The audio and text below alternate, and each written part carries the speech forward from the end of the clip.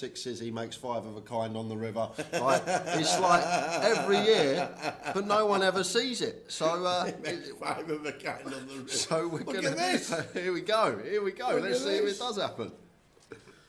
Couple of kings, making it 800.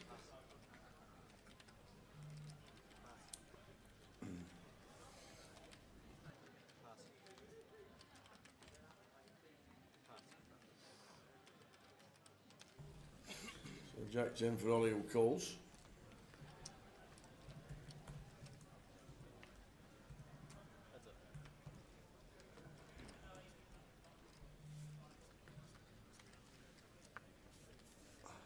So 9-7 boosts. Imagine the 8 ping. Oh, do you know what? I'd give it the biggest boom ever, Tav. If the 8 rolls off here, there will be a boom coming from the comms booth. I'll tell you that right now.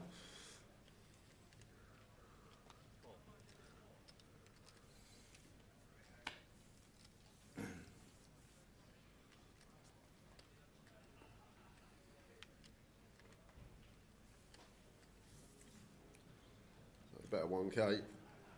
Oh, so a queen on the turn. Can I root for the king of clubs? Is that allowed? Am I allowed to root for the king of clubs? Of course you can.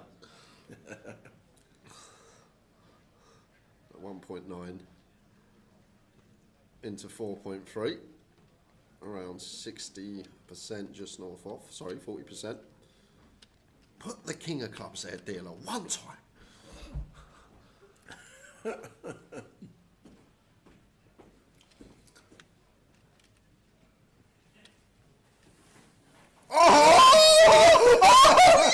Yes! Yes! Come on! See you later, Saunders. What's that? 2 hands? Have you managed that? Come on! Come on! Have you managed that? Oh, this is brilliant. This is just gold. Poor lad sits there, rivers are set, he's nailed it, he's called it in. One time dealer, he says, king of clubs.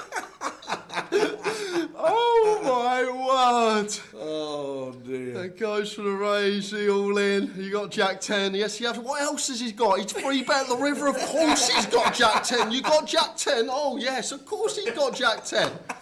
See you later, Joe. Back to the see you later. 2 hands he lasted, and believe it or not, that's actually his record run in the Goliath Tower. Level 3 for Saunders. Well played, sir. We will see you on your second bullet. You owe that dealer.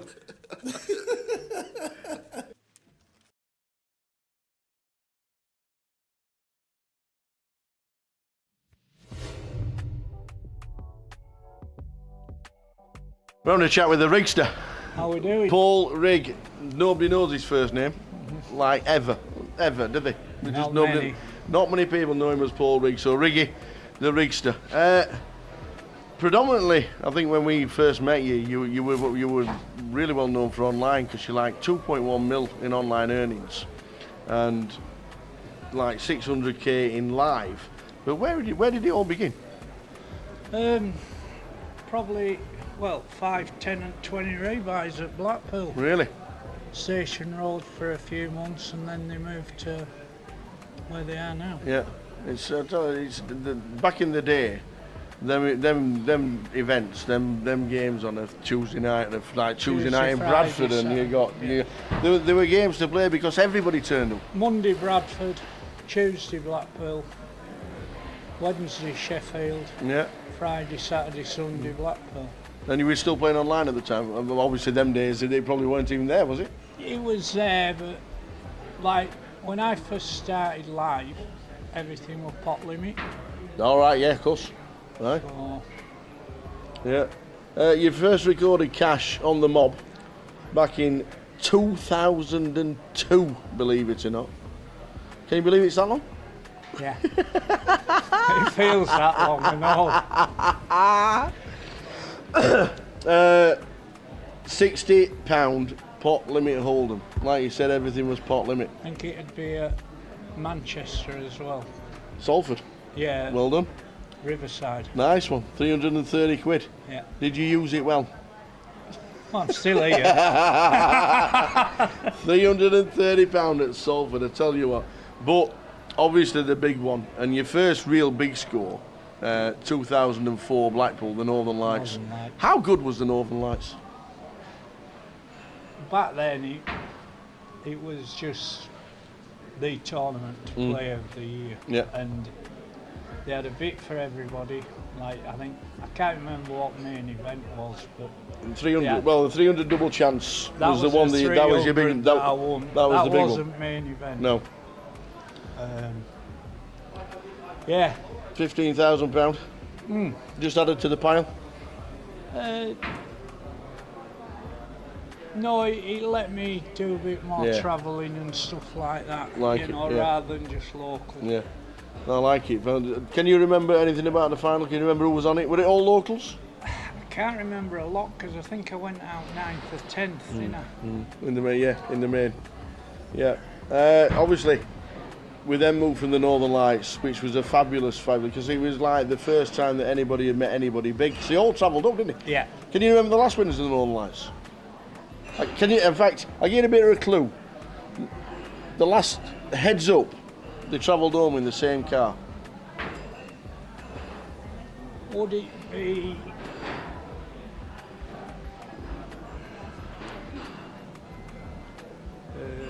They Raz, were no, but they were brothers.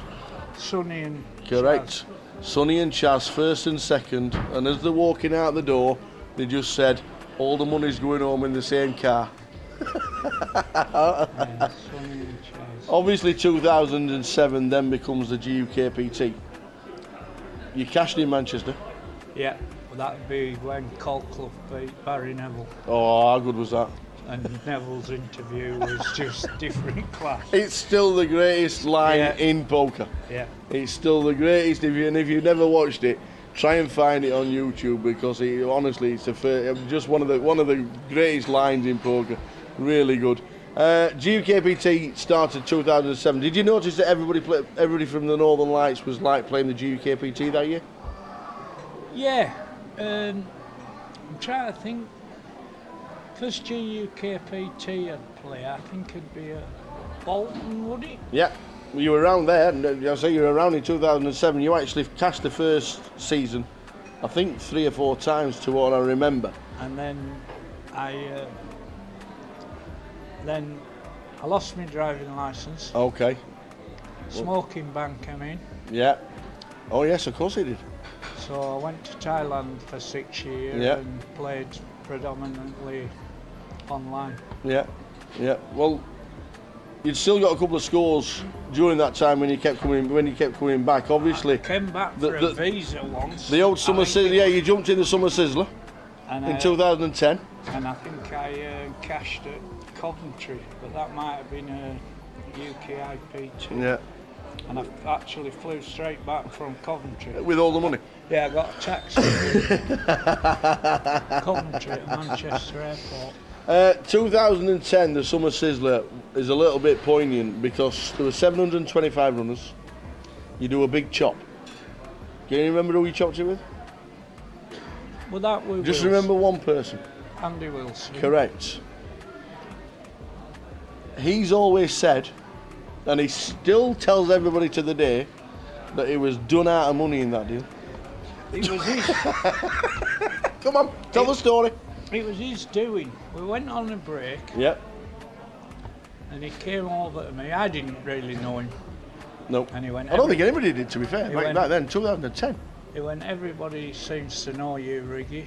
Yeah. He says, "Do you think there's any chance of a deal?" Like he's got mountains as Wilson. I mean, I think he had 19 million, Well, and none of us, other 4 of us, didn't have 2 million. So I'm like, well, I said it'll depend what numbers are. He said, I'm happy with 10,700, I think was the number. And I'm like working it out in my head. And I went, yeah, I said, I can't promise hope, but I'll have a word with Rest. yeah. Went to Rest and I went, just nod your heads, agree, and let's have this done with. So One guy says, "Oh, I think we should play on for trophy." I said, "No, Andrew deserves a trophy." And I thought, don't start talking. So we did the deal, and Andrew went, "How much are you lot getting?" I said, 9,600 a piece. Andrew should probably, in hindsight, have been taking 15, 16 grand, like, you know. But I've spoken to him since, and that's what started him off. That's exactly correct. So he said, in a way, that's what kick-started his career. So. Yeah, and he's never done a bad deal since. No, I don't think he's ever done a deal since. No, it's obviously talking about Andy Wilson. Now we know. Now it's predominant. The Bowie effect is known all over the world now. He's playing in big ones. He's won absolutely millions. And such, like yourself, such a down-to-earth kind of guy, and great at the tables just to chat with. Lovely lad, as I say. He's very similar to that first time I saw him. Really, only he's. You know, the money definitely hasn't changed him or anything, you know. Absolutely not. You said you disappeared for a couple of years. Then you come back in 2014. We end up in Blackpool at 25-25 for 11 grand. I think that was my first comp after I got back. Really? You just never lost it live? Did you play live when you were away, or was it just all online? Played a little bit of cash. That was it? Yeah. But then you come back to Blackpool and just 25-25 trophy. Yeah. And I'd... I only sort of came back playing live because I'd stopped smoking. Right, okay. I was on 50 a day, so every hobby I'd have been out at room, you know.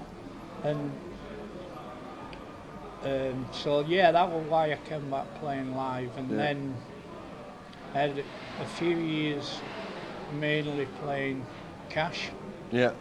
Talking about cash and Blackpool, obviously it's synonymous to dealer's choice. Yeah. And every time as UKPT turns up, there's always one table running, no matter what time of day it is. What out of all the ridiculous games that you make up on a regular basis somewhere on a Tuesday night in somebody's house, what's your favourite? And probably a favourite would probably be one that you've never heard of. No, because it's changed now, because obviously back in the day we had wild card games. Yeah. Now there's no wild You can't play roll your own with anybody else, can you? Oh, no. So, to be honest, probably my favourite games are Paducah. Yeah. Only because of the positional side. Yeah. Of it. Lee Horton, Paducah. Button. Every single time, Did anybody work out how to play him? Because we knew it was the game he was going to pick. Yeah, you know, but he also worked out who was capable of making a move on him, and you know. And because it's so prominent having the button, it gets called a lot. Yeah. I wouldn't say it's my favourite. I like, to be honest, if I find somebody on the table that can't play a certain game, and they've got plenty in front of them, I'll be calling that. Yeah. You know, a lot of people make a mistake of picking their best game when you should be looking for other people's weakest games. Yeah, some fantastic characters in Blackpool on that dealer's choice game. Yeah.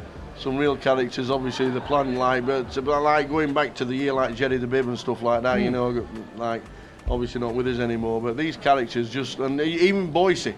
Yeah. You know what I mean? Laughing, joking, Harwood. and everybody got all the players in Blackpool with the dealer's choice, but some of the games you got to play.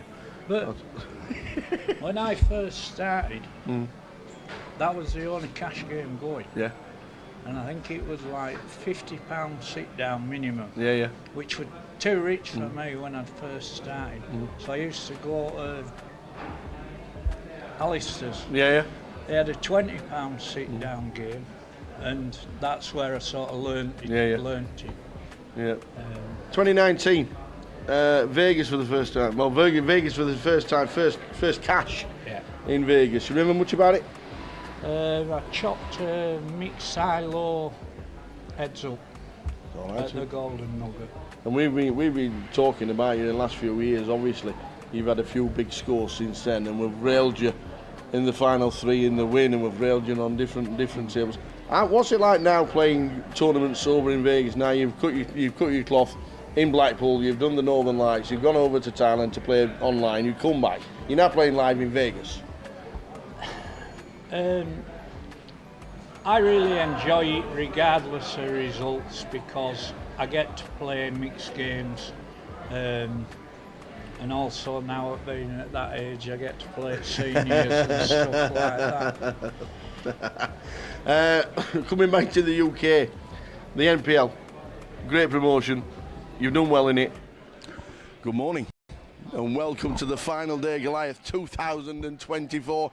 Quick wander round all the tables. We're going to pan round all the tables and a quick look at all these beautiful players. Oh, big Kenny. How are you? Very good. God, you've only got your shorts on, you've been on holiday. Just had to go to TK Maxx for these because I'm only planning on being here for a day. So we're kitted out now. Great effort so far. Thank you. Well done. And the final day, 36 down to 1. Yes. Can it be done? Can only be one. We'll try our best. Absolutely. Have a great day. Loads of chips. Sat at the side of the main man, the chip leader. Gilly. Morning. Nice and refreshed. Yeah, I mean, not much sleep, but you know, we go again. Brilliant stuff. Look at the mushrooms in the building. How are we doing, Chris? All good, all good. Are the team around? The team are around. Oh, look, I tell you what a great bunch of lads. Quick pan round the table. Drew Brees is in the building. We are just about to start today. Well done, one and all, for making it this far. Good luck, Mr. Sam. Good luck to everybody around the table. We'll quickly pan round the final table on the outer tables. Good luck, everybody. Hope you all have a great day, and I hope you never lose a pot. Fingers crossed. Have you got a plan? That's the plan, don't lose a pot. The plan is to don't lose the pots. It's 36 down to a winner. One person's going to be walking away with £278,000. It's going to be unbelievable. One person's going to do it, and it can be any one of us. Have a great day, you guys. Cheers. Fingers crossed for a fantastic day. We are just about to start straight over to the feature table. Goliath, final day 2024 has just started.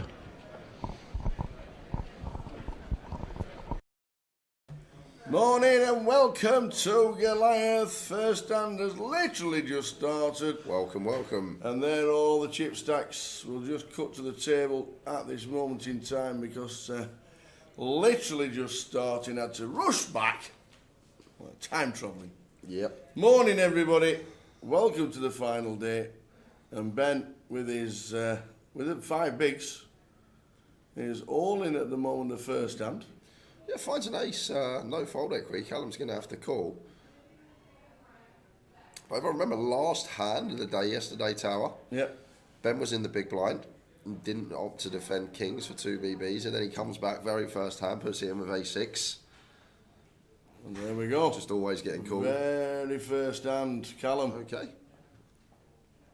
17 minutes at 1:53, which is when we paused yesterday for the final 36. Do we lose one straight away? Ben with the ace. Oh, the ace is still good at the minute. Yes, working for Ben. Just fading queens and tens, 9 or 5 to chop. Any boats about? Nope, there isn't. So the ace gets him up to 3.8 million. Fair play to Ben. Probably wouldn't have shoved that spot, but he did, went with it, and gets a nice early double up back to 12 bigs. There we go. So there were the chip stacks overnight. Did you have a look through? Did you think of anybody that you could work out? And did plenty? What is it? 4 to 5 that's on the circuit. The thing is, Tower, it's a 36 man. Day 3. This is the thing. Like, even if there's someone in the field that's exceptionally better than everyone else, it's still going to be a long shot to win it, because 36 players, you've still got to get through, and that's sort of the key here. Yeah. But obviously Woody, I think Woody would be good value. As I said yesterday, Giasley, another one. Yeah. But Abdul probably wouldn't have been good value. But my money's on him. If I had to put money on someone, I'd probably say Abdul's a good shout today. Okay. If you had a couple of quid on Anybody on Grosvenor Sport, then good luck and watch all day long. We're here until we crown the champion, whatever time that may be. So, counting down to his chicken dinner in less than an hour. Is it not breakfast? Chicken dinner at 12:30.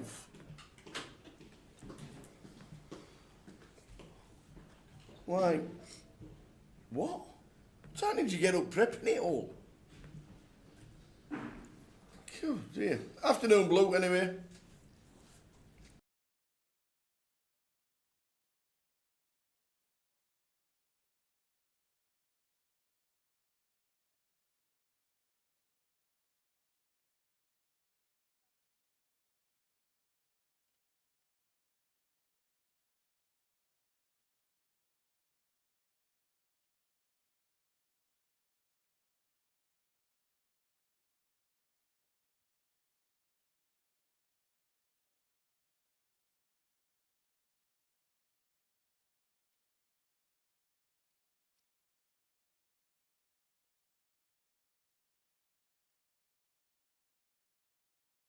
So 13 minutes on the clock of the last level from last night as we finished 17 minutes with 17 minutes to go of the 150, 300k. That's when we stopped, when we got to 36.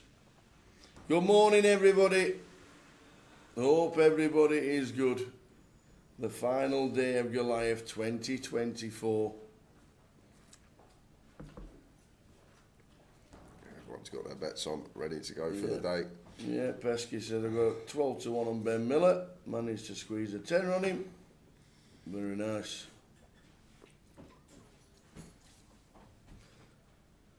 It did, Chris Eaton did. He used to play in Manchester with a lot of people's choice if he gets a nice double up.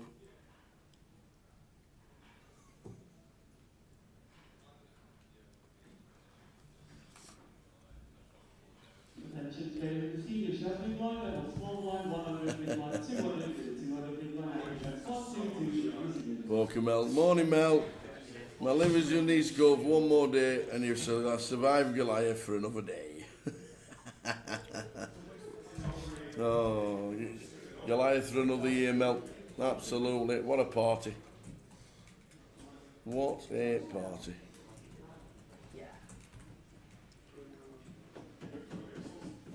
Alan Budge says, bring it back to Thanet. Bring what back to Thanet? Goliath? Come on, Rice, says Kirsty. Plenty watching. Biggest tournament outside of Las Vegas. Ah, Irene.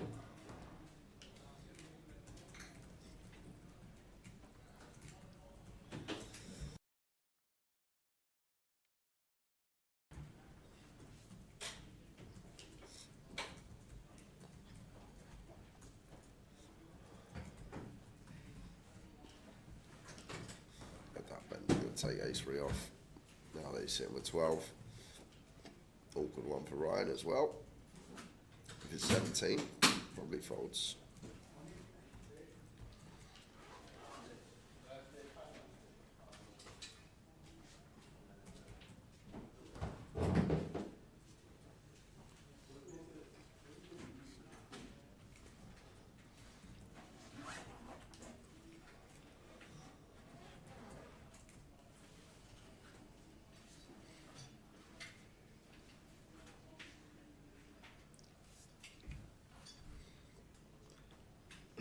We'll get the prize ticker for the final 36. Scrolling across the bottom and then drop it down one by one as we get loose table by table. And then obviously when we get to the final 9, at 278,000 up top and 36 at this moment in time. I've locked up £2,500. We're back to the table. Yeah, blind on blind here. Callum against Reese. Always going in with these stacks. Two big hands, blind on blind. And a queen on the turn. So Callum looking like busting early doors. Needs a 7. And only a 7. And it's now, it's a 2. Callum making day 3, but unfortunately going out 35th We had a GDPR 36th SM and Callum owing for £2,500. Well done, Callum. Great effort. Well done for making day 3 of Goliath. That's Callum busting out the £2,500.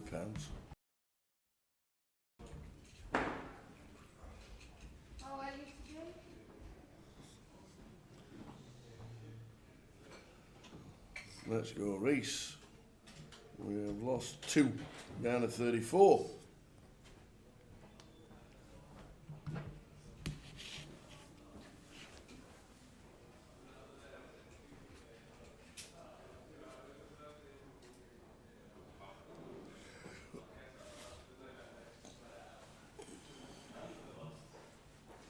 Yeah, great effort to making day 3. Biggest comp that there is. £200 in, 278,000 to the winner.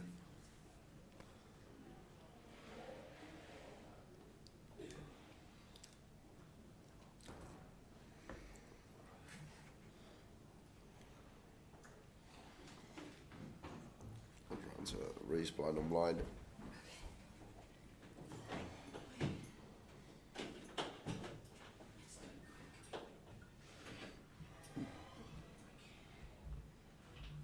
This is 700. Probably going to work versus Arena's holding. I think blind on blind here, I need at least 3x. Like if Arena's got like a 9-7, I know that's good because we get to like a 10-8, a 10-7, she just gets to continue versus that size. Like Reese just applying pressure maybe early on. Maybe would have liked to see a little bit more juice.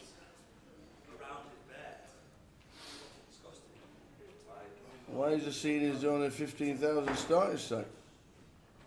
I don't see what's wrong with 150 big blinds to start with. It's a one-day comp, Baz. It has to finish tonight. There's 350 runners. They obviously realised the 15,000 starting stack is what we used to play with on a regular basis. I don't see what the problem is. 150 big blinds. Play properly and you've got hours to play. Good luck if you play.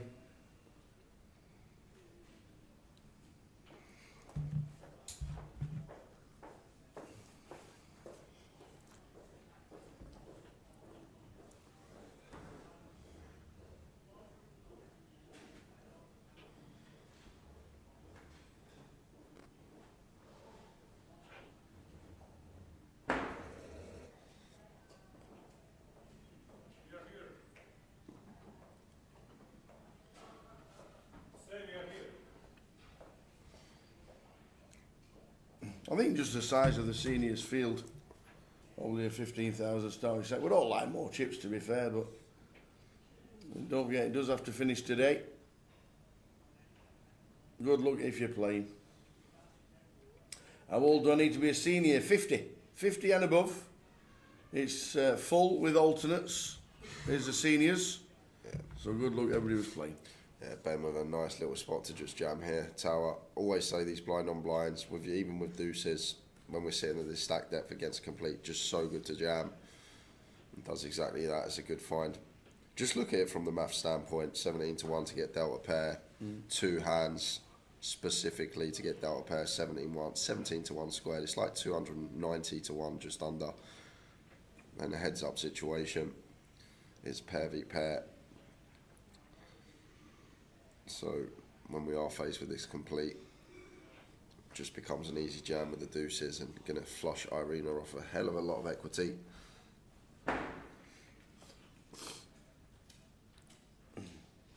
All in River says thanks for the great commentary over the last week. When you can't make it for whatever, you guys are our link to the best poker event outside of the World Series. Cheers lads, great coverage. Cheers All in River. It is a tough 9 days, but we are on 9 of 9.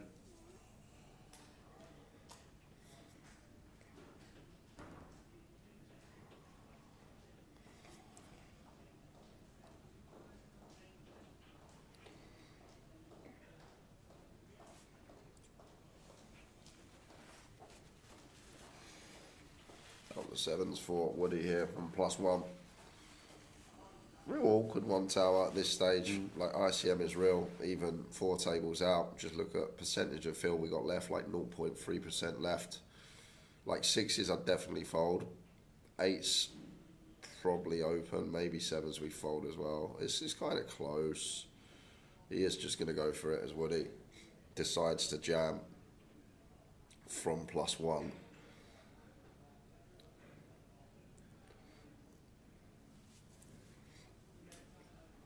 Seems like a real close one, this particular spot for Chris Wood, though.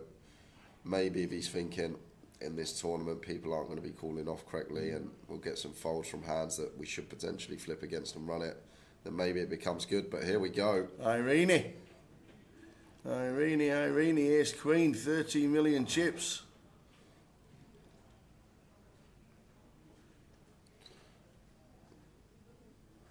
I've heard she's from down the Thanet way. Oh, that's correct. What's the stack of C2, Tower? Just thinking here whether Irina ISOs or plays call. 5.2. Yeah, just going to ISO as Irina. Or with her 13 million you expect.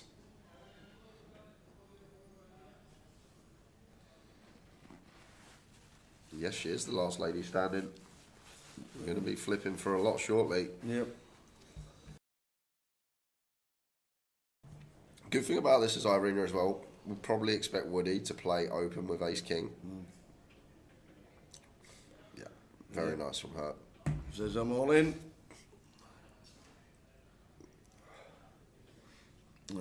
Irene is always in the Grosvenor at Thanet. Thanks very much indeed. So we're flipping. Oh, flips best. Chris Woods. Chris Wood against Irene.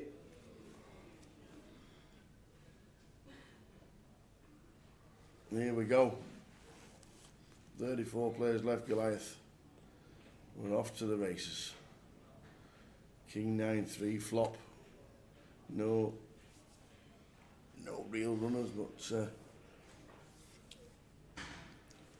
needs to fade an ace or a queen.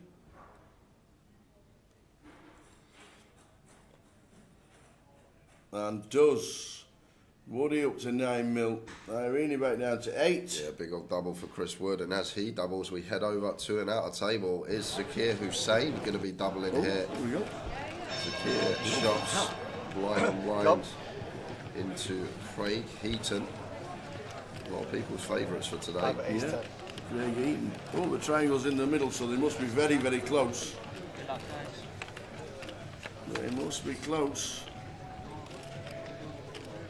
No help for... Oh, the Jack 5. I wouldn't say no help for the Jack 5. I see the Jack of Spades. Well, look at this now, Tower. Any 10? Any 6? No, 6 not good. Jack no good. 10, 5 or spade was the requisite on the river. And the big pot there, Tower. Zakir just sent it in, blind on blind. Craig's made a big call. We're going to double check stacks, but it looks like a big, big double for Craig. 2 milli, 3, 4, 5.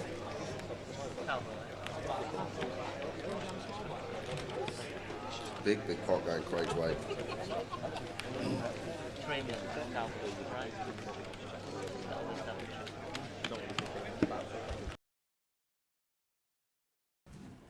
Back to the feature.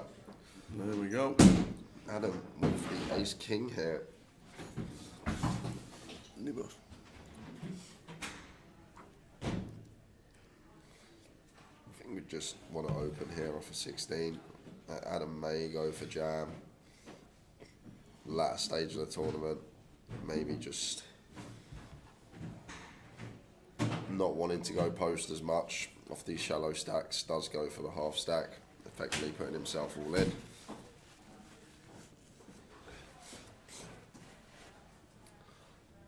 The one thing I will say about going just for like the open shafts with stuff like Ace King from early position, when we start making it 2 big blinds from early position then off these stack depths, we've got like too big of a raise fold gap. And what I mean by that is when we're breaking it 2 big blinds and we're not making it 2 BBs with Ace King, then our 2 big blind value range becomes aces, kings, maybe queens, and we shove the rest. So when we make it 2 BBs, a lot of the time we're going to be more weighted towards these stills, hands like ace 4 suited, ace 5 suited, king queen, etc.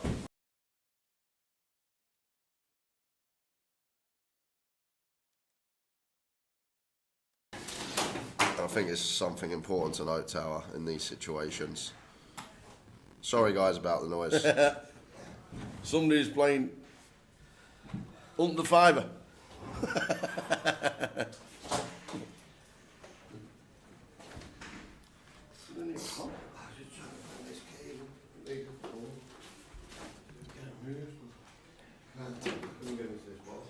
Blinds up first time today into 200, 400.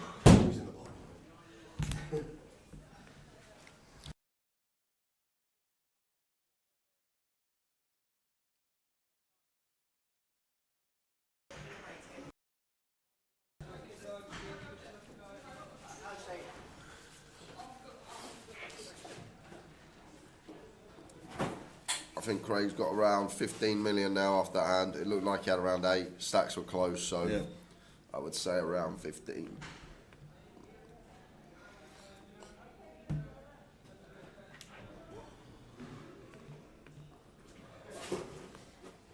Sounds like there's the demolition crew in there with you. Done it. Sorted. 5 has been found.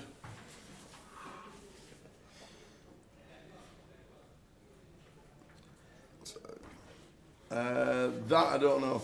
I'll check that for you. How come there's no audio from the feature? Nobody said anything that it was off, so we'll get PK on the case. We'll just check the table audio right now for you. Thank you very much. Thanks for letting us know. Always good to let us know if something's not as good as it's pretty standard. Thank you very much indeed. We are checking the table noise right now, and we'll get it sorted. Thank you very much.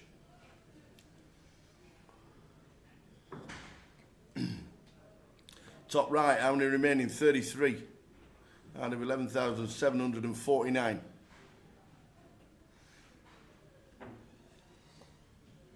And over to Woody in the big. He gets out of the way, so heads up between Reese and Irene. I'm surprised Irene's called here. Tower, Queen Jack off. Maybe losing that flip to Woody. Yeah. May have a little something to do with it. But just not going to perform well this hand. Facing Reese's +2 opening range, but she does flop it up and down, and see how she proceeds.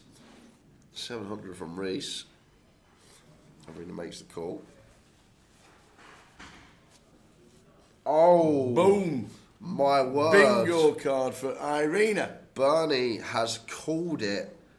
Ace on the turn, he says, and he has talked it in. And now, Irina potentially going to get a double, Tower. I'd like to see flat here, but potentially going to get a double. I know we could see a raise would work now, but unless Reese has gone a committed size in which he hasn't, need to find call here, Tower. So important. I know we can see that the ace-10 would call anyway, but just need to think about Reese's range. This is a card that he's going to be representing a lot of the time. Raises it up. And the times he's got ace queen, ace jack. I'm all in the call. Oh, he's now the right smile. He saw the face movement there and thought, oh no, as soon as there's a snap call, I've got to be behind.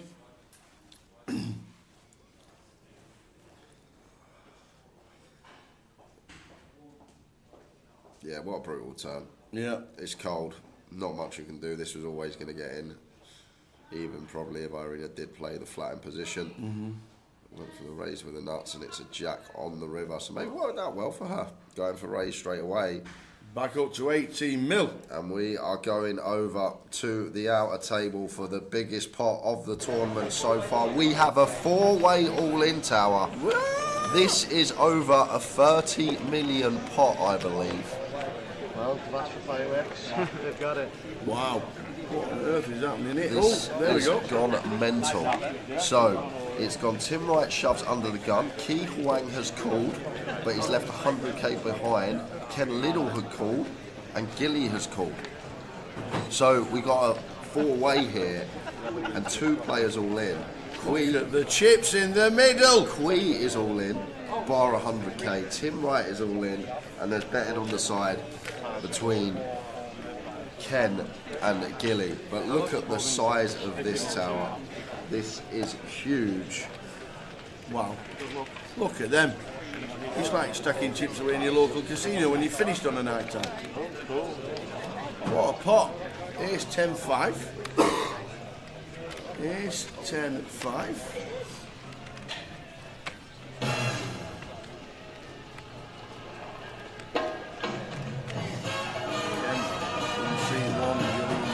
Two.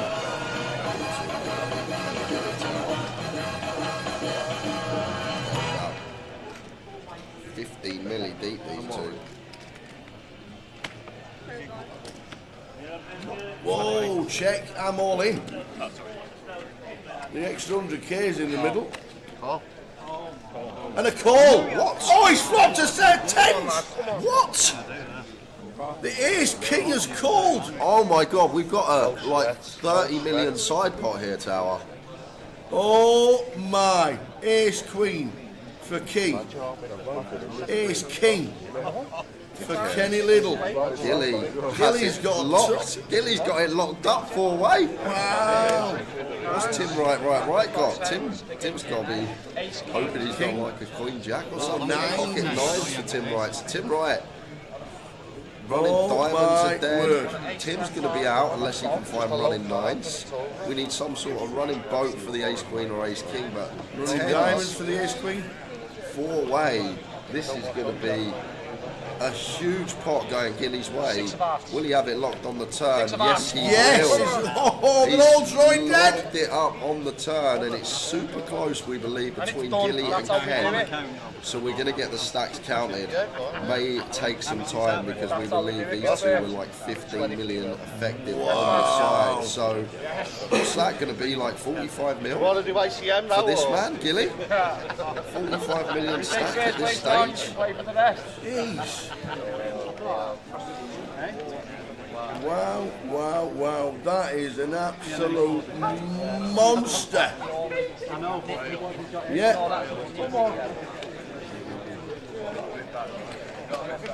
While they're counting the stacks, we look round at Benjamin, who's all in with King 10. Them stacks were absolutely enormous.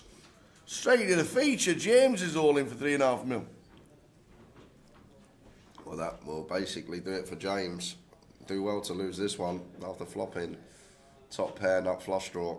And Ben's going to go back down to a 2 big blind. Hold your horses. Hang on a minute. Never easy, is it? Never easy. A king or a 10. Nope, it's a 3. So Ben going to be down to 2 big blinds. And James gets himself up to 8 mil and 20 bigs. What a start. Wow. Is that James Hart? Wow, wow, wow. How are we doing, Mr. Cunningham? Qualified with a £5 ticket. James Brown, I believe that. Is it James Brown? Look. Yee-hoo. I'm pretty sure it's James. Yeah, James Hardy. Yeah, James Hardy is. Yeah, James Hardy. He qualified with a £5 ticket. £5 ticket. £5 First ticket. bullet. And only 1 bullet. Yep. Wow. Wow, wow, wow, wow, Came wow. to Vegas with us last year. Amazing.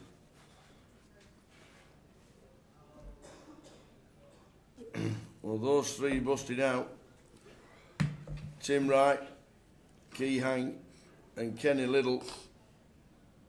Because Ken had more chips, he finished 31st for 3,000. Key Hang and Tim Wright finished 32nd and 33rd for 2,700. Wowzers, wowzers, wowzers. Oh, what a start.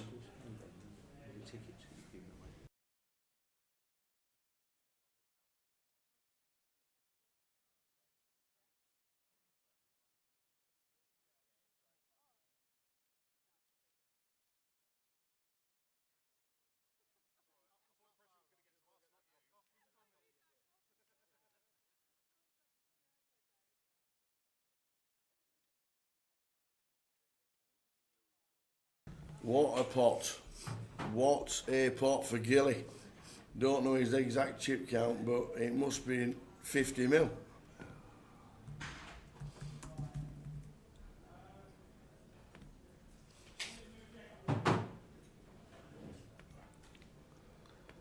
We'll get the exact count very, very soon. As we see Reese moving in for 20.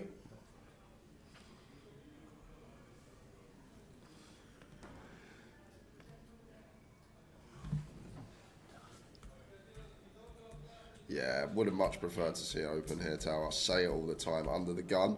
If we've got 11 bigs or less, we can play some open shoves. If we've got 12 bigs or more, we just want to play open. Like, just make it 2 big blinds. Yeah. And it's all just down to the players we want to get through, and that's it. Like, as soon as we start going around the table now, we can start shoving for more bigs. But, like, in theory, the computers don't like moving in from under the gun for, like, anything more than 11, 12 maximum. Like, there are even some scenarios where we might open off of 8 big blinds, 9 big blinds from under the gun. So just getting the exact count. 7.8 mil, which was perfect on the screen. And Irene again's got ace queen. Again. Yeah, this is a lot tougher, Tower, because does Reese shove ace jack here for 19? Probably not. Plus a shove from gun as well. So. Yeah, so I actually like fold here from Irene. I know we can see that she'd be flipping, but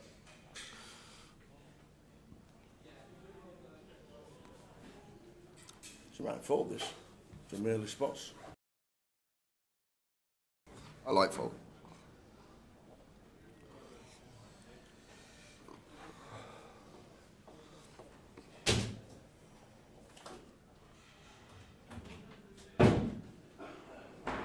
I think she folds this one. I think she should fold, Tower. I don't think Reese is going to have ace jack in here for 19. So it's a situation of ace king heavy, ace queen as well, and then pairs that we flip against.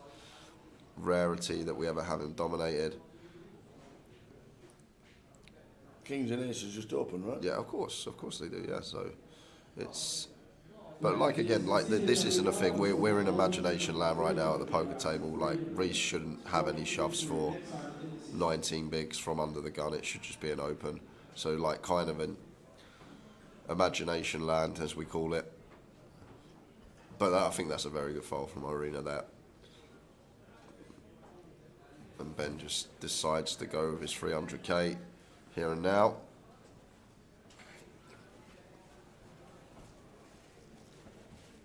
So Ben's in the middle with his 10-7 and his one big. Oh, yeah, 300, 400, it's either one big or just over.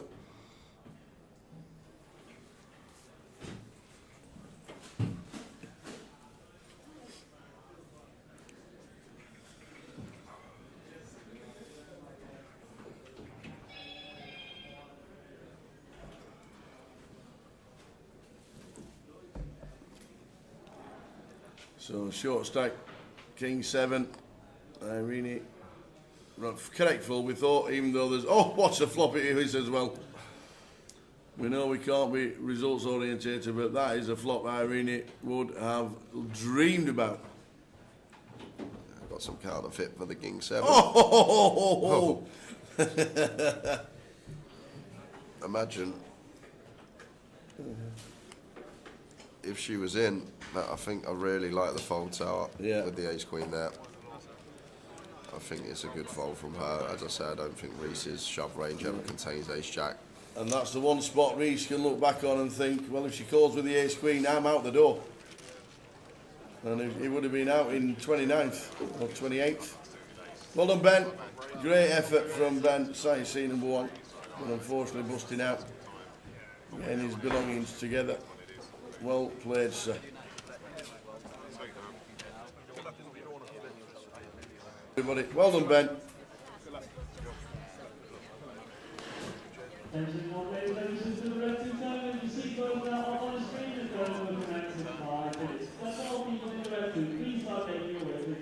Ben Brown in 30 for £3,000. Well done, Ben.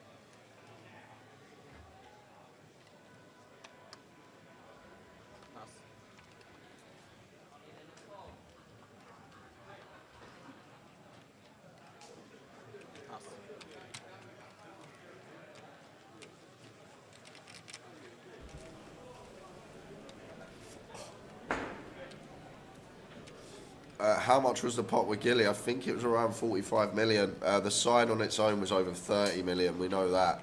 So I'm guessing about 45 million Gilly's going to be sitting with at the moment, which is an absolute chunk.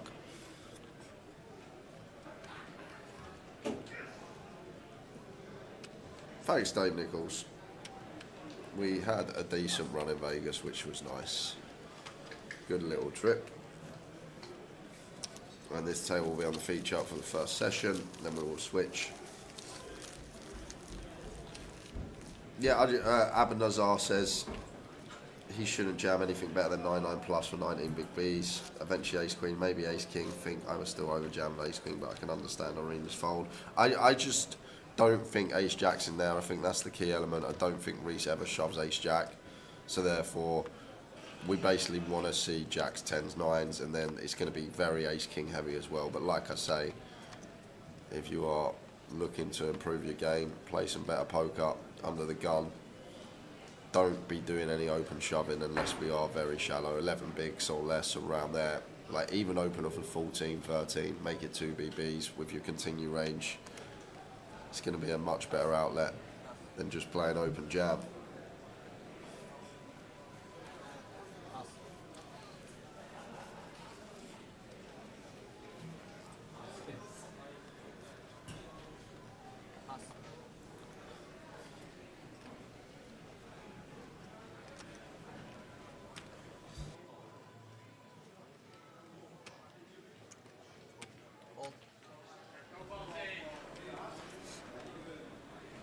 So complete from Reese, and Arena's going to get the chance to bump it up with the ladies. Cheers, Tim Wright. Says, good luck everyone left in. Good run, mate. Unfortunate. Yeah, what a hand that but was. You're involved in probably one of the best stands we've seen at the Goliath. Yeah. So far. Yeah, great effort again, Tim. Always seems to be thereabouts in the big events. So well done, Tim. 29 players left.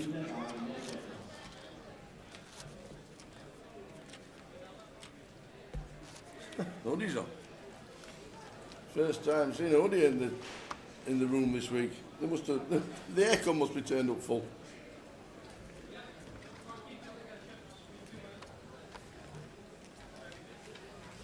We're down to 29.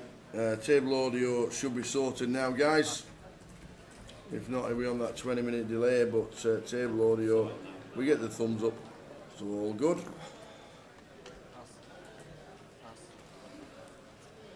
Nice run, Tim. Thanks for tuning in. You should never be happy to take the blinds and ante in this game, Pops. This is a game of infinite. It's not a game of one hand. It's all about making decisions that's going to make us the most in the long run. And that is the key. Oh my God, Arena, back-to-back ladies? Must be nice as a day 3 of a Goliath. I love the complete, by the way. This is really nice from her. It's great, this spot, to complete tower, because a lot of Ryan's shoving range that contains the overcard. So the times that he does check back, a lot of the time he's going to have 2 undercards, which is just going to have tiny equity versus our hand. So this is a really tidy complete from Arena with the ladies. Just looking at hands that are going to shove for Ryan in terms of his shoving range for 9 from the big, like the King X, the Ace X, the overcards to ours. They're just going to put it in pre. So a lot of the time we're just going to be going up against 2 undercards with between 10 and 20% equity against our hand as Irina. So really like how she's playing this one. Goes for some value on the turn.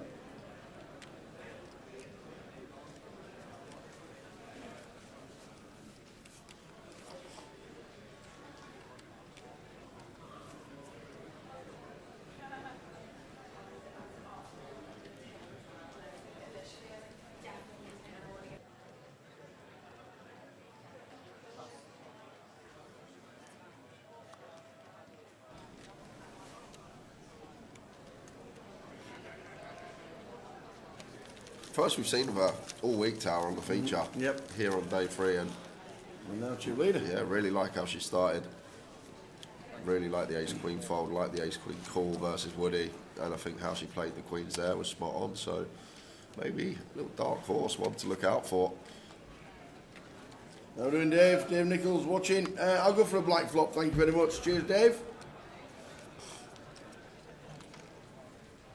Aran, Mullahini, tell you what, great performance. Final 29.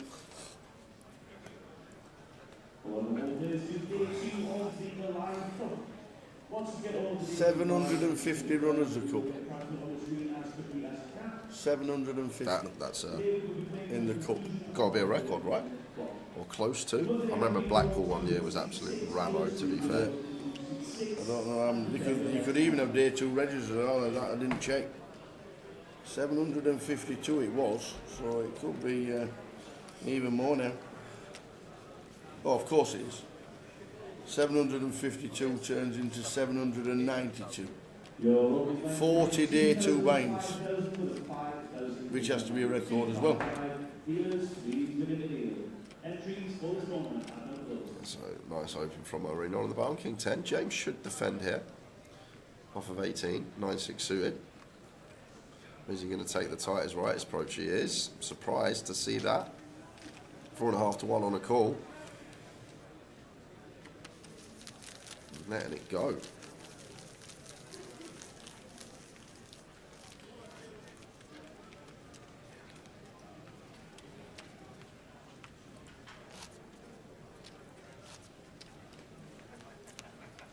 And if you're thinking of the game like, I don't want to raise small because potentially they can come along with an ace or 2 overcards, then you're thinking about it in the wrong way.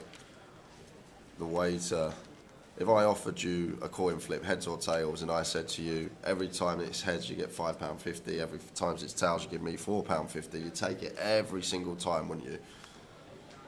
Like that 55% versus 45%, although it's slim, and although we're only slightly ahead, we're happy to get involved in hands that we have better equity against.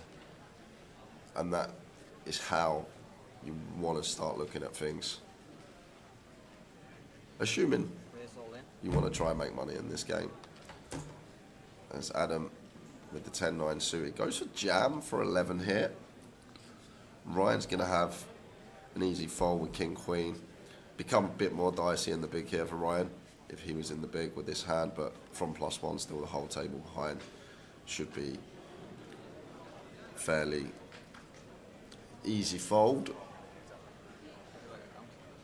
Ryan in the tank, looking down at Adam to his right.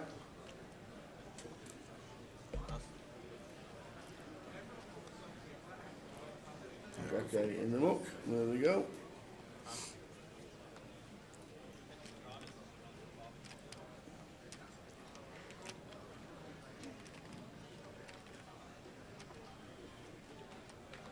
Annoying for Ryan, this is so frustrating when we've got the cleaners day jam on the button when folded to us and now we have to fold. Jack 10 suited, just not going to be able to get in, unfortunately. I know we can see he'd be in a beautiful spot facing the 10-9 suited, but don't see how we ever get to call here, tower. So frustrating though, folds to us on the button, nice clean jam. But now, going to have to relinquish. Yep, and indeed he does with his 9 bigs.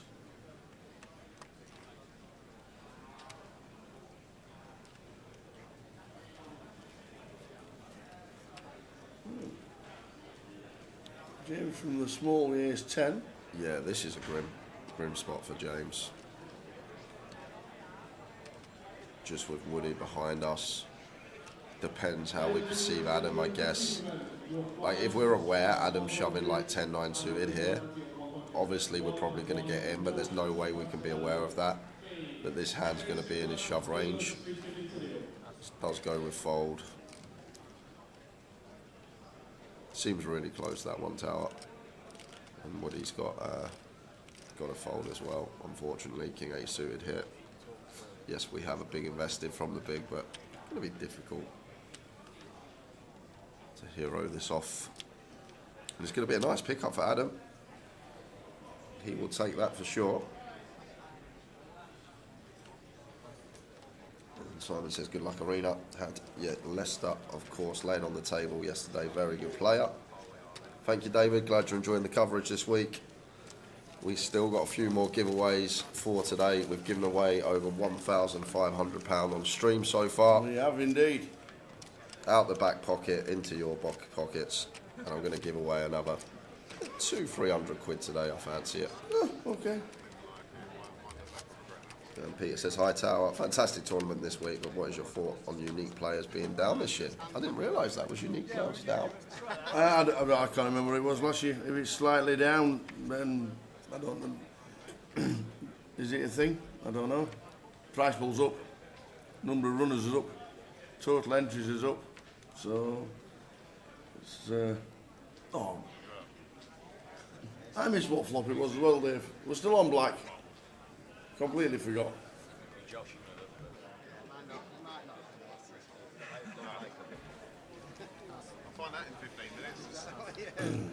Josh McGregor says one of his mates is still in. Can he give him a shout out? Ryan Mouth. Ryan! Come on, Ryan. I reckon we'll be at the final table about 4 o'clock, Jerry, and I think we'll be done about 8:30 this evening. There you go. So we're getting ready for an 11 o'clock finish. Yeah, nice jam from Ryan. King Jack of Clubs definitely gets in there for 8.75 BBs. 29 players left. And thank you, Phil Dales. Hiya, Phil, how are you? Hope things are good up Teesside way. Up the bullet. Coverage has been excellent all week. Another fantastic tournament. Good luck, Woody lad.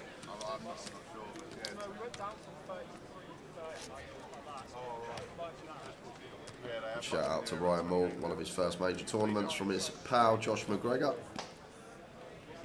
Any relation? To Connor? Conor. McGregor? Yeah, no, I know. I've figured out. Yeah, the one that fought Mayweather. Aye. Yeah. Yeah, good luck, Woody lad. Would be a popular winner.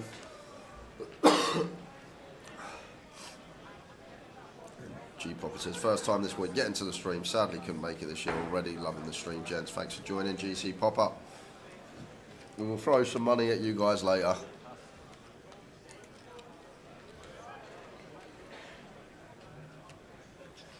Did you play, Matty? Matty watching on YouTube, did you play? Did you get involved in the biggest prize pool outside of Las Vegas for a £200 comp? Not sure if you did.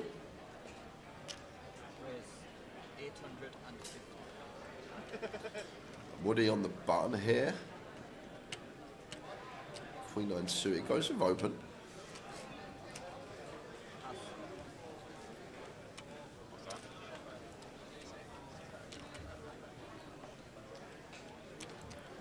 Any power jams about for Ryan? Against the button open from Woody. I doubt we're going to see it. Probably want to choose like the better unblocker as well. Better to have like a deuce or a 3 than a 6 here. There's a potential bluff. He's going to flick and defend with the ace high. I think best way to proceed. Obviously know Woody's going to be opening fairly wide from the button. Got a bit of removal in here, but maybe the ace 6 one we just like to see a flop with. Ace deuce, ace 3, potential to get more aggressive.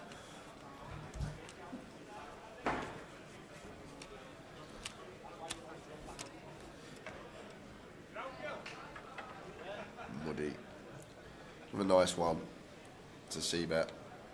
Wrap round that jack of diamonds, 3 to a straight flush. Won't need to go big. Like this stage of the tournament, 0.3% of the field left. Like start scaling down with your sizes as well. So usual boards we go third. We opt for like quarter. We go half. We drop to like 40% third. Our big bets become like half or 40%. So don't expect a large size here from Woody. And does find just south of quarter pot on the nose. I think this is really nice. And it's awkward for Ryan here. Because I think theoretically we will stick around for 1, 3 to straight on the rainbow board and ace high facing the button range. But I don't feel like people are battling for pots as much as they should be in this tournament, Tower.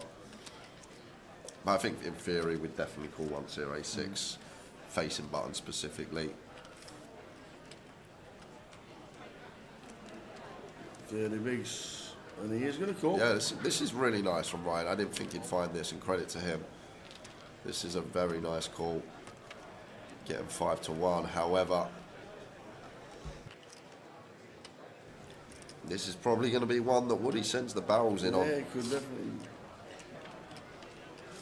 And it's also important to note how the range is going to change depending on our size tower. Once Woody goes quarter pot, like Ryan's going to have a lot more continues than he would say versus half. He's now going to start continuing stuff like ace high. He's going to start continuing stuff like queen 10 with a backdoor flush draw. It's not just a situation of him just continuing a jack, a 5 or a deuce. It's a situation where he can have a lot more calls in his range once we opt for that quarter pot sizing, giving him 5-1 to take a turn. So maybe Woody can go for this second barrel here, target some ace highs, target some 5x, target some deuce x, even hands like 6-4, 3-4 that's still going to have decent equity versus our queen high. It's just very annoying when we get check shoved on. So let's see what Woody comes with here, Tower. It seems like too good a hand to not fire here. Can he pile? I don't know, pile. I don't think pile's an option. Too big. What would that be? 165% pot. Yeah, it goes with check, mate. I don't mind this because we hate getting check ripped on tower. That's the key. And he just rivers the Stonios anyway. That is a sight to see.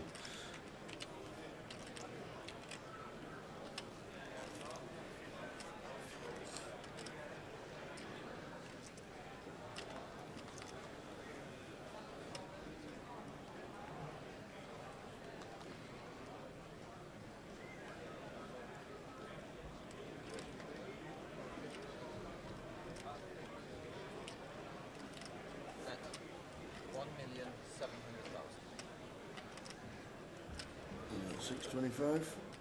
Oh, sorry, 1.7 mil. There's me looking down. Going to be nice, easy, all in for Woody. Yep. Don't think we'll choose another size and just going to be end of hand. Quickly catch up on the chat. There's loads coming in today, guys. If we miss anything, we're not ignoring you. We've just missed it. Just post it again. Absolutely.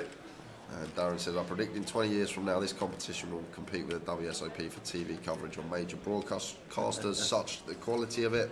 Change your life for £200. Of course you can. Absolutely. Yep.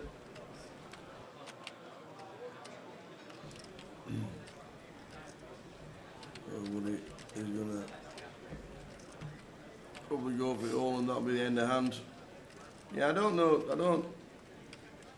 We get hung up on it always being we have to beat last year's numbers. We have to beat last year's numbers. If we don't beat last year's.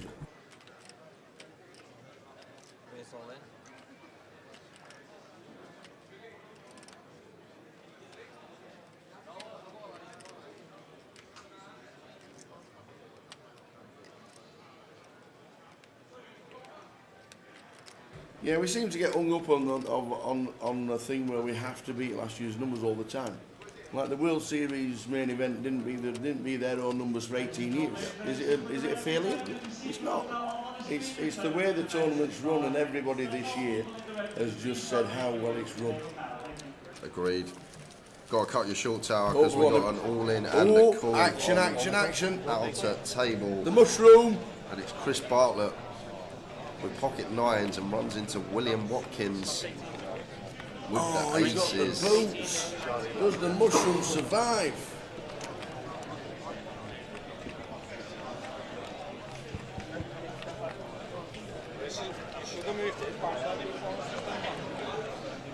King high flop. No runners. No nines. We need a 9.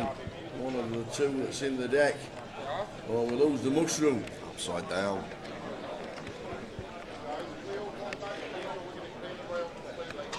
That's a 10 on the river all around it. Another great run from Chris Bartlett, chopping this event in 2019. Another deep run for him. Super run. Final 4 tables again for Chris Bartlett. Well done, sir. And we're going to have a swivel, Tower. What? We're going to have a swivel to the table behind, because it's Nath Hanchard who is all in with the ace deuce. And it's that man, Gilly, chip leader, ace king. Just look at the million chips in Gilly's stack. Look at them yellow chips that are worth a million. Oh, Gerry has him obviously covered being chip leader. We need a deuce. Well, Nath is going to be out in 28 for £3,000.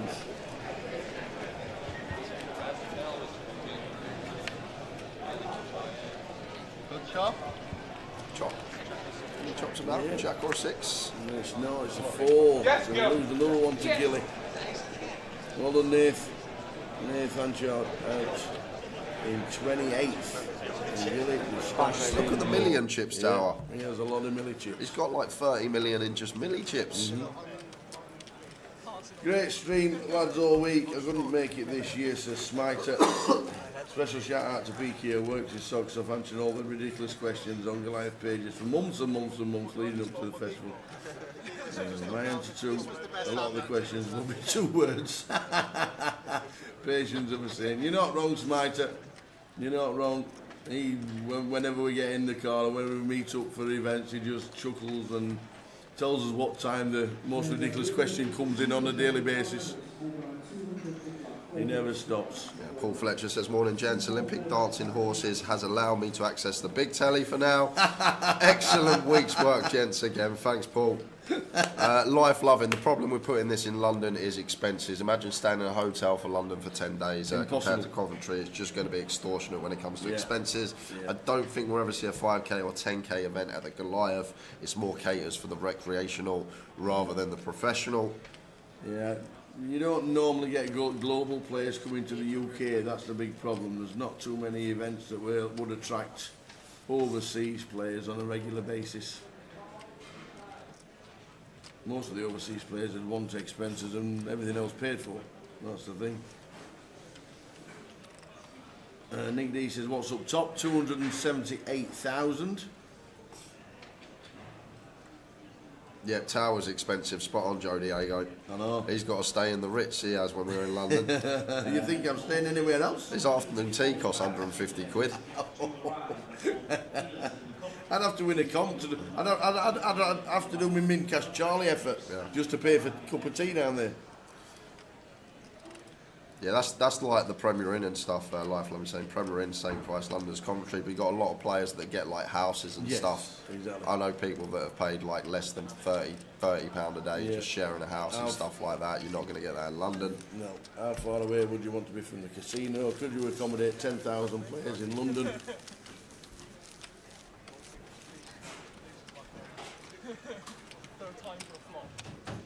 Yeah, agreed, Tower. So yeah, that's the thing. We don't have to beat records. It's nice to beat a record, but it's not a failure if you don't beat a record. It is the way it is run. It's one of those. It's just one of those things. And everybody this year said it's the best that it's ever been. Great post on Twitter by Kev Allen saying just absolutely amazing event. You know, it's just these kind of little things from seasoned pros that recognise it's tough to organise this kind of stuff. And if you don't beat a record, you don't beat a record. It's never a failure. It's the players' enjoyment of it all. That's more important. Yeah, and someone asked about the prize pool. Do not forget, this is an MPL event. And our National Poker League, we take percentage from every prize pool. That is an MPL event that goes towards the MPL leaderboard. And at the end of the year, obviously, if you are competing, 75k package up top in that one. So hopefully that answers your question, Nos. This is an MPL event, the Goliath Main, and all the MPL events have percentage taken from the prize pool that go towards that MPL prize pool for the end of the year.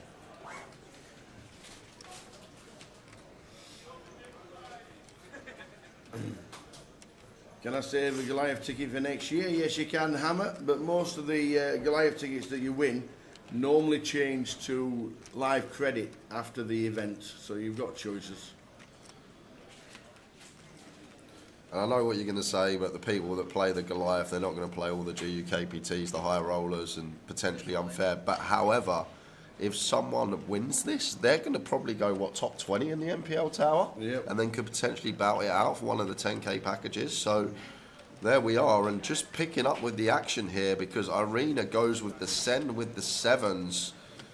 just sets the lot in. Woody's now got an easy fold with the ace-10. Ryan should do the same with the ace-9. And yeah, patient Ryan in C number 2. Very patient, not played a hand out of context at all. He's got his 10 bigs in.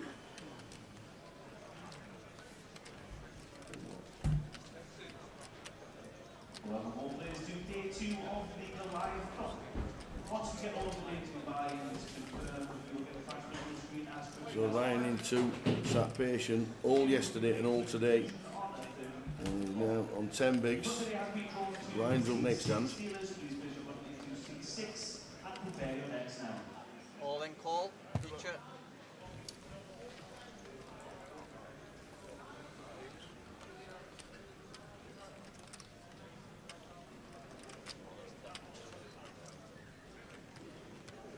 Your opening lines today, 2,000, 5,000 with a 5,000 big line number 255. Dealers, please begin the deal.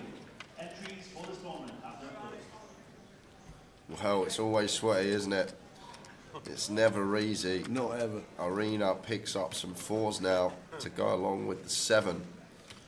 Running diamonds covered. 4 or a 7 to dodge for Ryan, and he'll get himself up to 10 mil and 20 bigs as the blinds are just about to go. And does. So now 10 million, Mr. Patient, Mr. Ryan. Gets 10 mil and the blinds are up to 500k. Definitely the latter, Chris. I have had, I think, one night of drinking in 9 days of being here. And that was... You can't burn candle at both ends in this job, Yeah. Chris. It's a toughie. It's always nice to see everybody at the bar, but you look and you think, oh, walk can't past, do it. exactly. Just can't do it. I had my air down night, Joker's wild night, but other than that, it's just been... First text I got, you got any paracetamol, Tower?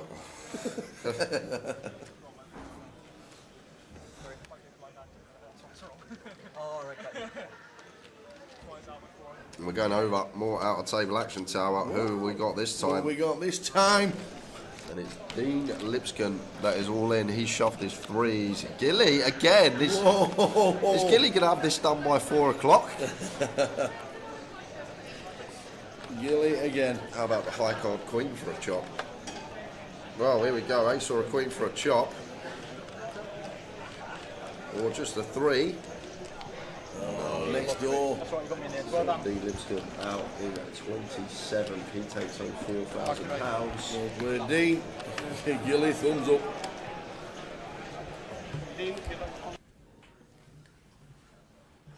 Gilly, thumbs up to the crowd. Massive, massive chip leader.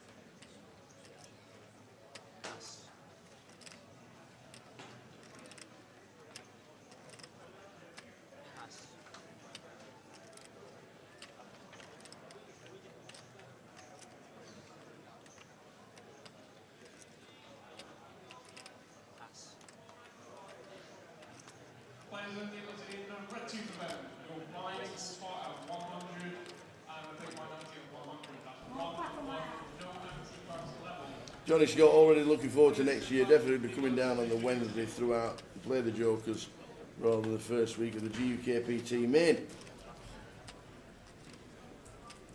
Good to see you, Johnny, as always. And hope to see you before the new year. No news at all yet on next year's dates. They've still got to iron a couple of things out with the arena, so I think they're having a meeting or whenever it is. But keep your eye on social media. We're back in a couple of weeks' time, 2.5 weeks' time. We're in Manchester, so we'll let you know if there's any news. But other than that, keep on social, We know we like to announce the dates, but there are a couple of things to iron out, so it's not been signed off yet. Yeah. Arena had a really tidy 3-bet spot here pre-tower. King 5 suited, face-if cut off, fold out some ace-highs, fold out some offsuit King X that are ahead of us. Could have potentially taken it.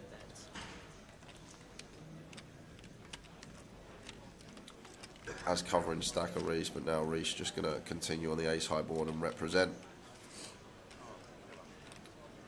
And a spot where a lot of people, so many people just go for bet. They see the ace jack 6 and they think I'm the opener, cut off versus button. But if you watch the streams a lot, you know these cut off versus button scenarios, you are supposed to do a hell of a lot of checking even on the ace high boards.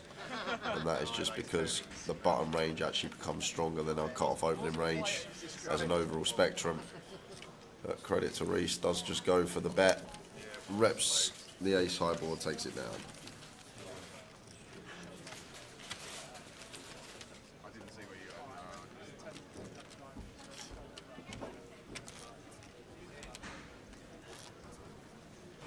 And we're off again, Tower. It's all going on.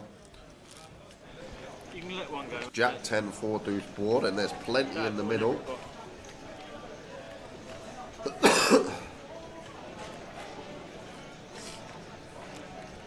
It's William Watkins who's shoved. Mr. William Watkins. Oh, no. Guess who's got cards? What's that? Let's figure out Gilly stacks. So he's got 20 million millis. He's got 15,200,000. That's 35 milli, 37, 39, 40. He's probably got like 50 million right there, right now, Tower. 50 million for Gilly with average at about 11 milli. Down to his stack. As if I call and lose, how many have we got left? He has called. He has made the call to see King Jack, top pair, decent kicker. Oh, it's a sweaty one. Oh, an up and down draw. Ace, 9, Queen, 8 on the river, so Gilly loses. I haven't said that yet today. Gilly loses one, but he's still got like 40 plus million there, Tower. 13 million call, that. Yeah, it's a huge call, and he's still sitting with quadruple average even after calling that off. Can we have some of that? I knew you was gonna enjoy that. There we go. Who's fetching sausage, eggs, beans and bacon to the table? Who's that? Oh. Big double for William Watkins. Nice one, Willie. Yeah, I thought that was a bit loose with the open ender. Calling 13 million. Maybe he's just playing the rush. Let's play the rush. Indeed.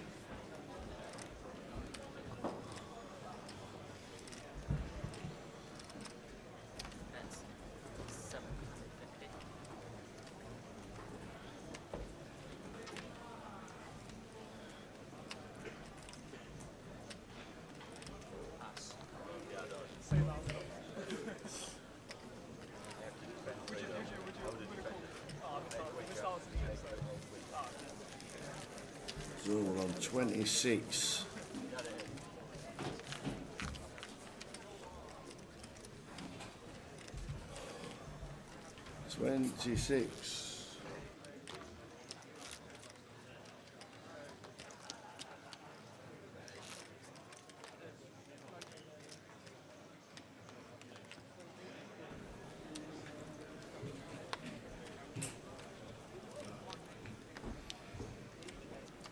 So down to 26, 3 table redraw at 24, whenever that may be.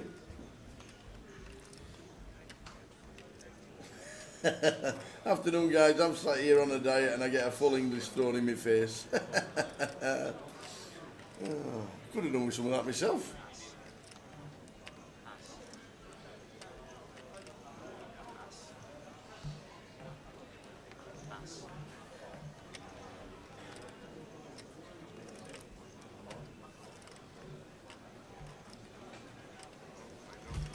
Queen 7 for Woody here, blind and blind, should be jamming pretty close to range, Tower. We got Adamson super short in the big here. I'd like to see the all in from Chris Wood. Like when we are covering stack this deep in the tournament, this is the way to proceed. Just put maximum pressure on blind, and does send Adam in for 7 and 9-6 suited. Not going to qualify, unfortunately, for Adam Bromley. But will the ace-4 qualify for Chenka? He is in front. Chenka at risk though. They're dropping like flies. First session, Tower. Ace-4 against King-Queen. Chenka, Aran. Can he hold? Looking good. Oh, straight draw. Gotta fade the spade. Oh, he does not, but he's still got outs. Can find the 4 out, a ace or a 4. It's not, it's a 7. So Chenka. Chenka Aran takes home £4,000 out in 26th. Everyone ladders £1,000, Tower. 5k locked up now for everybody. Wow, £5,000 locked up and there's still 4 tables.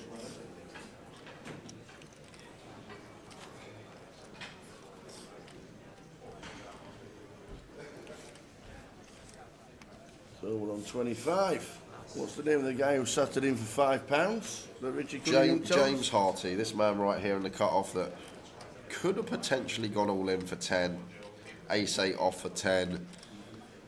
Adam's sitting with 6, so it's only actually effective 10, 2 players to get through. Might have taken that as James Harty, Tower. Bit on the tight side.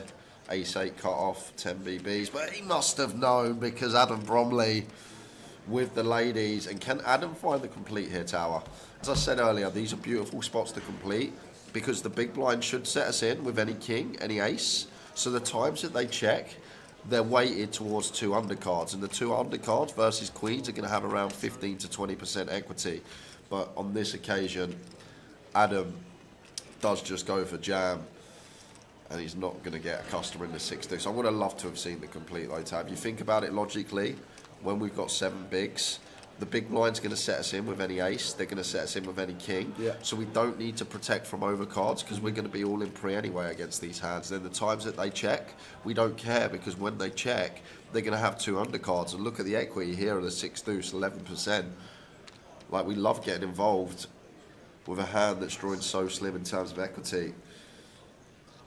But just with the jam, taking it down. Yeah, James is 1,000 x'd his money already. In for a 5-er. In for a 5-er. Radio Mel Gadsby, afternoon. Glad you are enjoying the stream. Bit worse for wear today, but I'm going to power through for the final day. Would you like a tea? I'll tell you what, if you can get me a honey 11, I'd love a honey 11. Or just anything that's good for a sore throat and a cold. Cup of tea? Cup of tea? I guess a tea will do then. I don't think I'm going to get any honey and lemon. I might get you a lemon and ginger tea bag. Lemon and ginger tea bag? Yeah, they're good. They're very good. I should get you one of them.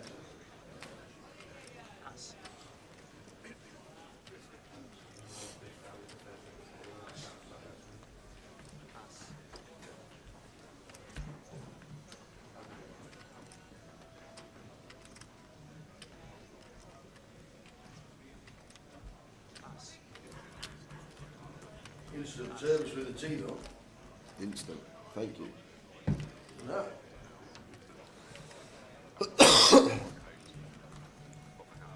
I didn't realise Delma had fixed the teasy. Good old Delma. So we're on 25. There's a redraw at 24.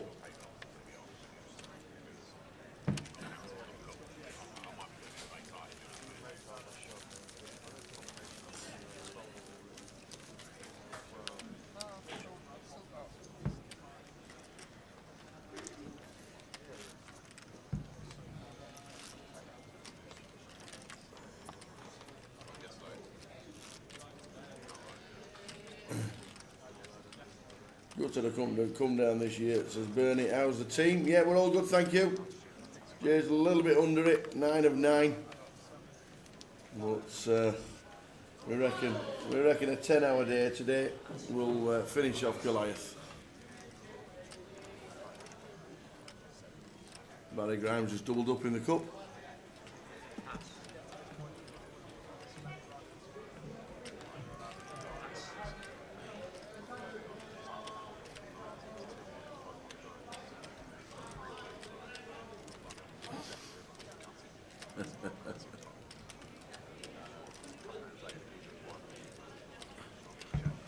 Chris Wood's probably one of the most experienced players in the field. Plays a lot of the GUKPTs and the high rollers. Played a lot in Vegas. Always great to see him out there. We've not got stacks at the minute. We might get a full chip count when we go to the 24-man redraw, or 24-person, as Irene. Joe Diego, can you live stream the cut after the conclusion of this, please? What is wrong with people, Tower? We've been here 9 days. We've done probably 100 hours of streaming non-stop. Put the cup on. Put the cup on. What would you like us to streamers brushing and taking down the tables and sweeping up the hall? We could do that if you wanted to. We'll leave you on. The cup will not be going on. We will crown a champion in the main event. I reckon about 8:30, 9 p.m. And then it will be. I think the cup will finish a lot later. Home time. I really do. I just need to go to Sainsbury's. Can we all pause the game? Yeah, no worries, Adam.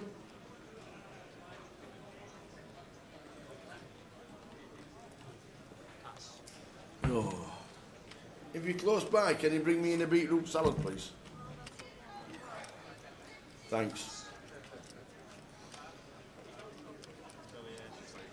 And if anyone's got any of that ghost chili sauce stuff, bring it in for me, please. I have a little bit. I need to drink some. Clear out the airways. I need Ken. Where's Ken Wong when you need him? Well, exactly. Yeah.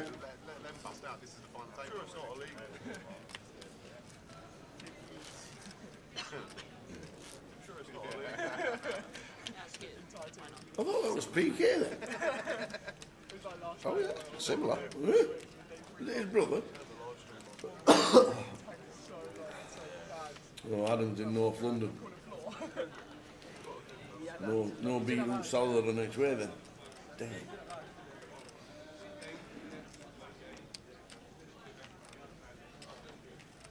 We reckon the comp will finish round about 9 o'clock.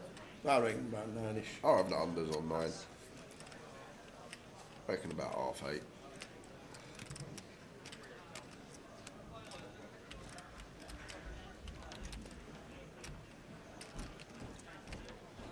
Yeah, Will Watkins is still in and he's doubled up. His stack size is about 25 mil.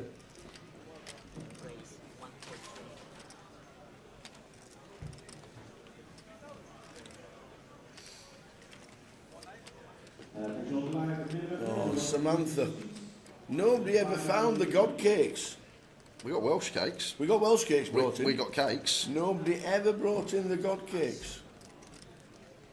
The next year Samantha's going to sort that out.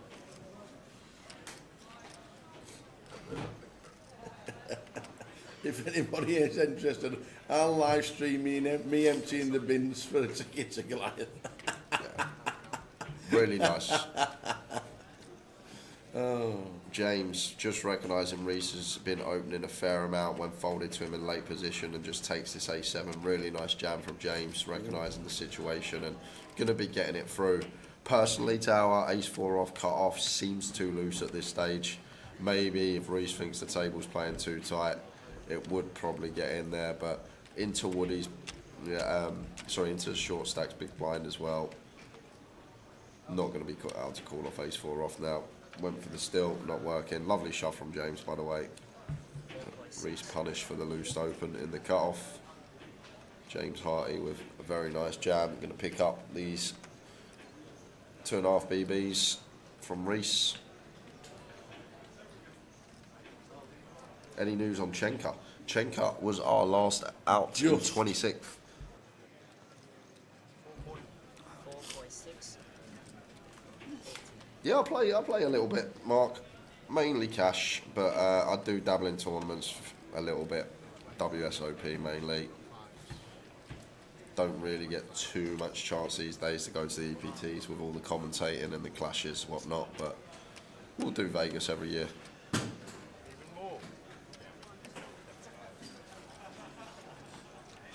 So still waiting on Reese, he bins them. Yeah, as he should, and off we go to an outer table tower. Who have we happening got now? this time? And it's Abdul Qadir with the 10s. He's up against Ace Jack. Yeah, it's Willie Watkins. Oh, again. Willie. I think it might be Abdul with the Ace Jack tower. Yeah, As they're all I- in. Yeah. Yeah, they're all in triangles on the Ace Jacks. It could be. Yeah. Yeah, he taps the table, and Abdul Qadir Ahmed. Good run from Abdul, solid player, always running deep. at all Look at times. Willie stack. Look at this lot. Willie Watkins and Whoa. Gilly could potentially play a pot for a quarter of the chips in play if they wanted to, Tower. Not that they will, they're on the same table.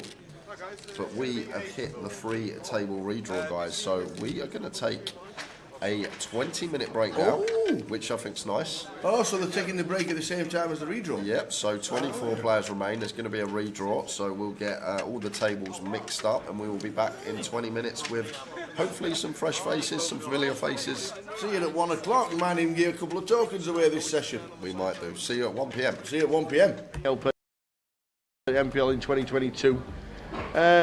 Winning the 10k obviously helps towards the next year. Yeah. Did you just smash it the first couple of months, or did you work out what you wanted to play during the year? I think I flattened it in first 2 festivals a year.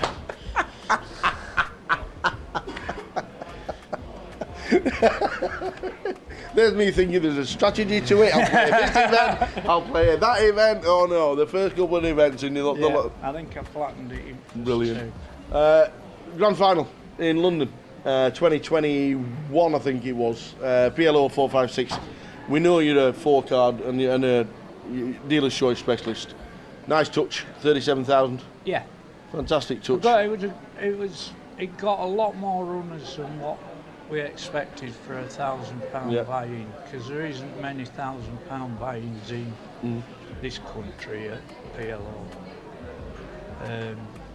Yeah, we just flipped for a trophy and chopped it. That's all right. No wrong with that. With Harrier. Yeah, nice touch. When you playing in poker now, when playing in the UK now, we've got time banks. One of your most famous quote, one of your most famous times on the feature with the time banks is to use all 6 time banks to tell us a joke. Is this a true story? You actually told a joke when using the time banks. I did. It was like early on day 2 at Mini Main or something like that, you know, and I'm like, no looking at me as much, say what's he doing, but I thought if I double up I won't need a time bank anyway. So true story, use your time banks to tell a joke. I think that's absolutely class. Can you remember the joke? Was it funny? Probably not. There were a lot of people getting irritated while they were waiting for it anyway. Oh, brilliant. You touched on the seniors. Obviously the seniors score in Vegas was beautiful. Yeah. That was a great, and we were there really. What was it like? Sat down there. Obviously, we could see what was happening, but it was. I thought we got the nod that you were on the FT, and the rail just turned up. It's great to rail somebody like yourself. What's it like being down the final 3? Yeah, I was a bit disappointed not to take it down, to be honest. And I probably had 1 or 2 too many Coronas. I think we all did. But I didn't. I think I started drinking like 12 players out or something like that. Yeah, and you just thought whatever happens, and we ended up third. Third, yeah. Which was 3 or 4 hours later. You just imagine the Coronas in 3 or 4 but hours. Obviously, there's now probably 15, 20 on rail. So there's Coronas coming every 5 minutes, sort of thing. Yeah. Vegas, since you was first cast in Vegas in 2019, it's been pretty good to you, hasn't it? Yeah. You've done. Yeah, touch wood. Yep. I've never had a losing trip, but as I say, because I'm not playing these monster fields a lot of the time as well. I think that helps. You know, like mixed games, a lot of times the 200-300 runners, not 3.5. Well, the one dayers are absolutely perfect, aren't they? Yeah. And you took a nice score on one of them. You won one. Yeah. Turned up one night. Yeah, I won that one. Just turned up one night, which was a nice score. And then I won a daily last year. Yeah. And then I think I cashed next 5 or 6 tournaments, Yeah, yeah. but I think it's like a confidence thing. Of course it's 40, Yeah. and you're in form and you think Yeah. you can't be beaten. Yeah. It's always good. So, Always good. Well, keep going to Vegas because I'm it going. does seem to be good to you. a week today.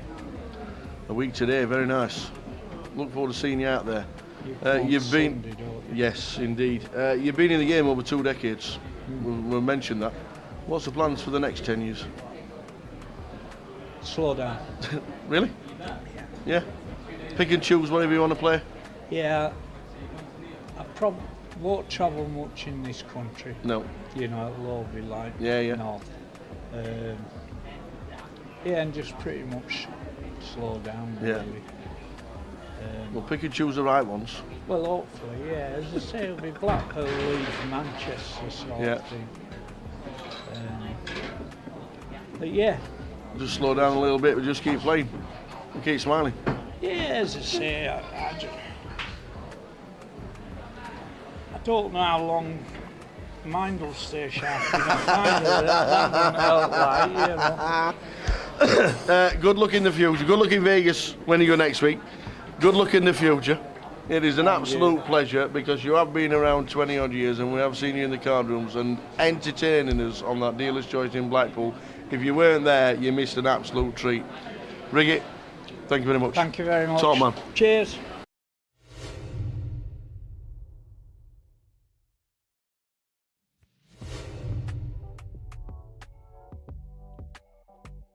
So, sat with Jamie Nixon. Right. Nice to have you sat here for 10 minutes.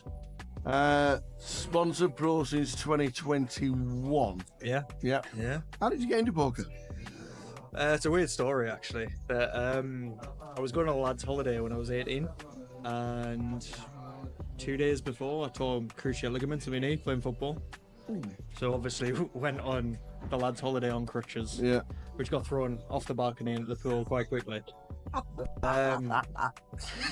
So the rep realised that we couldn't really do the usual jumping in the pool and all that type of stuff, Yeah. so he put on a game of poker for us. And I didn't win it. It's not one of those stories where I won it and I loved it, but I really enjoyed it. And from then on, got back and started going to the £5 rebuy in Newcastle and never looked back. Now, interestingly, your first recorded cash is like 2009 in Brighton. But I really have to ask, were you allowed in a casino in 2009? Just about, but that wasn't me. Oh. For some reason it's on my Hendon mob, but Yeah. it wasn't me. Well, don't take it off, it just had to take cashes. Yeah, it does, yeah. So So what was the first one? the first one was in Newcastle in 2015. Around 2015. Yeah. And it was a £100 tournament and I won it for 3.9k, I think it was. So your first tournament was just a win? There was plenty before that, but that was the first recorded one. There's a plenty of 7th place in the £5 rebuy Yeah, for yeah. 20 quid. But no, that was the first big one. Going back to the £5 rebuys, they were so much fun back in the day. Oh, they were class. I mean, that's what made me fall in love with poker, because I went there and I was a skint student with a tenner in my pocket and I was fuming if I had to rebuy. And then there was guys buying in 20 times. So, but it was just a different world to me, and from then on, just loved it. Yeah. Moving on to like 2018, your first cash in Vegas. Yeah. Was that your first trip? Yeah, the first trip. You seem to do a lot firsts when you first get there. Like Yeah. we win on the first database, and then we go to Vegas for the first time, and we just end up with a win. Yeah, well, I mean, it's one of those where you just got to make the most of it your first time, because you never know if it's going to be your last, right? Yeah. But yeah, Vegas. That was a funny one because I started streaming for Grosvenor then. I wasn't sponsored, but I was streaming, and the reason I went was because I bubbled the Vegas packages 3 times, which was pretty brutal. But I kind of set my sights on going. Yeah. So I just tagged along. Right. You do right. And it's worked out because now I've got this. Yeah. So obviously 2018, your first time. Was it then literally Vegas every year? I want to do this. This is going to be in the calendar for forever kind of thing, as long as I still love the game? Yeah, so I've been quite a few times now. I think I've been like 8 or 9 times now. Yeah. COVID obviously stopped it for a bit. Yeah. so missed out for a little bit there. You cashed a couple of times in 2019 as well. Were they big events, or were they World Series events, or were they different venues? Can you remember? Moved around a bit. Yeah. Actually got on a final table with Joe Beavers at Bally's, not Bally's, at Binions one night. All right, okay. But didn't get paid. Yeah. But it was nice to have played there because they've stopped poker now, haven't they? They have Binions, yeah. It's actually not even. I don't even think upstairs is even open anymore. No, it's a when shame. you used to walk up the stairs through they used to be downstairs in the little card room on the left. Yeah. And then you walked up past the Millions. Yeah. And then you walked up there, but that synonymous to it, the world, the actual game. Yeah. In that room was just. It was just amazing. It was class, and I mean, it's even the smell in there. Yeah. There's just something about it. It's proper poker, isn't it? Yeah, it certainly is. You come back. You just mentioned you're starting to Twitch. How did that come about? How did you want to tell everybody what you were doing? How did you want to see the hands? How did you want to tell people this is what you should be doing in these spots, or even like your opponents seeing what you do? It was a strange one, really, because I really wanted to give poker a go and go full time, but at that point I still had a job. And I said to my now wonderful wife Ellie, I really want to do this, but as a lot of people know, I've got 2 kids, family. So I thought, if I'm going to do this, I need to find ways of making money from poker, but not just from poker. So I realised that the majority of sponsorships and the majority of money in poker outside of just playing was coming from creating content. Yeah. So I decided that I was going to start doing that, and got in touch with Grosvenor because I realised they didn't have a streamer at the time. Yeah. And just managed to build up that relationship. And that's literally how the sponsorship came about. Yeah. Regarding the streaming and the Twitch and getting in touch with the guys from Grosvenor. Yeah, pretty much. Just my way in, basically. But in terms of like showing your cards and everything, that can be a detriment to your game because obviously you're giving away a lot of information. Yeah. However, on the other side of it, you have to talk through what you're doing, and sometimes vocalizing what you're doing can help you make the right decisions. So I'd say there's pros and cons to it. I always think in the background that when we did the Goliath, some of the online Twitches, and I was there in the core comms, and I obviously helped your career push a little bit forward. You know. did. It was all you, Tower. It was all you. But they were good, weren't they? They were a lot of fun. Yeah. Obviously lockdown was like tough for a lot of people. Yeah. So doing the comms with you and having a laugh and doing what it was and just watching your game, I actually loved it. I thought it was great fun. Yeah, it was. It was kind of like playing live without playing live. It was like having the banter at the table. Yeah. Without actually being at a table. So yeah, it was great. Yeah. 2021 WPT, the high roller. Yeah. Nice cash. Which one? The the 33 online. Oh yeah. Okay, which was the 5k. The 5k. Can you run us through the online one? Yeah. So that one was weird because I was actually streaming on Twitch at the same time. Ooh. But this was at a time. I don't know if I'm allowed to say this, but this was at a time I was only allowed to stream Grosvenor games. Yeah. So I was streaming my home game, which was on a Tuesday, £11 home game, and I was on the final table of that.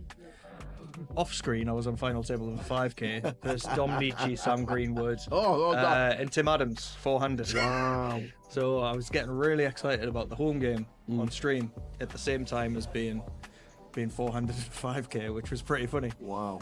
But how do you keep it calm? Just dead inside, Tower. Just dead inside. Finishing third. Yeah. Obviously, we all want the win. Were you upset, or did it take a bit of time to think, that's a great score, by the way?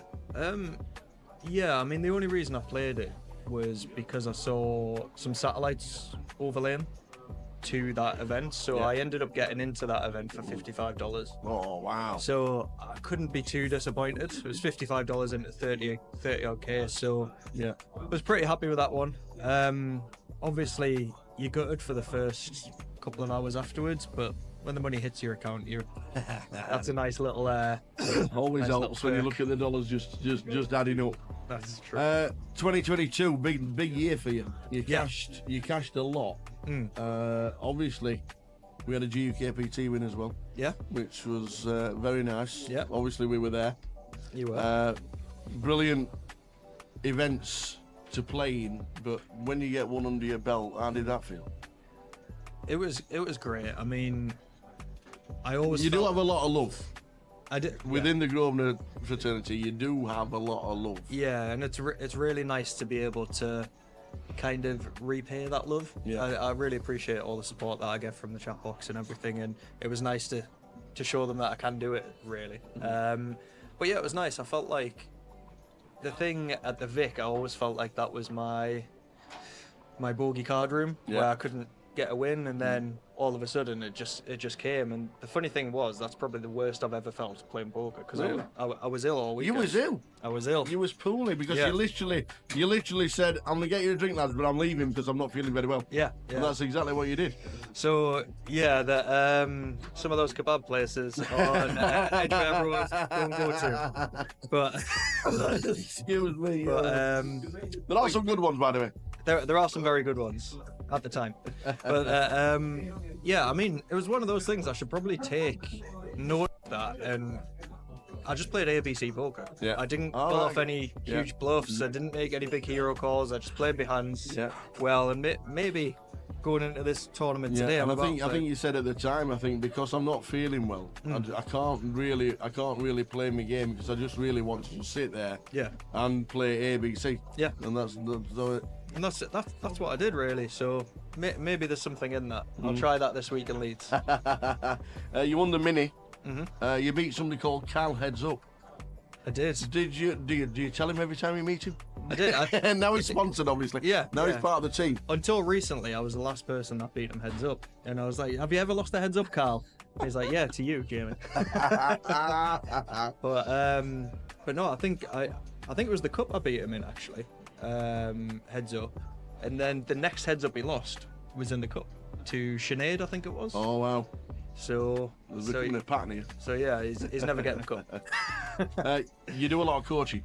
Yes. And you're proud of your coaching. Yeah. And now we're seeing the players that you coach having some great scores. Yeah. You post that, and obviously you let everybody know. But how good does that feel for you when you see one of your guys that you're teaching and you're getting to learn the game and play a little bit better, and probably properly as well? How does that feel for you?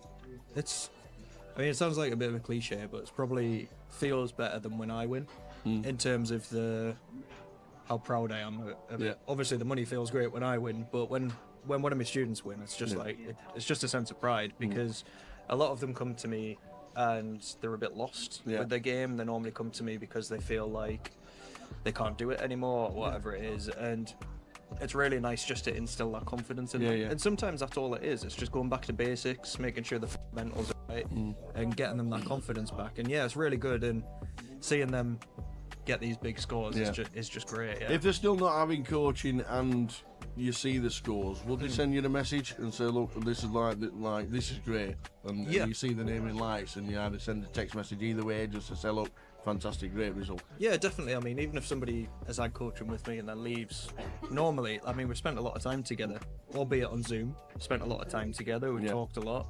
You become friends with these people. So yeah. Even if they're not getting coaching now, we still talk. Sponsor Pro.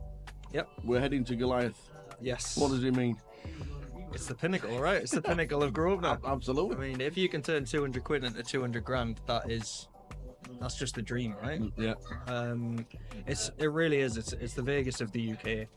The atmosphere all week is incredible, and it's not just the Goliath as well. It's a really good high stakes festival in its own right as well for players who wouldn't normally travel for a £200 comp. So there's something for everyone there. If you're playing a 1K, if you're playing a 200, if you're playing the red tooth stuff, there's so much on, and everyone from every kind of part of poker across the UK should be a Goliath. Yeah, it's great. Vegas is like a must if you can afford to do it. Yeah. Is Goliath a must if you play poker in the UK?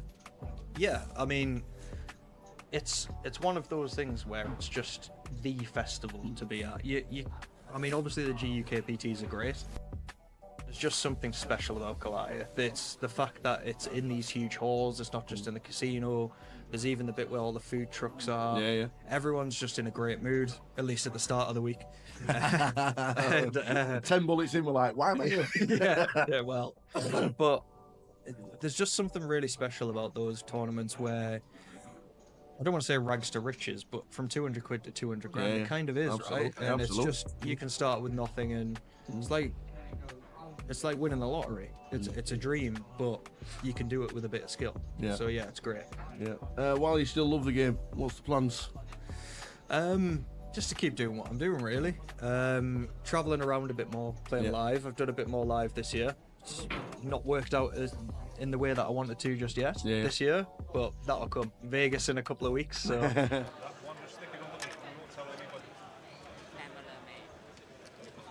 I know the man with the cameras. I'm going to turn them off.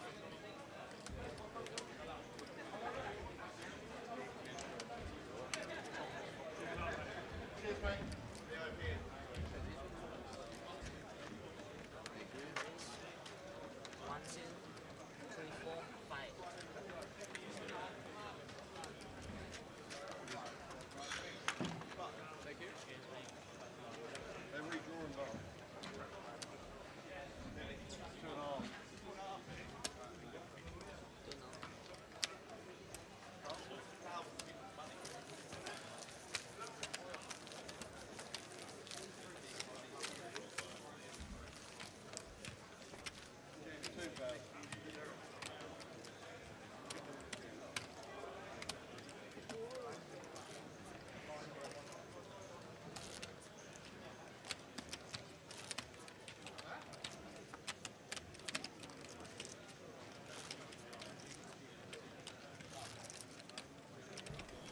We are back, everyone. Free table redraw done. A quick 20-minute break. Going to run you through the players that we have got on the feature table.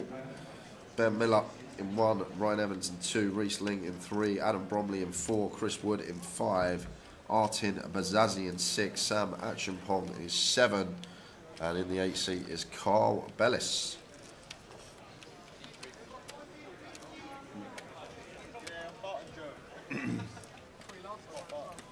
Sandra Hardwick says, had a great time, guys. Didn't do any good, but atmosphere at Goliath is amazing. Home now. Wishing it was me on the feature table. Always next year. Love you guys. Cheers, Sandra.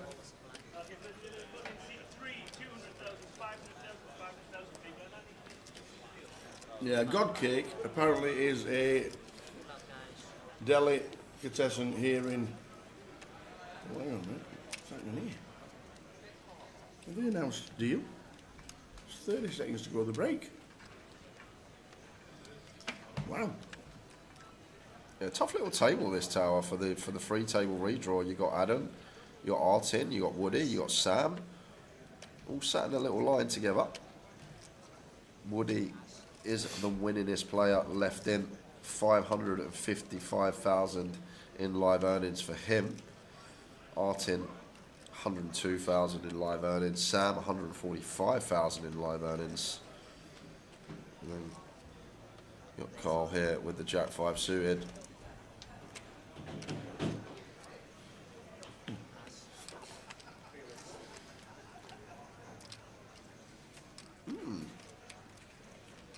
This is optimistic.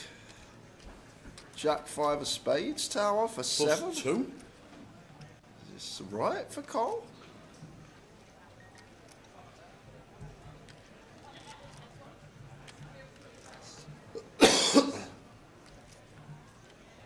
Well, Adam's got the GTOs, ace 5. Yeah, in the small blind.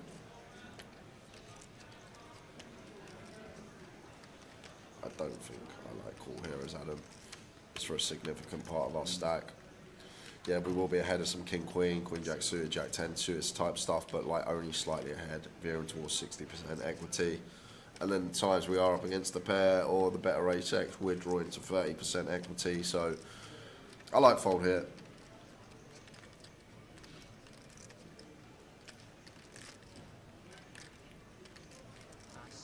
Yeah, indeed he does. Nice little fold from Adam.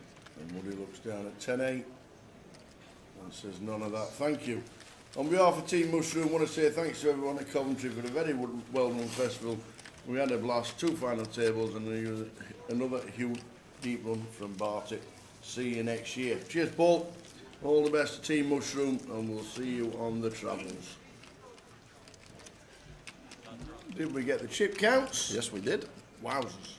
Look at Willie. Yeah, Mr. Watkins. Willie Watkins and Gilly, like combined Tower, we got 300k in play, just under. They've nearly got a third of the chips in play between those two stacks. Imagine if they played out a big one, that would be something. Yeah. Irina still going nicely on 13 mil. Ben Miller down at the bottom. Josh, Adam and Carl. Josh just with the three bigs. Adam, Carl, Alex, Jez Lee. So well done to those guys getting to the final 24. No one has ever made the Goliath final table twice. I can find out, Dougie MacArthur says, anyone left in the field who has no live earnings. Look.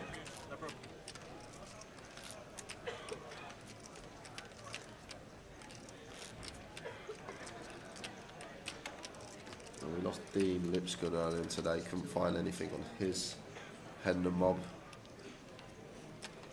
Willie Watkins with only $376 in cashes.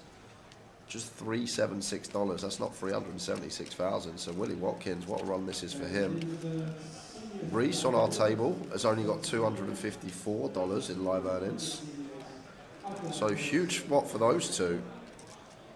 Brian Moore, $3,000 live earnings.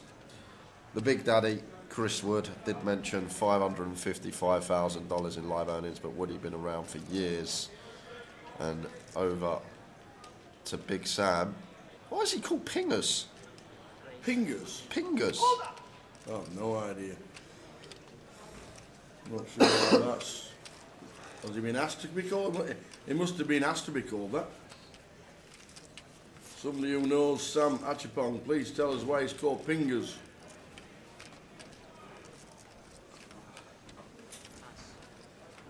Is that really Josh? Yes, it is. But why is he called Pingers? Where's that come from? He's made it 4x as well, Tower. And Woody now going to have an easy fold in the small.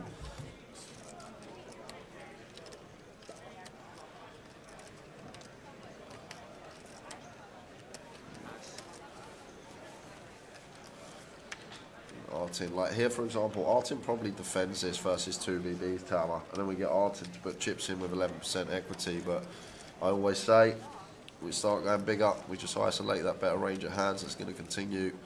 We're not going to get any action from our kings now. We want people in with Jack 9 off. We want people in with a suited connector with 2 undercards. We want that value. We're not getting any there as Sam.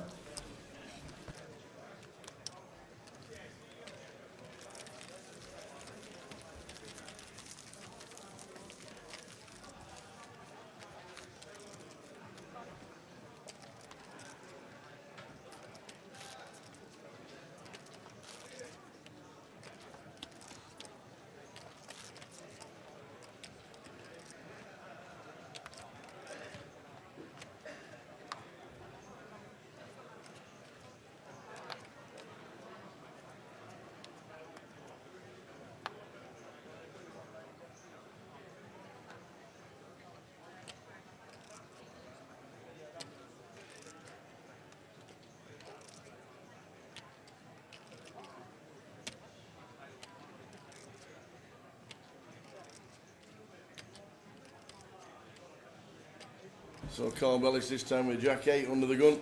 He's going to be on the big blind of 500 very shortly. Is he taking the stance? No, he's not this time.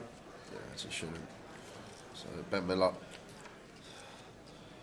was chip leader for a decent amount of time yesterday, but now just sitting with 16 BBs. King Queen can just make this 2 bigs if we want to as Ben. This is nice, like it a lot. Goes for 2 BBs.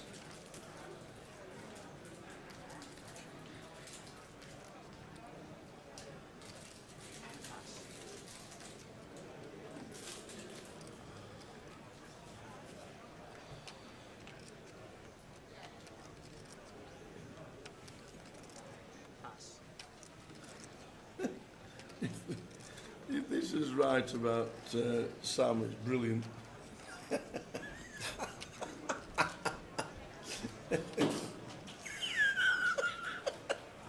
Oh, that's brilliant.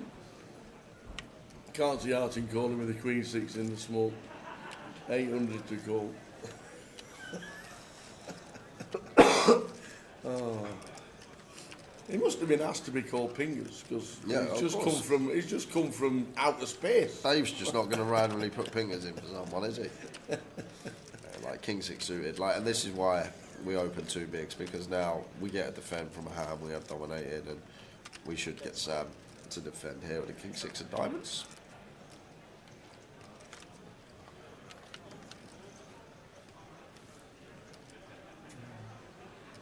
Oh, the King 6 of diamonds outflops us, but Ben already in his head could have a combo here that does want to put some barrels in down the streets. King of Hearts in hand, ace high board, good for us as the opener. Going to have all this strongest ace X that our opponent won't have. So already in Ben's mind here, like we could go really small here on this flop tower. We don't have to go large. It does go for 600k. A lot of time for this size. Sam going to come along with 1. But there's a lot of turns here. The turns that sort of don't have any interaction with this 6 or 4 that we can be sending the barrels in as Ben, because we need to be aware once we go for this little 22%er on the flop. Sam is going to call 6x, he is going to call 4x, he is going to call stuff like 7-8.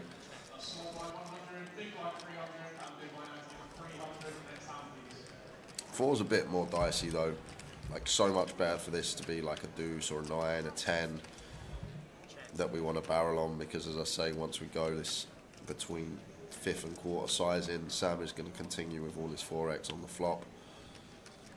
Ace of diamonds river. So Sam gets the check mark. Yeah, check or block I think is in order here, tower. Sam does go with check, and king high for Ben will happily show down. Still beating the 7-8, 7-5, 5-3 type stuff, and Sam takes a small one.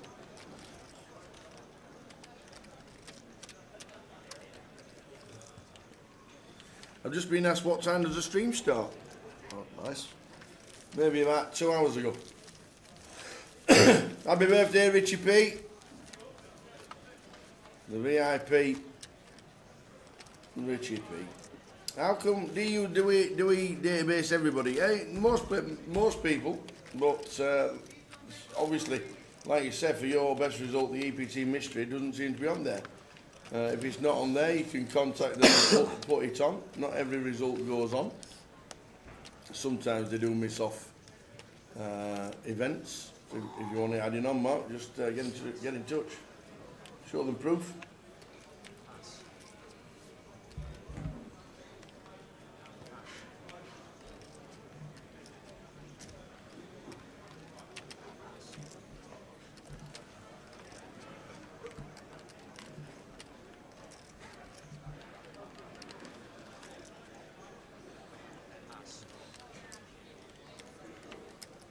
Ace King for Artin on the button here. Monster to pick up 22 BBs. Should just see open. We want to try and induce something from the blinds. Both Sam and Carl with stacks that can shove over our open.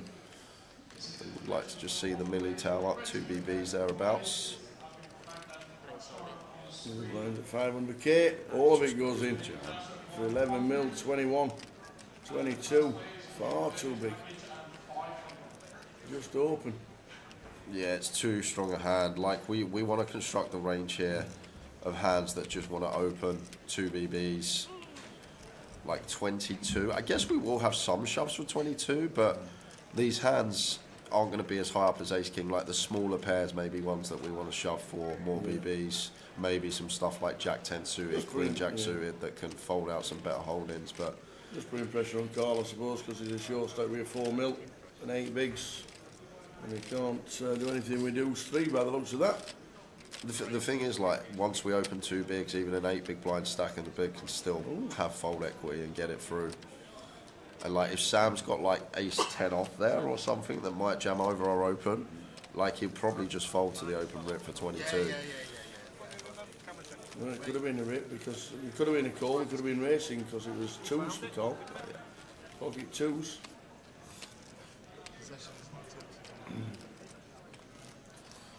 often does Ace King beat twos? Ace King beats twos, offsuit around 48-49% of the time. Deuces is actually favourite versus the Ace King offsuit tower, so only slight equity favourite. That's not accounting for dead cards. Yeah. Always say there's that riddle where you can make some money in the pub. There's three hands. You've got Jack 10 suited, you've got Ace King off, and you've got deuces. You can pick whatever hand you want first, and I'll always be favourite. If you pick the Jack 10 suited, I have the Ace King. If you pick the deuces, I take the Jack 10 suited. And if you pick the Ace King, I take the deuces. And every single time I'm going to be slight equity favourite. Yeah.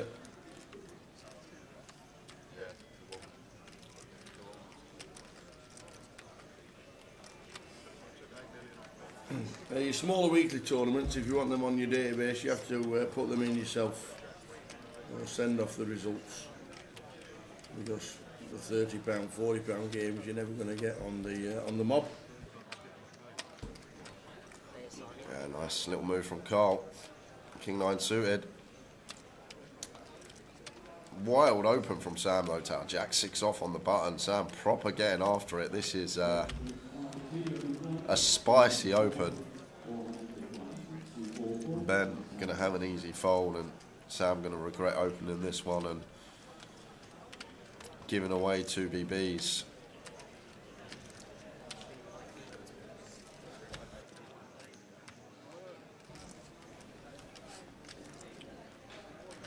They're going to be getting a nice price, 2.8 to win 6 million here, Sam. So he is actually going to be getting just over 2-to-1 tower, 2.8 to win 6 milli. So, what? Whoa, 7-8?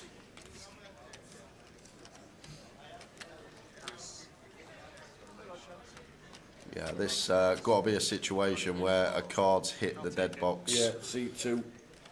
The C2's cards just flicked into the, looks like 7s. So Carl Bellis all in with King 9 against pocket 7s for Ben. C2 had a card skimmed into C1's box, that's why it's come up as 8-7.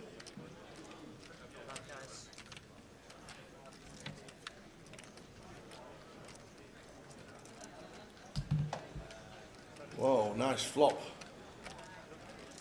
Yeah. For Carl. Carl needing a King 9 or spade. There we go. Same scenario for Carl.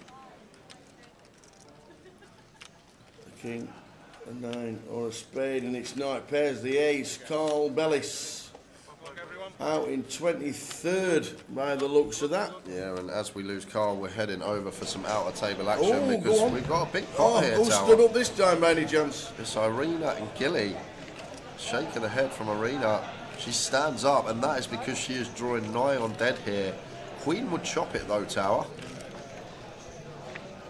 There's 10. So we're going to need a lady to chop this up. She can't win it outright. Doesn't find it. King on the end, so we are going to lose Irina just before Carl in 24th. She gets 5,000. Carl gets 6. The extra 1,000 ladder for 23rd. Well done, Irina. Fantastic effort for the Thanet team. All the way down in Margate. Irina Mullahini for £5,000. But 23rd is Mr. Bellis. And we've never had a chance to chat with anybody who finishes 23rd, but we're going to bring him in.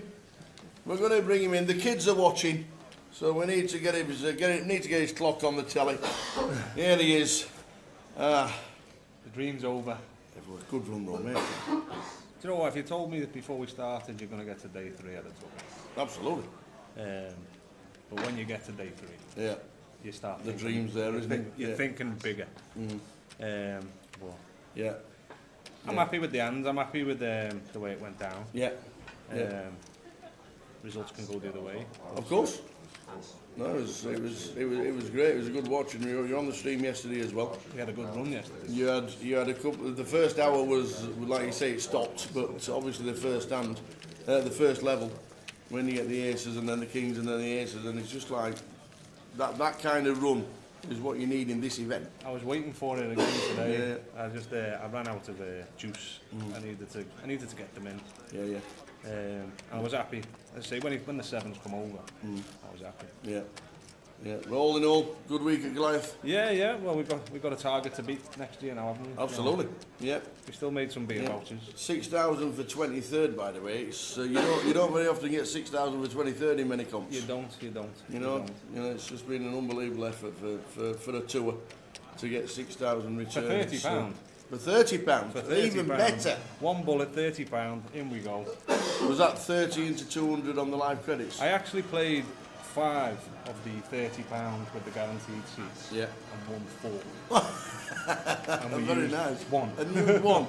So we could actually flick in the cup, but we could have flicked in it if we were in it today, but we're all right. £30 into 6,000. That's how the Goliath works.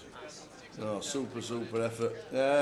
You don't play too much. You don't travel around too much on the circuit. Not at the minute. No. Rest of the year for you. Will we see it again? Blackpool? Yeah, possibly. Yeah. Doing around the Blackpool. Yeah. Even if it's just to get a boozy a drink, you know, it's just got to be done. He said if I don't turn up, he'll have the money. 23rd in the biggest one we've ever done. What a superstar. Well done, buddy. Cheers, fantastic. Carl Bellis, 23rd.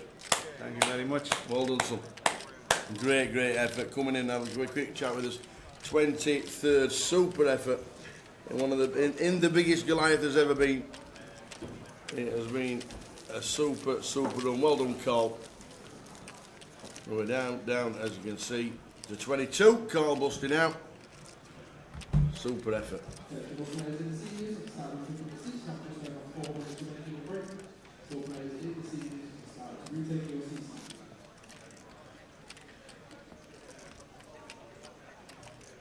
And then Lee, how many left? Top right, thank you, Whopper Supper. Just checking the chat. Regarding the prize pool, guys, you got to remember it's an MPO event. All our MPO events, percentage comes out the prize pool that goes towards the MPO at the end of the year. Also 2% come out for the for the dealers and the floor staff. It's one of those things. It will work out for a couple of people that either first and second in this event, they will be shot up that leaderboard even if they haven't cashed an MPO event all Absolutely. year. Have we worked out what the winner gets in points? We can figure it out, can't we? That'd be something. 11,749 runners for a 160 bine. Missed breakfast this morning, Joe. I slept in. I feel undernourished, if that's a word.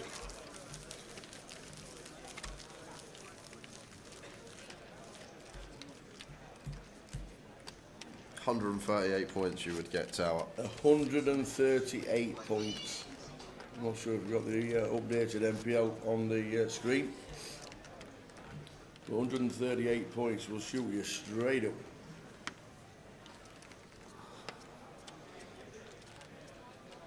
I know, absolutely missed it, can't believe it.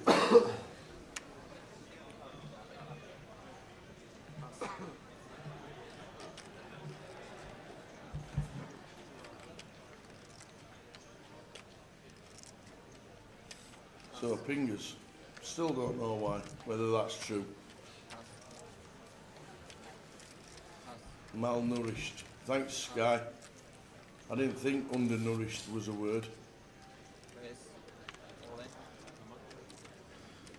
Queen 3 for Adam.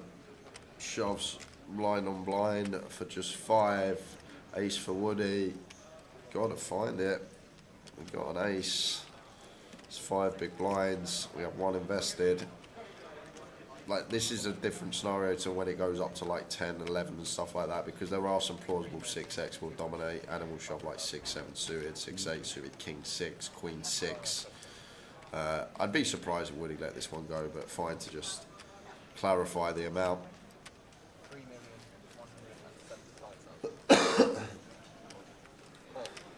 All in call. And there we go. We make the call.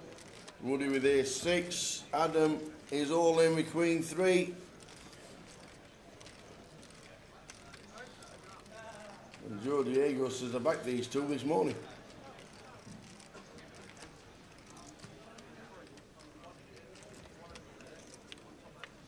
we go. Ace high flop for Adam is not what he wanted to see. Running Jack 10. It's as bleak as it comes. Running threes. And that is dead on the turn. Adam Bromley out in 20 seconds. What a great effort. Well done, Adam. Taking it back to leafy rhythm. Well done, sir. £6,000 for Adam Bromley. Well done, Adam.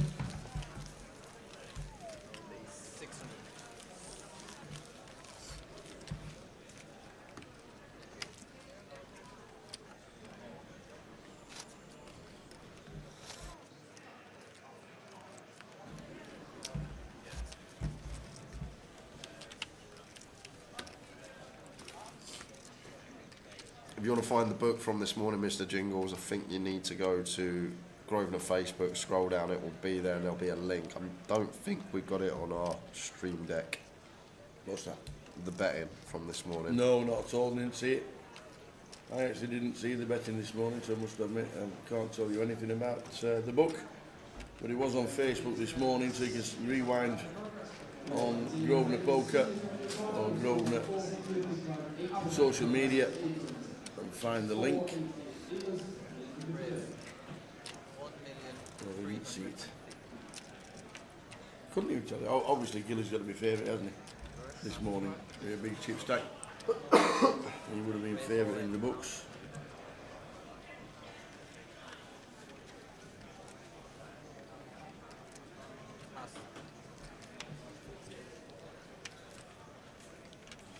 Recently cut off here, shoving for 20 over a gun open. Sam getting after it. 6-3 of diamonds from gun off of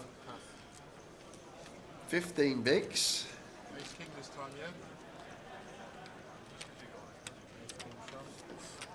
Maybe it's not Sam Atchinpon, maybe it's some bloke called Pinger's Tower. But Sam was super solid when he was on the stream a couple of days ago. May have even been yesterday. But see him open Jack 6 off, now 6-3 diamonds from under the gun. Really trying to apply the pressure. Folded Jacks there. Where's he? Folded knowing you were ahead. 12:30. See how you are. Fingers is now showing off the old Aspers logo on it as he's an ambassador. Good lad. Top lad, old Sam. See him when we play a lot, when we go to London, when we go to Luton. Doesn't travel too much up north.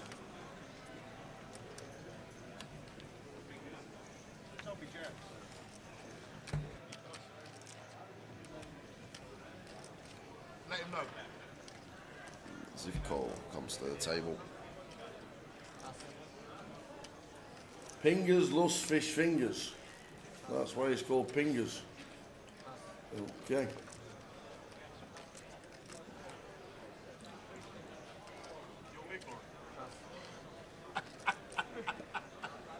Wow. Woody on the button, Ace King. We saw Artin with almost identical stack in terms of BBs, 22 bigs, go for open shove. I don't think Woody will be doing that tower. We'll see. Just a hand that we want action with. We want to induce like an ace-2 suited to shove in the big. We want to induce a king-queen to shove. We want to get value from the big blind defend range. I know it's crunch time and we're deep in this tournament. Woody does go with open. He goes for big open. Makes it 2 milli.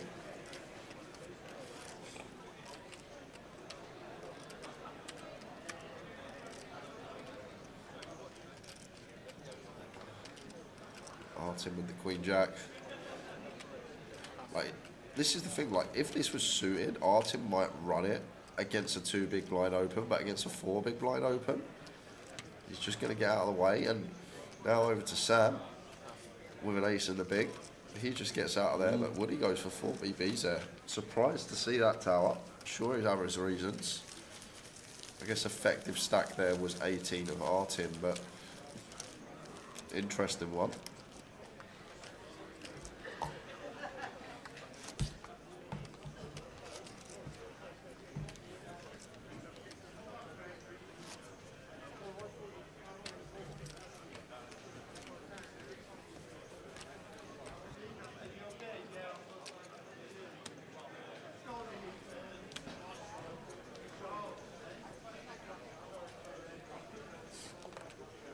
Oh yeah, thank you. 3.3, we're at 600k, not 500k. Even still.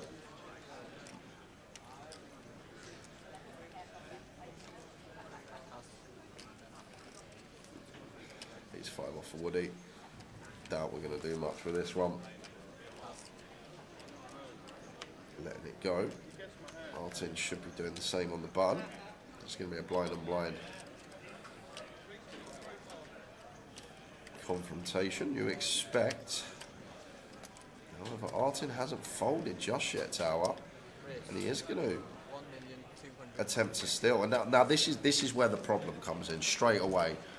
He shoves Ace King on the button for 20, but now he raises to 2 big blinds with Queen 6 off, so he's just got this huge raise fold gap, like massive raise fold gap.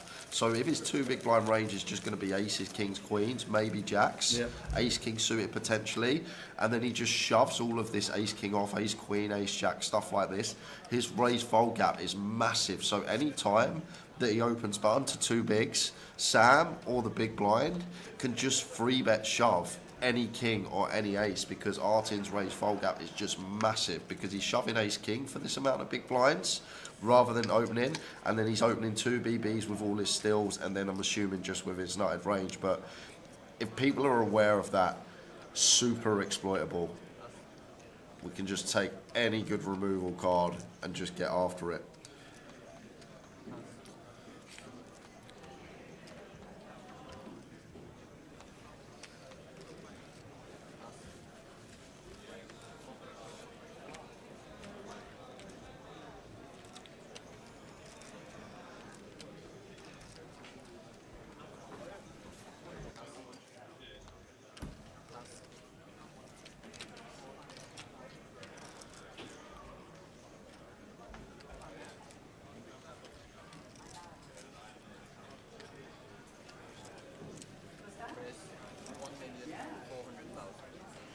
Zivko here with the King Jack.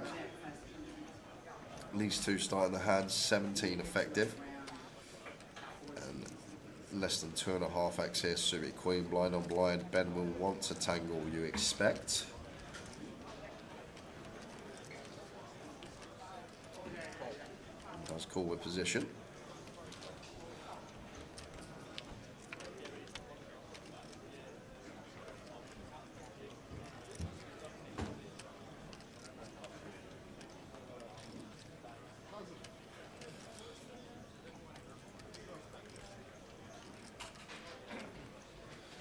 Seven, 7, 6 flop. So over to Zivko here. I think nice check with King Jack, still likely to have the best hand. Some ace X going to be sending it in for Ben, 17 effective pre. That we could check call small with. Ben just going to check with some backdoor equity. And realises the front door, top pair, Queen of Spades.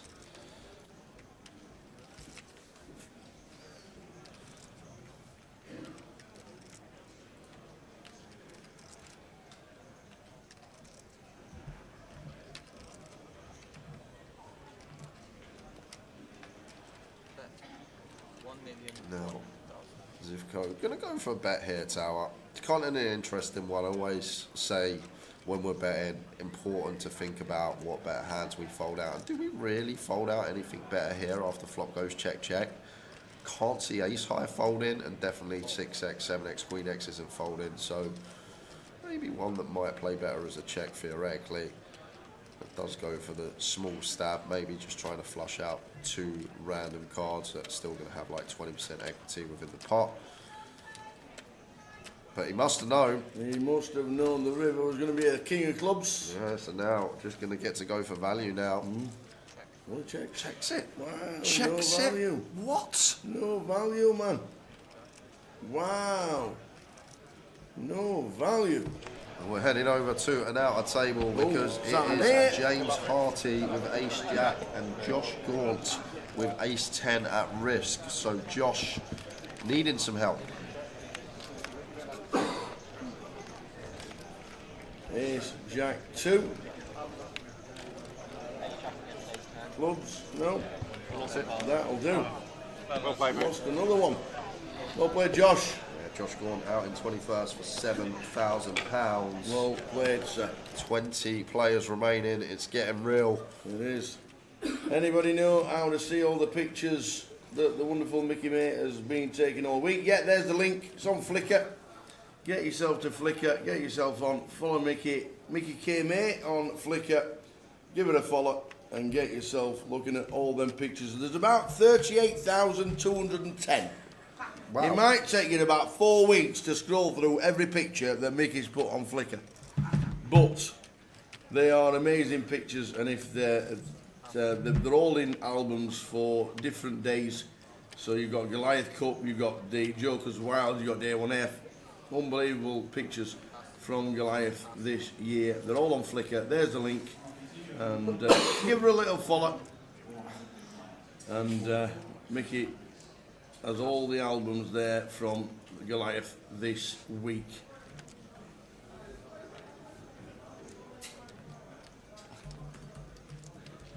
Is Craig Eaton still in? Yes, he is. We're down to 20.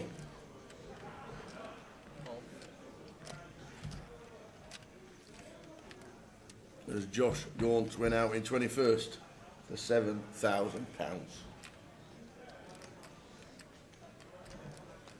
The dealer's got a headset on because the dealer tells the action tracker, who's sat in the back, what the bet sizing is, how much the people are betting, and whether the players fold. So all the graphics that you see on the telly are correct, and the action tracker then follows the instructions of the dealer, and you see all the action with all the graphics. Without that, you wouldn't be able to see any graphics.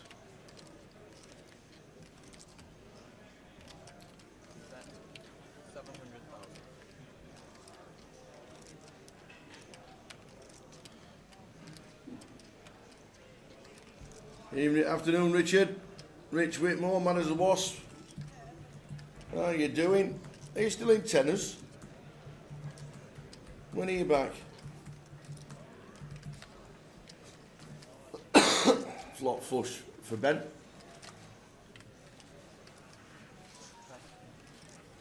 Decent foul from Ryan.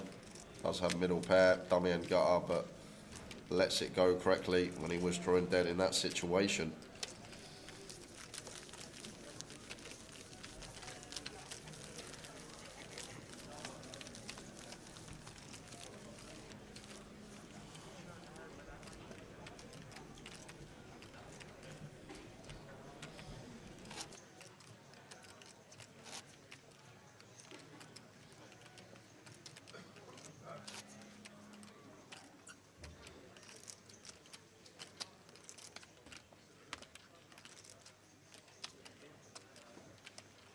Come on, Will Watkins. All of Aylesbury is behind you. Well, all of it. Biggest notable is probably that man in seat 6, Chris Wood, 555,000 in live earnings. Still got Artin in, he has 6 figures in live earnings just north of. Obviously Big Sam, 145,000 in live earnings. But the great thing about this tournament, Lee, and I always say, you've got, of who come back today, 1, 2, 3, 4, 5, 6, 7, 8, 9, 10 players. That's 25% of the field that come back today, just over, that have less than $1,000 in live earnings. That's why this tournament's fantastic. £200 buy-in, potential life-changing money.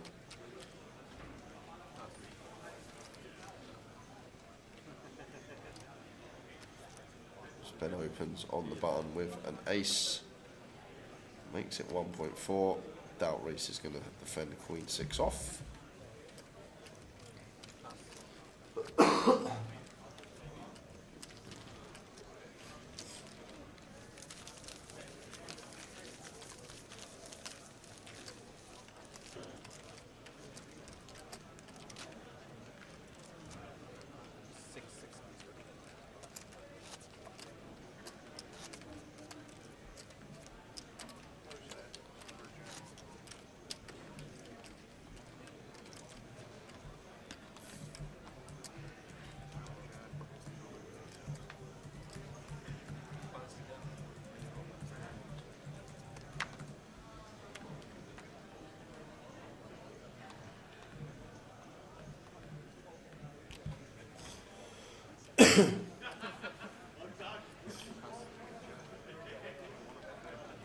The average stack at the moment is 15 odd million still though, Tower. Just still got like a 20 plus BB average. Still plenty of play. I know that's a lot of the chips are sitting in front of Gilly and Willie Watkins, but something to note. Got Sam here shoving for 10. Zivko asked for the call, asked for the count with the King Queen suited. Seen some really grim spots in the last couple of days, like right on the line stuff. Well, this one probably wants to fold. We're now 3 tables out. Last 0.2% of the field. We've still got 1, 2, 3, 4 players behind us. Sam should still have fairly strong shoving range from +1 here.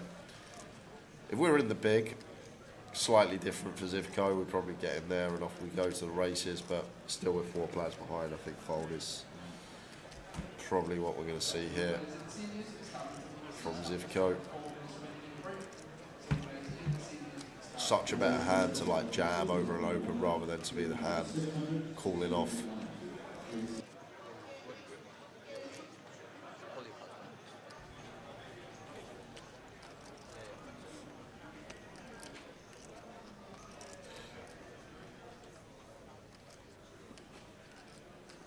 I think I like that fold from Zivko.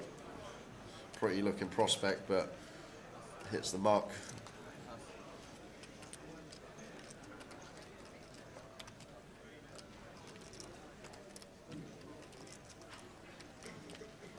No 4 off for Reese.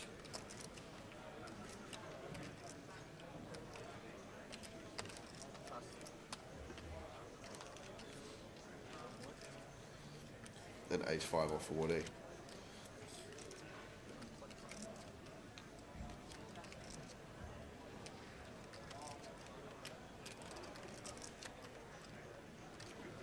Yeah, of course, Malapair in terms of chips, of course it is, but is that accounting for ICM? 0.2% of the field left. 5 buy-ins, 5 to 6 buy-ins, a ladder with 3 tables left, pretty extreme, sir, right? In terms of chip EV, of course, King Queen suited, we're fist pumping, we're loving life, but +1 shove. We are in hijack. Yes, we are 7 max, so going to change things slightly.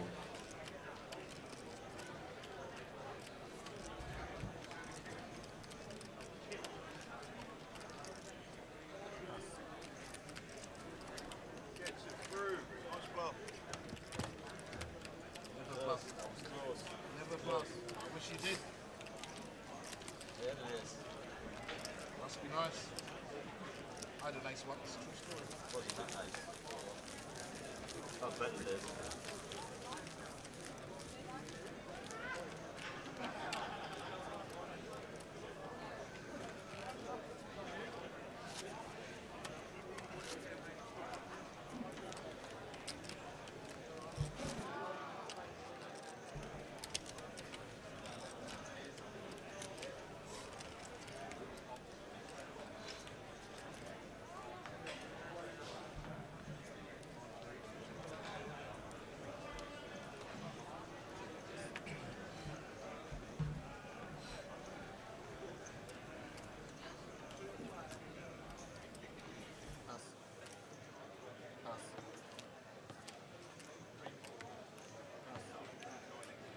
Chip counts for everyone were given out before this level started. I'll show you them. They're about half an hour 35 minutes out of date, but can show you them, Dean, after this hand.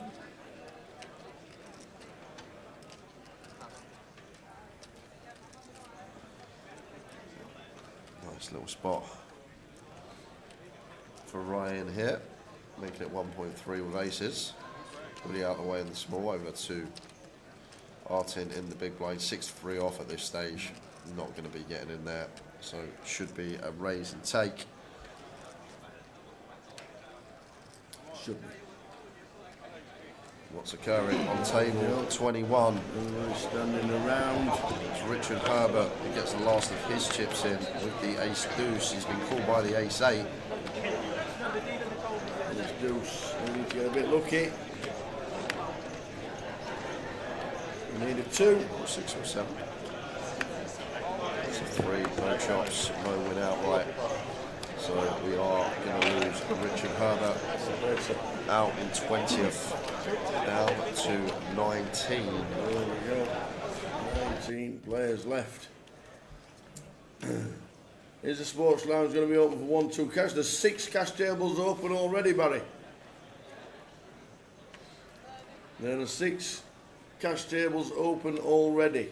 I'm not sure if they're going to spill over to the sports lounge. It all depends how busy they are. If it gets busy on cash, then yes.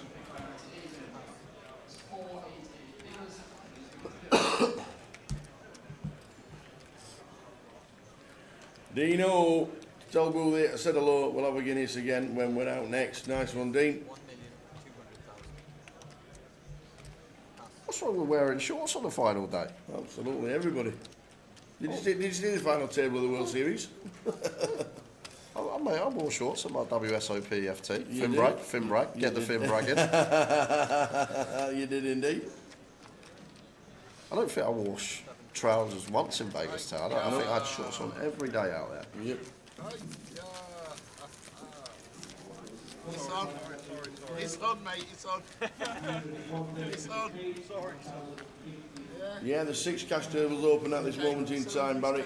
So if you want to either, if you're in the building, make your way over. If you're coming down, you go and play. There's 6 tables. Carl Froch there, Jake. Got to sneak it in.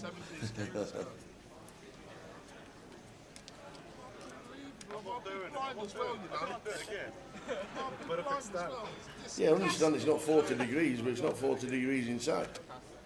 And if you've ever played in the horseshoe, yeah, it's colder than it is in that hall at the Goliath. I'll tell you that. It is Baltic inside the horseshoe, and people do still turn up in shorts.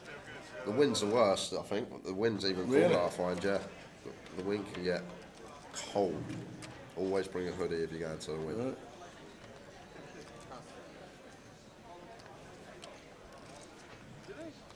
Raise all in. I'd be sick if I showed you 7 deuce now. You had a deuce. Not. You know why I done it? Well, 7, I'm not cool. You know why I done it? You're right, Maverick. Go to Vegas, you have to pack a full range of clothes for the summer and the winter. It's true. Shit, they got me. I've got to play like a rock now.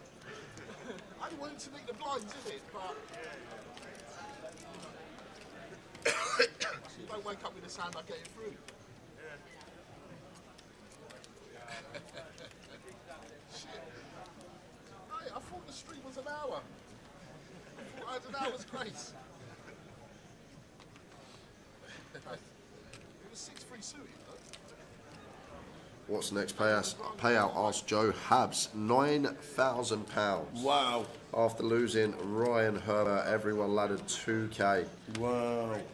Literally everyone laddering 12 to 13 binds. Like this is the thing, Tal. Like when you're in fields of this magnitude, yeah. Like it's always there. Like these ICM spots, like the King Queen suited fold that we saw. I think it's a good fold for that reason. We're sitting comfortably with our stack. Having 17 million and having 23 million, it doesn't really affect much. If we win the all-in, we got 23 million. It's not really going to change too much, but bringing ourselves back down to 11 million, sub 20 big blinds, I think it's going to be a lot more detrimental. I just think the downside It's a lot bigger than the upside in that scenario. But did find the fold and Sam didn't have to flip, but off to this hand as Woody opens. Wow. Jack high flop, Jack. Top pair, decent kicker. Flush draw for Ben. Action galore. And I expect this to go C-bet from Woody. Expect Ben to just call.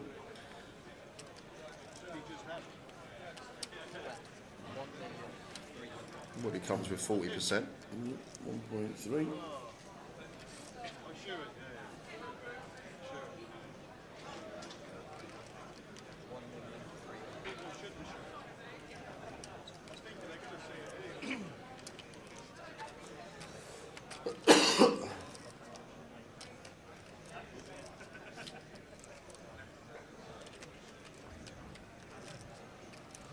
This is almost identical coin flip tower. Has Ben got the raise? Has he announced all of it? Whoa, he's going to raise call. He's going to play raise call. And Woody with the King Jack. We got top pair here, Tower. Hijack versus big. Like, in this scenario, at this stage of the tournament, we start eradicating some combos. So Ben's not going to defend Jack 5 off, Jack 6 off. So he has 2 combos of each, Jack 6 suited, Jack 5 suited, 4 combos total. 5-6 suited will be in there pure. Will he defend the 5-6 off? That's kind of close, whether he's got a pure 16 combo defend or not. But he'll definitely have the 5-6 suited, so we can definitely give him 4 combos of 5-6, 2 combos of each of Jack 5, Jack 6. That's 8 combos combined of value. Now think of the bluffs tower. 7-8, 7-4, 4-3 suited potentially. Heart draws. Like, once we start scattering all these combinations of potential bluffs out there and the value range seems kind of scarce, it's like, I don't see how we don't run this as Woody with the King Jack tower. Just sort of calculating combos of the bluffs and calculating combos of the value, and like the value here doesn't seem like too much. And there we go. Yeah, it's announced all in. So it does run it, and we got a call now, Ben. We can't raise, fold here. Not at all. We can't put in 4 million and fold, sir, with the nut flush draw. You're not leaving yourself just under 9 bigs. Yeah, in they go. We are flipping. The big one. King Jack for Woody. Ben has the flush draw and the over. Yeah, so Ben taking the high variance route with the ace-9 suited. And here we go. Huge flip, and that will seal it. Dead on the turn. Instant service for the flush. And Ben gets a massive double. Ben Miller up to 22 million. And Woody down to 4 bigs. I'm not sure we give him 6s and 5s pure because they'll be flatting, I think, at a bigger frequency than we're going for raise there. I just think when we got 6s and 5s, that stack depth is way too strong to raise, when Woody's going to see bet some stuff like ace high at the times he's got the Jack X, he's drawing dead to running boat. Maybe scatter a couple of combos and sets in there, but I don't think we can give him the 3 of 6s, 3 of 5s pure, simply because I think those are going to do a lot more calling and trapping. Whereas like the 6-5, the Jack 6, the Jack 5 that he may believe needs some more protection, maybe they do go for just pure raises in that scenario. But huge flip, post-flop flip one by Ben Miller. Ben up above 20 million.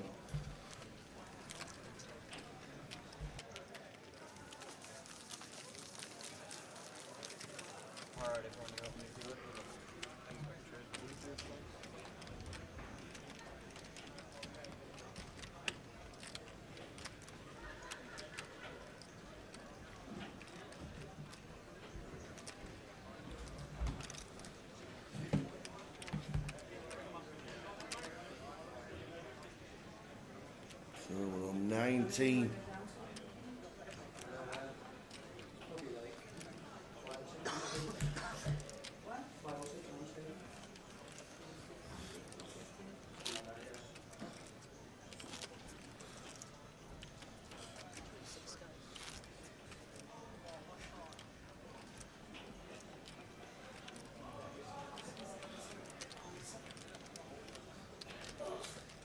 19 from 11,749.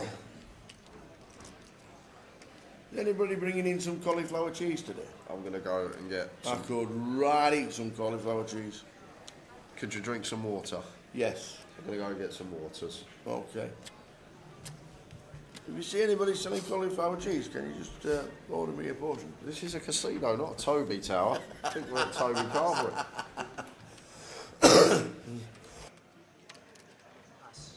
You never know. You never know. They might have stuck it on as a surprise.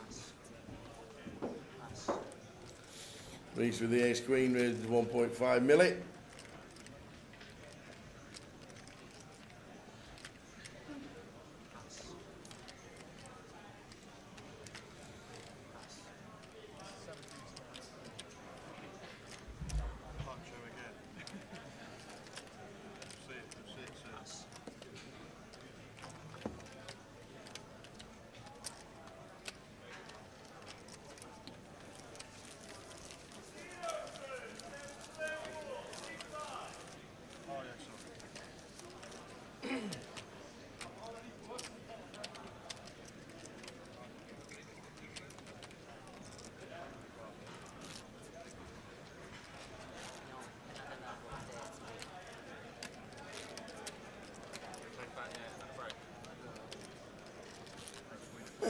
Great. Bad luck, Tower. I'm in Sheffield making a big dish of cauliflower cheese sauce. Fantastic. Cheers, Darren. What is my favourite food? The next lot, I think.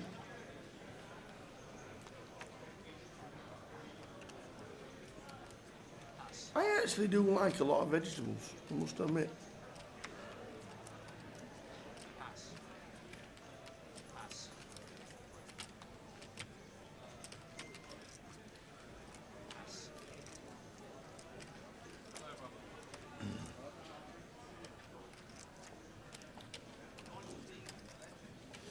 Cheese and beans jacket, says Nuss.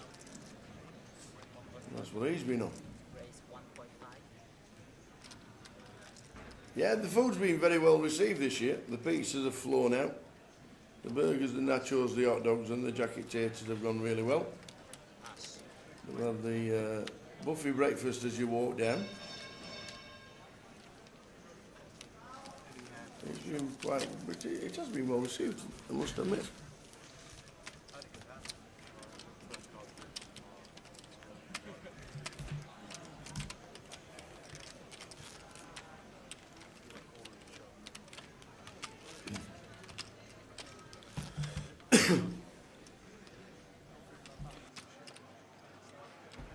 Can someone share the payouts? We'll try and grab me up. The next out will get £9,000.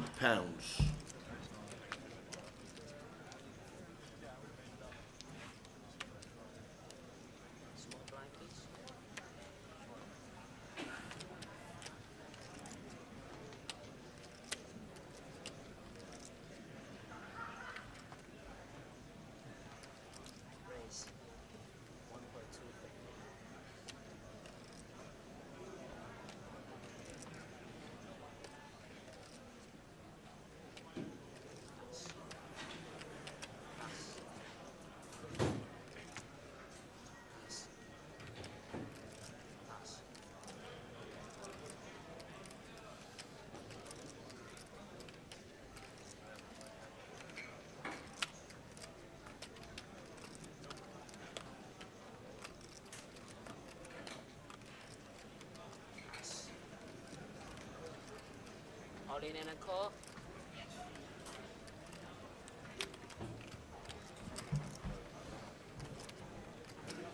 So ace queen for Woody. Sorry, ace king for Woody. He gets it all in. Artin turns over under the gun. Raising up. Woody's got the ace king and the best of it to get to back up to 5.4 milli.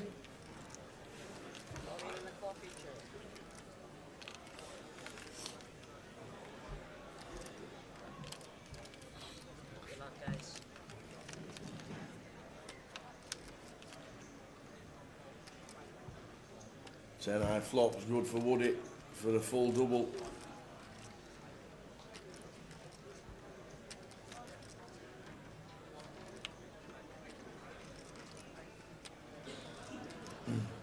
Chop out's available. A 3 or a 6.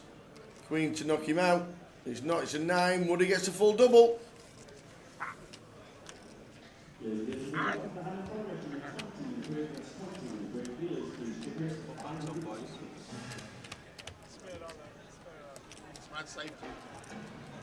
On the comeback trail, Chris Wood. 8 beats.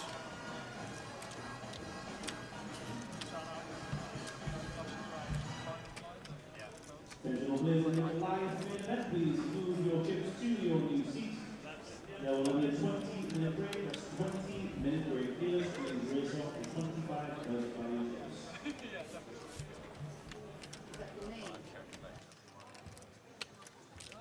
This man saved you.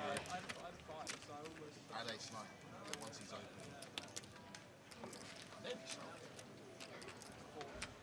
Price up 400.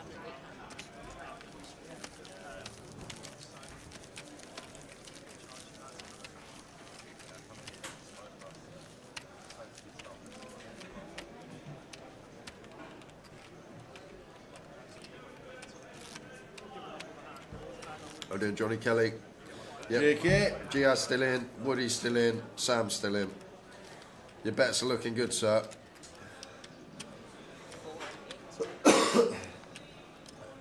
Is that what we backed? Gia's Lee. Awesome. So we are on 19.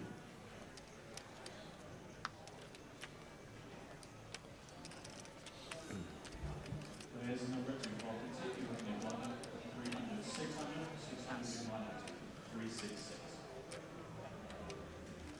Pass.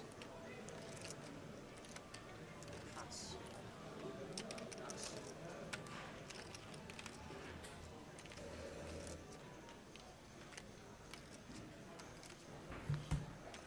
Race.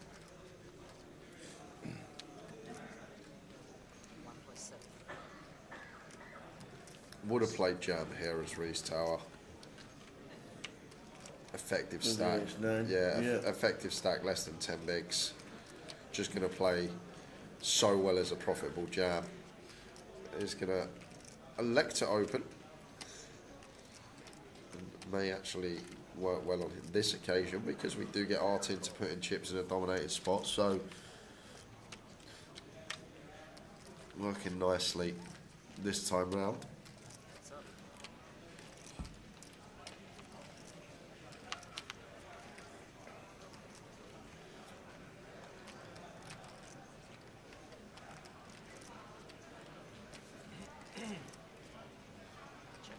King, Queen, 8 flop. Okay, King, Queen, 5 flop, sorry. Martin checks. Yeah,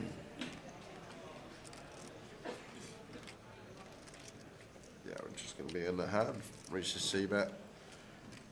Should be taking this down, you expect, Tower. There we go.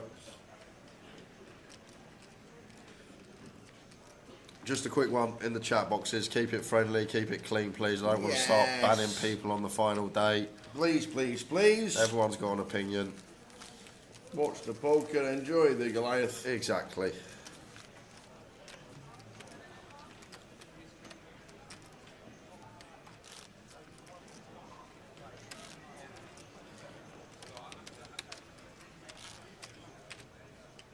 Playing for £278,000. One of these remaining 19 are going to be walking away with that. Logan's rooting for Reese.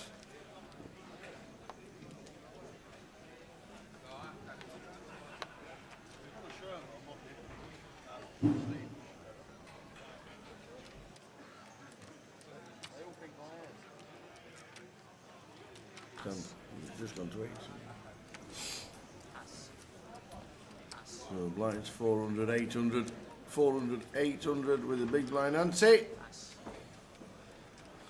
No, we lost the last lady just after coming back after a break. That was Arena. She come 24th for £5,000.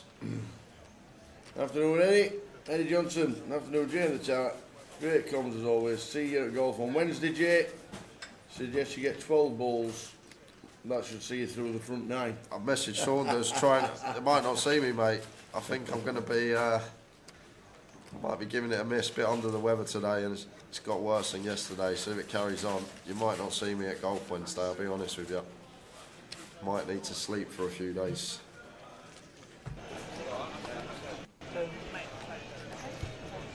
So, what we got here, Tower? We've got 10s against 7-5 on a 7-Jack-6 flop. Pairs of 6, 2 on the river. Ryan Maul has got the 7-5, and Ryan has just pushed out to Drew Brees. Number 9, Steve Ricketts, wearing the Drew Brees top. So Ryan Maul, £9,000 for him. After we lose one more, Tower, everyone would have locked up 5 figures, 11k, 2k next ladder from 18th to 17th.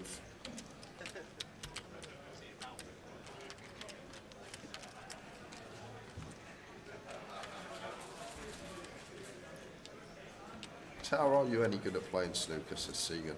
Used to be. Used to be pretty decent at snooker back in my teens and early 20s, and then I just stopped playing. We can show you when our next stream is after this hand, Tony. Next year we're expecting it to be the same line, yes? Yeah, we are. Hopefully nothing will change.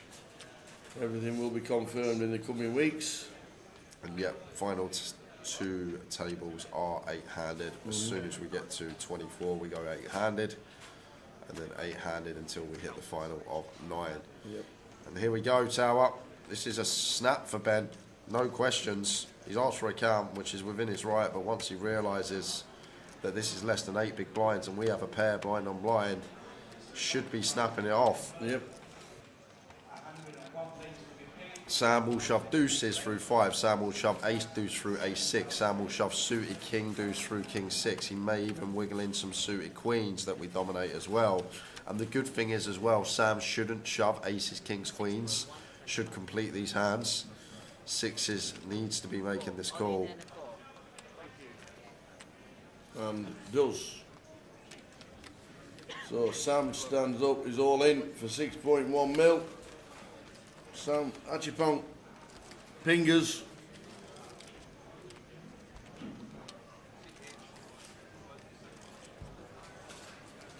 The phone's out. They are. King 7. Yeah, that's looking bleak for That Sam. is bleak. Clubs covered. Some slim backdoor straight draws, but king or a 7 needed. Well, there is one of those backdoor straight draws. 9's plain. King, 9 or 7. Can we find it? Or are we down to 18? Finds it, ladies and gentlemen. Does it the hard way. Backdoor straight on that board. Sit back down turn. Back to 13 million. That's why it's called Pingers. Ping the 9. Mate, listen, if it was all skill, I'd win every single tournament I play. Yeah? Thank you. That's it. Cheers, mate. Man paid himself, right? Yes, sir, yeah. Blind on blind, king high.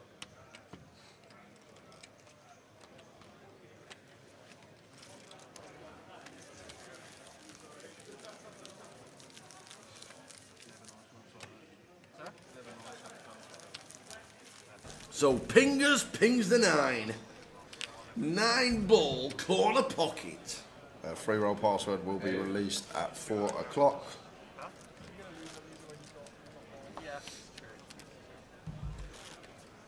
Dee.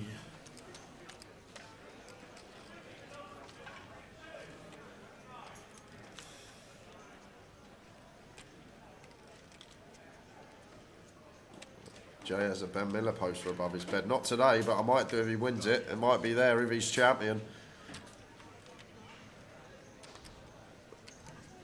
Get on that wall of legends. You walk through the hall, name plastered in lights. As Reese finds a beautiful looking holding from under the gun, a couple of jacks.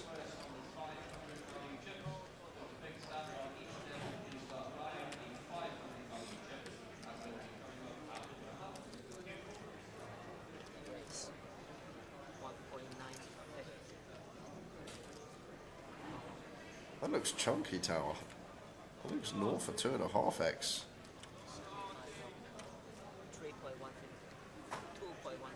2.05 milli. 2.2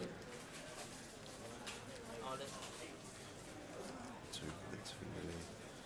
And Woody finds jacks.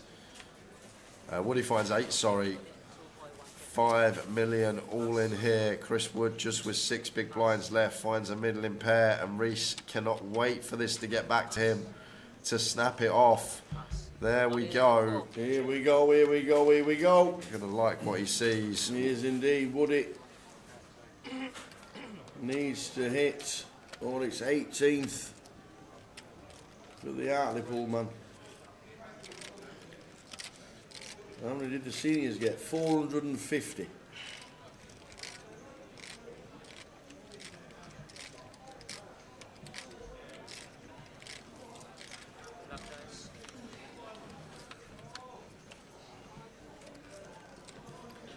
That's not the best lot you want to see. Running straight cards, that's it. Nothing else. Running 8s maybe. 9, 7 or queen needed for some sort of sweat. And that will That's dead it. it Dead on it the on turn. return. So Riesling going to take out Chris Wood. And Chris Wood, most decorated player left in the field. But he will exit in 18th place. And it's 5-figure scores for the field now. Everyone locked up 11k. 17 remain. When we lose one more, we will be going to a 2-table redraw. We will indeed.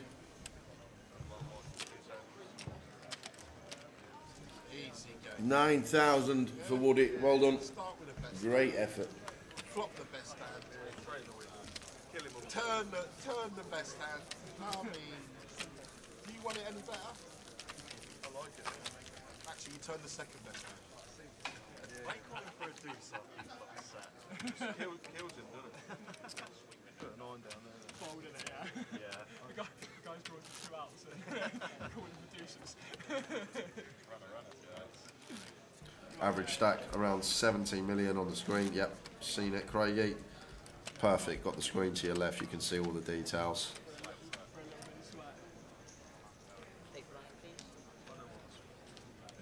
I don't even know if we've got it. No, we haven't. 278k up top in this one. Everyone has locked up £11,000 to this point. If you look at the screen there, you can see slightly 278, 180 odd, 140 for third, 95 for fourth. There's a Ryan. Sets it in, and here we go. Ryan E for 10. This one's got to call, surely, for Reese.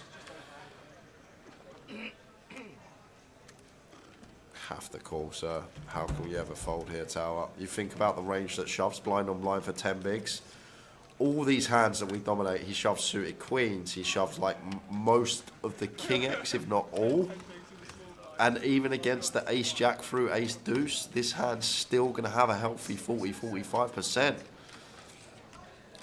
How can we fold, Tower? I don't see how we can. Ryan's just sat there all nice and patient. Down to 10 bigs, not done anything out of the ordinary at all, so he probably knows it's a monster. But he's folding king queen, and it's we know it's the right fold. No, James has just sat. Ryan's just sat there, not played any hands out of the ordinary, so you know it's a monster. And Ryan Evans gets up to 12 bigs. 2-table redraw will be on its way when we lose one more player.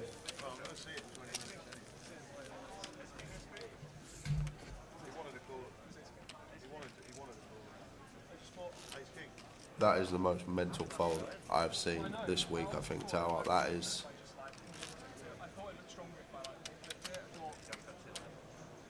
I have no words. Like, of course, in the short term, it's ingenious. He's got ace king. We folded king queen suited blind on blind for 10 bigs. It looks genius. But over the long run,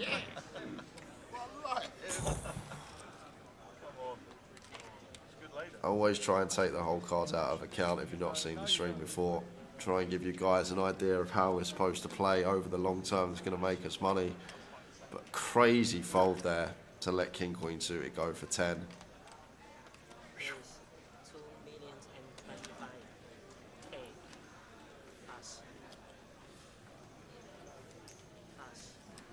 Wow. King Queen off is a snap there. Yes, Lennox. King 10 suited is a snap there. Queen Jack suited is a snap there. Jack 10 suited, kind of close. But King Queen suited, folding correctly. What am I watching?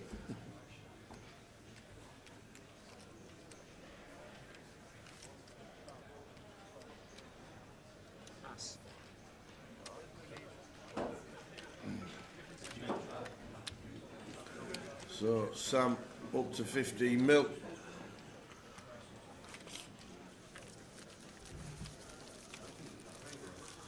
I do love this comp tower. I do love it. That's great. Artin gonna need a bit of help now from seat number 7.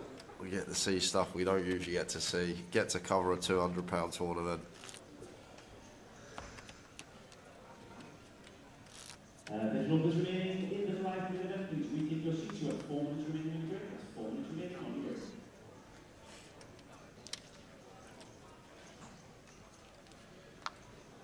In the sequence of your blind, that's called blind 800, big blind 1600, big blind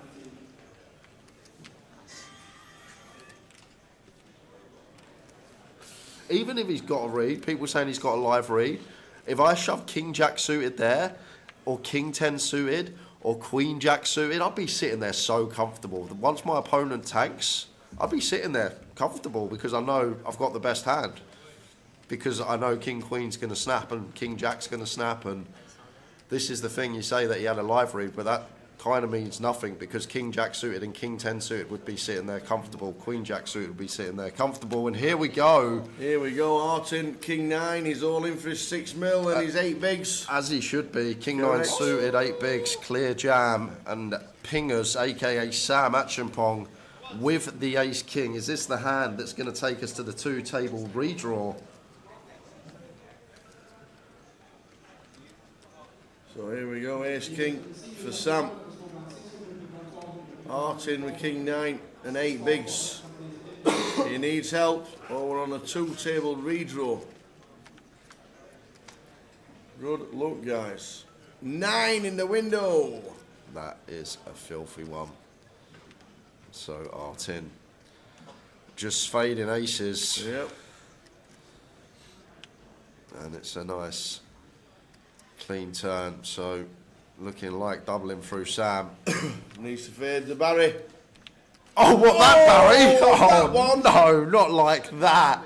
Oh. You think you've got there as Artin, you think you've started the spin, and an ace rolls off on the river. Send that Barry. Pings the river again, does Pingers. Wow. Wow. What a river card for Sam. Look at his face, he loves it. Wow, wow, wow. So, the clock has paused. We're on a 2-table redraw.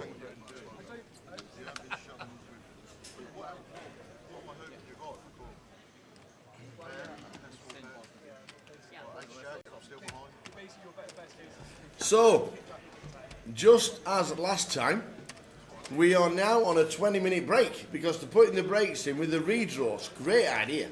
Great idea. So give the guys 20 minutes rather than bringing them back after a break and then the end of the level. So we're doing exactly the same right now. We've got 16 players left. There is a redraw and there is a 20-minute break. So come back at 2:40 p.m. for the final 16 of Goliath. See you then.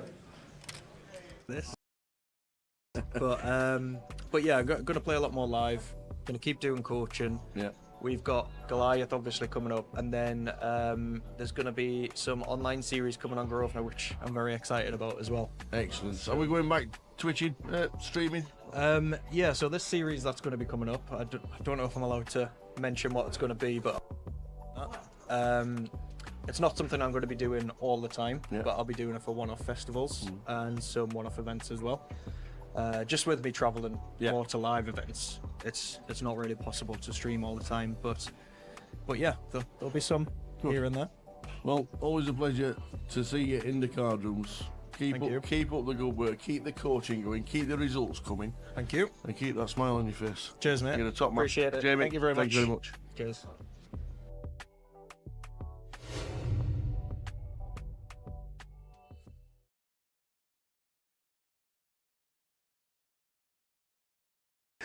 (2024) and welcome to Goliath. Yet again, Coventry is the venue, and this place every year just gets busier and busier and busier regarding the best event and the biggest event outside of Las Vegas. We absolutely love it. We can't wait for this week to happen. It's a full 11 days of poker. The main event is 9 days long, and it's just one of the greatest events that there is to get involved in. But we're going to run through what you need to do. You need, and it would be really helpful if you had your Grosvenor card, because what you do is you see all the beautiful reception and you swipe in your card and you get yourself in like any Grosvenor casino. You're straight through. So we're in, we've got us card. We are now in. We wander through, we enter through. If you want to pick up an official programme for Goliath, it tells you everything about the history of Goliath, it tells you everything about what is happening this week, it tells you the full schedule of that and the history since 2011. You wander through, you've got your wristband on so that they don't need to check that you've signed in every single time you want to go and have a cigarette, want to stick outside, you want to go to the shop, you want to do everything. And if you've never been to Coventry, this is the greatest walk down into the casino there is in Britain, because we have to go down 2 escalators because it's that big. Because as we get down the first escalator, you'll see some beautiful creature on the wall to welcome you to 2024. And this year, I've been lucky enough that it's me. We're on the wall. But this is what it's all about. This fantastic trophy stays in Coventry. You'll get a small replica if you win the tournament, and they're the guys that have won the tournament and got the small trophy with them. Lee Rawson started it all off back in 2011. Last year, Toddy won the biggest prize pool that there has been. It was a superb event, and that trophy stays in Coventry, but you do take a replica home with you, plus a substantial amount of money, as Alex Todd last year took home chunks. So the second escalator, you come down, and as we see, first time in Goliath, how good does this look? It's an amazing casino. It is spectacularly big. There are spaces everywhere. We'll nip to the bar very shortly, just past. One of the main things that you find if you don't know where you are, and there are a lot of people that have turned up for the first time, we know, as brand new members of Grosvenor Casinos playing the Goliath for the first time. So this is your destination of where it will be. The halls to the left, the registration desk to the right. We'll show you each of those very shortly, but we aren't just quickly going to nip to the bar. Not that we ever frequent the bar too often, but a lot of players do. And as they do, what you'll end up with walking down, and what you'll end up with at the bar, is you'll find former champions. And here he is. Kyle, hello, sir. How has it been since we lifted that trophy a couple of years ago? It's been okay. It's been all right, has it? You've had a couple of coffees this morning? Yeah, let's call it. We'll call it a coffee. Congratulations on your win. It was fantastic to be there when you lifted that trophy. Yeah. And we'll leave you to your coffee. But Thank you very much, sir. you're a superstar as always, and we always love the shirts. The best thing about Kyle Jeffrey is you'll always find a shirt that will surprise everybody, let me tell you. So, you've been to the bar, as Kyle Jeffrey's been there since about last Thursday. We'll wander down. Let's have a wander, because what you need to do now is you need to register for an event, and you need to go to the registration desk. If in your normal casinos you've got your cashier's desk, at Goliath it's all separate. You've got your cash desk over there if you want to play some cash. If you want to register for the cash tables which are in there, they are bustling. There's always cash tables running 24/7 during Goliath. We are a 24/7 casino, and there's always one cash table running for as long as it runs, and they get busier and busier during the day. But most importantly, the registration desk, we've got Matty on the left, we've got Dina on the right. As always, there's never a queue, there's never not a queue. If you travel around the world, you will, in busy places, find a queue. It's an unfortunate thing when you bust out, you do have to pre-reg, but these guys are as quick can be. Literally, tell them what you want to play, get yourself in. Matty's always smiling at you, and if you want to bring him anything, his favourite is a Krispy Kreme. Get him in. You have to look after the staff, because the staff are the most important things. Look, it's like a tuck shop over there. It is, it's like a tuck shop. But as we know, the queues are an unfortunate part of it. We do have to queue up every now and again. It is one of those things. But once you've got yourself bought in, once you've got yourself past this queue and got yourself back into Goliath, if you bust out, we've got tournament after tournament, and normally, somewhere round about here, we have a mainstay of Goliath. And the mainstay of Goliath sat there is Mr. Sean Hayden. He's been to every single Goliath. He has been to since 2011, this lad. Missed the first year, and then we wanted him back in 2012. We're not going to do a trick. What are we doing? We're just going to have a quick chat on why Goliath is always on your calendar and what it actually means. So, it's a festival of poker, but it's a festival of people that love and live with playing cards. And I've loved and lived with playing cards for my whole life, since I was about 6 years old. Yep. And even when you go to a magic convention, it's magicians that are all interested in all different things. But here, it's like, how many people throughout the week? 10, 12,000 people. 10, 12,000 people that all live for a pack of cards that I've got the most common with. So I can look forward every year to coming to Goliath and sharing time with people that love cards as much as I love cards. And you always put a smile on the people's faces during the breaks. I try to. You really do. Apart from the first year of Goliath, this guy is a mainstay of Goliath, and it's always a pleasure to see you. And it's a pleasure to see you. And you're always busy around the world, but you always make time for Coventry. Come to Coventry. You've got to come to Cov. You do, it's right, it's true. You have to come to Cov to see this fella, Sean Hayden. So, you bought in, you've been to the reg desk, you've had Sean Hayden entertaining you, and now we're off to go and have a bite to eat. As you can see, the gateway to Goliath. It's the main way. One of a GUKPT mainstays, big city. Oh, bad beat stories. I ought to charge £1 every time you come through. So, we come through to the main hall, and this is the food hall. The bar is open. If you've had a bad beat story, you can tell absolutely anybody who wants to listen. But this is a food hall to get yourself through. And this is it, food hall. The food hall time, normally on a break, really busy. The guys doing the pizzas are always busy. The guys in the top doing the salads. The guys down there doing the nachos and the burgers, the bar. It is absolutely chock-a-block all the way through. So, you've got in, you've registered, you've had a quick drink at the bar, you've got yourself down into the food hall, you got yourself a burger, and then you walk through these doors. And you think, where am I going now? I'm just about to enter Goliath. This is it. This is my time. I'm on my way to play Goliath. And if you want to check out the winners, there they are. All downside of the wall from 2011 when Lee Rawson became the first person to lift the trophy.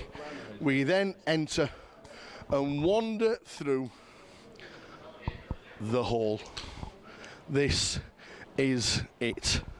And this is what you're greeted with. An array of 110 tables, all sat, all fully dealt. The dealers are amazing, the floor staff fantastic. Everybody knows exactly what they're doing, but this experience, as you see down at the bottom, the Card Room Direct feature table. It is the table that we live stream on. It's the table that you need to be on Sunday to win the Goliath. But it looks vast, it is vast, but it's a fantastic place to be. And if you've not been to Goliath before and you want to make it through the rest of the week, this is definitely the place to be. And this is the best tournament outside of Las Vegas, the biggest tournament outside of Las Vegas, and that is Goliath.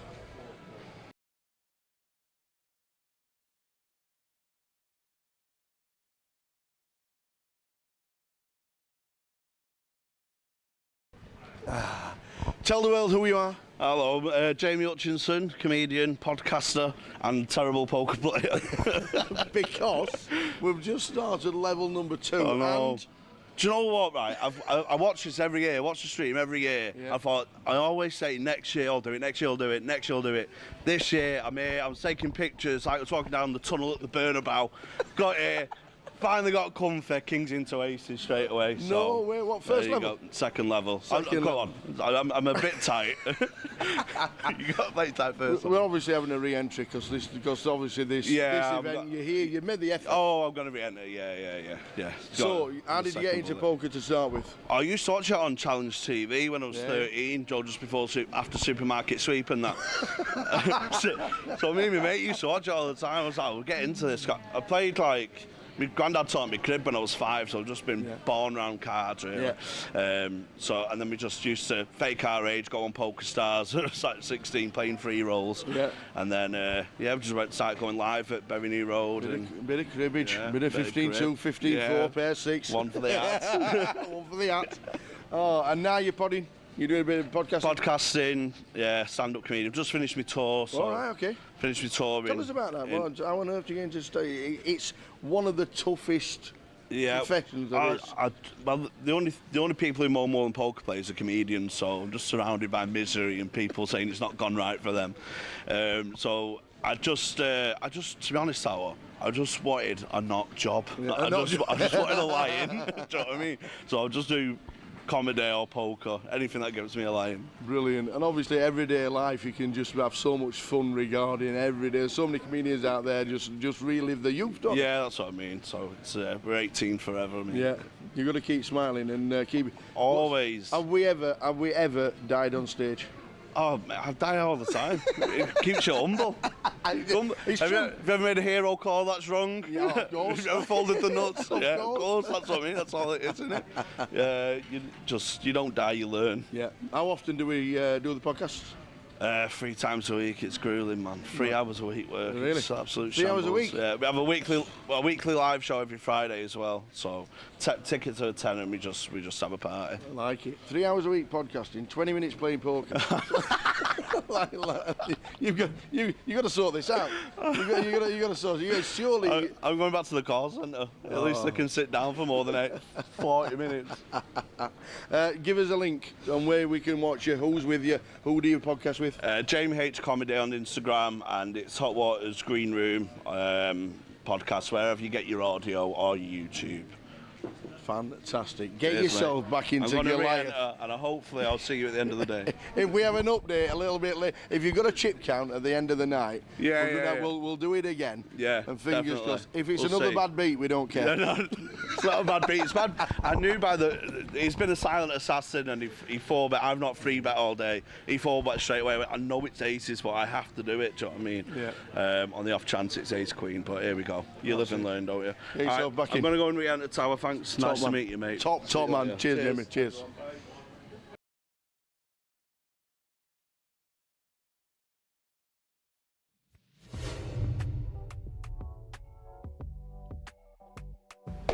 we're spending 10 minutes with Aran and Carl. Thank you very much for your time. It's a pleasure to be here. Where did you start playing poker? And how on earth did you get into it? I mean, growing up, I've always been very much obsessed with anything strategy-based. So you're no three-card brag man. No, and I used to play a lot of cards, but a lot of different card games. And I've always been a very competitive gamer. Anything with strategy is just... until I came across poker, it was actually during a sleepover at a friend's house. Were you a killer at Monopoly? I used to, whenever I knew we was playing Monopoly, I used to open the box and slip some of the 500s into my pocket prior to the game beginning, and when people went past the go and got 200, I was getting 600. I love it. The additional notes were coming out. But yeah, where my friend Christian, I think I was leaving college. I wasn't 18, I was 17 years old. He taught me the rules and my mind was blown. I was hooked. I was like, wow, I've discovered this a bit too late. And I was just immediately hooked to a point where when I started uni, my attendance... Where was uni? Huddersfield. Oh, yeah. It's funny because growing up I wanted to be a pilot, then I wanted to be an architect, then I studied accountancy and finance, and now I'm a poker player, right? Well, accountancy, facts, figures, numbers, maths. For sure, yeah. So I joined uni. I didn't really enjoy it. My attendance was very low because I was too busy playing poker in my local card room. It all started with free rolls. I used to turn up with my shades on, hood up. You look back now and you think, why did I do that? Yeah, I was just obsessed, and the obsession, it really forced me to dig deep, and I've just been obsessed ever since coming across it. And when you find something that you have that deep connection with, it just comes natural. Ever since coming across poker, all I've ever wanted to do was to play poker, and I've always worked very hard. I mean, when I was at school, I used to do papers, and I worked in behind a bar, then I worked in a hotel, then I worked in a restaurant, then I worked in a nightclub, then I went and worked in an office. I was a credit controller for a very big organisation, collecting £5 million a month. I've always been obsessed with numbers as well, but my heart was always in poker, and all I wanted to do was poker from the minute I came across poker. Well, my first number for you was 2015. Yeah. Huddersfield. First cash in 25, Huddersfield, yes. 25. Yes. That's where it all started. Can you remember much about it? You finished 12th? Yeah, I mean, that was one of the biggest buy-ins at the time. Yeah. I think people tend to forget that we've not always played at these stakes. You work your way up. Yeah. But at the time, yeah, it was really, really big. Was it a direct buy-in? It would have most likely been a satellite win for sure, yeah. Nice one. I like it. The Huddersfield on the map just because it was your first score. But your first big score, 2019, the Christmas cracker. Yes. Like, these fields used to be huge. Yeah, for sure, for sure. Manchester did really, really well at getting the numbers in, yeah, for sure. They did? £12,000. Yeah. I mean, on the final table, I remember the final table as well. I wanted to carry on playing, but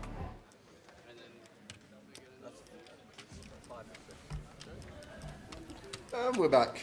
We are back for more. Let me get 60 mil, Willie Watkins.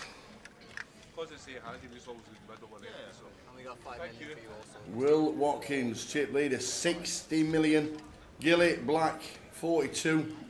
Reese Link, 22. Sam Achampong, 21. Zivkov, 18. Kinang Mang, James Harty. James Harty satellited in for a fiver. Also won a Vegas package last year when he went there with the team at Grosvenor Poker. And I've been told they're doing it again next year. Lovely. They're doing the old Vegas packages for next year. So we'll be hunting that down sometime in the new year. So James, who obviously plays quite a lot online, got himself a seat into this for a fiver and got himself a Vegas package with the Grosvenor team. Steve Ricketts, Craig Eaton, James Brown, Lance Connolly. And down at the bottom, 5 mil. Are the blinds $1 million? Next level, we obviously went on 3 table, 4-8. 2 table redraw, so we're at 4-8, and then we're going to be at $1 million level in about half hour, I reckon. So there's the chip counts. Just catching up with the chat. A lot of talk about that hand before the break. At the end of the day, guys, let's move on. It is what it is. I know a lot of you know we should call. This game's not about short term, it's about long term. We're looking at decisions over infinite. What's going to make us the most expected value? And in that scenario, we should have been calling. But in the short term, it looks like a genius fold. And we move on. We have 18 minutes left. Zivko doing it for the Guildford boys, says Sam.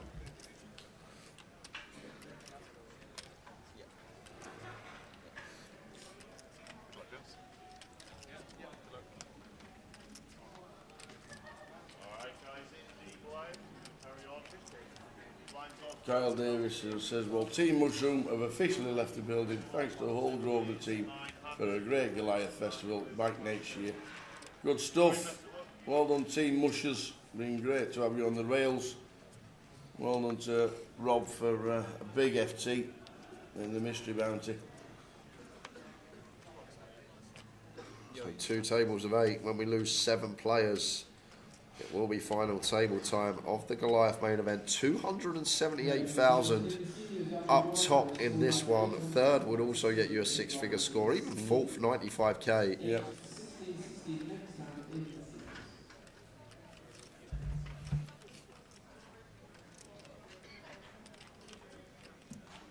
So Kinhan, first look at him all tournament. Haven't seen him on the feature once. Making an appearance 2 tables out, pocket 8s. It's going to start with an open.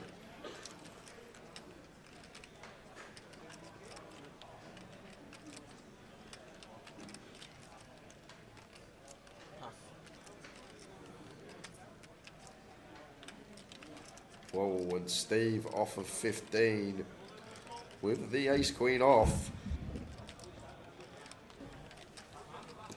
Having a little look around. Are we on a ladder? We are not on a ladder, so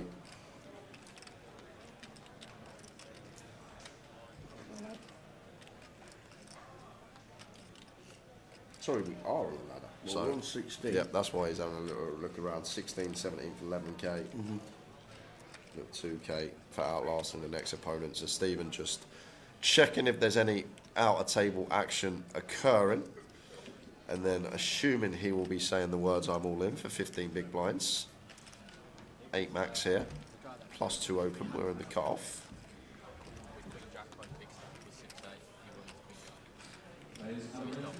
And I think Hank's got one that doesn't get to call. At this particular stage. Yeah, very nice, Stephen. This is a very good jam from him.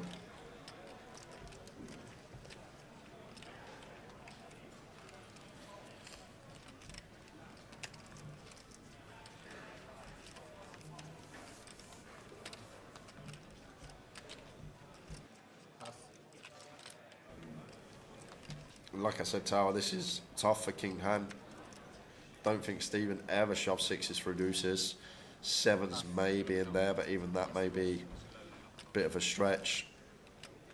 Though we can see he's slight equity favourite, but I think fold is the avenue to take here for Kin. Like 10's definitely in. 9s becomes dicey. I think 8s becomes a bit more of a fold. At this scenario, 2 tables out, playing for 278k. Much prefer to be the player asking the question, making the all-in move, then calling it off with this particular hand.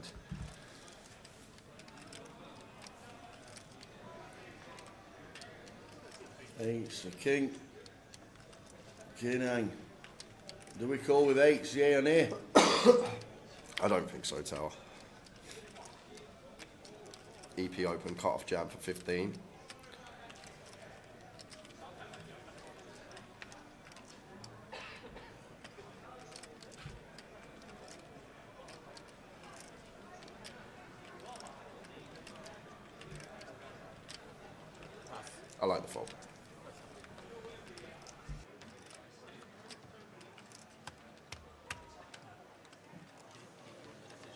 folded us.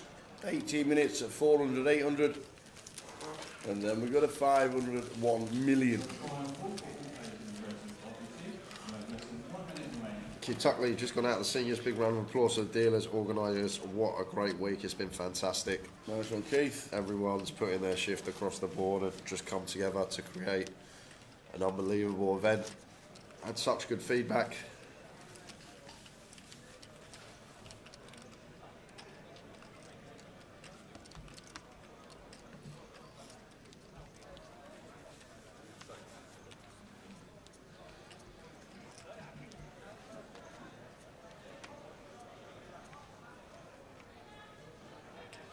He's king for Ben. So, should be making this 2 BBs or thereabouts. 1,600,000. Nice. Raised to 1.6 of the ace king. Lewis in seat number 8.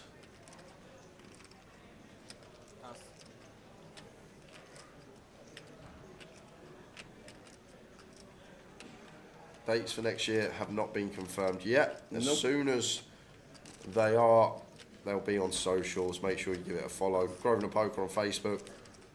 And also follow us on Twitch. Subscribe on YouTube.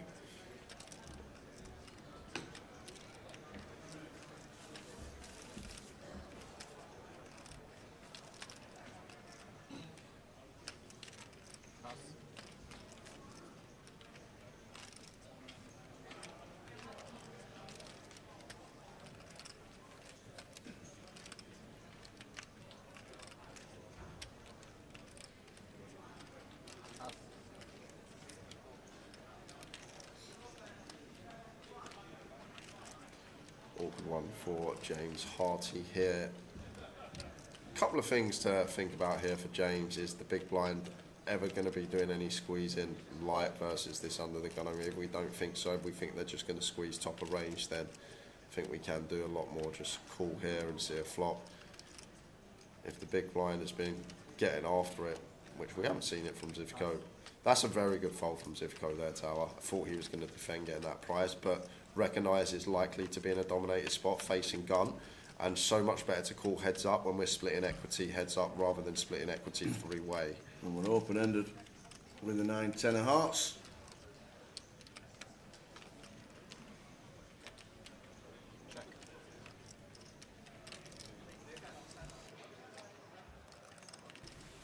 Tough one for Ben. Might be check or big bet board. We would scale down at this stage, and with our particular combo, no diamond, I think check is in order as he does. And now James' potential to take this away from him, Tower. Let's see if James can find the lead here. Like, once Ben checks back, he's going to have a lot of this ace high, ace king, ace queen, king 10 type stuff.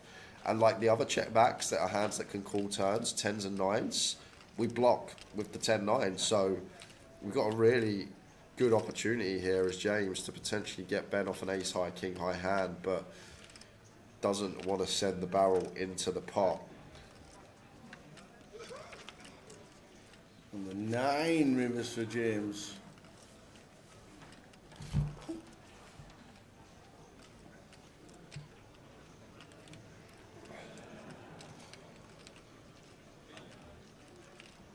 Now is James thinking about going for some potential value here? Once Ben checks twice, I think we are aware that he is just going to have a lot of this ace high, king high type stuff, and Ben will see James has got there on the end. Nods his head in approval. Small one going James Harty's way. In for a fiver. In for a fiver, just remember that.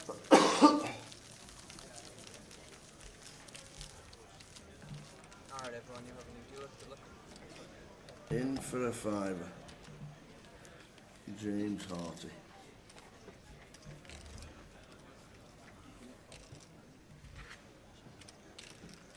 Won a Vegas package last year. Went to Vegas with the Grosvenor team.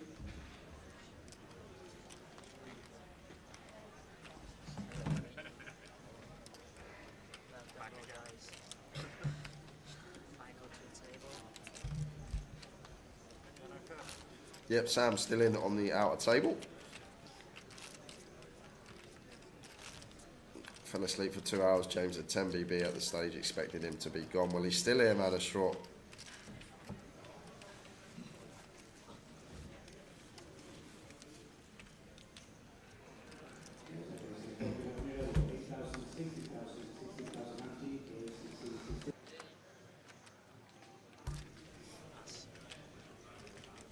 There we are. Bottom of your screens. Full prize tick up for the last 2 tables.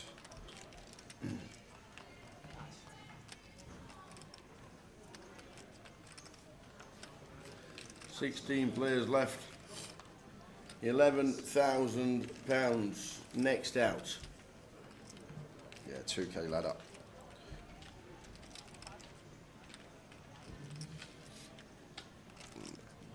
On the button specifically here, sorry, in the cut-off, as James could play open jam tower. But I really just like with this hand, especially ace king suited, just going 2 BBs, try and induce something from behind, try and get someone to make a light reshove, get some value from the big blind defend range.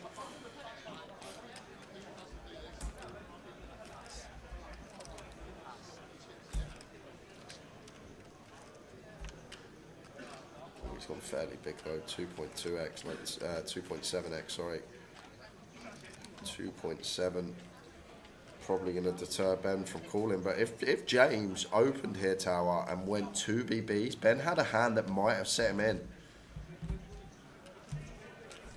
Gone fairly large.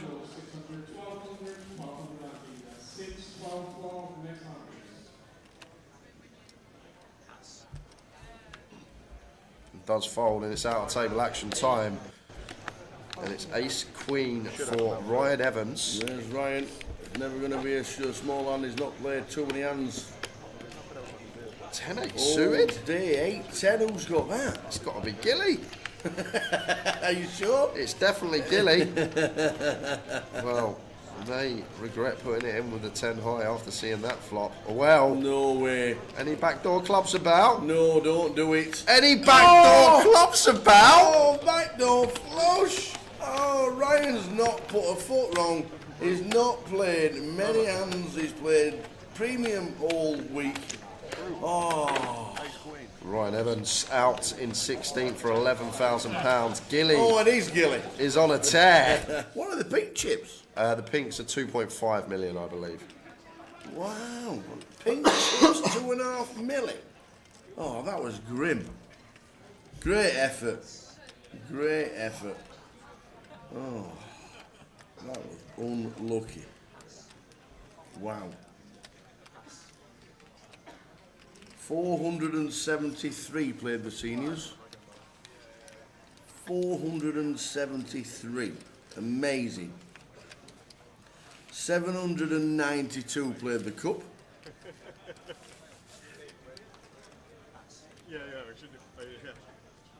And the turbo just managed 265. Come on.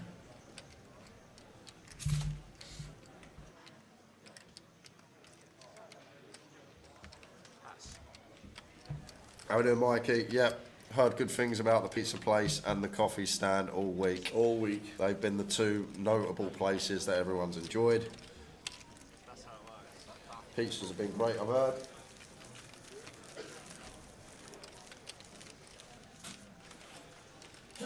Yeah, the brownies covered in hot chocolate sauce. Oof, didn't have many of them. Only had one. Only had one all week. Aye, aye, aye. Vicky says, go on, Gilly. Vicky Southworth. Good to see you. Did you just say you've only had one brownie all week? I cool. No, I've only had one. I cool. Pretty sure I've only had one.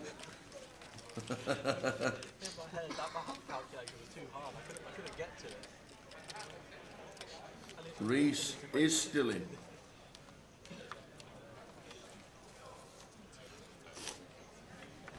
Yeah, you'll always get spots and recreational players looking at the screen and looking at the big payouts and probably playing overly cautious.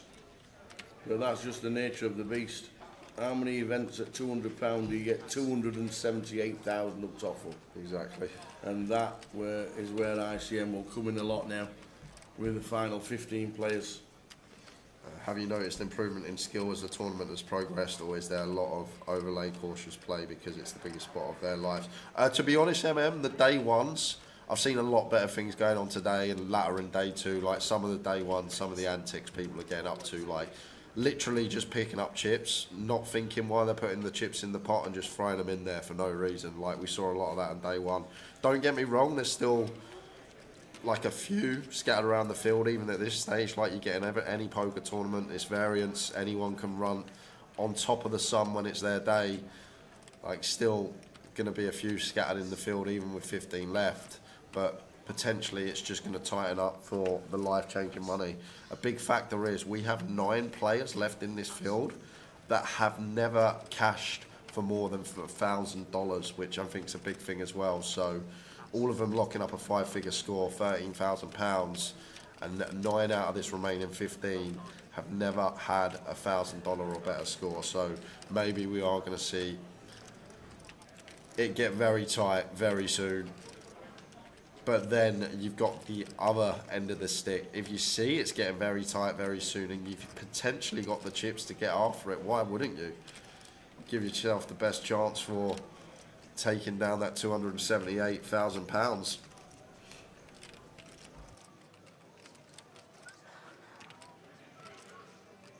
Ryan Howard says day one so hard to navigate. I agree, it must be. If they don't even know what they got, how can you range them on something? The beauty of the Goliath. Absolutely. Absolutely, like Jay says, sometimes you don't see poker like this on a big live stream or even a 1K 500. But these guys, biggest scores, life changing.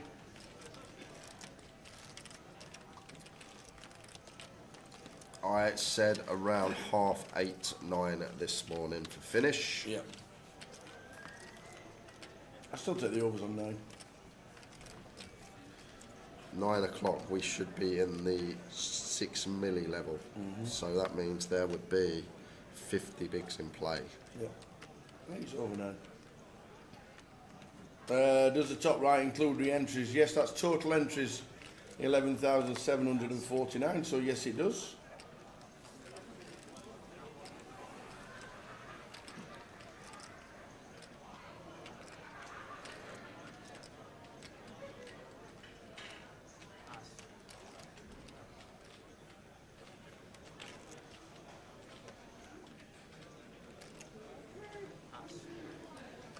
James Brown and James Hartis sat side by side.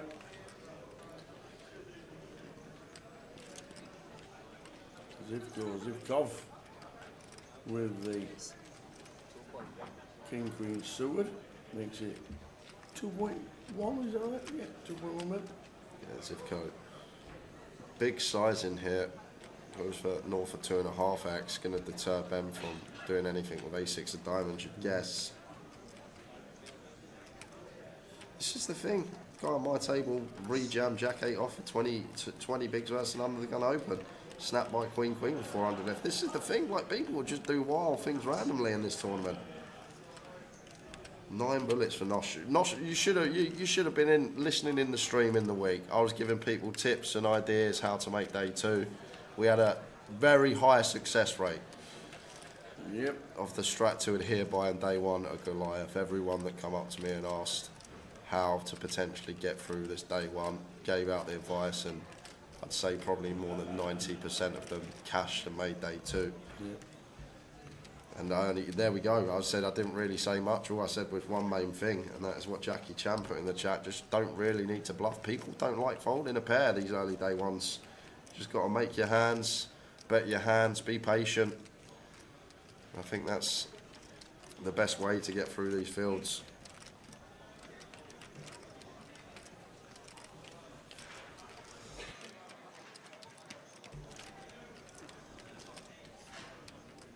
I wonder what Louis got here, Tower, that he's dwelling up with.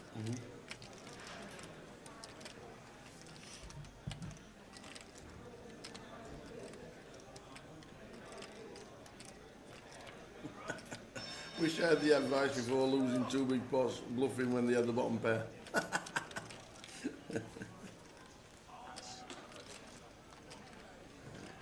going to be raise and take.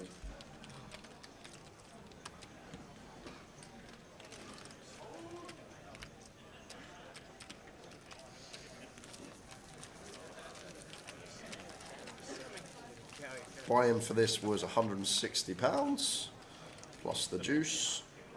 £160 from each entry going to that prize pool. Top right of your screen, 1.8 million, just north of, for £160 buy-in. We are here in Coventry, central England, the Midlands, and we will be crowning a champion at some point today. The Midlands, where Coventry City played Werder Bremen yesterday. These were the chip counts at the break about 15 minutes ago. Yeah. Obviously, we saw Ryan Evans bust on the outer table. Well, there, all the chip counts from the last break, as Gerry said, just over 15 minutes ago. 60 mil chip lead.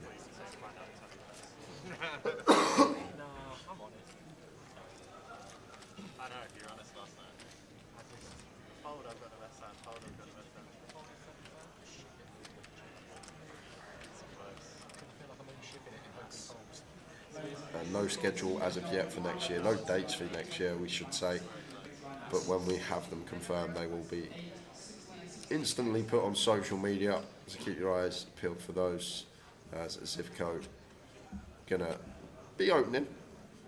This is like the one we like to have in there as the still. Well, he's not going to do it, he's going to let this one go.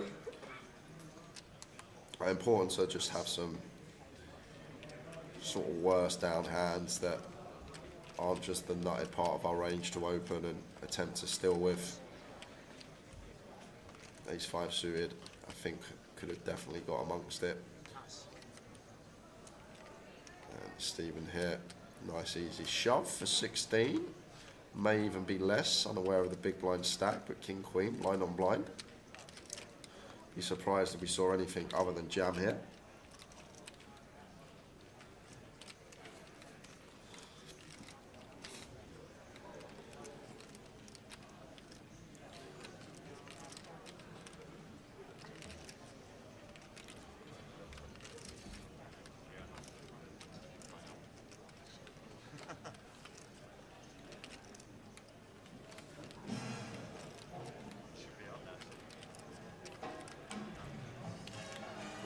Steve. Loving to find the triangle tower. Whether he does or not is a different question. This one's going to play very well as a jam here at this effective stack size. Blind on blind.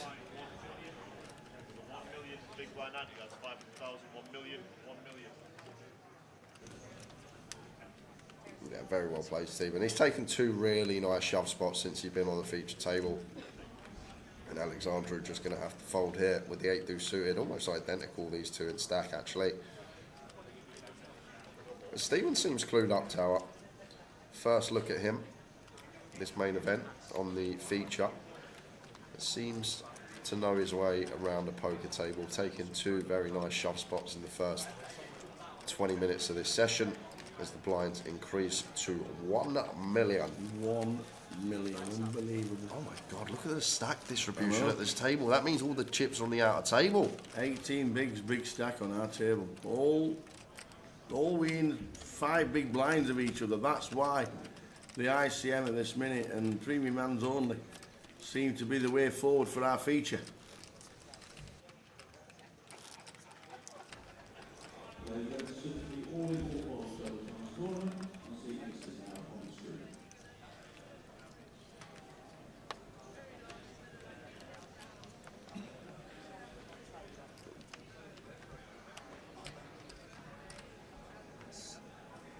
We got 2 Jameses at the table.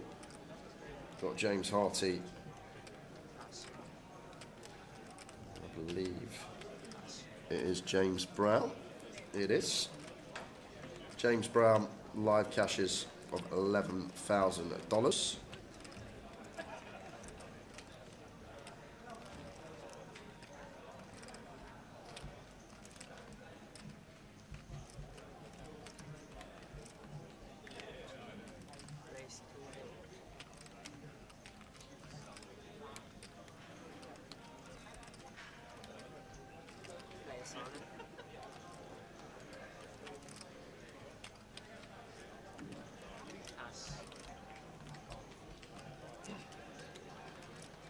And James Hardy, $6,000 in live cashes. How we doing? Spud been here all week, and Louis here. Louis or Lewis, I'm not sure which one he goes by. It does move all in with the ace queen once again. Very nice jam. 12 bigs over the hijack open. Kind of clear, but glad that he's taken it. We've seen already some spots today where people haven't taken the spot and veered towards the tighter side. Good to see Louis moving in here.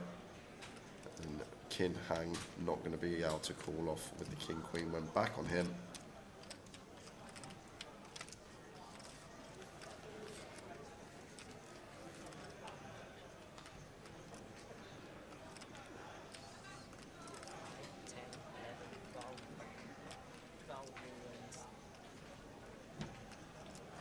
Sorry, Spud, been a long week, mate. If you're making a joke, it's just gone over my head.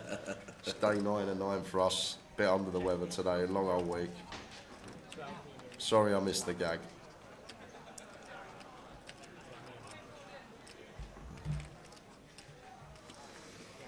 I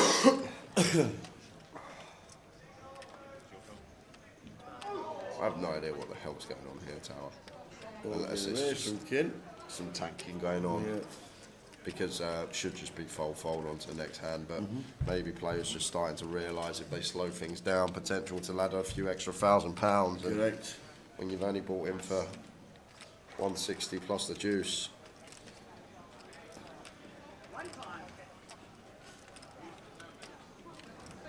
James Brown with the twos, flips them in the muck, and Kin should do the same.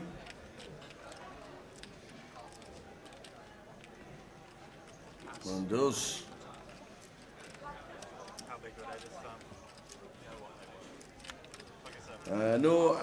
No dates regarding next year, Jordan, just yet. All we've been told is keep your eyes peeled on social media, and hopefully information soon regarding next year. I would predict the same buying. Jim McShane came on the stream for half an hour on one of the day ones and said that he should expect it to be the same buying for 2 or 3 years. If everything goes well, maybe 3 or 4.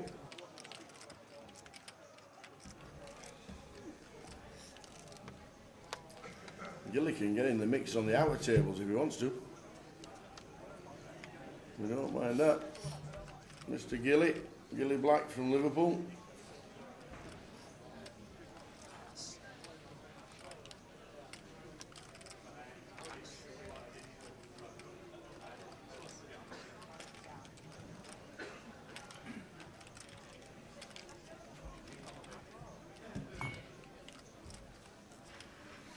Yeah, Will was chip leader. Will Watkins was chip leader at the last break.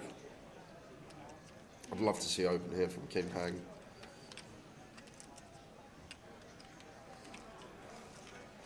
We'll think about it. It looks like an open.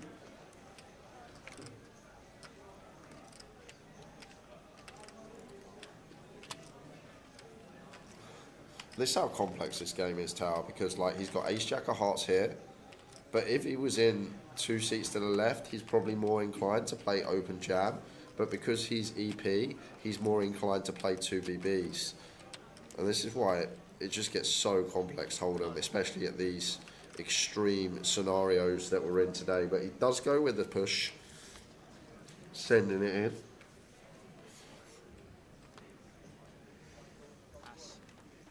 Call from Lewis. Steve in C9.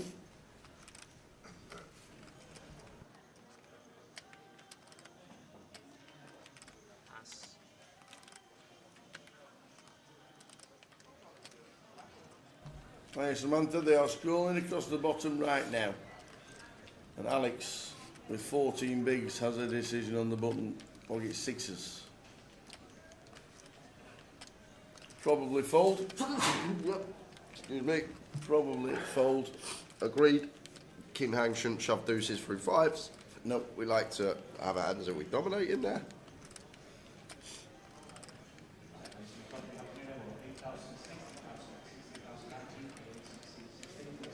Cheers, Mike. Without you guys, we don't have the chance for a great experience. Well done, guys. Thank you. And all the tickets should be in. Quick one. If your name is Higgy Bear, it's not an alias. And that's the only one that's not been credited. Yeah. And if you unregister an event, it all should get sorted out by Monday. And if you don't receive the credit back, then just contact customer service and they'll sort it out if you've unregistered a day that you didn't play. If you win, you get paid on the same day. You can do exactly what you want. You can leave it on deposit, you can come back, you can put it straight into your bank, you can have a few quid to spend at the bar. You can do what you like.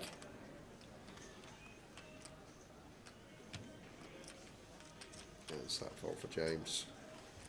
Corinne says, Jay, you made your mate Joe into some kind of hero. Now 5 players on the feature table wearing sunglasses. Don't say that, Corinne, because if he's watching, he'll think it's because of him. The Joe Saunders effect. I'll tell you what, if they all had red noses on, then I think it was the Joe Saunders effect. But sunglasses, I'm not having it. Just a coincidence. Yeah, seats 1 to 5. The Blues Brothers team. Everybody is somebody. Everybody. We are on 15.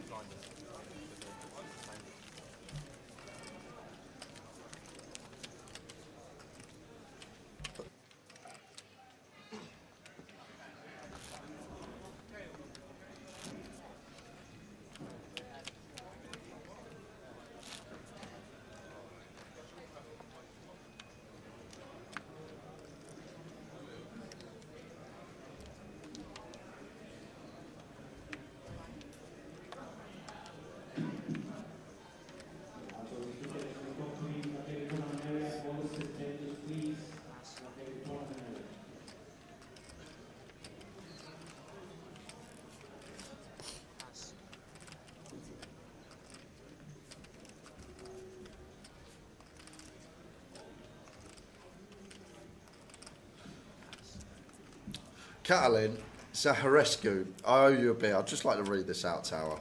Jay, Joe was on my table yesterday on day 2, dusted his stack off in 2 hands and then shoved his last 8 bigs with Jack 4 off. Absolute gold. He didn't tell anyone that in the chat. He said he lost Queens versus Ace Queen for a big one and then he was out. He didn't tell anyone about the Jack 4 off shove for 8 bigs. Thank you very much, Catalin. Higgy Bear 68, not Higo Bear 68. There we go. Have a quick chat. See if it's what we got down on the stick. Oh no, we got. Oh, you put 86, 68. Oh, okay, my mistake. Higgy Bear 68. We've rectified it. So that should be in either today or tomorrow, Higgy Bear. The rest are all in the accounts. If you want a token, they should be in your account now. Yep. So if Tom is listening, Higgy Bear 68, not 86. Just need to quickly get a picture of Catalin's comment. That is going straight in the group chat.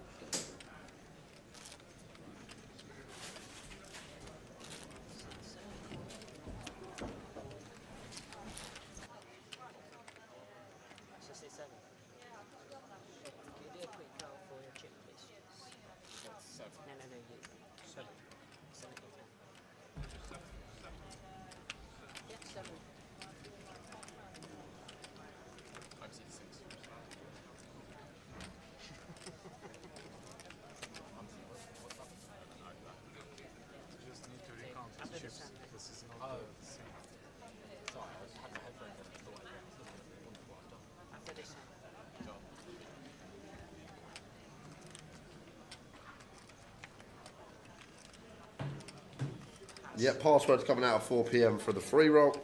2 hours before, as always.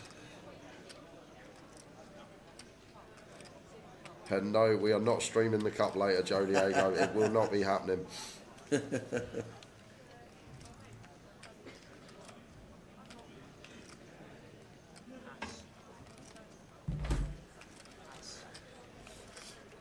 They will stay like this until 9. If we get to the next break at the end of level, whatever it is, 42 or whatever, then maybe, but I doubt it very much. I think we'll just stay like this until... There's only 15 players left. I'm expecting the next table change will be all the players on the final.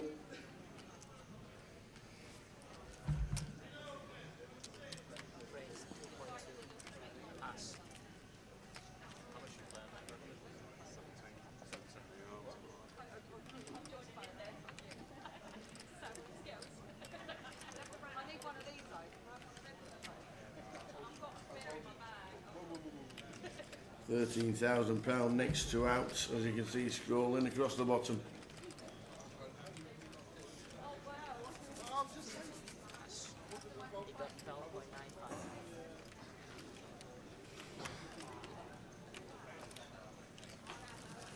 Did I remember something about a race around the stadium between Jay and Tower this year? We just never got time. We just never got time.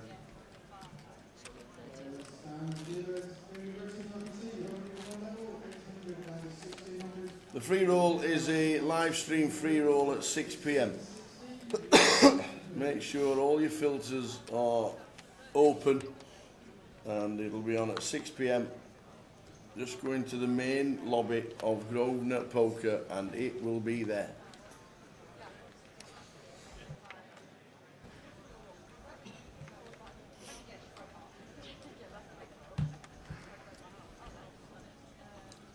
Yeah, next year. Just a year older for me.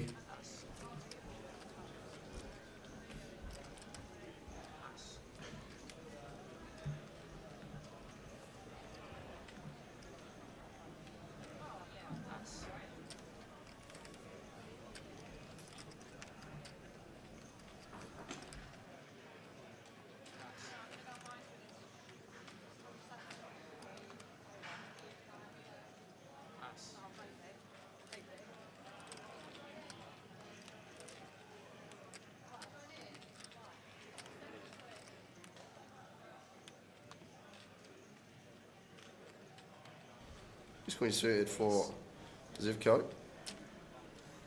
Goes for open. I like open. Such a strong hand. We want to induce something from the blinds.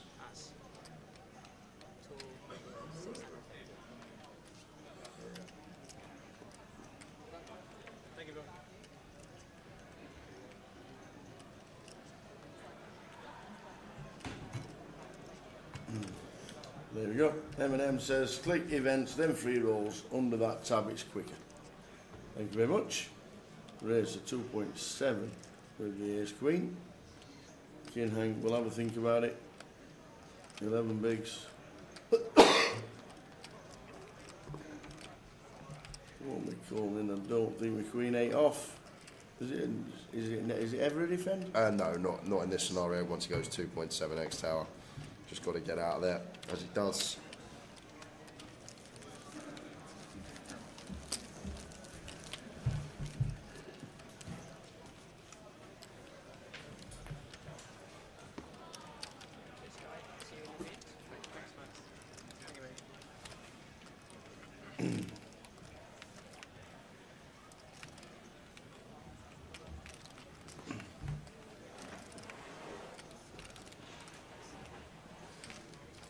So 15 players left.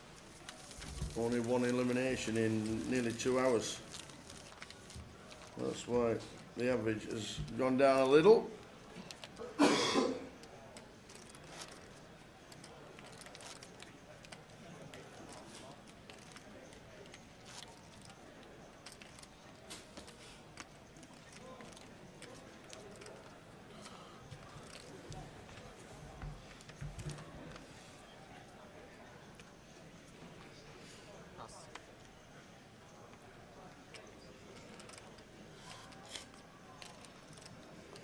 I'll give you the update, Catalin, in the group chat.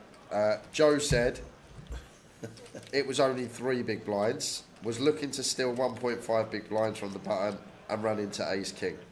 And to be honest, I don't know you, Catalin, but whatever you say, I'm going to take your word over this guy.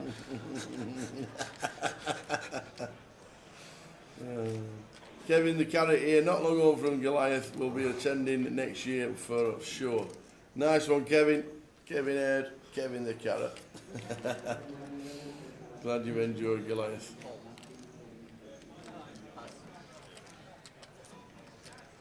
And you get selected to participate at the feature table. You need to be in the tournament, and tables just rotate on a 2-hourly basis. It's something we haven't seen in a day or two, Tower. We got an open limp coming in from James. Kings. Yeah, so James open limped and Ben with just 9 here. Yeah, gonna go for the limp himself, and is he gonna trap Kin? Because Kin's got 3s, he's got a pair, 2 late position limps. You're just gonna think you're gonna get this through often enough.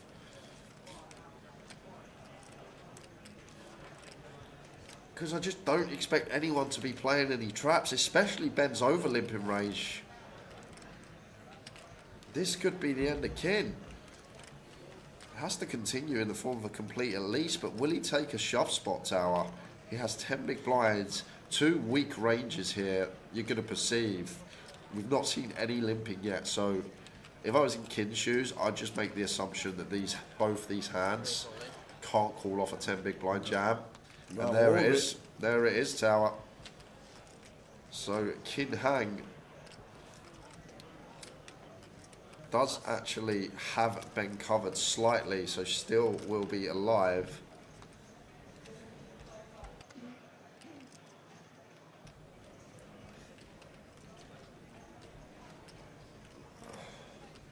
And James obviously can't call the A6 suited, and Ben going to be snap calling. We have set the chip in each table with all the 100 value chips and chip ratings for the dealers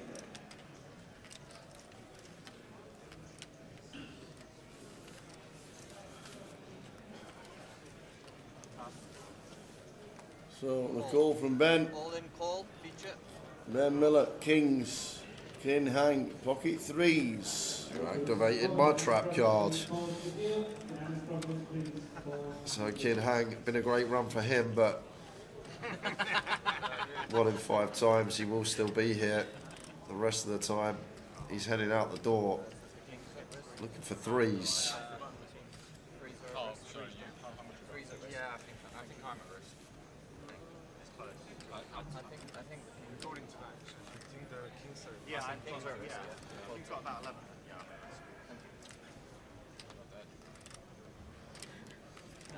So off we go. Ben Miller. All in for 9.5.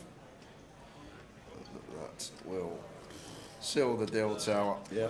We got running spades. Most of the time just going to be dead on the turn. There we are. Well, the 3 on the river. Someone in the chat put 3 on the river. How did they know? But the 3 on the river meaningless. Wow. Kin Hang going to be left with 1.4 million just north of the BB. And Ben's trap works to perfection.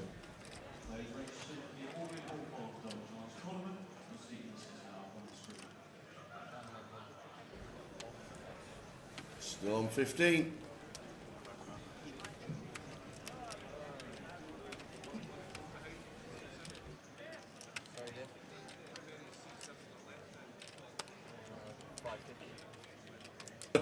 Kirsty McCormick says the crazy Scotsman Neil will be back next year and promise he will sit on his seat for the Joker's Wild. or put something underneath the kilt. Loved it this week and I've learned so much. Well, what are you going to do all of next week? Exactly, Kirsty. Exactly.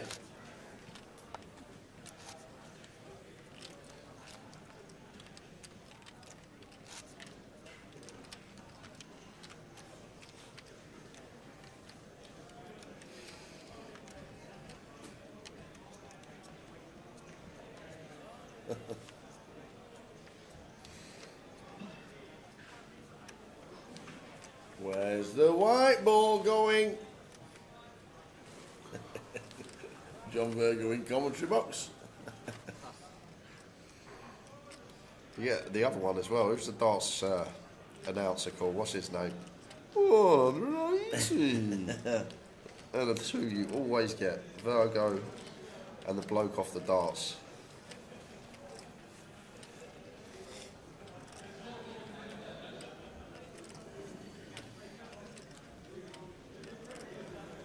Karaoke next year at Joker's while Jay starts us off. I'll start you off, but I'll sing Fur Elise. That's what I'll be singing. Or Beethoven's Seventh Symphony. Just waiting for the just waiting for the words yeah, to come yeah, in. just waiting for the words, you know. Just like there, just swaying left to right. I've been golfing with Rusbury. Well, here we go again, Top Tower. man We're is. going to jump back 2 things because Ace-7 here from +1 from James Brown. Yeah. It feels good. Well, I don't. Just folds. Maybe he thinks that he needs to make a stand and he's seen an ace, but Ace-7 off. And just going to be a nice clean ISO for Zivko. Yeah, should be the triangle. All of it. Exactly what he says. So we could be losing James Brown.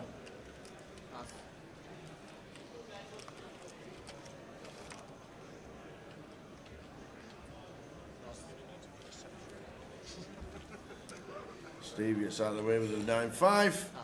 And off we go. So Zivkov, Ace King. Looks like taking out James Brown in seat 2.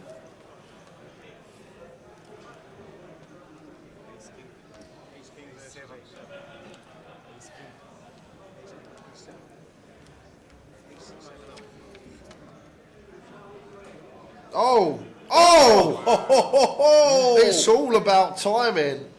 This What game, a flop. all about timing. So fading the case ace for chops, and that will seal the deal. We're not going anywhere. Ace for chop it. Oh my! He must have known. It's all about timing. This game, probably, well, not probably, gonna be a shove that don't think's gonna be winning over the long term. But James was happy to put his chips in and. Off he goes now.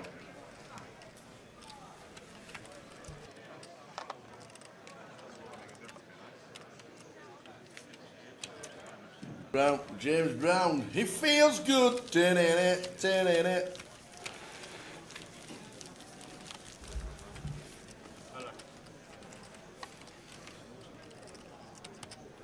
Just one joker in the deck, Joker's Wild, and it is a chop. It's not natural beats the Joker hand. Correct.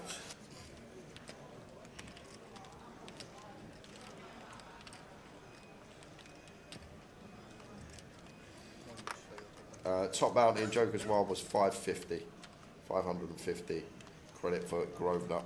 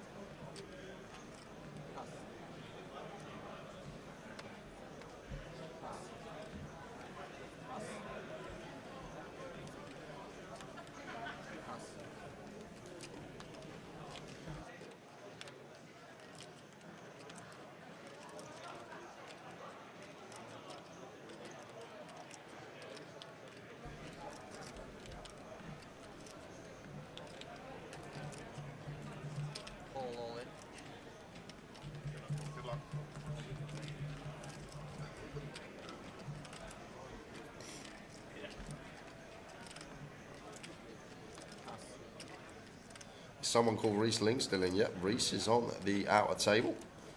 Got 2 tables remaining. We have got the camera crew out there If any all-in action occurs, we will head over, but we Correct. concentrate on the feature. We will indeed. And please, if you're checking the app, don't forget we're all working on that 20-minute delay. There's a lot of people that don't want any spoilers. There's a lot of people that don't want anybody knowing what's happening. If you're checking the app, please, no spoilers for everybody in the chat. There's nearly 2,000 watching. So please, if you're looking for your mates on the app, then no spoilers. So old Kin is all in. Yeah, can King hang in? Needs just a hold really with the ace king, and hold he does on that flop. 72% equity three-way. These two should be checking it down.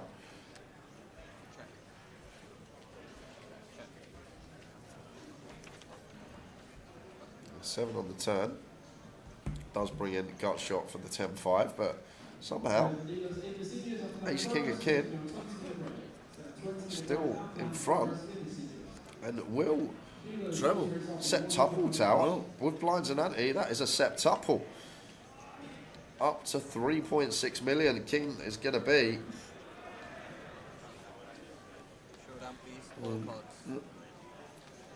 so the king high for Steve, and is there a little side pot? King. Ace king for the main pot. King 4. There we go. Didn't check his cards. Said he was in, and guess himself up.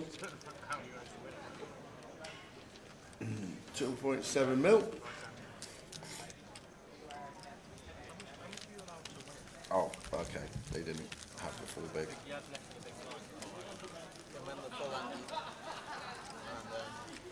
So we'll go with the quintuple up then. He's still happy with that.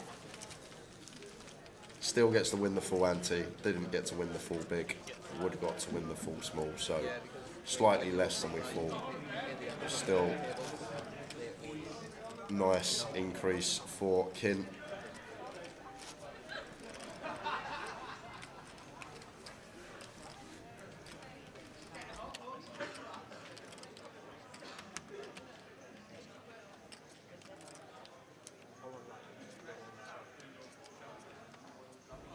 That's the thing, you see that board with ace high and it's like GG, see you later guys, and somehow ace king high, good three-way, a non-paired board. There's James here under the gun, king jack off. The way the stacks are situated at this table, I just think we got a fault here as James. Everyone's got a reshove stack. Like king jack suited, probably going to open, king jack off. From gun specifically, may have gone with fold, but James getting after it, maybe getting after it because of what I said, thinking that people are going to be really tight. People are tightening up, making it 2.2. Seems a bit on the loose side. It may work, attempting to steal from gun. There will never be an online flight for the Goliath. No. The reason this event is so good is it is the biggest live poker event outside of Vegas. As soon as you incorporate an online flight, it no longer becomes a live poker tournament. We like to keep that novelty. Biggest live poker tournament outside of Vegas. As soon as that online flight comes in, it's no longer then just a pure live flight. So I don't think we'll ever see online flights for the Goliath guys. Sorry about that. With you on that one. So we're on 15. Been on 15 a while. Average stack is just still shy of 20 bigs. All the chips are on the outer table and not many on this one. So we have a lot of shorties on this table. And that's why big hands and that's it is only playing. Nathan Brown rooting for James Brown. Come on, James Brown, we're all cheering you at home on the edge of our seats. Why wouldn't you be? He's playing for £278,000. This is the prize ticker at the bottom. He's got £13,000 locked up. 5-figure score already. But everyone thinking about that life-changing amount. Over $250,000 up top. Even coming like fourth, for example, just shy of 100k.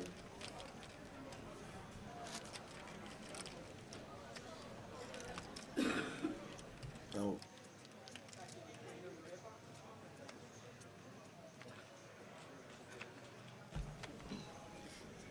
What about holding day ones at casinos across the road, across the country? He does the announcement every morning. Imagine the bill we'd have to pay to get Tower up and down the country every single day to do the announcents, bring everyone in the playlist. It would cost thousands to get you up and down everywhere. Plus your food bill, plus your accommodation. There is no casino in the country that can have 1,500 people on a day one.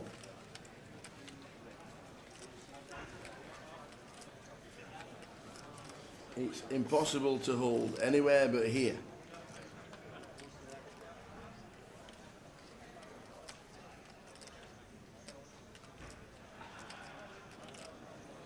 Zip code. Ace Queen, all in.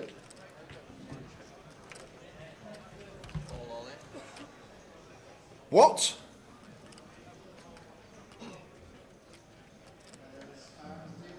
Wow, I am surprised to see this tower.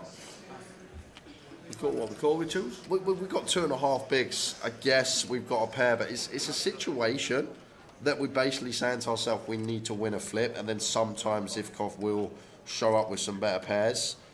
I guess 2.5 bigs is not as bad as I first looked up when I saw deuces as called an all in, and we've only got 2.5 BBs. But it's a situation where we're either going to have 50% or we're going to have 20%. There's no scenario here where we ever have Zivko dominated or him drawing to 3 outs or 2 outs. It's just never going to be a thing. Zivko not shoving ace deuce suited, I don't think, with the short stack here. But maybe Kin Hang just happy to take the flip, and he sees the good news. He is in a flip scenario. But I looked up, I saw deuces are called an all in, and I was just shocked at first, and then I looked at the stack, 2.7. 2.5 bigs. We've got a pair, I guess, but maybe just knowing we need to win this flip. Is he going to hang in? Or is he out the door? Well, he is hanging in at the moment.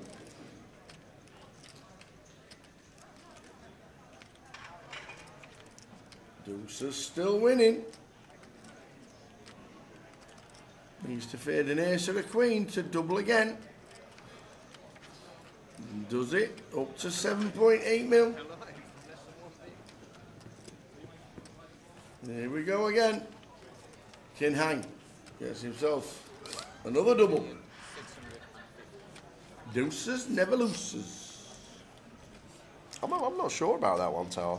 Maybe close because we got the pair, obviously, and we are going to be forced all in 2 hands, but I'm sure some wizards in the chat might be able to help us out, but don't actually know about that spot. 2.5 bigs, what we're supposed to go with. Obviously we got the obvious ones that we know we're always going with, but like deuces seems annoying.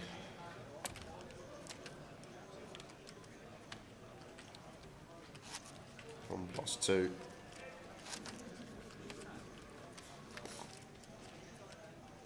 But Kin right back in this tower from the man that had half a big blind.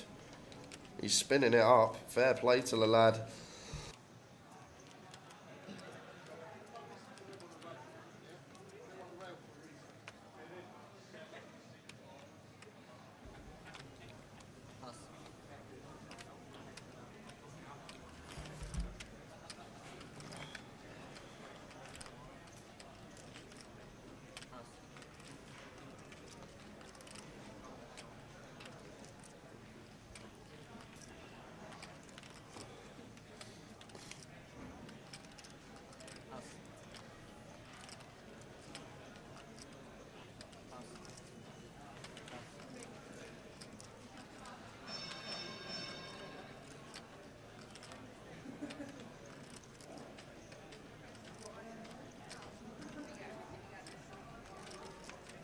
Yep, gas. 2-2 was the other hand from the little riddle earlier.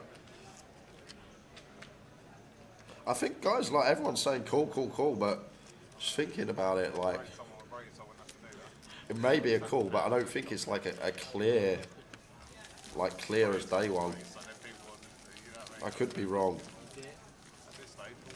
Sort of bit of a no man's land area of the game tree for me there.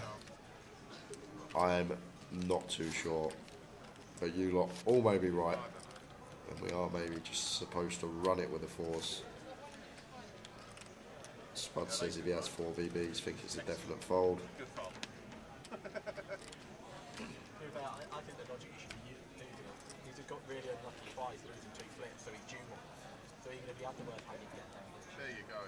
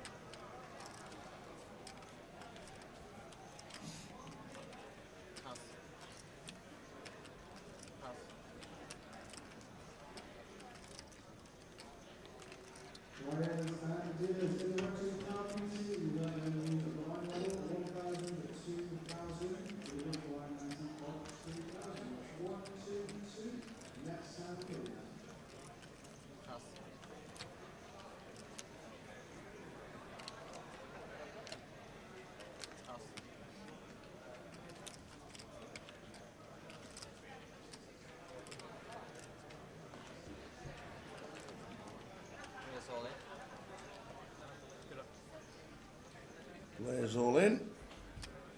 Everybody says good luck to Ziv.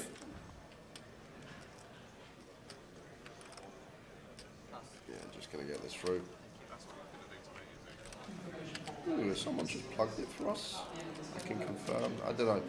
Ben says he's not supposed to rejam 2-2. Can confirm 4-4 plus, but I think it should be even tighter as it's 7.9 million shove. Is that Ran? Have we plugged that? Is that confirmed? Are we on our computer? Are we laptop gating it at home for our final table at the Goliath, or our final 2 tables at the Goliath? No laptops on the rail, please, guys. Pulling up. Lines up.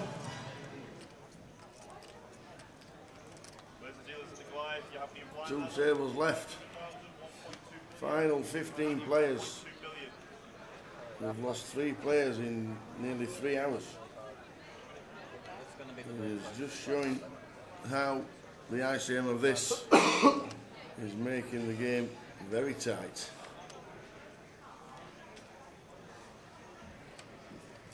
Because we're playing for absolute chunks. Ridiculous amount of money, Tower. When, like, the first place prize is over 1,000 buy-ins, it's just insane. Like, it's nearly 2,000 buy-ins. 160, 278, like 1,800 buy-ins for first place is like insane amount of money.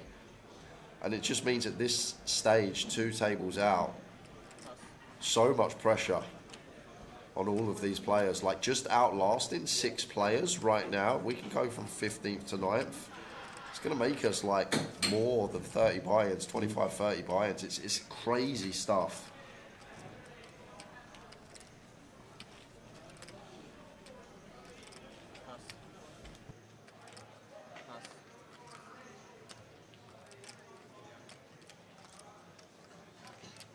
What happens if someone shows up with a laptop on the rail? You will be asked to leave the building.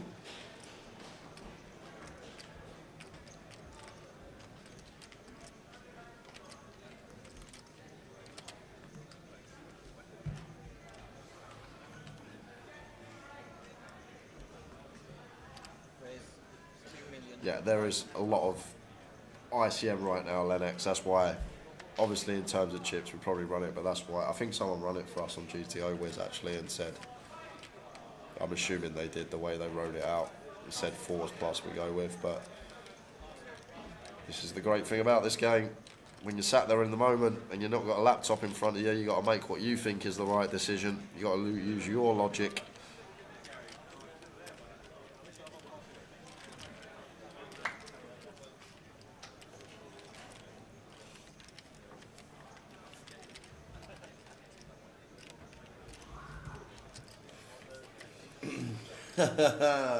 Jamie Walden says, get Luda in the comms box and talk about ICM now. Yeah.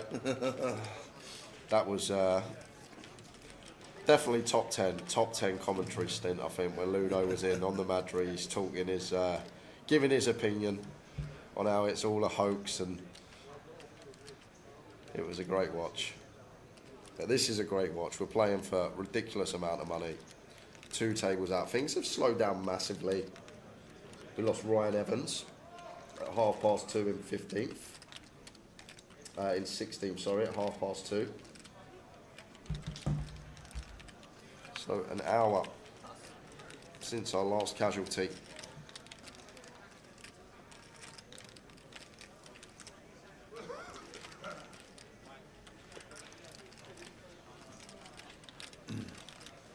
So over to Kin.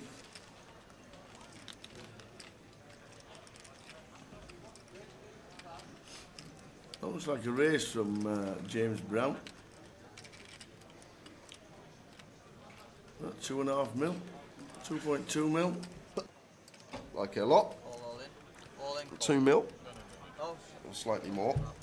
All in and a call. So we've ended up with an all in and a call.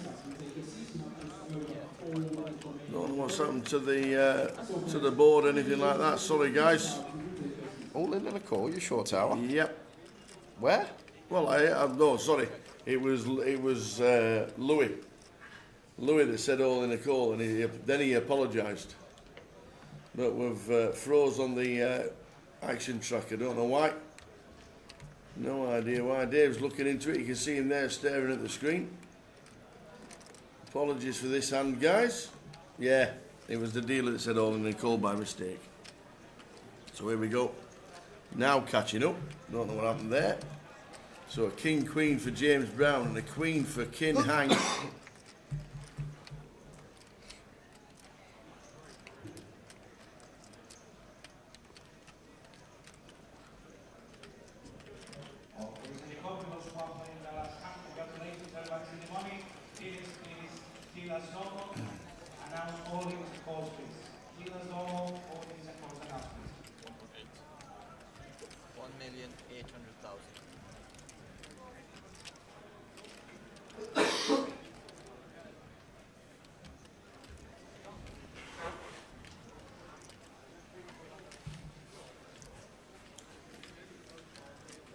So Kin bets 1.8 million by the looks of that.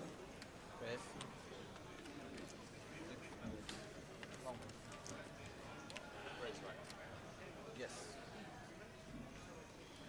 The bet was 1.8. He wants to raise the 6.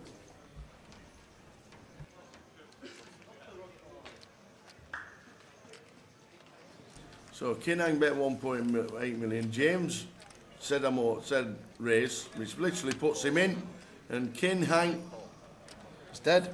Is drawing dead. So eventually we have an all in a call, and Kin Hang has been eliminated. Unlucky, mate. Well played. Meaningless River coming up. So we're going to head straight to an outer table. And we have Craig Heaton all in at risk. Craig with the King Queen up against the Ace 3 suited. 14 mil.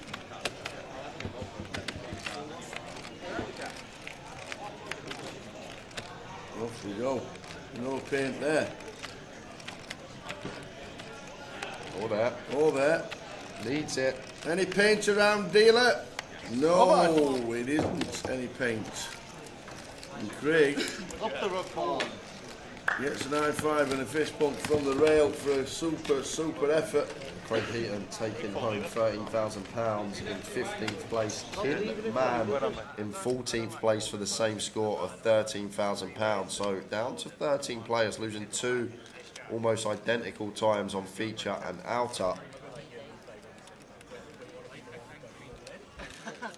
No, I didn't want to go all in. I was thinking. Yeah, just missing loads of the chat, guys. Loads coming in. We're broadcasting it across 3 different platforms. So if we do miss anything and you want an answer, you can just post it again in the chat. Leeds GUKPT. When is Leeds GKBT? Leeds GKBT, no, it's We've an had it. 888. We've had it. Leeds is 888, straight after Manchester. So we're doing the last 5 days in Manchester, so the 21st to the 25th of August, and then 3 days later we'll see you in Leeds. Mad for it. For the, no, that's Manchester. Oh. They're mad for it. Mad for it. Sorry, And apologies. we're mad for it.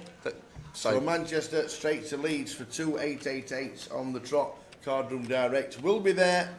Same thing, all up north, Tower. Absolutely. Mad for it. All north. Leeds, all sounds the same.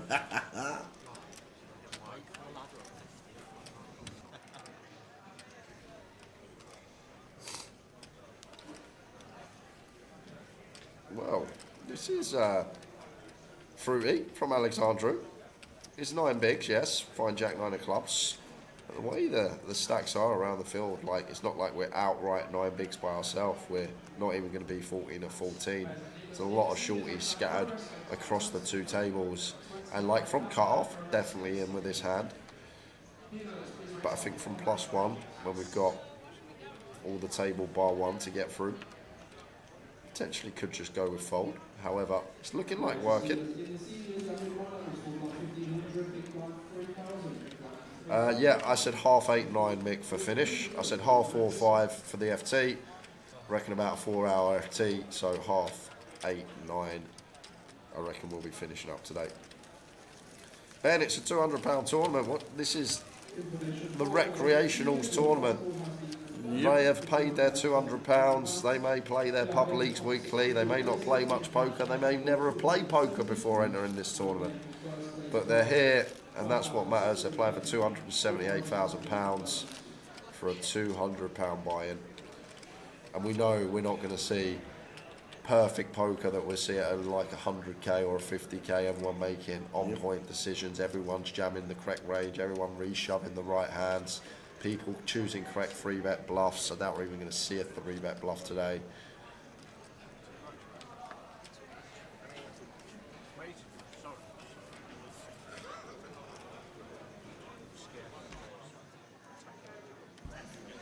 Eight minutes, Nazi boy.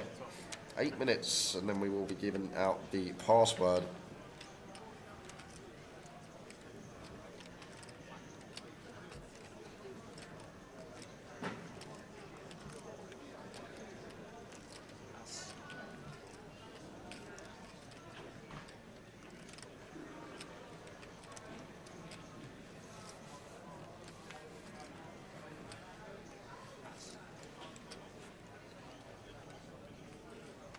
And Joe Diego says, if you want to see perfect poker, just watch my performance in the first 90 minutes of the GUKPT stream earlier this week.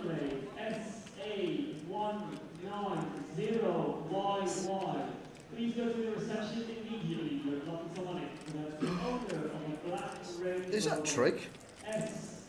Hope you lads are well. Missed the banter on tour. Triglar Poker. That's either Dave Trigg or Rick Trigg. Or Rick Trigg. Or Dealer Trigg or ex or player Johnny Trigg. Trigg. What about him from OnlyFors? Trigger. Oh,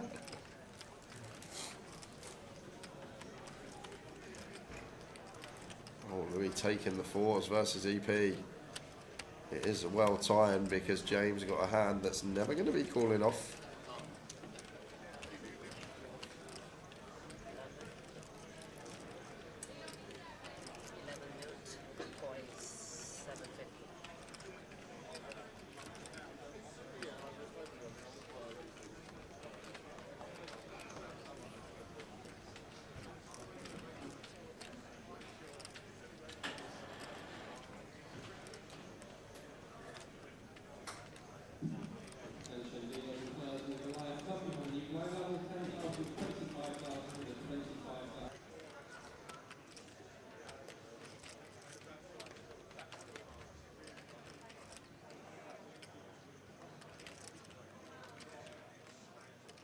King 9. What are we calling? Water dive. It is Dave Trigg, the dealer. How are we doing, Trigg? Oh, things are well. Water dive.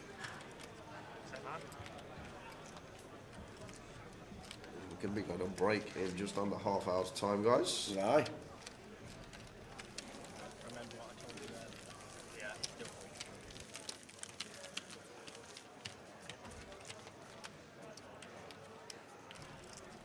Told me today, yeah? Huh? What you told me today? How 70% of my hands have been paired between low fours and tens. Oh, that one. I'm guessing that was on the higher range. No? I can see in 20 minutes. I would tell you the truth, but I don't want to lie to you. That sense of stress in no sense. You go, a lot of people say that. Huge demand in the southwest for poker. No, I don't know if anything's come of going into Bristol. Does the Harbourside still have a poker room? Is that casino still open? Yeah, we're on 13. Dave's not updated it, unfortunately. It's on 14. We are on 13.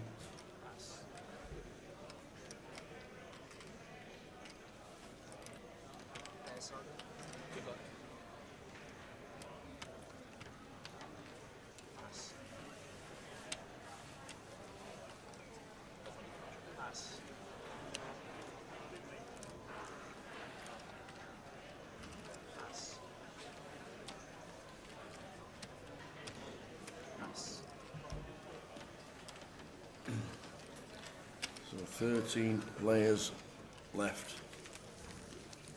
Didn't Zivkov play for Zenit St. Petersburg in the end? Was that not Zirkov?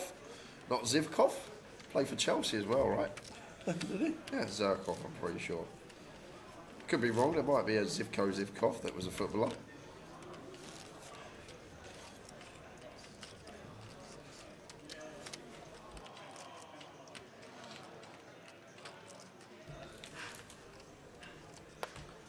Is there any rules regarding calling a clock on a player? No, you can call a clock on a player if you think it's a sufficient time. The floor will always ask the dealer, has there been a sufficient time? And if the dealer says yes, then the clock will get called. But we don't see it too often, to be fair. I didn't see it at all, to be fair, Jordan. You were obviously there. But we've not seen it. Grosvenor in Bristol, but will be class regarding... Oh, it's the rainbow. Cheers, Zuma. It's a rainbow with limited games, says Gas. Yeah, same structure as last year, Jay Walker. I looked yesterday, we finished about 7:30 last year, so maybe going to be a similar scenario when we get to the FT, just a lot of jams going on, not too much post. But then you say that, you've got Gilly out there who's sitting with like 70 million tower. He's got 60 bigs, these two. He had 60 million. 50 and 60 bigs each, those two.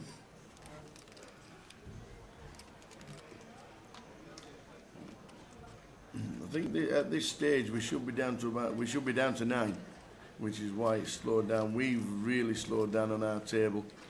ICM is taking a big slice, and people not playing any hands really. It's took its toll, the ICM, but we're playing for life-changing money. You're looking at next out being £15,000 and not even on a final table. Ooh.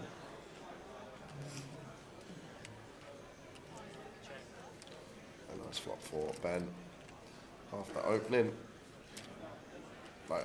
Just like quarters kind of nice here. Queen 4-5, a board we usually go around third at this stage. With the ICM implications, we like to scale down. So maybe like 1.6 seems kind of nice for quarter pot around there. Goes even smaller, goes to the 1BB. Can definitely get behind it. Nice size of choice.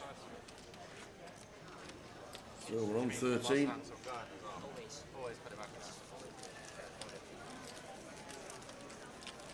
Out of 11,749.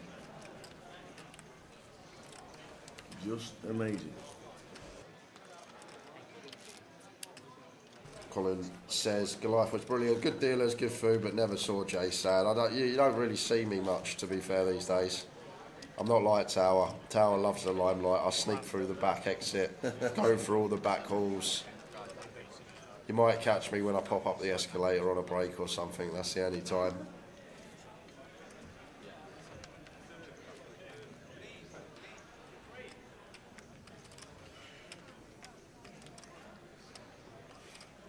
Yeah, the Harbour side was fantastic when it was a gala.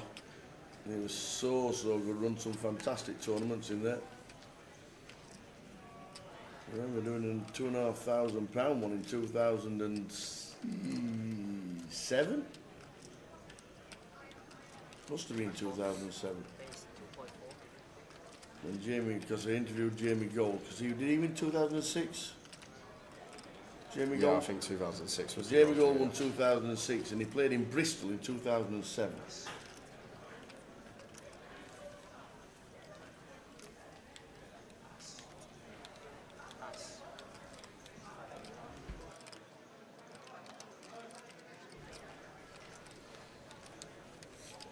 So Ben opening here. Looking at 2.4. James Brown, Jack 6 suited, going to get out of the way. James H with one though. They could definitely go for defend here, Tower, even off of 11.5. Like to see the call. 4.5 to 1 on our money. Password will be coming after this hand. That's all they want. Money. The That's all they password. want, passwords.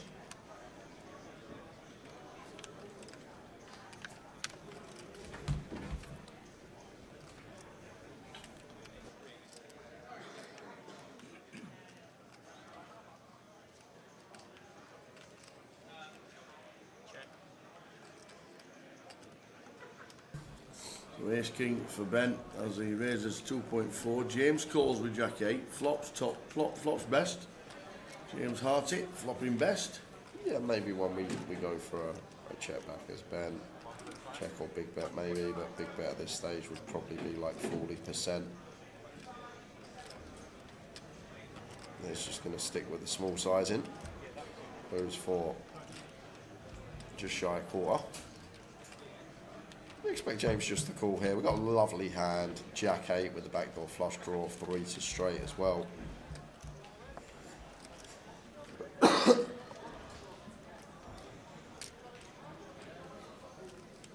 Look, Stephen's running about.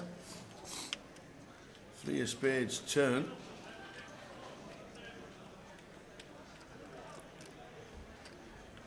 James should be playing check again. Maybe as a turn we can have some leads on, but I doubt we're defending 4-5 off all 16 at this stage. 4-5 suited in there for sure. Maybe like a 5's a much better card to lead than 3 when we can plausibly have a lot more straights then from the big. Let's check it over to Ben, and I think this is one that now maybe you want to go for a check with Ben, still beating the 8-9, 8-5. 9-10, 10-8 type stuff. It looks like he is going to try and get James off of a 7 or a 6 here. That has to be the idea. Ben thinking that James is going to start folding his 6x, 7x type holding. So fair enough for Ben. Haven't seen much of this today, and I always love it when we do see aggression Tower. Whether or not it's the right line, I always say in this game, if you can be aggressive and you can learn how to tone it to the right spots, you will be successful.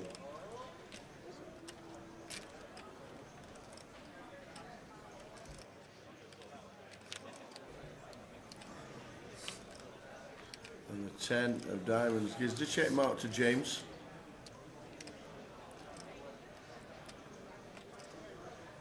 Now James just hoping for the check back, and Ben does give up. James going to take it. Big pot going his way, but we head over to the outer because it's Giaz Lee. Gilly stood up again. Against Gilly. Giaz with the ace-9. Gilly with the ace-jack. So going to need some help. King or queen would chop this tower. But a jack will not. So Giaz Lee, great run from him. He's out in 13 for £15,000. Well played, sir. Gilly scoops in a few more. There we go. So we're just moving. Seat number 4.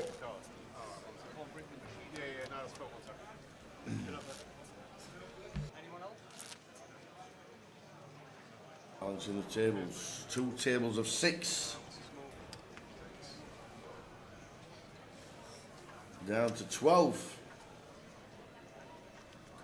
Go on then, given the free roll password, it's 4:05. The free roll password? Yes. It's big. Pardon? It's big. It's big? It's an animal. It goes. Giraffe. What? It goes what? It's got a big trunk.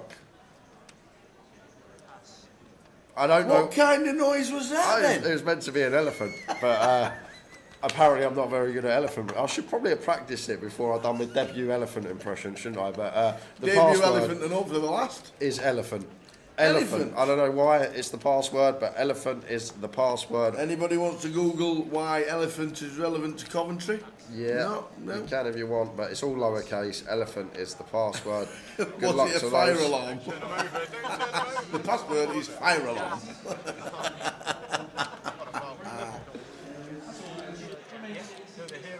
There's an elephant on the Coventry crest for the football team. Is it? Ego said when you said the password was big, he typed in big. I thought it was all right. I don't feel that bad. I actually thought it was a cow as well, Paul, and then I thought, well, that's not What big. sound does a cow make? Moo. Yeah. Coventry mascot is an elephant. Okay.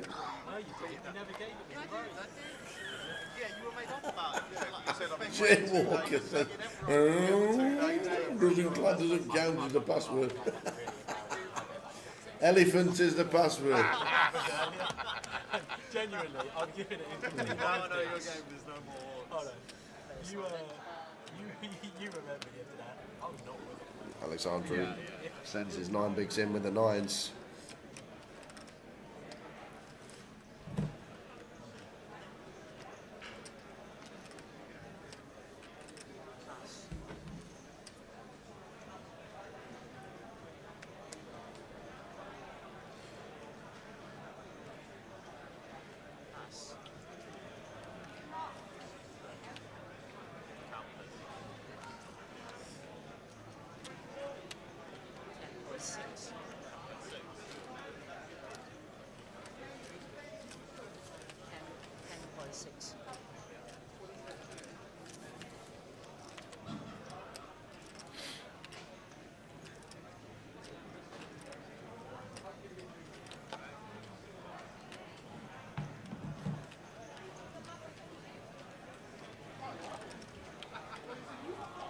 Round to Ben, A7 suited. Not going to want to get in here. Even for 9. Just everything's so cagey for everyone. Doubt we're going to see Ben call off A7 suited, but we will see. Password is elephant.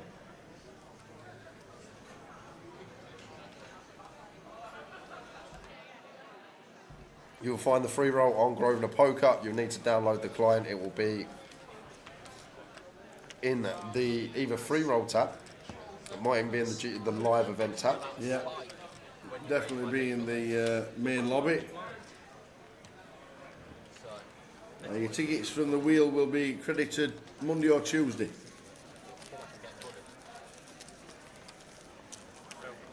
Well, 13 minutes until I believe we go on break. It says at the bottom there, break, I think end of level 40. This is end of level 40.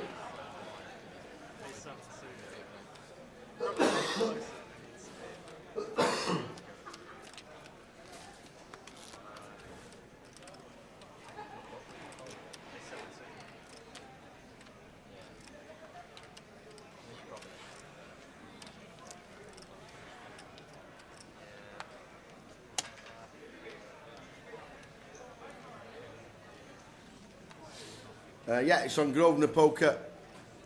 It's on Grosvenor Poker.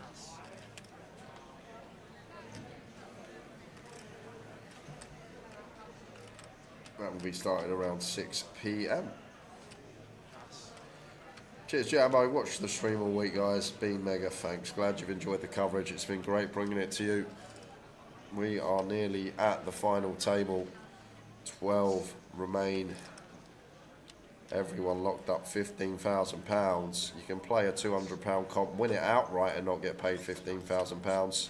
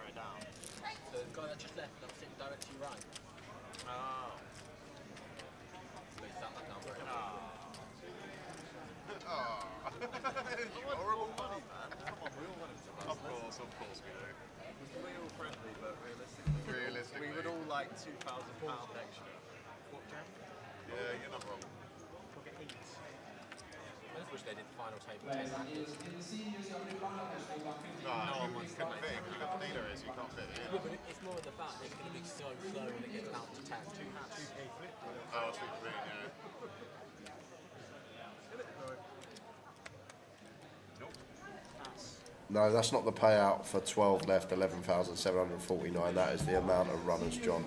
Yeah. It's not 12 gets 11,749. 12 players left out of 11,749. That's what it says.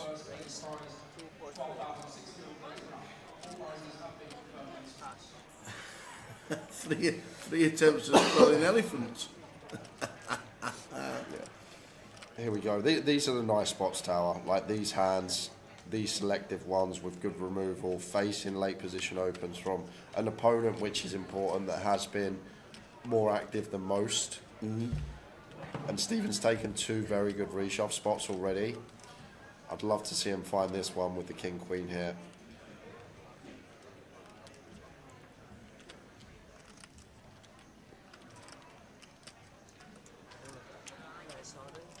Stephen's playing very good poker, Tower. Like, don't get me wrong, I've said a few things about some hands that we've seen today, but Stephen, credit where it's due, he's playing some good stuff, some very good stuff.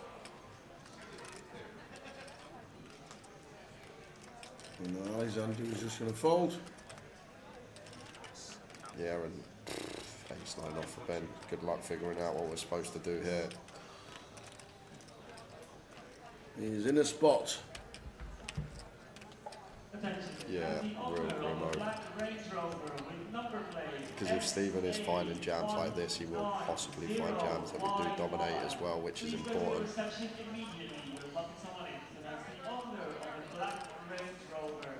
And this is a nice one for Ben. For basically all his stack as well, would leave him with 1.5 BBs if he called and he lost. Real grim one.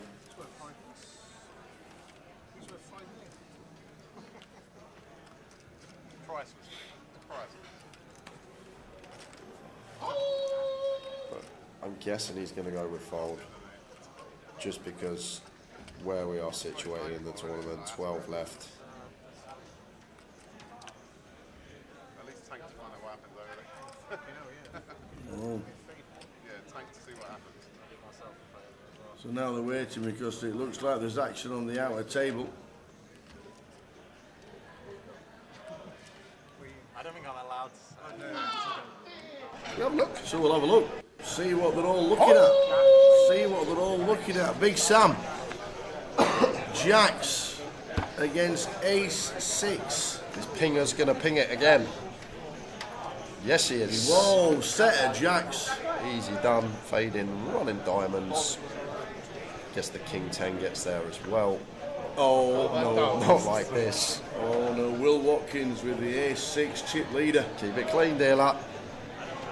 Oh, it's a King of Diamonds! No! Sam Acheampong flops the set, running diamonds for the A6. He can't believe it. Oh my What a brutal run out, and we're going to lose Sam back to the featured table because Ben has made the call with the ace-9. So here we go, and what a flop for the king-queen of Stephen. Flopping trip queens. So Ben, bleak shape here, going to need to find running aces. And that will seal the deal for Stephen. So Stephen with a huge double up to 24 million. Ben down to 5.3. What a couple of hands there on the outer and the feature. Big Sam, man. Feel for you. Sam Acheampong for £15,000. Yeah, Sam. What an effort. Great run for him. Unbelievable. You flop, set of jacks, and it comes runner for the flush. Ouch.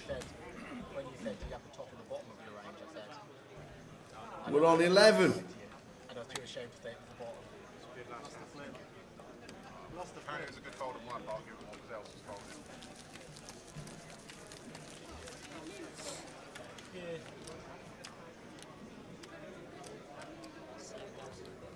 Just wow.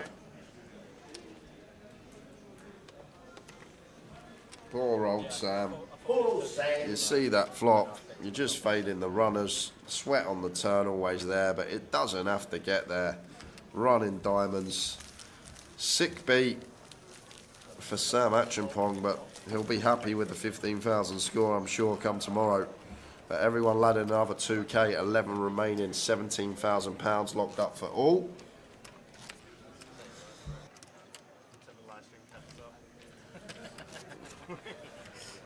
Played against Sam.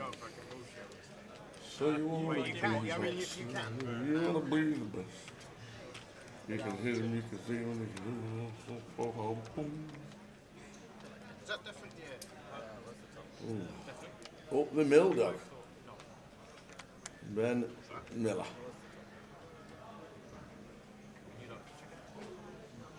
Do we know what Max Bullett's someone fired? No, I don't. I felt like you gave. I don't at all. I felt like you gave him the bottom card. I might be wrong, but we. Jamie Walden. Two cards of the second card together. And What, the top two cards? yeah. And then I gave him the top one, but We just both thought that you gave him the wrong card.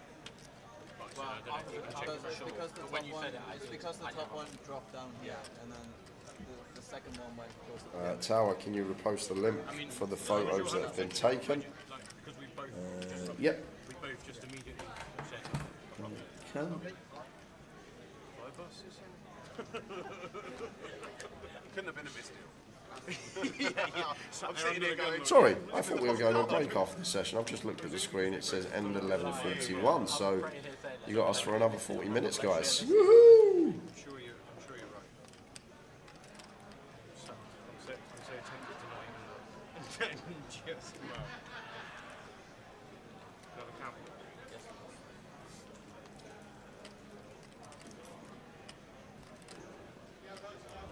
Here we go. Here we go. Stephen won't be folding the ace-queen suited, and Stephen, who's been short most of the day, could it just be two hands that's just going to turn it and put him up to 38 million?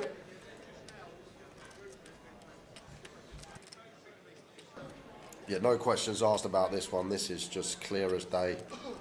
Ace-queen suited. Needs to go in like the jam from Louis, not taking anything just because he's run into ace-queen behind. We can't be results orientated. King-queen for 11 in the cut-off as the jam up seems clean.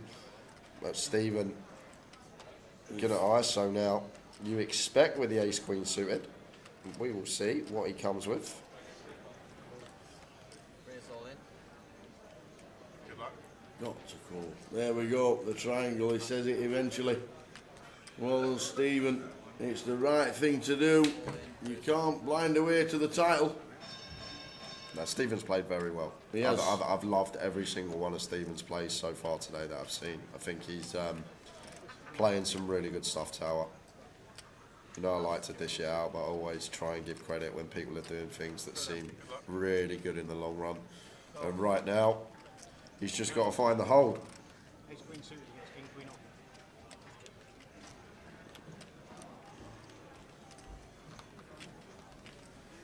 Yeah, because you won the king queen one, does that mean I get to win this king queen? That's how it works, right?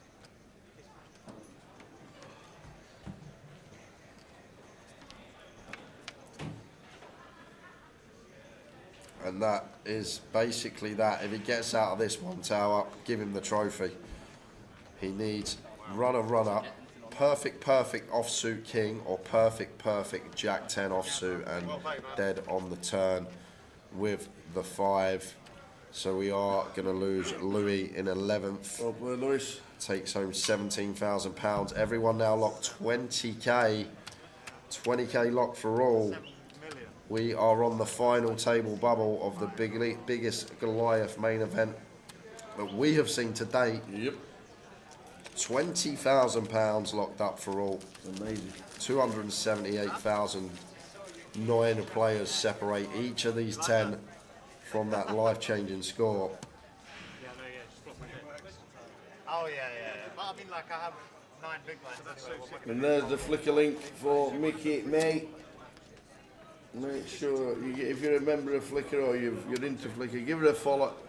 Some unbelievable pictures on there. The link has been posted again. I'll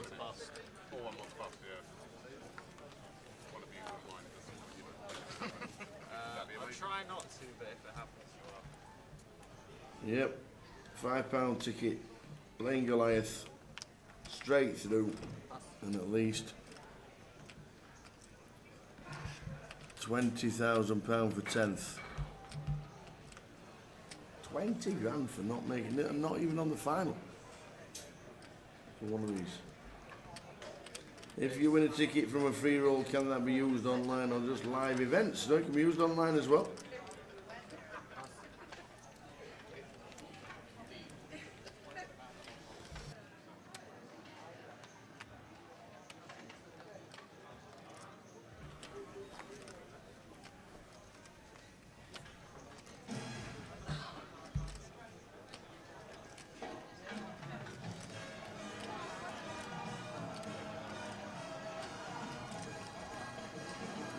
Ground for 22 million.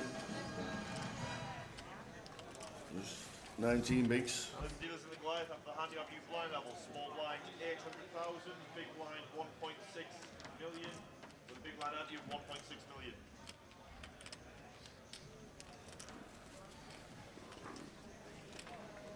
Just look down at the table.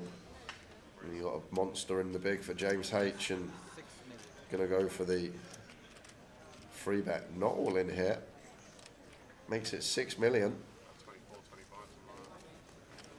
I love this tower. I love this from him.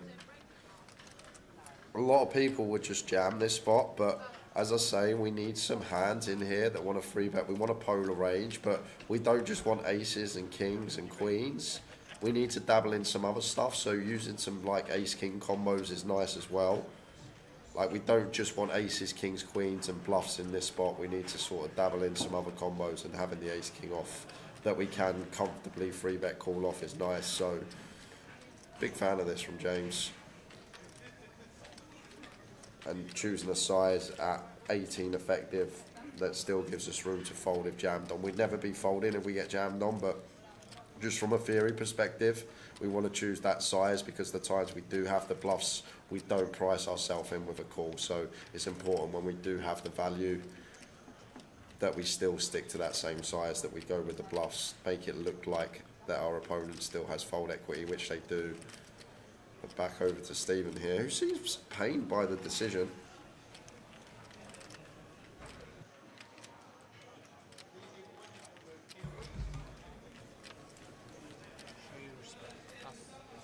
Shows an ace and folds.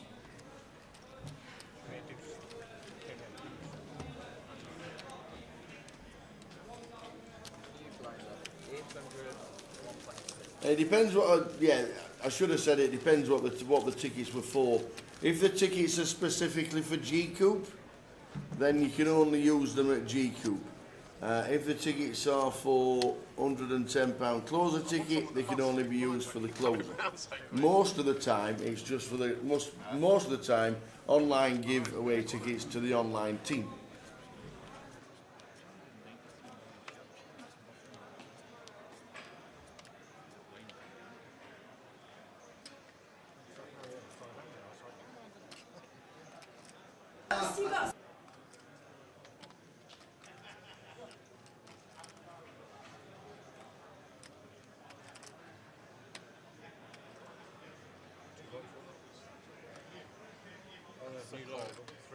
What's it called?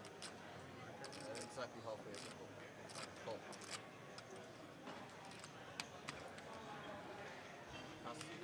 He showed an ace face up. We didn't see his hand, but he did show an ace face up. That is what we saw. And we got a limp from Stephen under the gun. I've been throwing praise at him all day, and now puts on his limping shoes. Would we just not want to attempt to still with this candidate as chip leader? Surely. Even now the blinds have gone up. Could we just play open jam as Stephen? We probably could. James Brown's the effective stack here with 14 bigs. So potentially we can just play jam here as Stephen. Effective stack, 14 bigs. We're five-handed. Effective hijack / gun. Maybe jam's the play. He didn't mean to limp. Okay, that makes sense. That makes sense. Little misclick limp. Now Ben is going to get to check his option off of his tiny stack. Cheers, guys. He went to raise. Thank you very much. Didn't realise the blinds had gone up. I didn't realise the blinds had gone up. So in the same boat. 1.6 milli. Whoosh. So we're on 10. 1 to depart for the final of Goliath.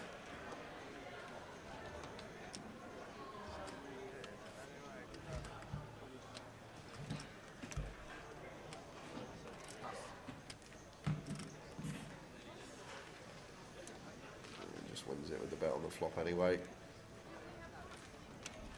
Very important to just recognise, sorry, James Harty's got James Brown outside, but even still, when I probably still would have gone for send there with the ace-3 suited, with the effective stacks at the table, five-handed as well, another thing to take into account. I know you didn't mean to live.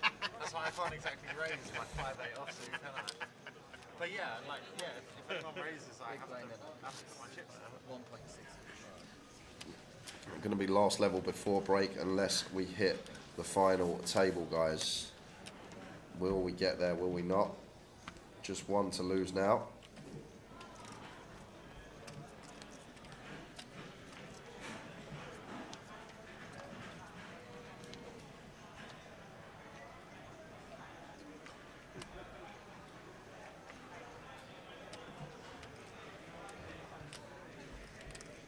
So blinds at 1.6 mil. The link for the flick up, I've just put in the chat box for yourself. I've done that as well. Put it in twice. They just asked now, so nice maybe one. they've just tuned in and can't see previous chat. And James, fours, real awkward one. Like at this stage, like extreme scenario, these small pocket pairs reduce drastically in value. I might even just play fold here as James. It's annoying. 14 bigs, pocket fours. With 10 players left, I see I'm going to be close to highest it will be for the rest of the tournament. It's a real grim one for James here, but he is going to land on open. The problem with open is we don't get to call off a jam if someone jams on us. Or we would have to call off Ben as we got him covered, but if Steven sets in, we'd have to fold. But real tricky one here for James. No clear avenue of what to take from my perspective.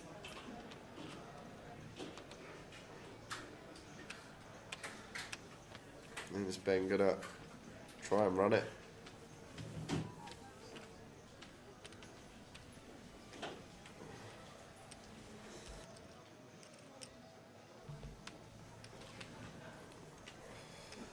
Just as 1.3, it's a big blind.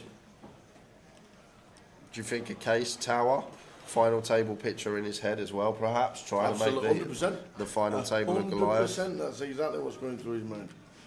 It's, what is it, 20,000 next out? It's massive, it makes a massive difference to this. It's a 200 buy-in. Next out's £20,000. It's like winning a tournament.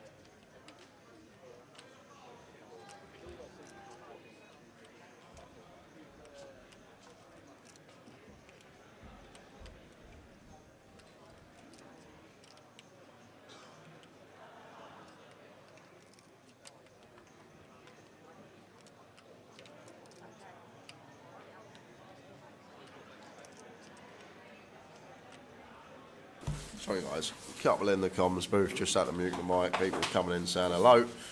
Back to this spot with Stephen here, facing just north of a min click with the 9-7 off in the big. Like, we'd definitely fold 9-6 off, wouldn't we? So 9-7, not going to be too far behind it, and does go with a disciplined approach. It's ridiculous. Says poker gets so complex at this stage of the tournament, very difficult to navigate for someone who hasn't been there before.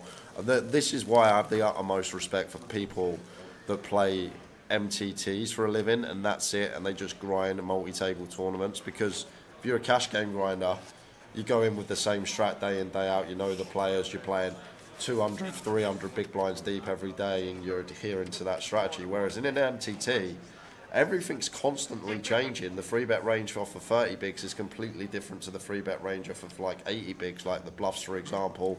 You've got ICM to look at when you get deep in a tournament, how ranges change, how much you need to open as the big stack, how much you need to fold as the middling stack.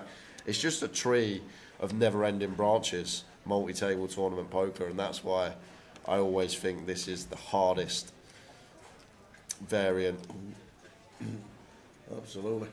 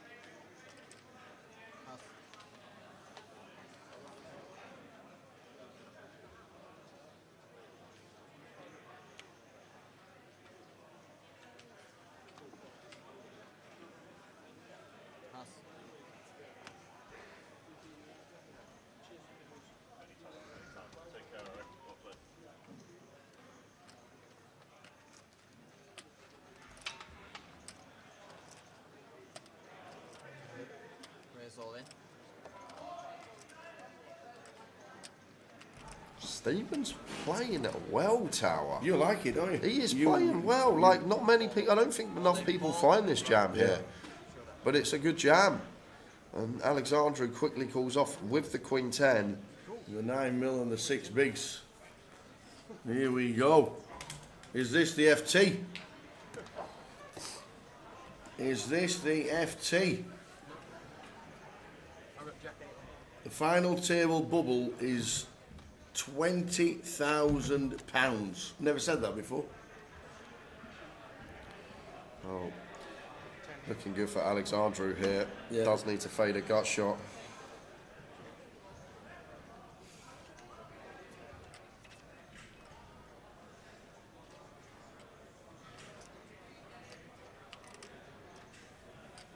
Still a 10.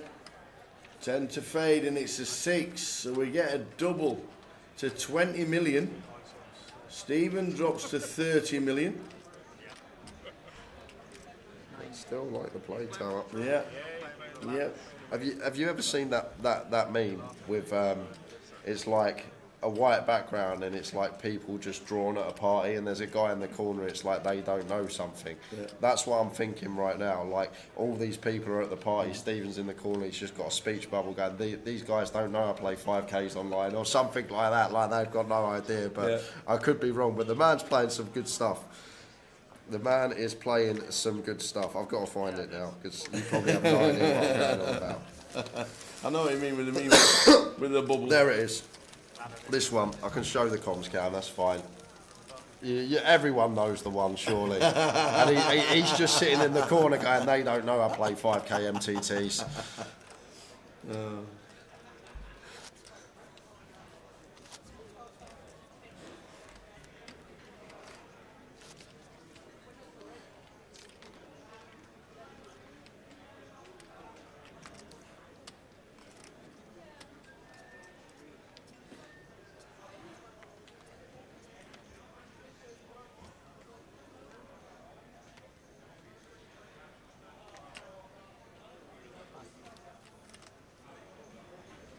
Well, what a sight for Ben. You've got less than a big blind. You're on the final table bubble and you find a couple of ladies in the cut-off.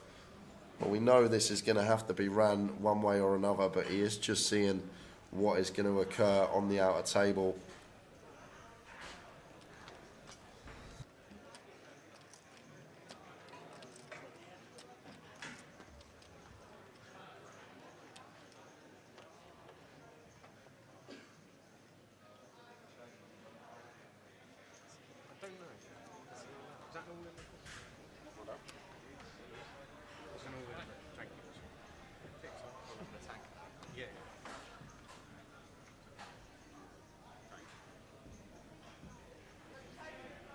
Yeah, Ben stacks out. Thanks, guys. I'm just counting it now. He's got 1 million on top, plus 2.6 million someone puts in the chat. That seems about right.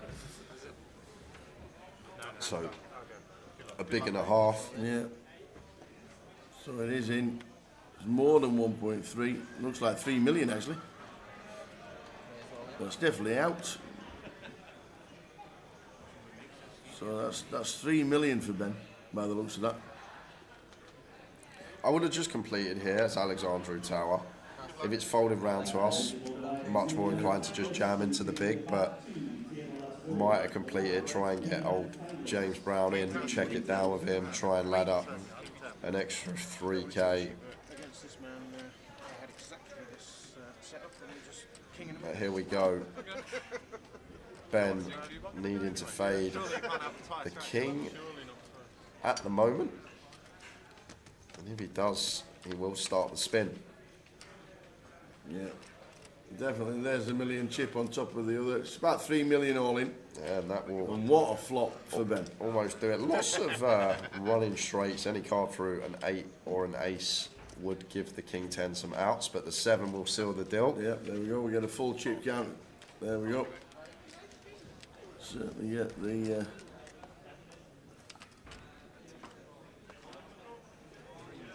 Still very short. Exactly 3 million. So doubled up. What have we got, anyone? Up to 6. It looks like. Oh, I hope all the tables moving over. What's happened there? Should we move over as well, Let's Tower? have a butchers. Let's see what's going on the outer. Who have we got? Everybody's up. And it's Zivko Zikov, who is all in at risk with the ace king, and the 9s belong to Gilly. Oh, there's a surprise.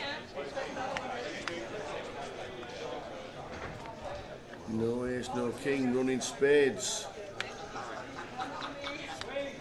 3 of hearts turn. Yeah, so needs to find it. And doesn't, the 9 for the set. So we lose Zivko Zikov. He is our final table bubble boy. He will still take home £20,000. Handshakes all around. But Tower, look at Gilly's stack. Let's just have a look at this. Them chips, pink on top, they are worth 2.5 million. The yellows are worth 1 million. He's probably got to be pushing 80 mil, hasn't he? Wowzers. We will find out because we were in the process of the riffle, so we will play this hand. You can see the clock's been paused. Ben wants to get on the FT. His stack will get changed to about 9 million. He has a lot more than the 5 on. He has nearly double what it says on the screen. So this is the last hand before the break, by the looks of it. I don't know how long the break is. Longer than 20 minutes. Okay. We will get a clip for you guys to see when we are back. So best thing to do, best thing we can say for you guys, Stephen gets the raise and take through, is keep checking back on the stream. Yes, please. And when it's down in the bottom left, there'll be a countdown timer to let you know when we are back with the final table. I reckon it'll be about 30 minutes. Yeah. So we'll go with that for now. If anything changes, come back, tune in the stream. You'll see it bottom left of your screen. Catch you for the final of Goliath in about 30 minutes. The 12K meant a lot to me, and I made the decision to take the money, although I did want the trophy. But yeah, it was a lot of money back then for sure. Absolutely. Running deep in a huge field. Obviously, the Northwest was like one of the biggest ones that there were in all the district, in all the areas around the country. Did you like playing the day ones and then getting yourself into these big fields? Was a big field like? I mean, very comfortable. Everything I play now is intentional, and a lot of analysis goes into the games I play. Back then I was playing anything and everything. Yeah. You need to be very careful. I mean, game selection is an art. It's something that not many people know much about. They literally play anything. They don't really set themselves restrictions on what to play, what not to play, past what point to stop regging, past what point not to reg. But my approach is usually a big percentage of my overall tournaments are in small fields. Yeah. To make sure I'm consistently getting in the results, and then some in medium fields, and then only very small amounts in the big fields, because even if you are the best player in the world and you play in big fields only, you can just go through big periods of not cashing at all, right? So I think it's very important to get the consistent small cashes in, and then obviously put yourself in the big fields. But straight after, more or less straight after the Christmas Cracker, which had a big number, you end up in Nottingham at the Grand Prix. Yes, that was a very interesting one. 2,712 runners. That was a very interesting one. That had it was one of the first ever hybrid tournaments where you would play the day ones online, and then you would eventually turn up day two, play live at DTD, and they had this promotion. If you played day 1A online and made the final table, you would get a 10K package. Okay. So when we was approaching the final table, there was 2 tables left. There was another guy who had qualified from day 1A, and I knew that if he makes the final table, he also gets the 10K as well. So every time it was this big blind, all in, all in, all in, and it was just like fumes coming out of his ears. But we both made the final table. We both ended up getting the 10K package. With the 10K package, I ended up actually getting more than first place, but a friend of mine, Fabian, ended up winning that. Congratulations. So you were second? I did really well because he had all of the chips with 2 tables left, and I just outlasted everybody.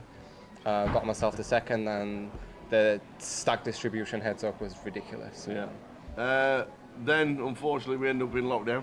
Yes, but how was it for you? It wasn't unfortunate. It was. I'm going to say lockdown was very good there because historically I've played online a lot, and the games were really, really good during lockdown. A lot of people who played live, obviously they couldn't play live, so they were forced to play online. So the online prize pools were getting ridiculously big. Like the Irish Open, I remember it was guaranteed at 1 mil. He ended up collecting 3 mil. And the winner got 462K. The numbers were ridiculous. Everybody wanted to play. But yeah, the games were good for sure.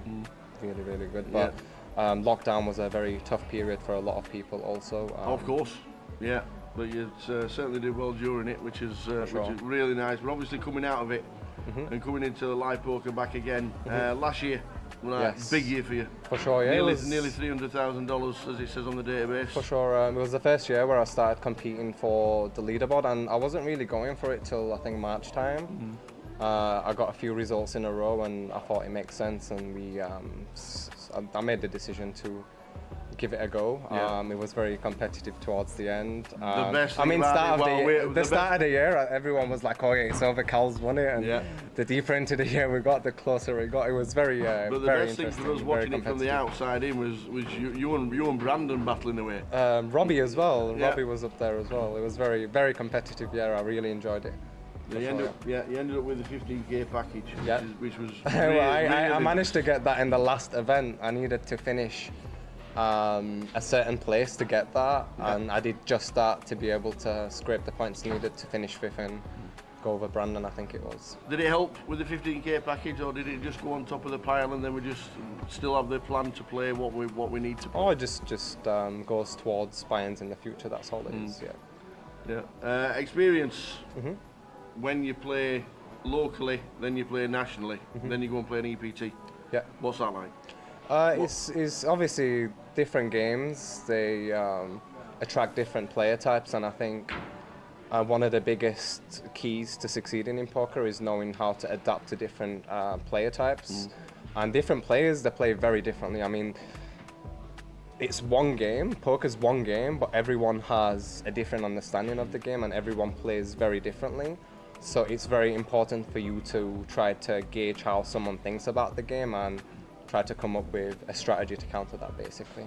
I don't think it's realistic to play this unexploitable balance strategy versus everybody. I think you want to be choosing to do X intentionally rather than doing it to randomize and to balance, etc. I think everything should be intentional, for sure. When you go to an EPT and the fields, you don't know 99% of the field. Can you sit down and within 10 minutes work out an online reg? Or very. I mean, a lot of the times from appearance, from how people hold the cards, how they put the chips in, what the table presence is like, etc., etc. If people are regulating the behavior well, all it takes is one showdown. You see one showdown, you play the back in your hand and the hand back in your head, and you start making assumptions about your players. That's the key. I think a lot of recreationals, they tend to only pay attention when they have a hand themselves, and they don't really pay attention when they don't have a hand. The key is to be paying attention all times, to be building this profile on each player, so when you do end up in a hand with them, you know exactly what to do. Yeah. Do you prefer the live? Do you prefer live now more than the online environment? I enjoy them both. I think live poker is a lot more competitive for sure. There's a lot more competitiveness to it, and running deep in a live tournament is very thrilling. But running deep online is also very good. It's two completely different games versus different player pools, and I think it's very important to know how to adapt. There's been a lot of very successful online players who come and play live who don't tend to do that well, and a lot of the times that's because they're not really adapting that well. They're trying to play the same strategy, and a lot of poker is just adapting to who the opponent is. It's not a game of cards, it's a game of people played with cards, and you need to play each individual based on their tendencies. You do a lot of coaching. I do indeed. Online. Yes. You're very successful. Do you like it when your proteges get a nice little touch somewhere and you keep in touch with them? And for sure, it's very rewarding to help people become better at something that they care for, and that something is poker, which I love very much. So it's very rewarding to be involved in the journey of some of these guys, to see them grow, to see them get these results. And I've actually built a community. There's between 30 to 40 people, very close knit. Everybody's helping each other. We have constant, regular hand discussion channels. You're always studying between yourselves? Yeah, for sure. I mean, poker's all I do. Even when I'm not playing poker, poker is all I do. I mean, of course, besides spending time with family, I'm very blessed to have a very supportive partner and to have a 7-year-old son. So whenever I'm not playing poker, because poker can be very, very draining, and for me, I'm very lucky that I have my family to lift me and re-energize me when needed, so I can go again. I think your off-table routines have a big impact on your performance at the tables, for sure. A lot of studying obviously leads to a lot of results, and like you say, you do a lot of chatting between you guys. Is it nice for you to sit there studying, knowing that these results are coming because of all the hard work? Yeah, for sure. I've always believed in hard work. There's no such thing as talent. There's no such thing as talent, and if you believe someone is more talented than you, all you have to do is outwork them. And a lot of it comes down to mindset as well. I think in any industry, if you want to succeed, you need to have a bulletproof mindset. In poker, very much so, because it is very mentally challenging. You have a lot of obstacles and a lot of challenges that you need to overcome, and there's a lot of injustice, and people tend to have entitlement issues. So having a mindset that allows you to play your A game is very, very important, but that's actually a very difficult thing to achieve. Do you set goals for yourself? Yeah, I have yearly goals, I have monthly goals, I have weekly goals, I have daily goals. You have to, because if you don't, you're just living life.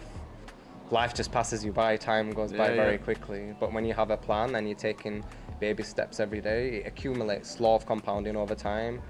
Those baby steps accumulate and the results will eventually turn up for sure. Just quickly run through the AK. I absolutely love the AK. The name just fits with the game and it just looks perfect. Thank you. It's like every time somebody walks in with an AK, it's got to be Aran. It can't be anybody else. I've had a lot of people ask for it, but if I start handing them out, it's not going to be as unique, is it? No, absolutely not. You're still young in the game. You've had a lot of success. What's the short-term success? I don't take it for granted. Absolutely, nobody does, and nobody should do. Sure. But what's the plan for the short-term future? To keep doing what I'm doing, but on the long term, to me, success is not getting a few results, it's to be able to beat the competition at the highest level possible for as long as possible. If I can carry on doing what I'm doing for the next 10 years, that will be success in my eyes.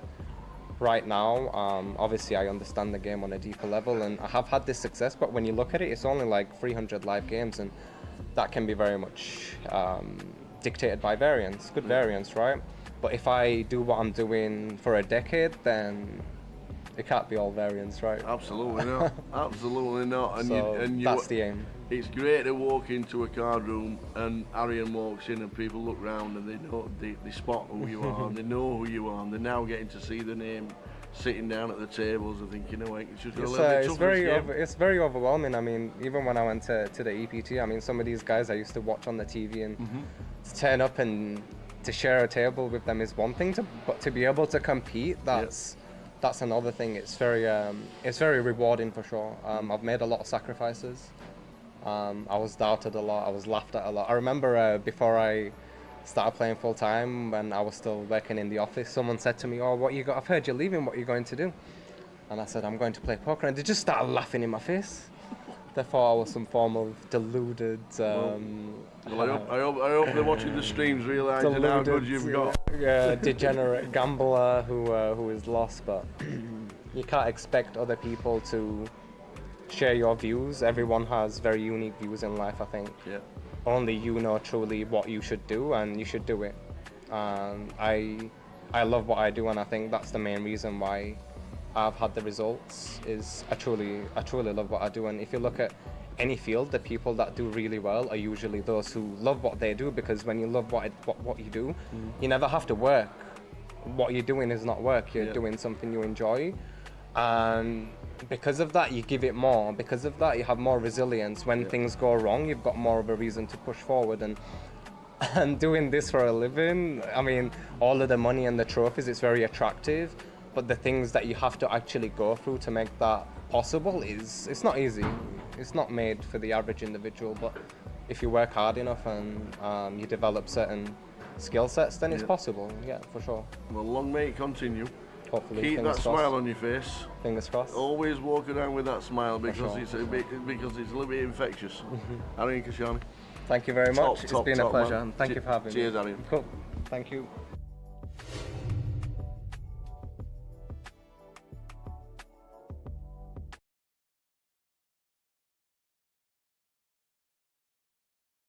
I'm going to show you a little trick. It's called Finding the Kings, but it's a trick that only works with the 4 kings, okay? I'm going to ask you, sir, to touch the back of any one of these cards, okay? Anyone you like. This one. Now, I'm going to try and find the 3 cards that match that one. For example, if he picked a queen, I'll find the 3 of the queens. But remember, the trick only works with the kings, okay? I think that should be king number 1 just there. I'm not looking, but is it? Did I get it right? King number 1, king number 2 just round about here. King number 3 should happen just like this, if I'm lucky. It's like an acrobat look, the king of clubs. That's spades, diamonds, clubs, and hearts. Now, I'm going to do the trick 2 more times, but each time we do it, it's going to get more and more impossible. This time, once you've picked the card, you can change your mind as many times as you like. Can you touch the back of one card for me, please? Anyone you like? This one? Now, do you want to stay with it or do you want to change it? Your choice. Stay with it. Remember the trick, it only works with the kings. You remember I was telling you that? It only works for the 4 kings. Now, stay with it or change it? You're sure you want to stay with it? Because I hate to think I was cheating, but you can change it if you want. No? You can change it. Do you want to stay with that one? Perfect. That's king number 2. King number 3, I hope, should be round about here. And that's diamonds, clubs, hearts, and spades. I've watched that card all the time. I did not take my eyes off that card. I said we're going to do it 3 times. This time, you can change your mind as many times as you like, and we're not going to look at any of the cards until the very end of the trick. Remember, it only works with the 4 kings. So just touch the back of anyone for me. Which one? This one? Do you want to stay with it or do you want to change it? You sure? You can look at it. Don't show anybody else, but you can see whether it's right or not. In fact, I didn't even know there's a king or not. He doesn't. In fact, you can lie or tell the truth. It's up to you. So lie if you want. What is the name of that card? Change it. Jack of diamonds. The Jack of diamonds. I mean, I'm definitely I'm calling on that one. I'm definitely calling on that. All right. Remember, the trick only works with the kings. Try to stay with it or change it. Stay. Perfect. Okay. Stay with it or change it. Stay. Stay with it or change it. Stay. Stay with it or change it. Stay. You sure? Yeah. Remember the trick, it only works with the kings. Unless you get an ace, it always works with the 4 aces. I don't know how it works, but it does. No. What I'm going to ask you to do, sir, take 1 card for me. Take it. Yeah, take it out of the pack, look at it, remember it, show the camera, show everybody else. Everybody knows what it is. And then pop it in the pack. Remember it, right? If at the end of the trick you forget what it is, just agree with me, okay? Perfect. Now, before we find your card, I'm going to show you something with the aces, specifically the red aces. Because we've got the ace of hearts. I'm going to try and make the ace of hearts and the ace of diamonds change places. Not with each other, though, with the black ones. I don't know how it happens, but it does. Now, I'll show you again, because it happens pretty quick. Slow motion review. Now, we've got the red ones. That's the ace of hearts and the ace of diamonds. And the black ones, which is clubs and spades. Name for me, red or black? Red. Which close? The red aces, watch.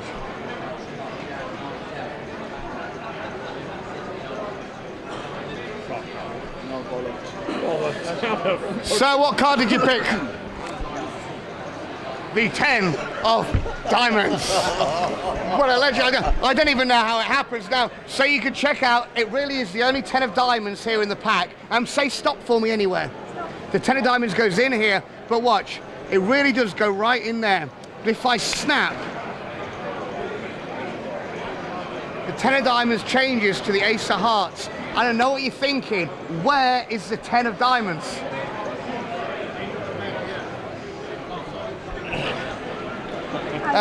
Have a look, sir. Turn it over. Show everybody. Now, like I said, it does happen pretty quick. In fact, watch. But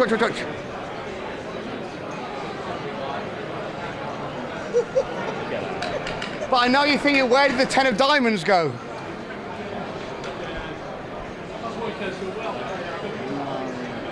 Yeah, now, some people think I cheat. They think that when you're not looking, I take the 10 of diamonds. They think I hide it in my hand, put it in the box. That's not how it's done, because it's not the 10.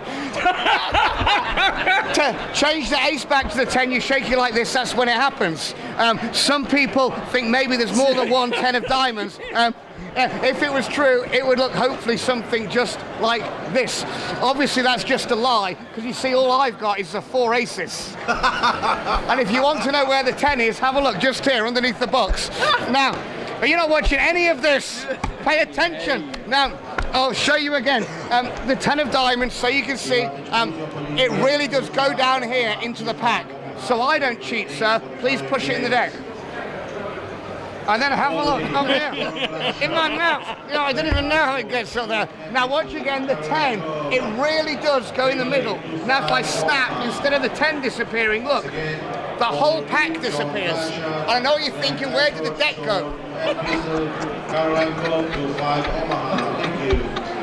Now, very finally, we'll bend it in two. The bent card, the 10 of diamonds, really does go down in here, so you can see, watch. 1, 2, 3.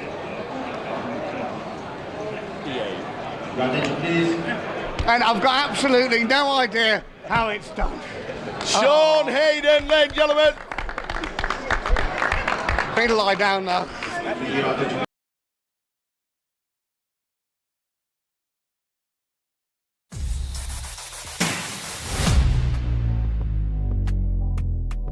One of the most consistent players that we've seen in probably 10 years of the GKPT. Bouncy. Good to see you. How you doing, buddy? Yes, good, thank you. Poker. Yep. Where did it begin? Ooh, a long time ago. long time ago. Yeah, I think it was about 2005. I'd seen a little bit on TV, what's the kind of late night poker and things like that. And there was a casino, some £10 rebuy tournaments. Yeah. We used to go to the casino for a night out. I thought, yeah, I'll jump in one of them, have a go at that. And really enjoyed it, you know, got into it straight away. Great set of people down there in Teesside. Yeah. Good, you know, good game, good pots. And everyone got on really well. I mean, some of the players who were there that first tournament, like Ian Woods, you know, he was on my table, you know. I think he knocked me out the first tournament. He's still playing, you know. There's a lot of the lads who were still. It was a really good community, you know. It's an amazing community, and we'll come to that during this little chat. But can you remember your first ever cash? My first cash on the Hendon. I'll tell you, it's 2007. 2007, yeah. That'll have been probably the Great British Poker Tour. Correct. I think it was. Yeah. That was a tour, the gala tour that started. Yeah. Before Grosvenor bought them out. Yeah. I think that's where we basically all met. Yeah, it was. The gala tour. Yeah. You know, like the Teesside. The Teesside gala was massive for you lot, especially. Yeah, it was, and we had a great support on the tour. Back in the day, we would have 40 or 50 people going to a lot of the tournaments. Yeah. And yeah, I finished maybe a side event, a £200 event, maybe finished fourth or something like that. Yeah, exactly right. Yeah, exactly. Okay. And you've probably still got the £865 in the pocket somewhere. Yeah, I haven't spent that yet. I think it was white fivers that one day. So, yeah. Obviously, that was the year that the GKPT came along. Yep. Did you look at the GKPT and think this tour looks pretty good? I'm gonna have to start travelling around a little bit. Yeah, they both were running like side by side. Yeah. And the first festival I went to before that was the Northern Lights Northern Blackpool before the GKPT took it over, and I was blown away. I walked in the casino. The atmosphere was fantastic, and still the same today. You know, I still love that feeling when you go there. Yeah. I think because as a kid we went there on our holidays, and it always reminded you of having a good time. So when I first walked in there, everyone was taking the mick out of each other. You know, and the banter was really good, and so I really loved that. And I thought, yeah, I want a bit more of that. Yeah. Did you play much of season one because you actually cashed in it? No, I didn't. I didn't play much. No, I played at Blackpool. And maybe Newcastle, was it Newcastle like? I think there was, I think I played the Newcastle side event. I didn't play the main event, but I played Blackpool and then Newcastle. Yeah, it's obviously that's where it all started. It's where all the friends started going. Yeah. I think from the Northern Lights in 2006, you knew what kind of people were going to start playing the GKPT in 2007, and it literally was nearly everybody, wasn't it? Yeah, it was. Yeah. 2008 Gala Tour. You started winning a little bit bigger. I think 6,000 was your next one. Yeah. The tour at Teesside, it comes around, the community's there. Did you find the play was getting tougher? Did you find that the regulars were regularly cashing, or was it? Did you find more people travelling to these kind of events thinking, I've never seen you in my town before? I think back in the day, I think it didn't get tougher straight away. There was a good few years where I think a lot of new people were coming to the game at the same time, and some of the people were getting better, and there was a lot of new people still coming to the game, so it probably wasn't tougher for quite a long time, you know. I didn't think, you know, and then obviously the standards looks like it's improved a lot over the last few years, you know, in general. But back in the day, there was a lot more like gamblers who play, you know, and they'd come and like try and have a spin up, you know, and like not be bothered about winning or losing, they just want to get in, get in and have a good time, you know. And so your first main cash in a GKPT. Yeah. Probably your favourite stop Yep. And you're probably your favourite casino for a GUKPT, isn't it? Blackpool? Blackpool, yep. 2014, finished 10th. Yeah. You know, is Blackpool, obviously it's there every year. Is it like a synonymous stop that everybody just has to go to? Yeah. For me, I mean, it's like it's the party atmosphere. It's, you know, as well as a lot of serious poker played.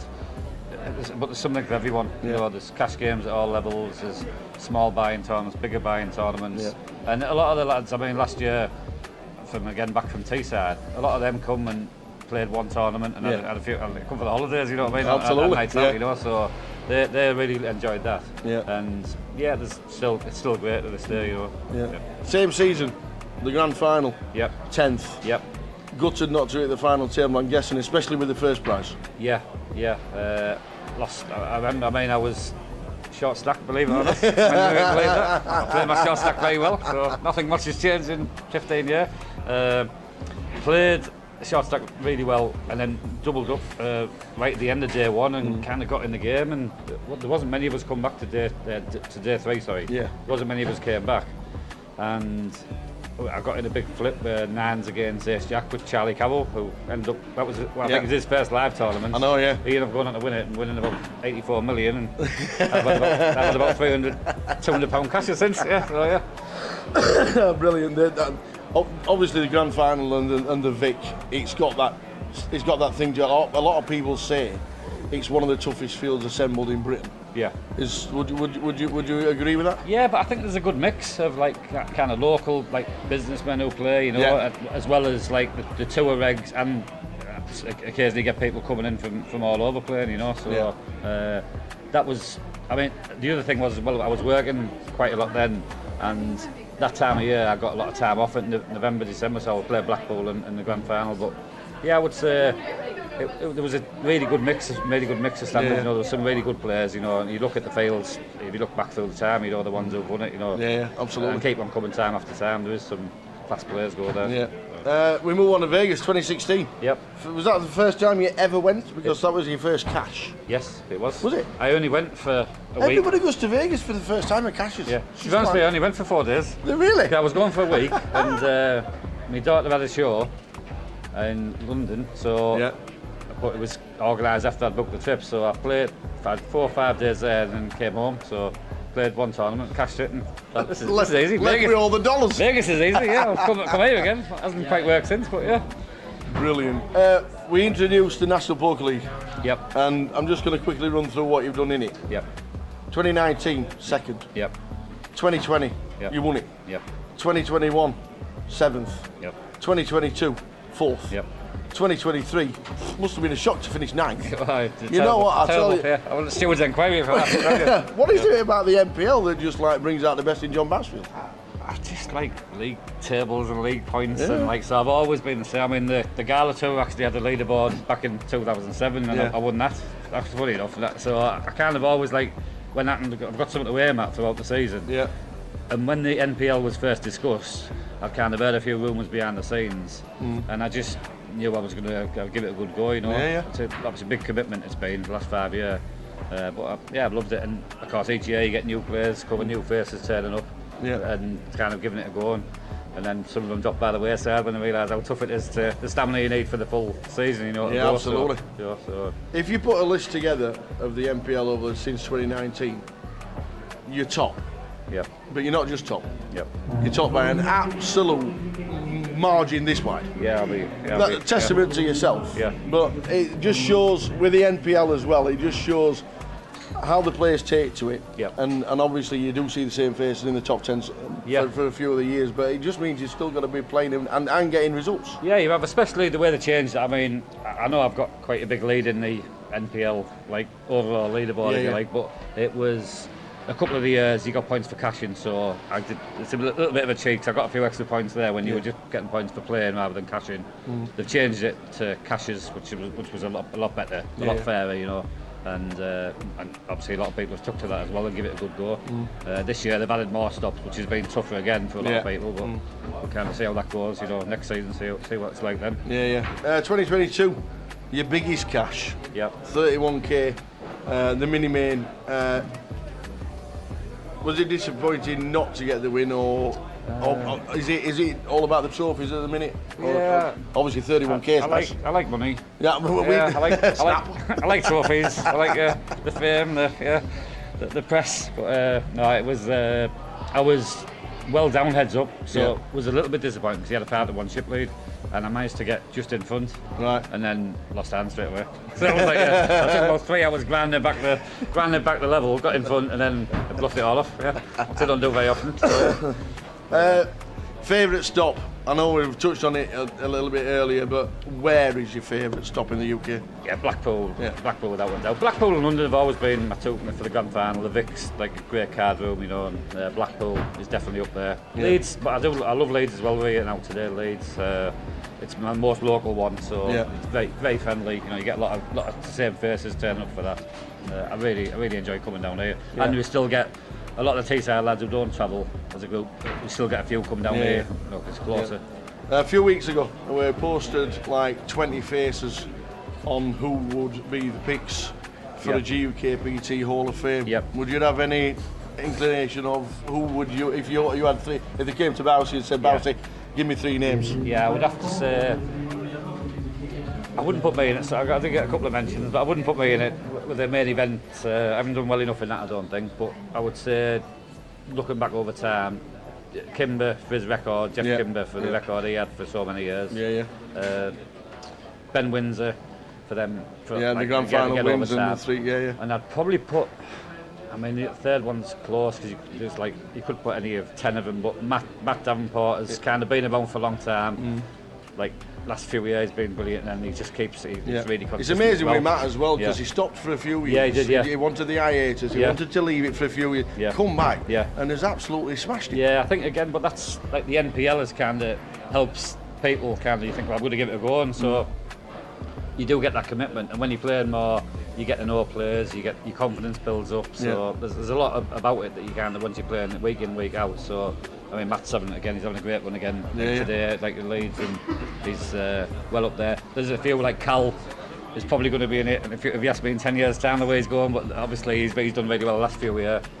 You know, as a few, and there's a few older ones, maybe like Simon Deadman, Trigg, you know, we could put in there. Absolutely. They're all really tough to pick from, but yeah. Do you know what happened 16 years ago? 16 years ago? You posted a picture on the Endon mob. Oh yeah. Can we have it changed? That was about 3 weeks. That was about 3 weeks ago.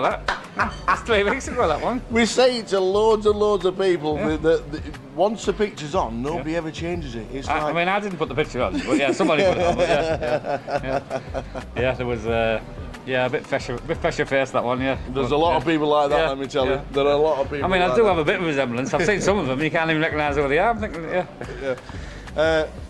Poker, it's been good to you. Yep. You're still loving the game. Yep. We have a charity night in Teesside on the Christmas week. Yep.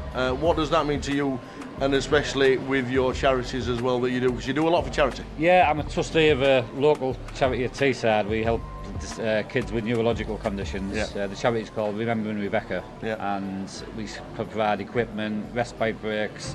There's a sibling project where we send the siblings of the families on trips. Brilliant, all voluntary run. There's not everything that comes in goes out. We decided to have the charity night for one.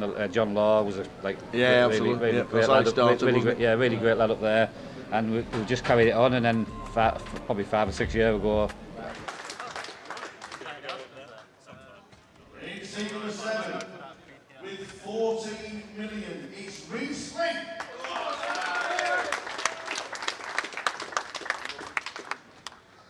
Seat number 8 with 33.6 million. It's Steve Ricketts.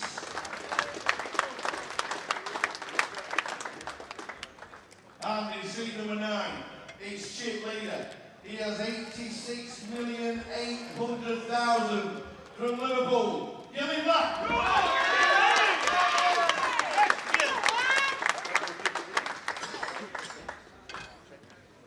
Ladies and gentlemen, we'll please have one last round of applause for all 9 players who are just about to play the £278,000.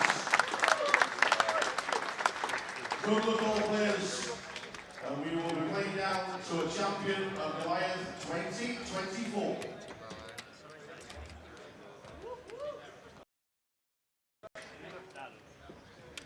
My chips are on, you know. I've got over 90 million.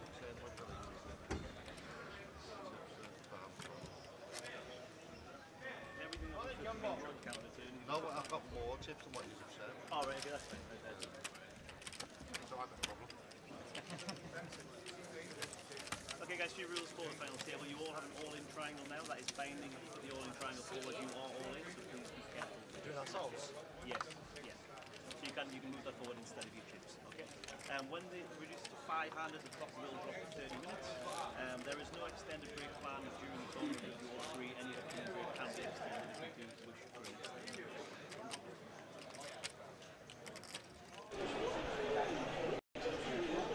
Welcome, ladies and gentlemen, to the final of Goliath 2024. We're going to introduce the players in seat order and their chips. And please, could we have a fantastic round of applause for each and every one, because this is fantastic for the players. 9 out of 11,749. So we're going to introduce C1 with 76,700,000. It's Will Watkins. In seat number 2 with 9.2 million, Ben Miller. Seat number 3 is James Brown with 21,800,000.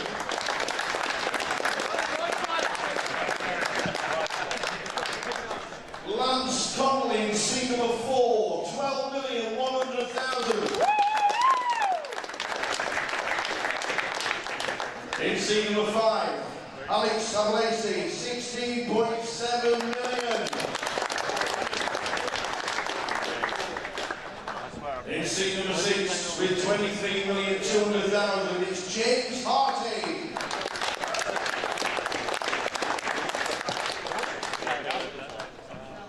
In seat number 7, with 14 million, it's Reece Slick.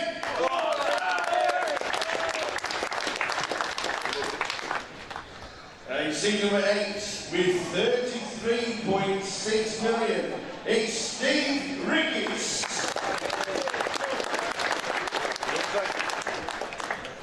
And in seat number 9, it's Chip Leader. He has 86,800,000 from Liverpool. Gerry Rigg.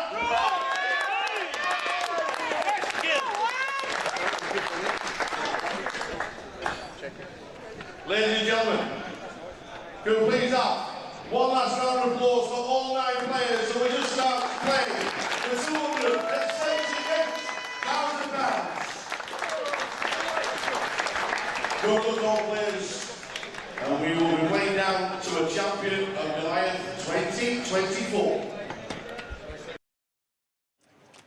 I'm happy to do that if you don't want to do it. And what does that leave anything to play for? That would leave nothing after the exact.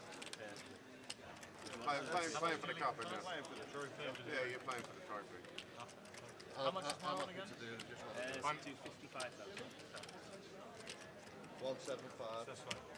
Better than 6 policemen. Yeah, are you all happy? Everybody else is happy. I'm happy with the ICM. I'm happy. We're all happy, yeah. Yeah, I'm happy. Are you happy Gents? over there? Yeah. James?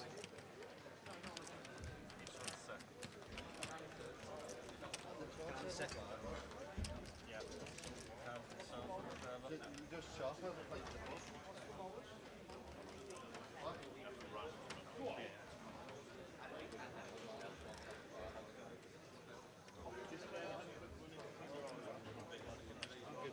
Yeah. Yeah, I think we're on. Everyone happy?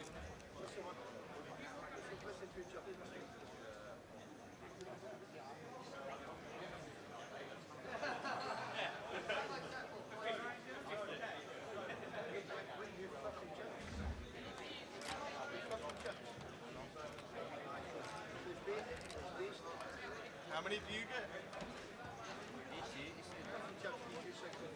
Something like that, yeah. Are you all happy?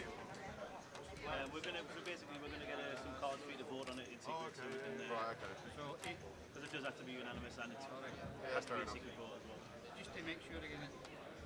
So just in case somebody does want to say no, they're allowed to say no without doing it out loud, if you know what I mean. 88 for me, yeah. Yeah, so if anybody wants to say, so this is in order right now, so seat 1 to seat 9, you feel free to pass it around.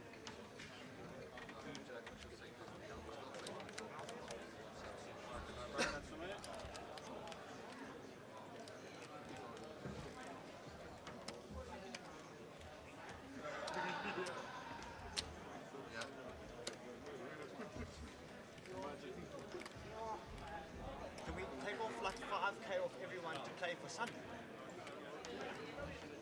Just play for the trophy. Yeah, just play for the trophy. Just play for the trophy. Yeah, because that's still massive. Yeah, Massive. yeah. You get your photo outside.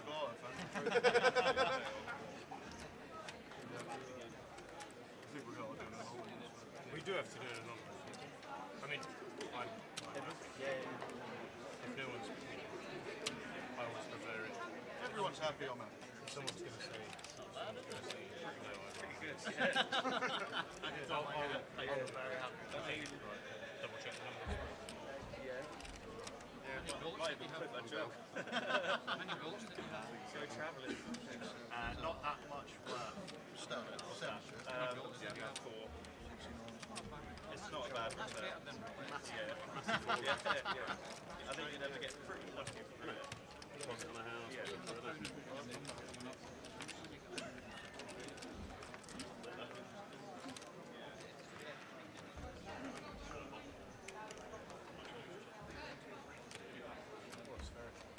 Very fucking Noel. Very Noel Edmonds, this. Yeah, where is Noel? I've got the waistcoat. Very. Look at that. It is, it's just getting seen, don't worry about it. I told them not to swipe. There's the ball pump. So, I'll explain the process.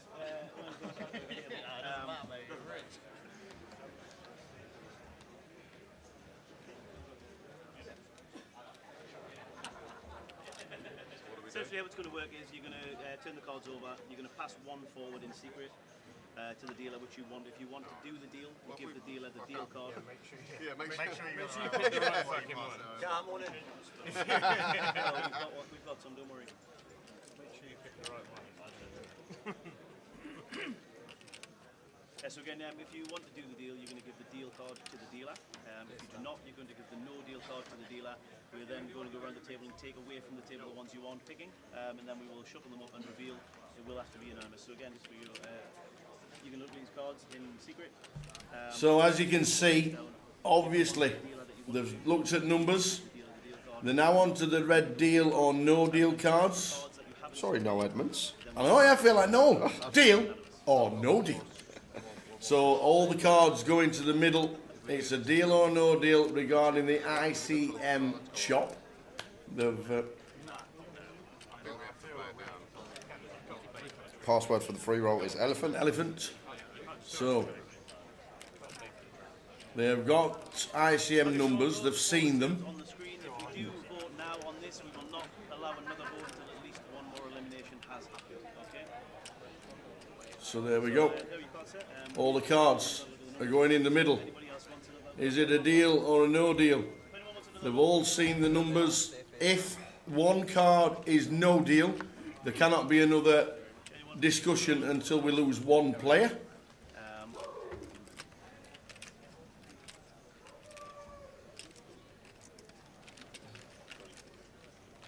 What's the first place there? That's the first seat.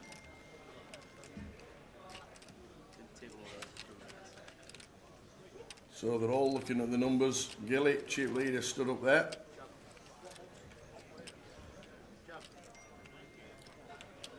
Looking at the cards.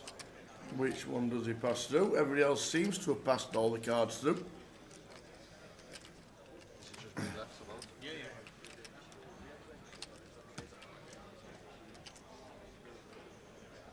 So he says just him to vote. Everybody else has put the cards in. We don't know what the cards are. What does he want to do? It's just him to vote. There could be a no in there anyway. And it could all be just like irrelative. So he has put the card into the dealer. So they're going to spread them across. Flop, please.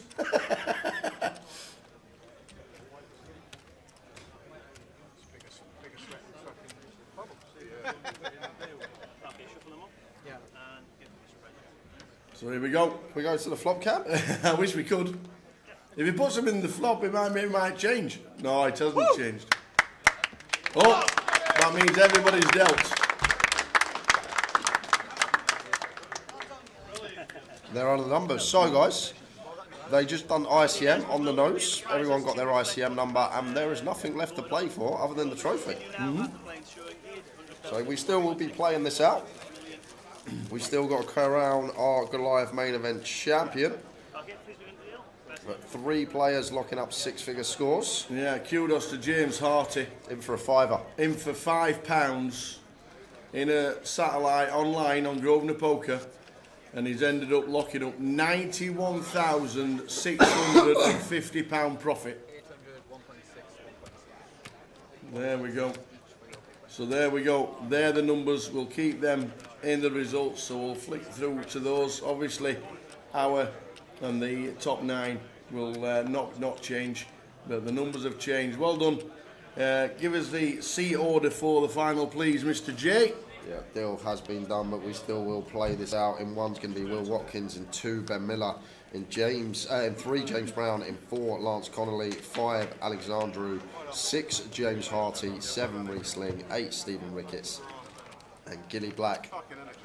In the 9 seat, deal is done, all the money is settled, but as Leo Sayer says, Tower, Does it feel like dancing? The show must go on. Oh, that one.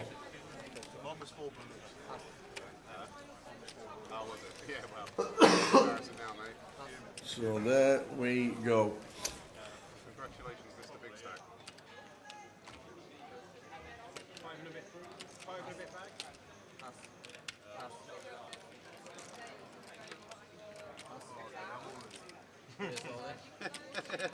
Seriously. All in call.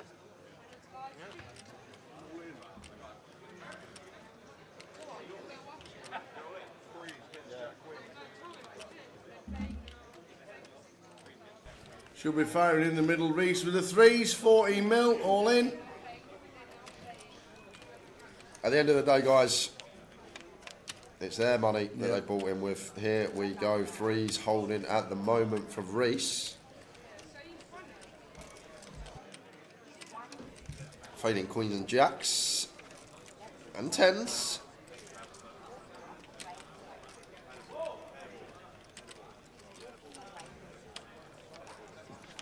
And does. First double.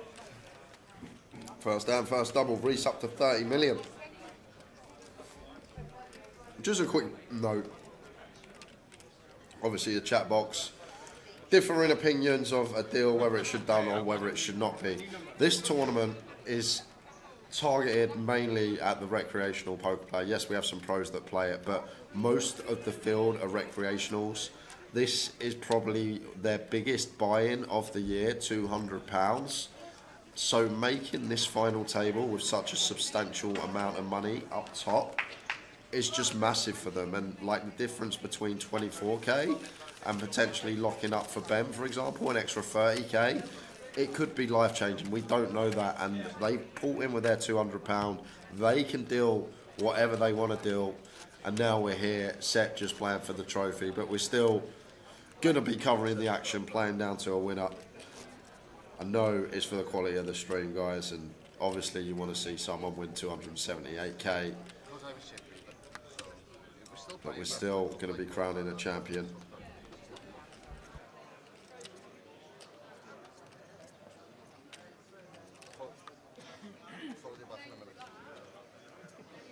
Oof.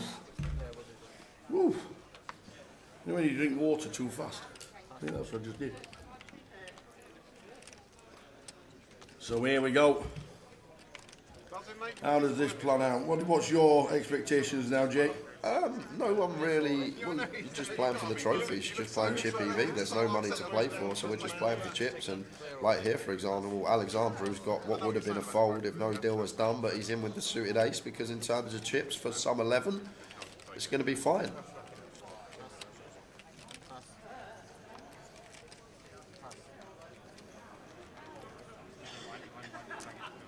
Doesn't get that jam through.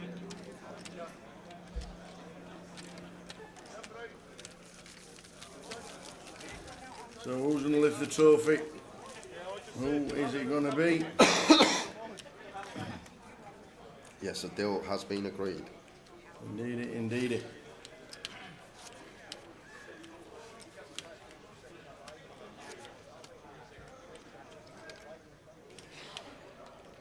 Don't think any of these will be anywhere close to being on the MPL, but they all get points. And maybe when they look at it and see what the prizes are at the end of the year, if you do end up getting 138 points for winning it, then you just might be able to take it down.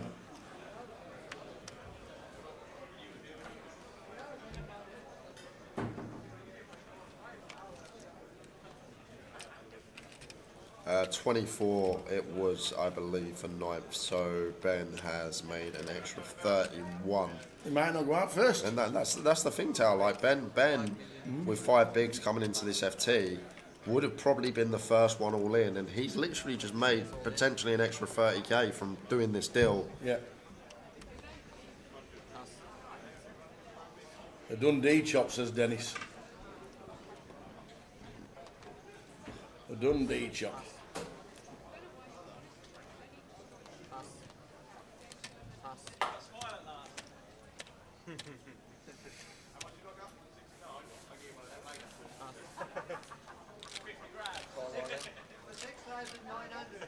Yeah, and ICM does always favour the shortest tax, but it's whether everybody agrees to it, and everybody has. And to be fair, it's great to see Gilly back at the tables as well. I don't see him too often now. Just plays around the Liverpool area. Doesn't travel too many times nowadays.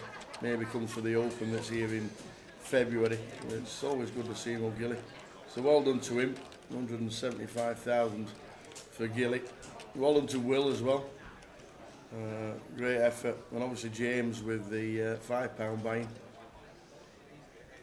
So 3-way all in. James Brown with the ace king. Alexandru with the 3s. They were checking the stacks. Ben's all in for his final 7.6. And it does. Boy, and flops an 8. Yeah, find the best of it on the flop. Fading aces, kings and 3s for the treble up for Ben. There is a side pot between James and Alexandru. Around a 28 million side. 7 on the turn. So Ben still good with the 8-6. Doesn't want to see a 3 ace or king. And fades. So Ben with the check mark's going to treble to 25 mil. Yeah, Alexandru makes profit on the hand, winning the side versus James Brown. But now it's James Brown who is sitting there with 1.1 million. He's taking home £88,570, regardless of what happens. Yep.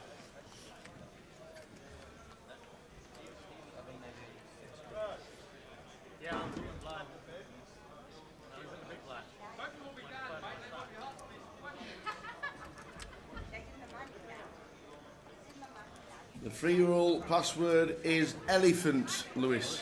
Doesn't it? It's like really fun. Like, fuck me. We just want shit off Elephant. Off a 200 quid buy-in. I feel like Good luck, everybody who's going to be playing that. Plenty of tokens to give away. yeah, it's like serious, you know. Chip leader can buy around drinks, oh, I've got to drive back to London after this. There's rooms next door. I can't afford a hotel, mate. Yes, 13.1. Yep. 10, 12, 13, 8, 5, 15. Yep.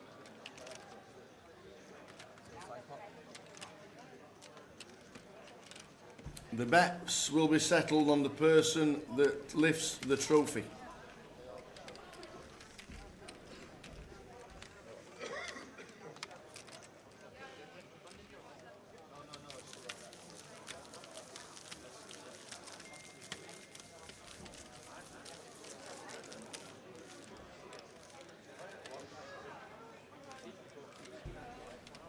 So, 9-way ICM. A 9-way ICM. It is what it is. You can think about it. If you're in their shoes, what would you do?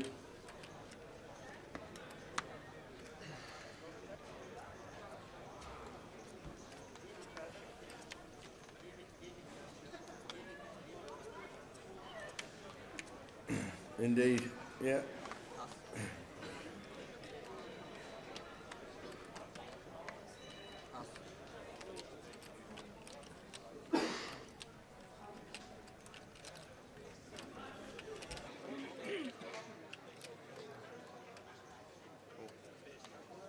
Ball.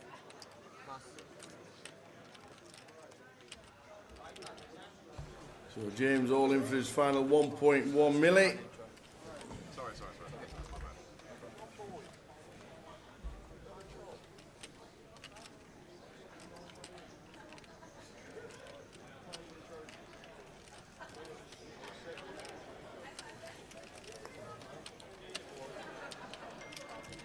Raise. 5,500,000. Pass.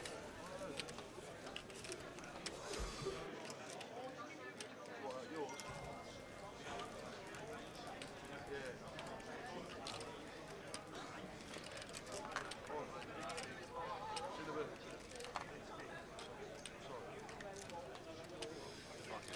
VFD, yeah. If you said no to the deal, it would only be until the first person is eliminated.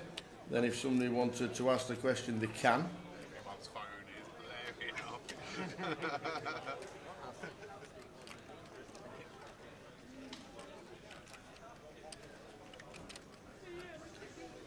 The free roll's on Grosvenor Poker. And if you click on Grosvenor Poker, click on the home page and the main lobby, it will be there. 6 o'clock start. Live stream free roll, it's called. 8.8.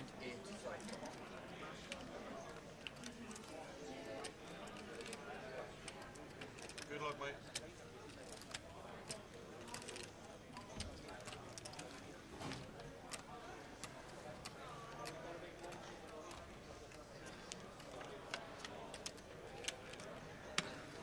So three-way action with the all-in 9-3.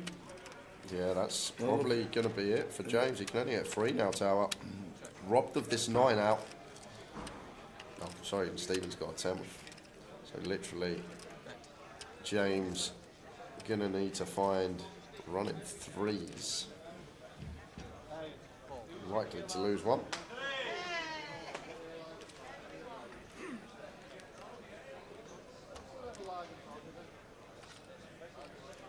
And that will be the end of James, no matter what. James Brown. Stephen with the ace-10. And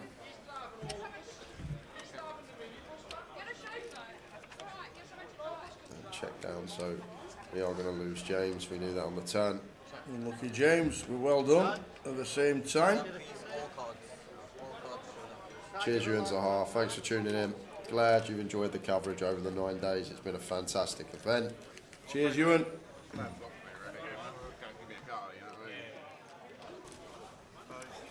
Well done, James. What did he cash for? James Brown, £88,570. Nice. Brilliant. Not an even chop, Joseph Smithy. Done ICM numbers on the nose, and they're playing for the trophy. And the thing about, like, still get that title, still go down that legend status of a Goliath champion. You go on the wall of champions, you get the trophy. And if Toddy's watching, don't forget you get the million. You go into the £1 million free roll at the end of the year as well. Last year, our previous champion, Alex Todd, last year, I knew Alex before he actually won the Goliath, and I remember saw him a couple of weeks later, and I said to him, "Don't forget, you got the free roll at the end of the year. The champions, free roll." He got well excited, but I was just trolling, and I'm trolling today as well. There's no £1 million free roll.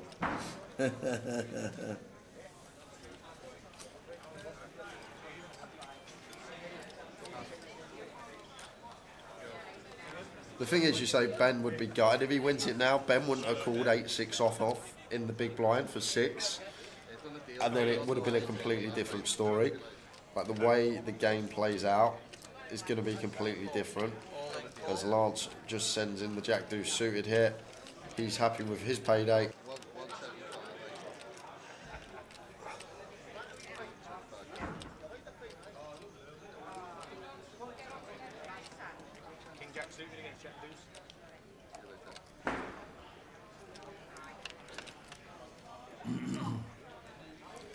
So Jack Deuce for Lance. Is Lance the next out?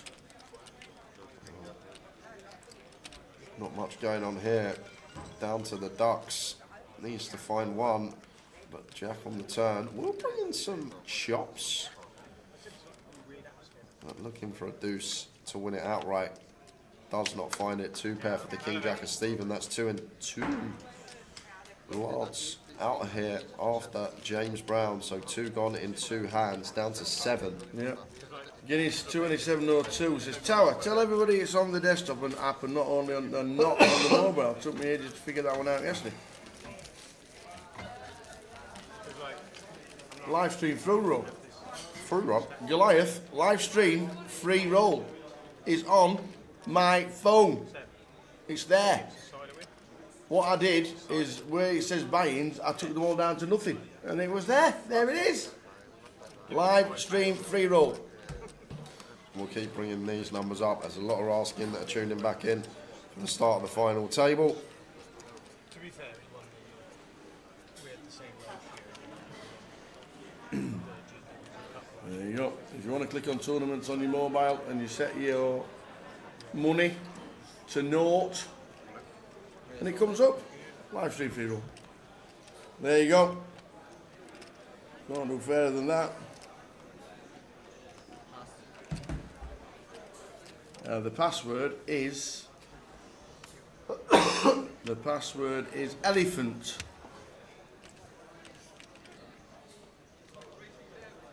No, I've just shown you. I've just shown you it's on my app. It's on my phone. He's playing the free roll on his phone right now. Hang on. Wait till I'm on your table. This is the man that's plastered everywhere around the building. He's not going to be telling you porkies that you can play the free roll on your phone if you can't. There you go. Showed you.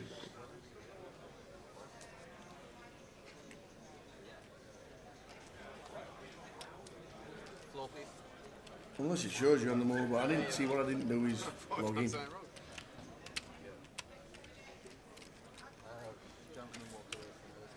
there we go. Well done to James.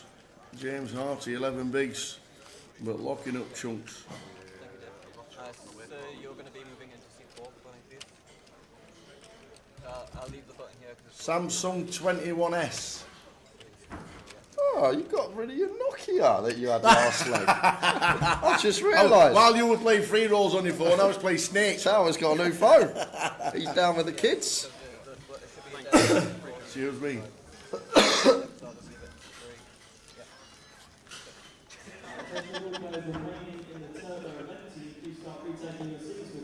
Good luck, everybody. Hey, Cara. How we doing, Cara? We're down to 7.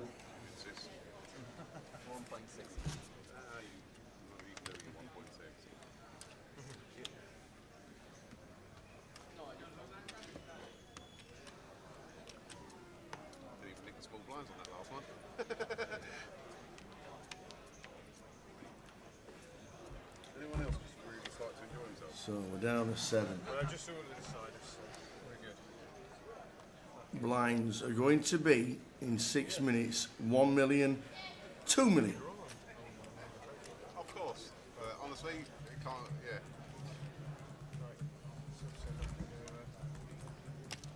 Raise 3,700,000.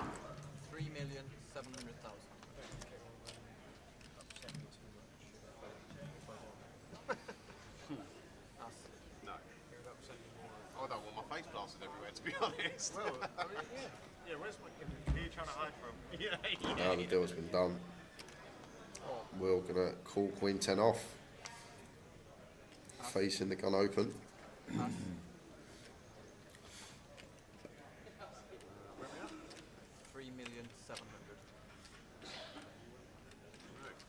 Pass.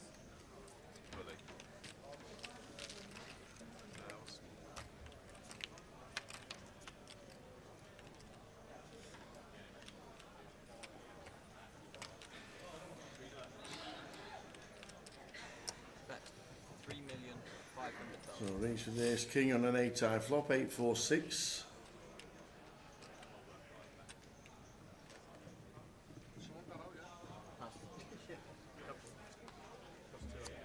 Ace king shot.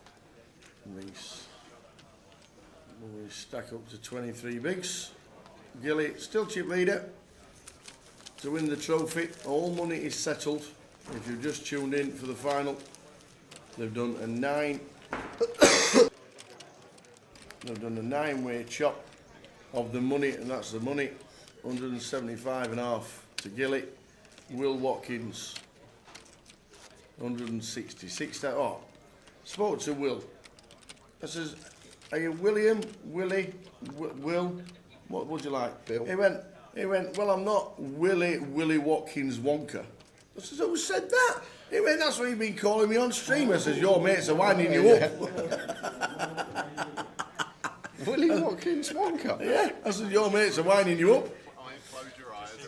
Will Watkins, 166. But everybody's locked up. And if you wanted to see the payouts, that's what they were at the bottom. Good shout. I love this. Someone asked what ICM is, and someone has put, ICM is the International Confederation of Midwives. They act as an international union for professional midwives. That is great. Love it.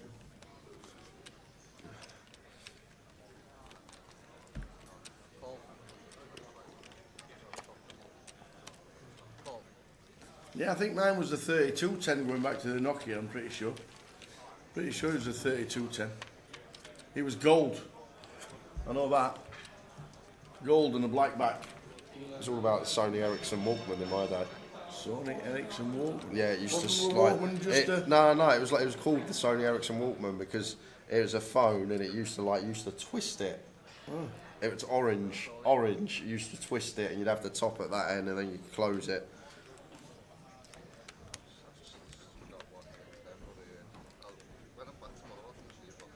Stu says thanks for the ticket, credited yesterday. Well done, Stu.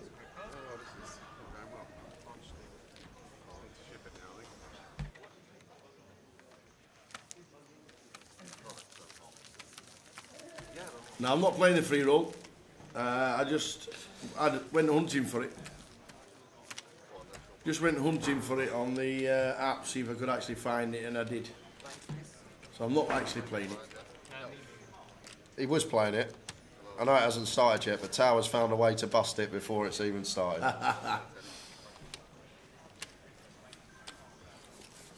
Elephant. There's only one way to spell elephant. And if you can't spell elephant, type in... like that. What do I even do?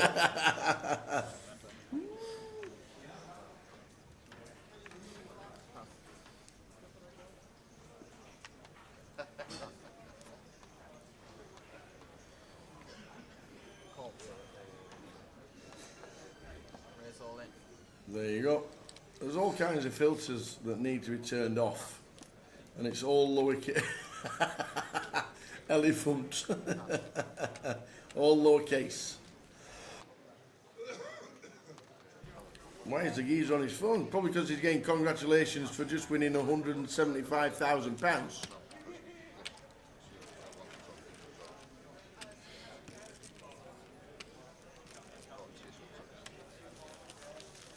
How do you spell elephant?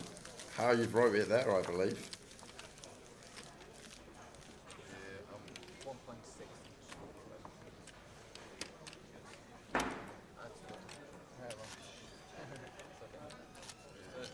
Yeah, well that's the thing, man of straw. When you're sat in the chair and not sat at home, yes, we live stream for entertainment purposes, but they're sat there making money. And there's a big difference if you're making money and then you see the numbers and they offer you slightly more. That could be the difference. So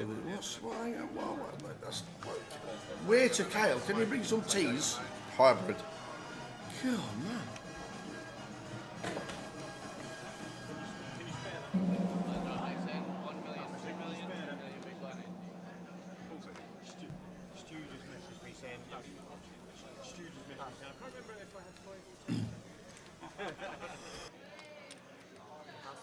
He's had some run down.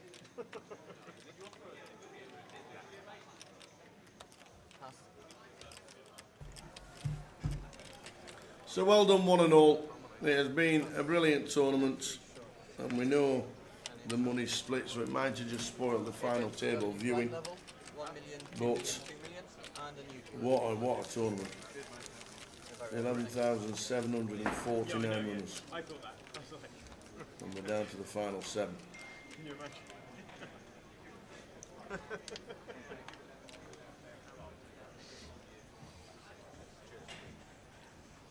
Yep, plan for next year. We're just waiting to release the dates. Yep. Hopefully you can all make it, and why wouldn't you? This has been a great turnout. Could we hit 2 million prize pool next year? 309 entries in the free. It all starts in 10 minutes. Yes, the entry count when it starts. 381.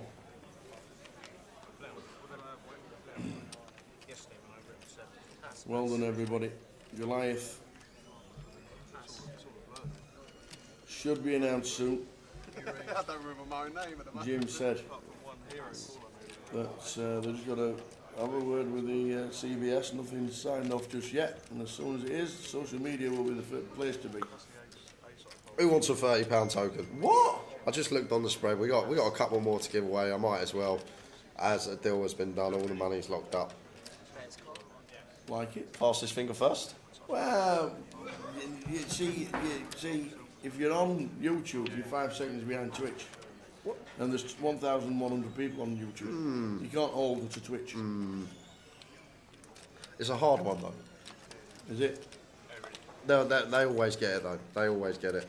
Unless you can't do 3 because you ain't got 3 tickets. You started something now, haven't you? Yeah, I've started something. Can we do a deal for the free token? Right. Go on. Could be a hammer in here. We'll come back to it, but I'm going to ask a question. And first one in the chat box, I'm going to give you a £30. Go on him. Can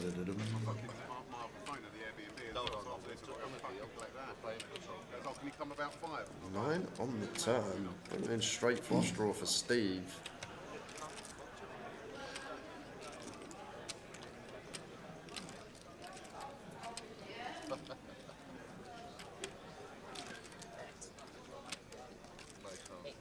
Can we do a deal on the free £30 token? Yeah.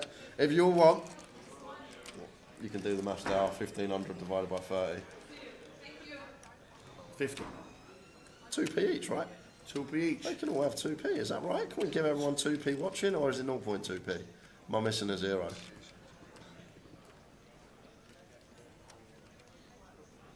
I'll come back to this hand, because Will's gone for another bet here with third pair. Steve obviously can't go anywhere with his flush draw to go alongside top and a gut shot. Right. If we get all 1,500 of you to comment deal, I will personally get you all 2p. I think last time I got given 2p, I was in the junior school and it was my birthday, and I had to get up on stage, and they all sang happy birthday. Steve just runs it with his top pair and flush draw, and Will gets out of there. Look, they're all right. And deal, I was only like, oh, we got a no deal. No deal. Who was that? Wazza. Wazza says no deal. It's off. It's off. Thankfully. But if you do want a £30 token, all you have to tell me is earlier on in the tournament, we saw a huge 4-way all-in. Gilly eventually took that pot with a set of 10s. He was up against Ace King and Ace Queen. Tim Wright was the original shover. What hand did Tim Wright have in that hand? Look, it's already there. They already know. Straight in. King Chelsky on Twitch. Straight in. Did you know? And Ryan Out, yes. Oh, well, what was you going to say? Nice. Yeah, Tao would have got it. One for you as well, Tao. I'll give you £30 token to Tao. King Chelsky, I am going to get you a £30 token, and we know Twitch is faster than YouTube, and somehow Jack Davis on Twitch got a millisecond behind King Chelsky, so he probably would have been on YouTube. He would have probably been in first if he was on Twitch. So Jack Davis and King Chelsky, I'm going to give you both a £30 token. All I need from you is the alias that you use on Grosvenor Poker. Well done. Well done to both of you. Look at that, £60 just gone like that. Just like that. That's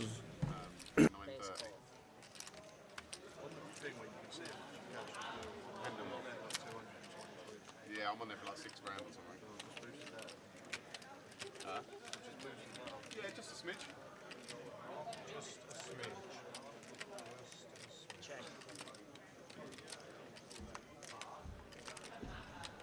Well done. Are you keeping your eye on the chat box? Yep. Mine's gone mad with pocket nines.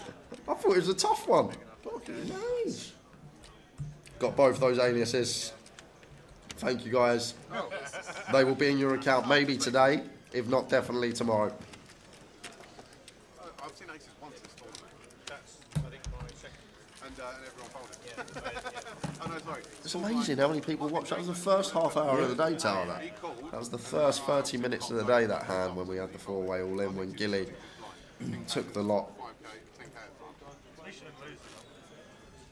There is that, mate. There is that.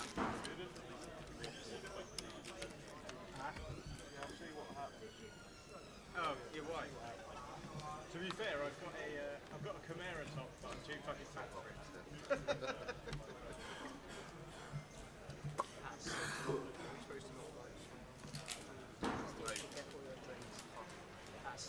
Oh, the Facebook answers just coming in now. 999999. It was just 2 tickets that were actually over. We weren't going to do a proper quiz because this could just end up in. We could be fast and furious, so we didn't want to do a proper Tower or J thing at this late stage. We have just about finished for Goliath 2024 as they've chopped it 9 ways. And well done to one and all. It has been a great effort by everybody. Sorry, Dan Stacey, mate. I've just seen your answer. He was first in on Facebook. Poor Dan Stacey. He's got enough anyway, Tower, so we're all right. Rolling in it. Dan Stacey's got enough, so he don't need any more money.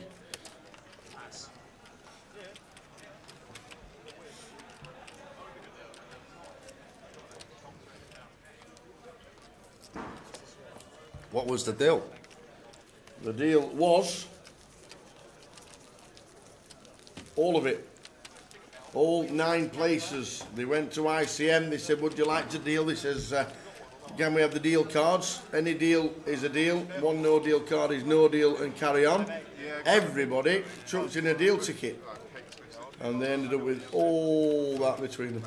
When do we live stream next? Right there. 21st of August until the 25th of August in Manchester. We get a couple of days to watch the Smalls, and then we're off to Leeds. So we're driving straight from the M62, straight down the M1, straight to Leeds. Yep. And then a couple of weeks off before we go to Luton. Best thing to do, guys, make sure you like, subscribe, follow the channel, watch whichever platform you watch on, then you will know when Tower and I are next live. Yeah. Show some support if you've been with us all week. It's been day 9 of 9 of live streaming. A bit of anticlimactic finish, yes, in the situation that a 9-way deal is done, but these guys have made it to the final table in a near 12,000 man field. So what else is there to say? They're there, so they can do as they please, and deal was what was done. All locking up ridiculous money for a £200 buy-in.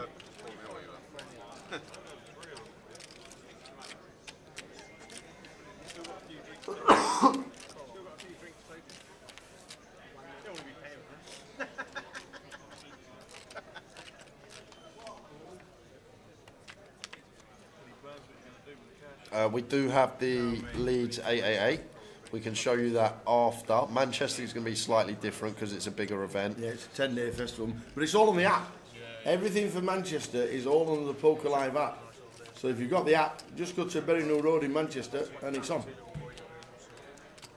Everything is on the app.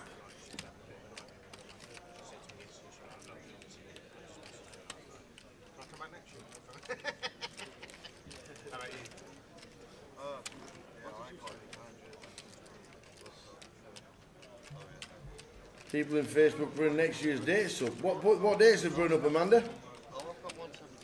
That 100% isn't confirmation. 100% there is no confirmation. If they're putting this exact same week, that seems to be the problem. So I'm not going to diverse anymore. We've been told it's not signed and sealed by the CBS Arena just yet. And we'll leave it at that. And we will see you in 2.5 weeks' time in Manchester. If we have an update, we'll let you know. Someone in chat asking me if I would have done that deal as chip leader. It's a difficult question to answer because when someone sat there, you don't know like what that money means to them, how much 175k is going to change their life, or maybe it might not change their life and they live exactly the same day today. Yeah. The other thing is you don't know how that player feels against the field that's left in. If you sit there as chip leader and you feel that you are the best player or you've got an edge on everyone else at the table, then why would you deal? Yeah. Yes, some of the time you're going to get called, you're going to get unlucky and not end up winning it, getting even second, third or fourth, but you got to play the long game sometimes. And if I was there, I would probably have played it out for a while at least. I like the old trick as well. I always say, if you're ever there at a final table and people are talking about dealing and you're the only one sitting there stern, a little nugget for you guys, just say, I'll look at numbers once the next person busts, and then everyone's going to start playing mega tight. You have the opportunity to play even looser. The next person eventually busts, and then you can be like, oh, maybe one more. We'll look at numbers in one more. So something that potentially can help you chip up more with the chip lead when you get to this stage, as Alex going to be sending it in on the button.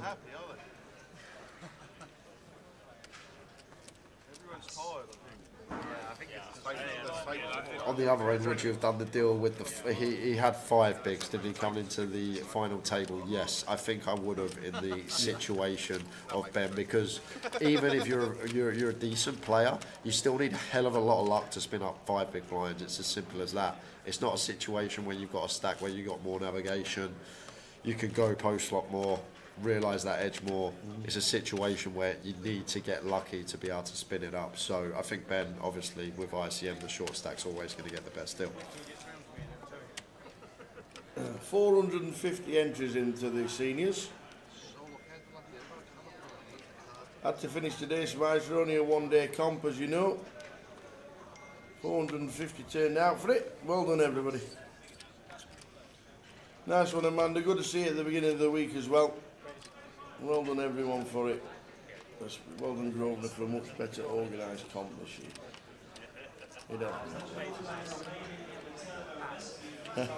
Lance Christensen says, I'm chip leader of the free roll, can we ICM?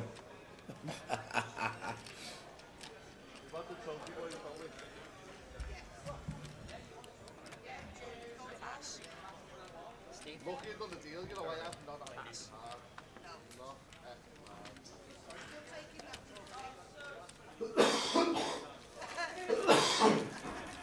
Point taken. Can't believe you're moaning. You should be buzzing. It's weird, isn't it? That we all should be buzzing. It's a bit flat. I'm just tired. I've had no sleep. Like, it's been a long 3 days. Oh, I know, Johnson. Like, it really has. I think that's it. And the emotions, like, I've had a roller coaster. But that's right. If it was that easy to put on, Colin would have it twice a year. Unfortunately. Last night, mate, I think I sleep till 3. Broken sleep all the way till about 7 o'clock, and then I'm up again. You know what I mean? 50. Age to play the seniors is 50. Again. 4.5. Pass. Pass. Pass. Pass. Pass.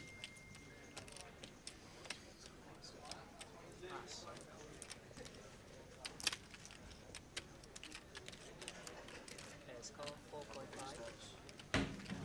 Pass up. Jivers says, was it an ICM job? We'll show you after this hand.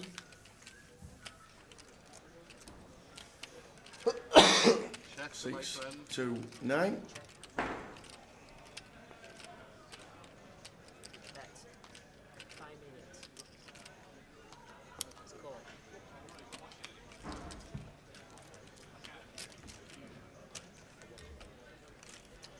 just for the trophy.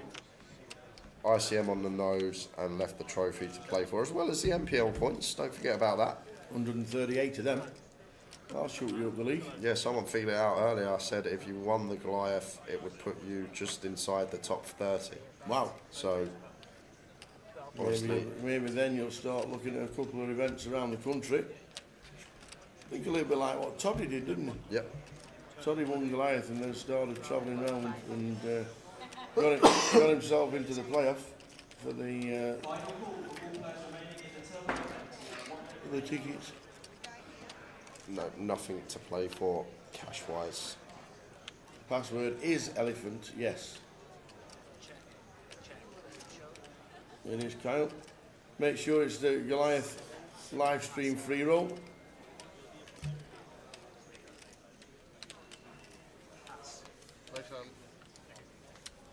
I think Toddy got about the same money, didn't he? 176 Toddy got. There we go. They chopped it as well. 176. Gilly and Seat Nights took 175. And there they are. Yeah, so Alex Todd still with the top of the shop for the biggest cash ever at the Goliath. But Gilly will be happy with that, I'm sure, whatever happens today. Will Watkins, £166,000. Will he be crowned champ?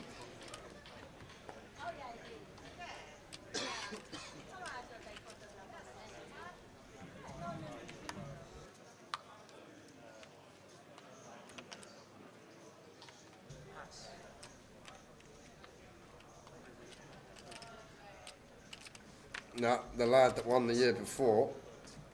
Oh, you were talking about Carl. I thought he was talking about Toddy. Did Carl win 200k?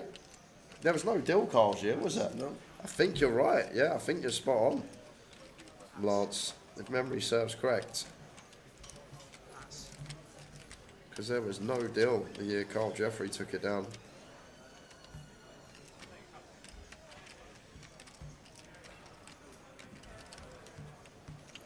£200,000. He is bob on.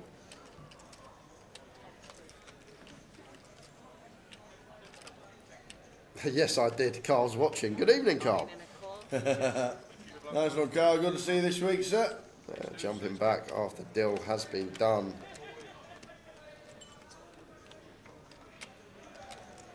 Ace 2 suited for Alex into the Ace King of Will. Are we going to be down to 6?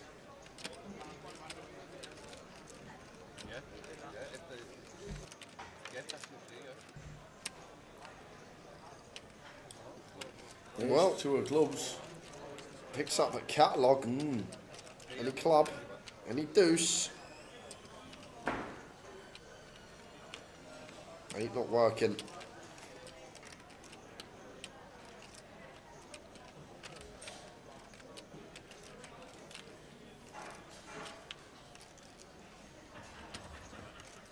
So we lose Alex. Well played, Alex. What did he lock up, Mr. Alex? Alex Abassi locked up £76,462. Nice. Well done, Alex. Alex Abalassi. Well played. Fist bump. Everybody, well played, sir. Well played. Yeah, absolutely. You get free one next year, no? Down to 6.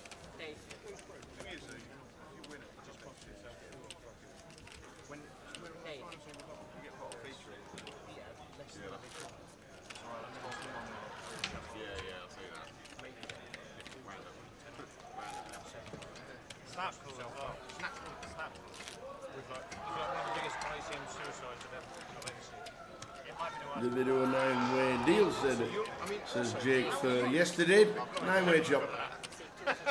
ICM, straight done. Straight ICM chop. Yeah, it's just like suicide. And if he doesn't hold there, he's just costing himself. I mean, what did he cash for? Like 50k, 70k, 80k? I don't know. Which one was it? 76. I was 55. I don't know. Maybe he was 60. I don't think he was. No, he wasn't. He wasn't the second. James Harty all in. for 11 mil with the big blind at 2. Yeah, I'll show you the deal, Jake. Straight after this hand, we might have another all-in the call. Will 112 mil and chip leader. He had less than 1 bid, and I'm shoving him to the store. He just smacked off the point. Oh yeah, I know. Yeah. ICM suicide, absolute. I don't know where it is. And yet, you know this. Well, obviously you won. How much? And ironically, him winning that. So Ben, with the Queen 4, it's 8 million to call.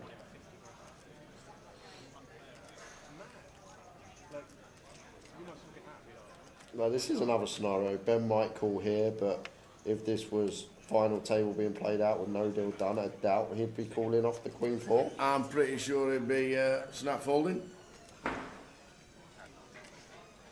And there he goes, he clicks it in with the Queen. Password is elephant for the free roll. Elephant. Or elefante, if you want to do the Go Diva from yesterday. There's all different types of pronunciations.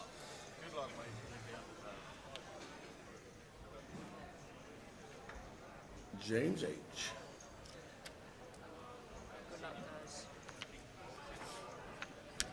Anybody in?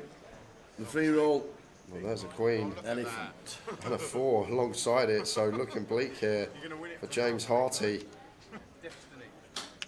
And 3 on the turn will kill it. So Ben was on what? 5 bigs. One of them, yeah, 5 bigs. Oh, fist bump. Excuse me. Don't leave me hanging, baby. James Harty. Like that, down to 5. James, £91,655 from £5. 5 into 30, into a Goliath seat, into day 1, into day 2, into day 3, into the final table. 91 grand. That's the Not bad for a fiver. £91,655. You'd have to back Rotherham to win the Premier League in the next 10 years to put a fiver down and get that amount of money back, Tower. That's how long shot it is to turn a fiver into that amount of money. Great run from James. That leaves us with the final 5. Clock should be getting shortened as the next blinds go up. It should go to a 30-minute clock. Oh, he's moved fast. I was going to say, no, we just spread in. Like my Saturday 50 pence sackers. Like, let's go. Let's get this sold, people.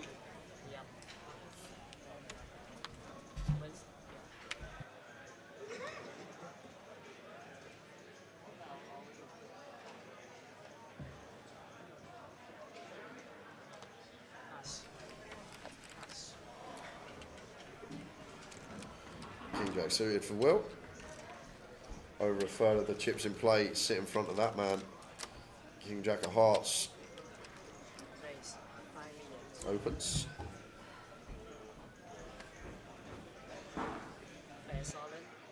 Second player solid. And here we go. We got a 3-way all-in Tower. King Jack suited for Will. Ace Queen for Reese. Pocket 6s for Ben. 3-way. Ace Queen. 3 people all in here? Who will come out on top? So Will with both players covered, Ben with Reese covered. So Ben and Will are going to play a 56 million side, and that means the main's going to be 68. What have you got? 6s. Yeah, that wins. Have you got that many 6? Oh no, you had half a big blind. Half a big blind. No, I did. Here it comes. Sorry. Too many overs to fade, surely. King Jack, Ace Queen, 6s. Jack hits for Will. Yeah, so looking bleak for the 6s. Reese can still find an ace or a queen here, still with a lively 26% with 2 to come. Well, now picks up additional outs as Reese. Any ace, king or queen. Ben needing a 6, otherwise it's double bust out. A 3 means a double bust out. Will Well done, Ben. 6. Great run from both. Reece Ling out in 5th. Ben Miller out in 4th. We know what they take home as the deal has been set. But we're down to 3. 3 players. Gilly, Will and Stephen, the top 3 money earners are the top 3 in Goliath 2024. Which order? We'll soon find out.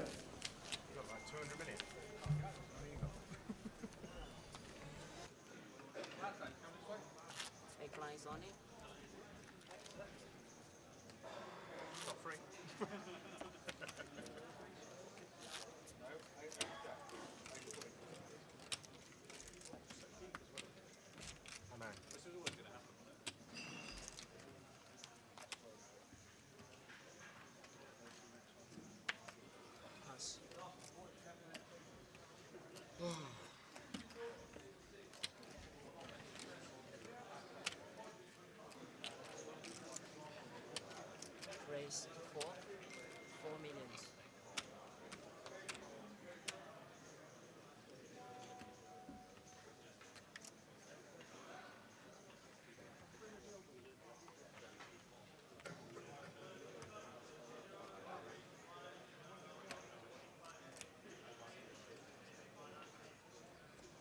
Players call.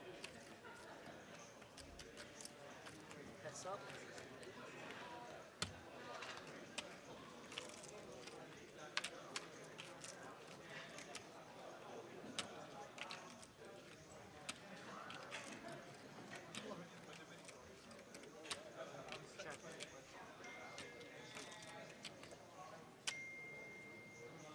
Backs 5 millions. Pass. Button and C5.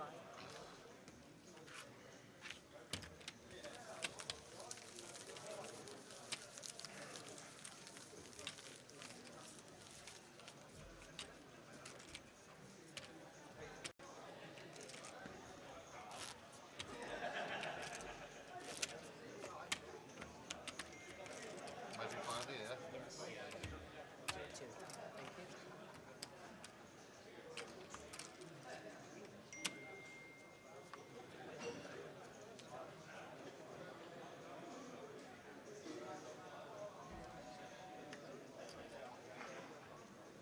Pass.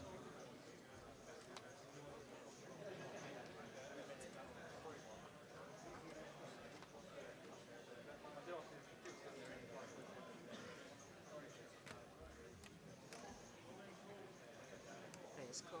Option.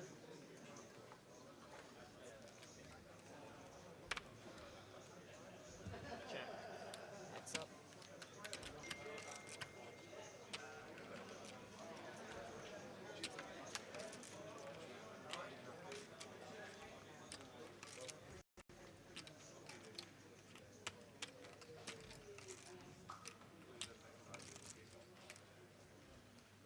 Check. Back 2 millions.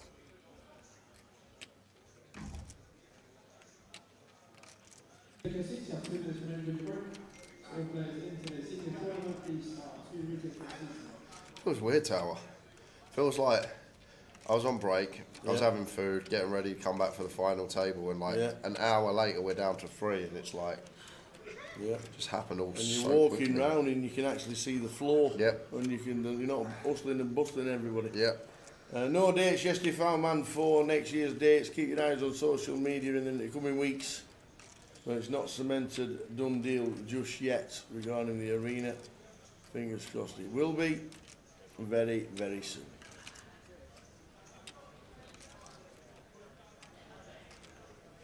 Player check. Player check.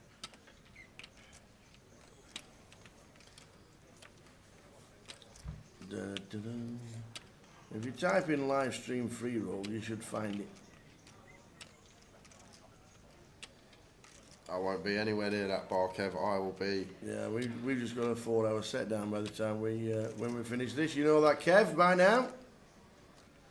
We'll be rooting for the seniors. 46 left. Why did you not play the seniors, Kev? 470 runners. Why did you not play it? Check, check. Gilly takes this one.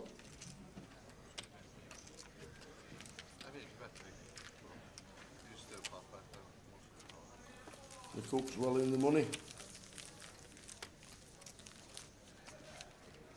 They're down to 34. Josh Radley just busting out 15.60. From Blackpool. Carl's in the money. 40th in the cup. Matt Davenport in the cup. Cashed. Tony Filoni cashed in 51st. Well done, Tony. In the seniors after that progress, we're doing a 20-minute break. 20-minute break after that progress. Do you guys want to have a 10-minute break at the end of this level? Just like 10 minutes, I just want a cigarette. And 101 people paid.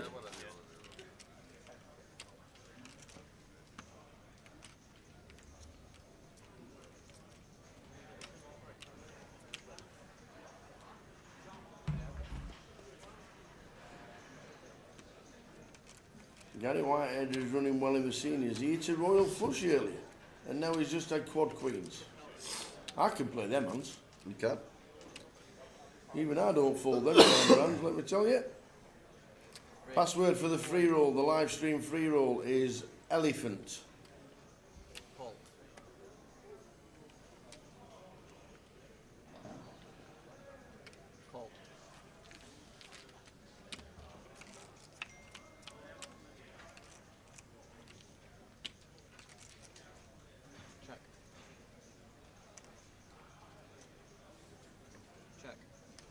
King 5-5 flop.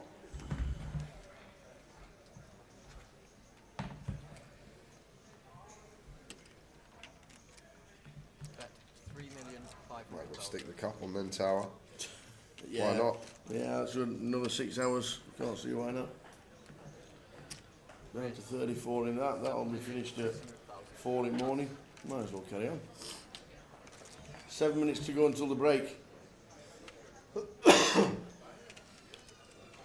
It's only 15 minutes to break, guys, not 20, I was told. So make sure you stay tuned if you want to see who is going to become Goliath champion 2024 for the main event.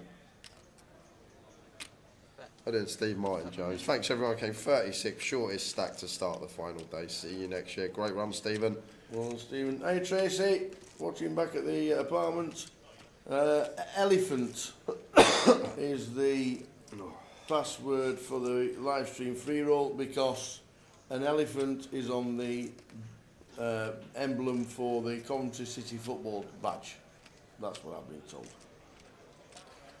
Yeah, I think it's good sometimes when stuff's being streamed to leave money to play for, obviously for the stream and the viewer content. But you got to remember, you guys are watching this for free. These guys have paid money to be in this tournament. It's their money in that prize pool. If they want to deal for all of it, they should have that right to deal for all of it. I know it's a situation where you want to see someone play for us 278k. You want to see someone get 2-outed for a 70k pay jump. I know you do, but in reality, this tournament, this is what tends to happen when we get to the final table. We've never had a 9-way deal before, but we've had a 6-way deal last year.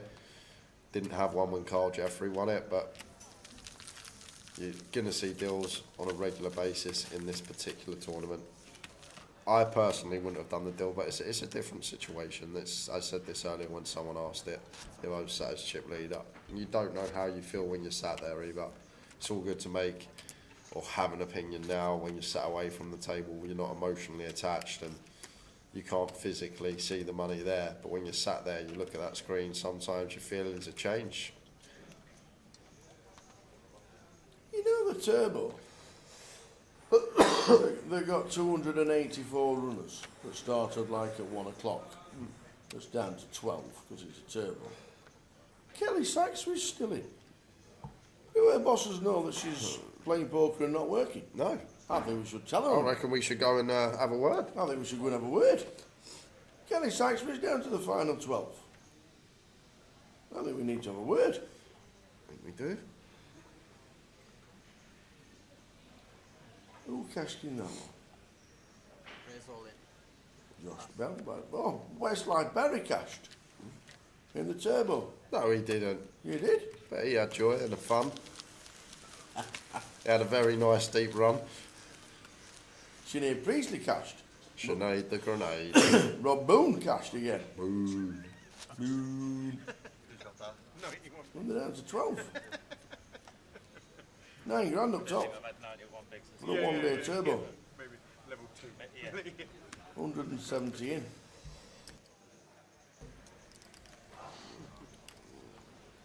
Have you seen what's up top in the seniors? Go on. £150 in. Yep. First prize, 12,700 quid. What? For the seniors? No, there's not. Yeah. 12k up top in the seniors. £12,630 for the seniors. Someone's going to be getting a cap to town, not a bus next week. I'll tell you that, Tower. Bus pass is going to be giving a miss the next few months in that tournament. So 3 minutes to go until the 15-minute break. We have a nice cup of tea from the break.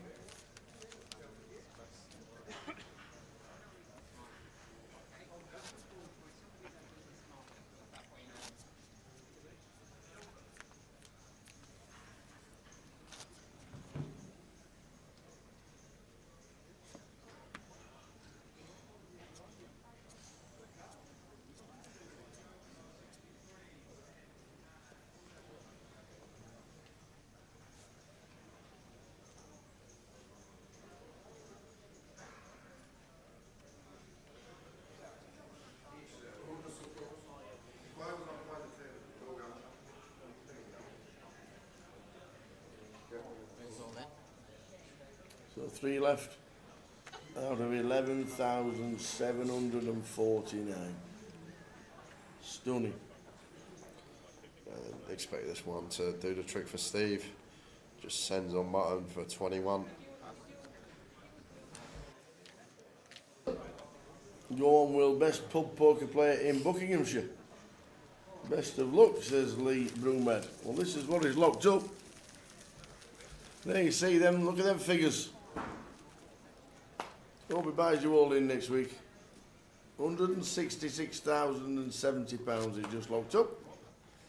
111,000 for Stephen in the Drew Breeze top. And Gilly Black from Liverpool in scene number 9 at £175,575. Locked. Playing on for the trophy. Playing on for the trophy. Cheers, PBKR Poker. Well done all. Have to say, thought the whole festival was run really well. It's been fantastic. Yep, indeed it has. This is likely to be our last hand before we grab a quick 15 and then come back what will be likely to be the final session. Yep, I would expect it to be. Jacks for Steve. Just going to be happy to get this in.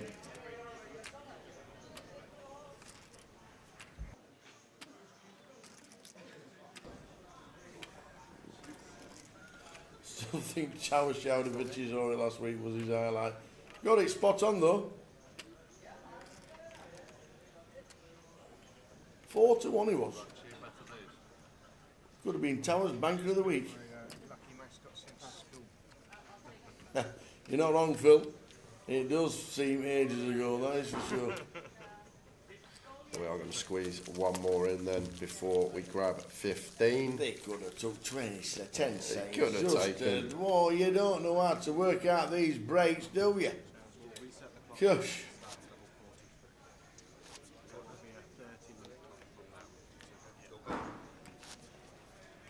So, last hand.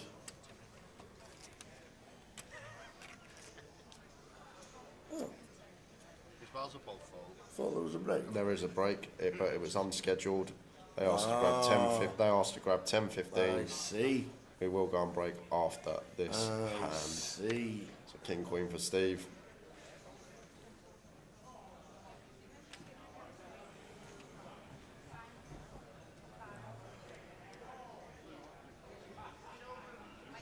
Yeah, gone.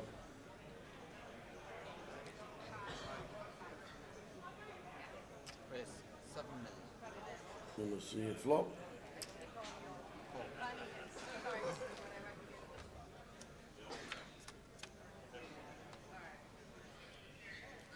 Ace, Jack, two diamonds.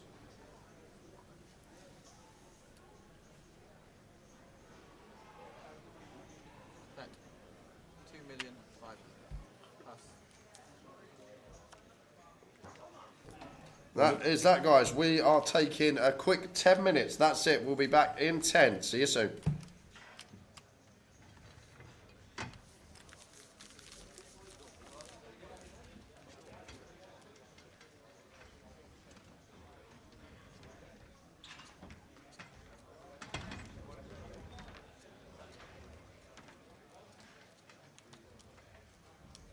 Move them around as well, yeah? Nah. But then move them over forward.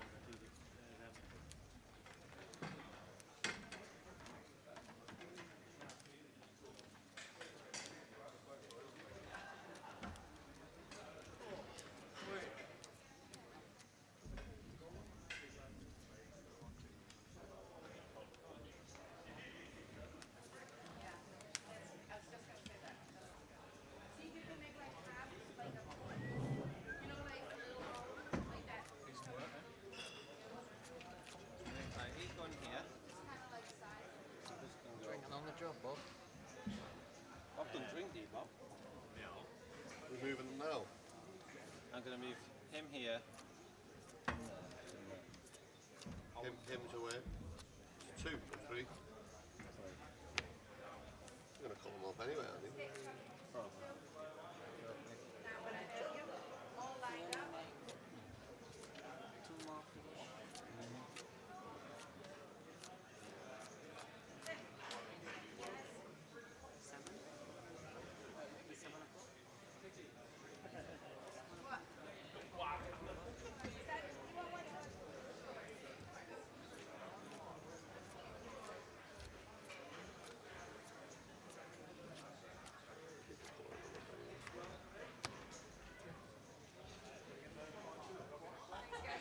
Thinking of moving him. He's got enough space there, hasn't he? Yeah. What? Enough space there, hasn't he? If I do 3, Do 3, 5 and 7. And then we can leave, we can move them if we need to, whatever. Oh, that's some lights. I don't know. Find that this morning. I only noticed it this morning. That's the LED gone, though. Bring the table in. The new LED in it. It's alright though. Looks like it's kind of intentional. Like. Have you got the remote? Where is it? In the oh.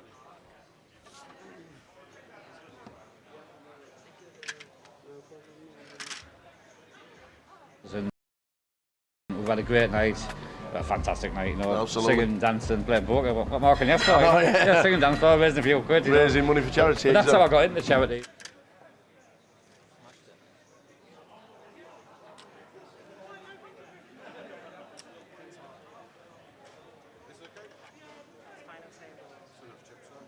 Yeah. They're not going to play the hand.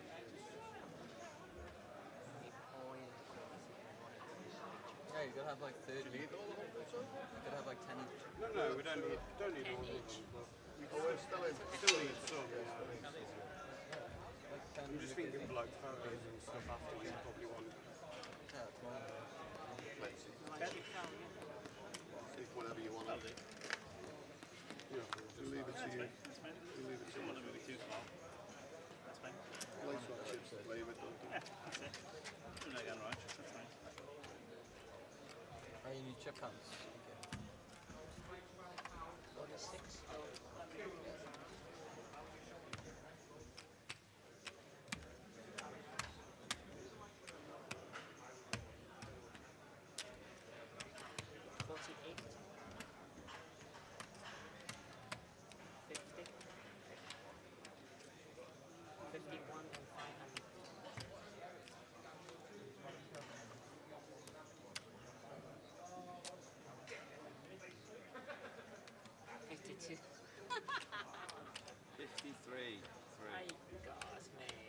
I'll look after you. Where's the 250 chips? Gone. Wait. 1, 2, 3, 4, 46, 48, 50, 51, 51, 3.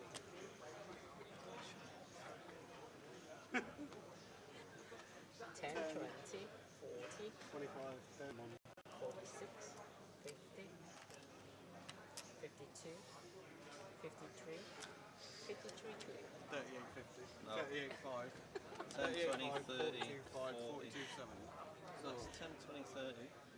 Yeah, 42, 7, yeah. It's way more. Right, more, 45, 51.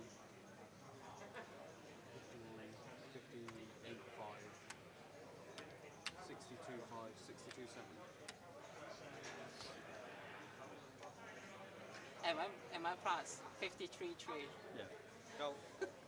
Alright, so 50, 100, 120, 140, 160, 170, 246, 7, 8, 178, 1. I love the confidence of 178, 1, yeah. That's easy, mate, when they without a fucking odd number. You know what I'm saying? This is odd number, mate. It's all I thought easy, this is mate. 250, mate. It's all easy when you can count. Wow, Louis. I'm gonna be wrong with the same number. 178, 1, you said? It's when you're left with odd bits like this. Yeah. Look. You're the exact amount, so look at that. Yeah, it's easy, mate. Even if it was odd, I would have nailed it. What are you supposed to do with this? I can count it. I can't. Add it together. Carry the 1. Oh yeah. Okay.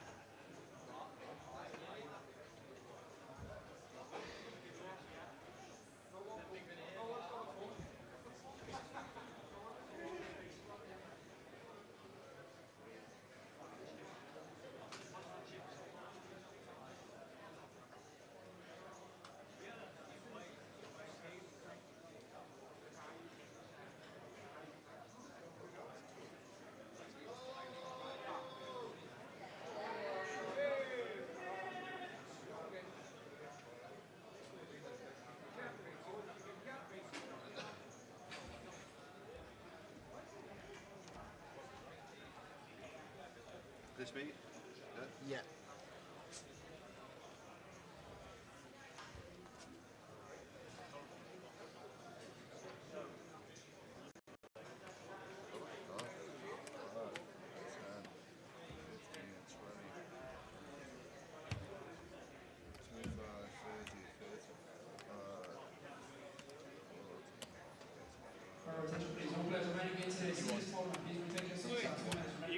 You had a sponsorship in the last 10 minutes of it?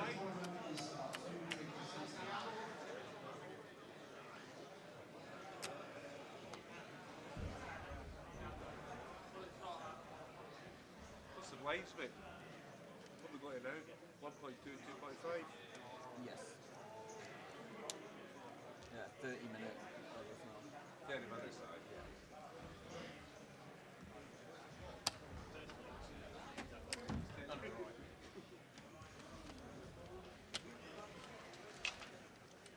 Staring to your eyes now. Sorry? Staring. Alright.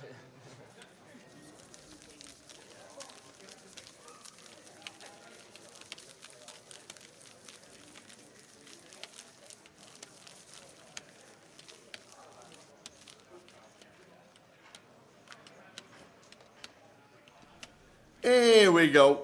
Okay guys, if you're ready to crack on, we will. Let's go. Lines are going to be 1.2, 2.5, 2.5, and 90. Yeah. Best of luck to you all. Peace, of luck, and you.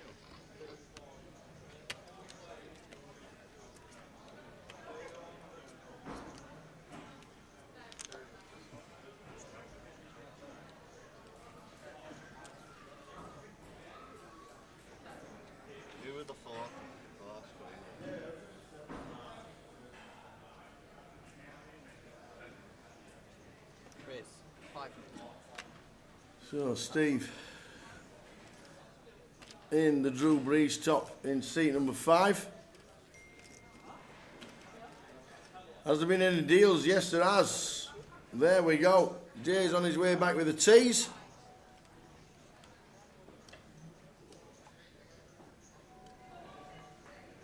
And that's what they chopped it for.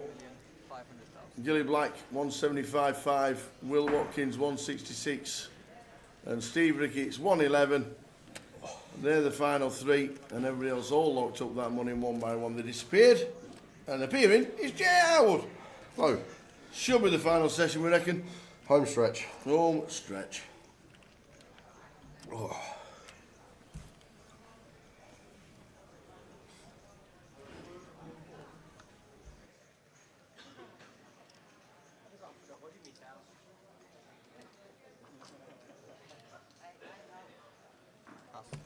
So this now on a 30-minute clock.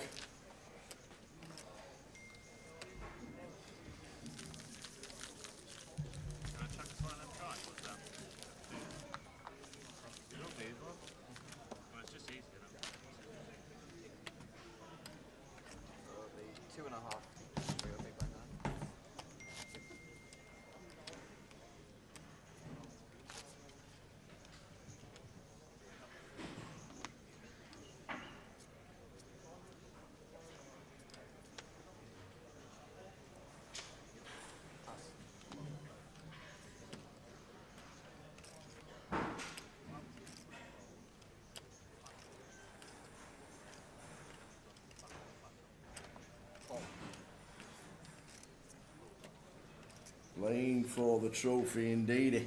Money has been sorted. Nothing to play for money-wise.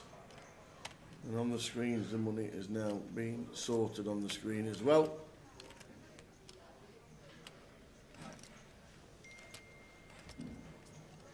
Nothing to play for cash-wise, just the trophy.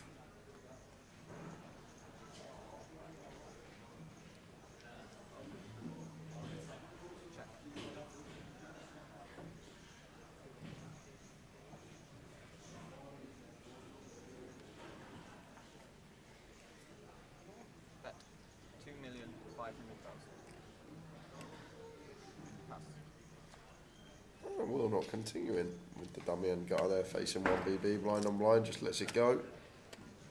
Guess no club in hand, just let Steve take it. What is it, 2.5? Yes.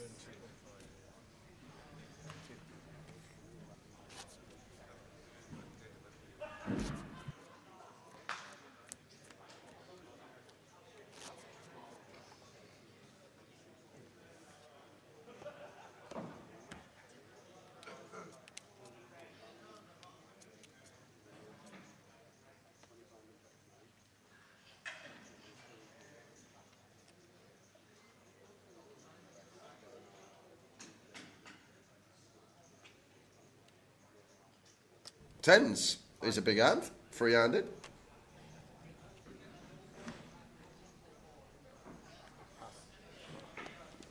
Makes it 5 million. Gillian with the defend.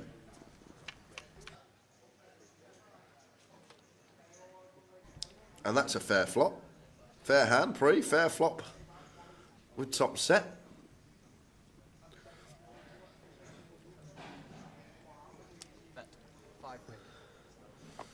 Going to continue. Gets a call from the gutter ball of Gilly. Oh, is that a jack? Oh, it's a king. Jack could have spelt disaster for Gilly.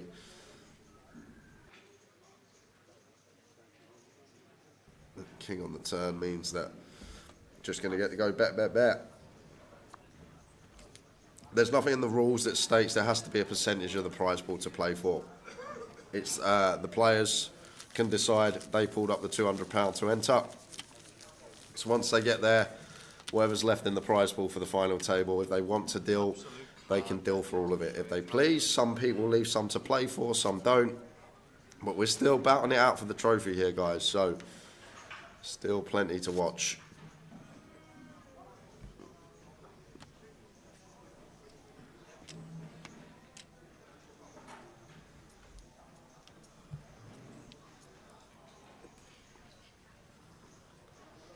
Ace queen for Steve.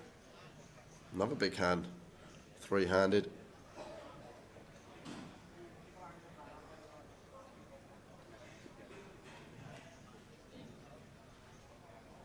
Raise 5 million.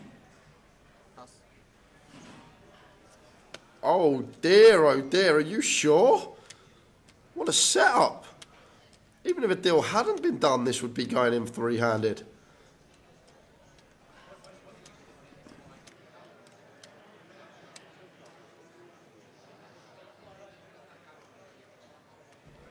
Are we going to be heads up? Because I can't see a world in which Steve doesn't send the ace-queen here free-handed. We are playing for the trophy, Mike Leonard. That is all. Deal has been done. They've done ICM on the nose for each individual and decided they just wanted to play for the trophy. Can't see a world in which Steve gets away from this. Oh, okay, he's gonna. Oh, he's gone with a triangle. I thought he was gonna flat. He does go with the all-in, and it's a snap call from the ace-queen. Slight grimace from Steve, but we can still get that.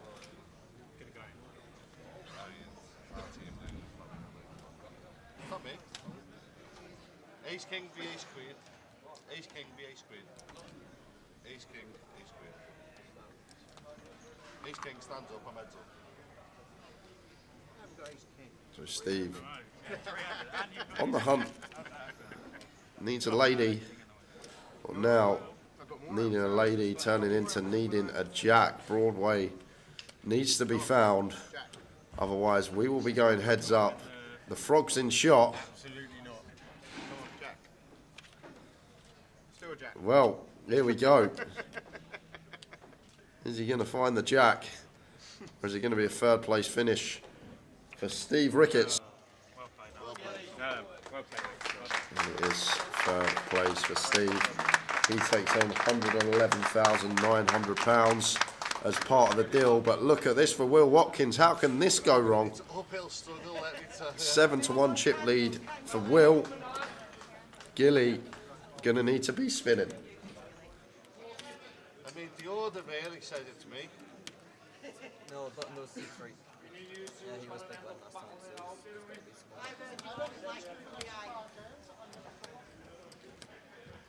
I'd rather the 5K.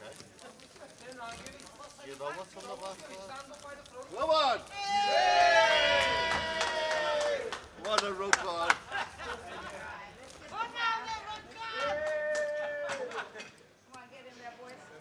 Yeah, one of my So no ante now. Heads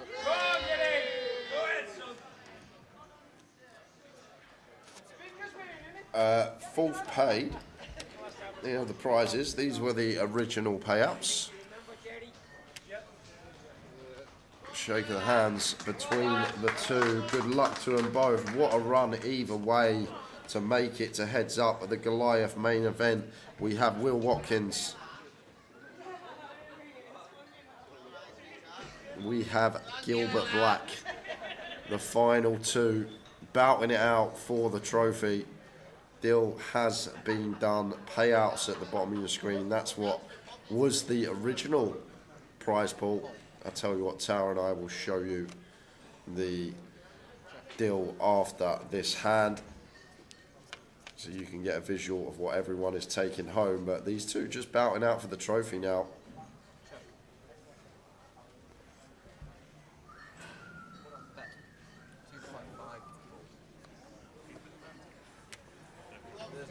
He's from Runcorn, no wonder he did a deal. He's now the richest man in Runcorn. I don't know where Runcorn is.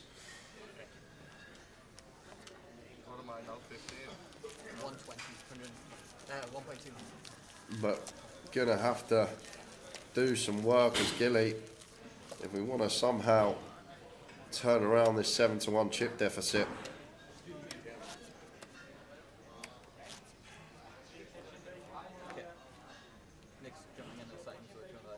There we see the Wall of Legends in the background.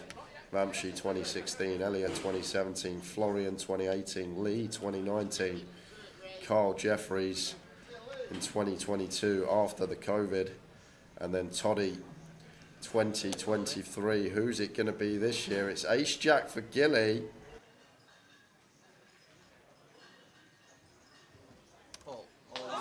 Will's called.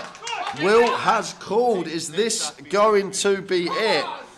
Gilly does have the best hand, but Will was still a healthy 39% here. Is this going to be the moment that we crown our champion? Gilly stands up. So does Will. And it's a good start for Gilly. Fading queens and tens.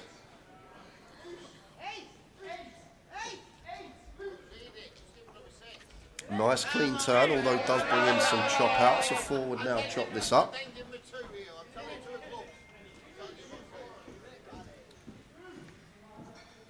And Barry making a meaningless appearance. Was already good with ace high, but does river the boat with the ace on the river. And as I said, guys, we will show you the numbers. There we go. 166175. Life changing. Stunning. Like, absolutely. What more do you want for 200 quid? What more do you want for 200 quid? It's kind of fitting we got Gilly and Will here as well. Even lock it up 9th, 55,000. It's like a GUKP win. Yeah, it is. It can be like the cup win. You know, these cup. You won't find a cup with 55. What cups are you playing 55k up top? Well, this. The Goliath main event. Yeah, outstanding.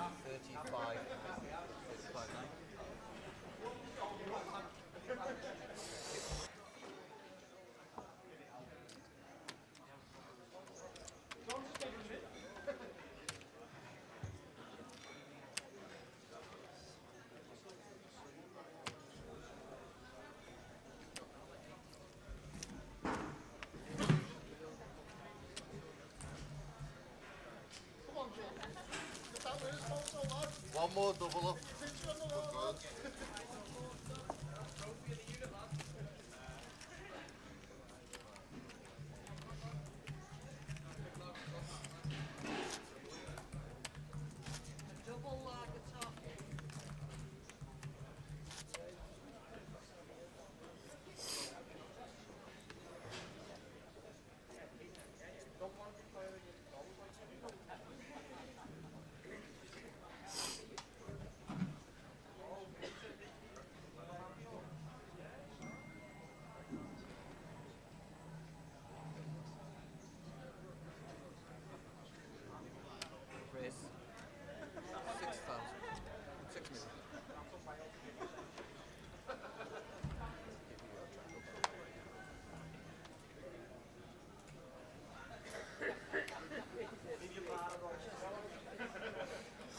So the trophy's on the table in seat 5.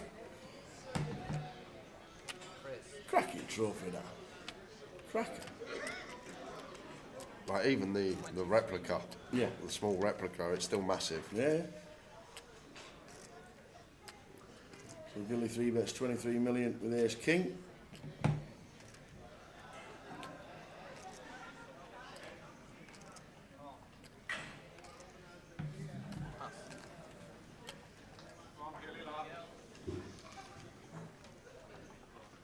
So 216 mil, 86 bigs to 31. Alright, gents, do you have a new dealer? Good luck. Well done to everybody for locking up that big cash.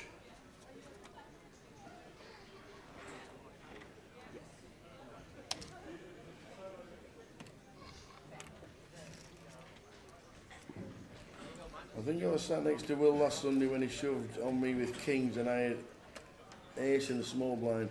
And the card came 2, 3, 4, 5 and an ace. No, Will's from Buckinghamshire.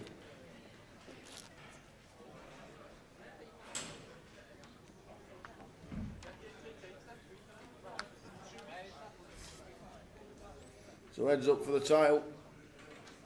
Are we streaming 888 Manchester and Leeds? Yes, we are. All the 888 festival is on the Poker Live app. We don't have a template for it, unfortunately, but it's on the app. Everything about the 888. Will with an ace.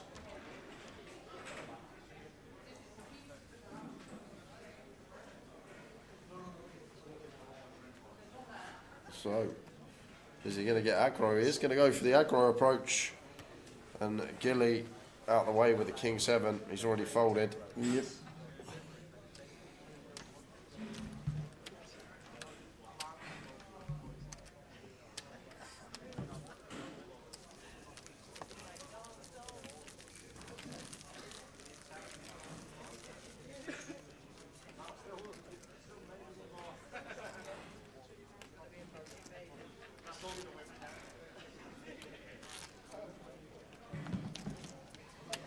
Yeah, there's the list of payouts. What would have been?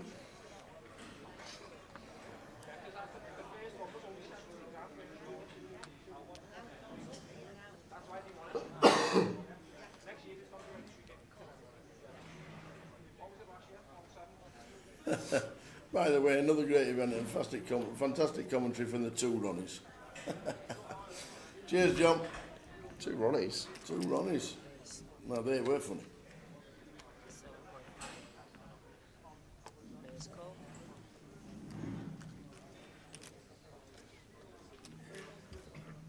Yeah, it was an ICM chop. It was. Show you after this hand what the actual chop was. Not surprised as that it would have been. Queen high flop. Well, this is dangerous for Will. Second pair, big hand in a heads-up situation.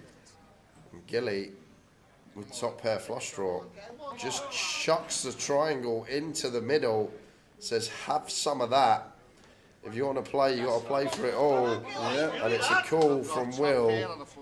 So Gilly gonna like what he sees. He's well ahead with the Queen 7 of clubs. I've got Queen, he's got a 10. So here they go. On the backs for the first time. Do we have a champ? I've got a 10, I've got Queen and a flush draw. I've got Queen 7 of clubs, the flop's Queen 10, 5, 2 clubs. So Gilly wrapped all around this one. We'll have it locked up on turn most of the time. That isn't most of the time. Are we going to have a champion like this? Gilly now goes second best, offsuit jack. So fading queens, 5s, 7s, clubs. So roller coaster of emotions. Gilly loves that one. Offsuit jack on the turn. Will thinks he's done it, but Gilly straight back at him with the club on the river. Full double up. Look at them stacks now. 141, 153. And the counter starts. Gilly black. Gilly black. Gilly black. Gilly. He's not singing that himself, is he? No, Okay, there's about 100 people singing it. Good, that's amazing. So that's the stacks and that's the chips that they had when they did the ICM. And Gilly was chip leader, took 175. Will Watkins taking 166. Steve Ricketts 111 as he's just left us. There we go. So stacks still being sorted with. Oh, everybody else. James Arty from a fiver, 91. James Brown 88. Alex 76. Reese 69. Lance Connolly 64. And Ben Miller. What do you have? 5 bigs? 8 bigs? 5 bigs. £55,850. Well done, all 9.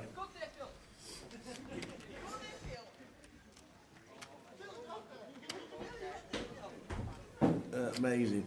An amazing effort.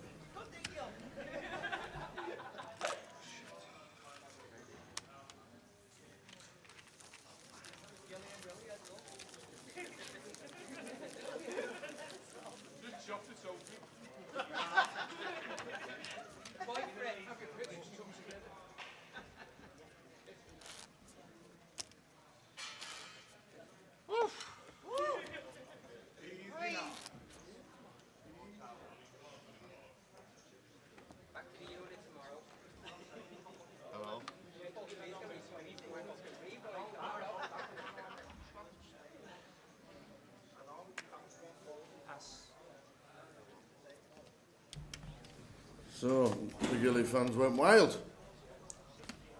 154 mil, 140 mil, 61 and 56 bigs.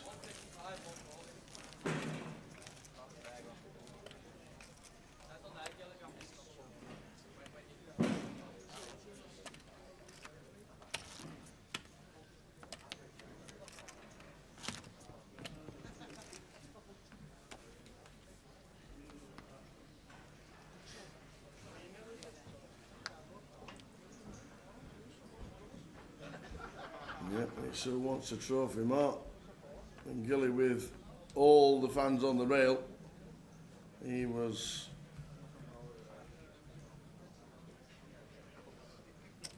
really up for it when he got the double up. Ace King for Will. These hands here. Queen 9 for Gilly. Gonna get a call.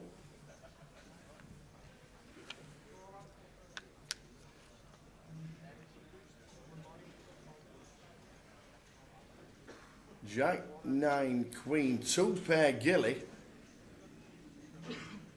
Whoa. This is a biggie. Yeah, it shouldn't be a situation where it's all going to get in though, because even if the 10 does roll off, Gilly's then going to proceed with caution, 4-liner to a straight.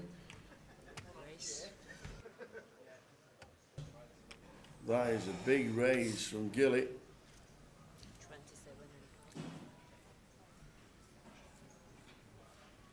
28 million, Tal, you weren't wrong, that is a big raise. Well, backdoor clubs, 2 overcards, gut shot to the 10, along he comes to the turn.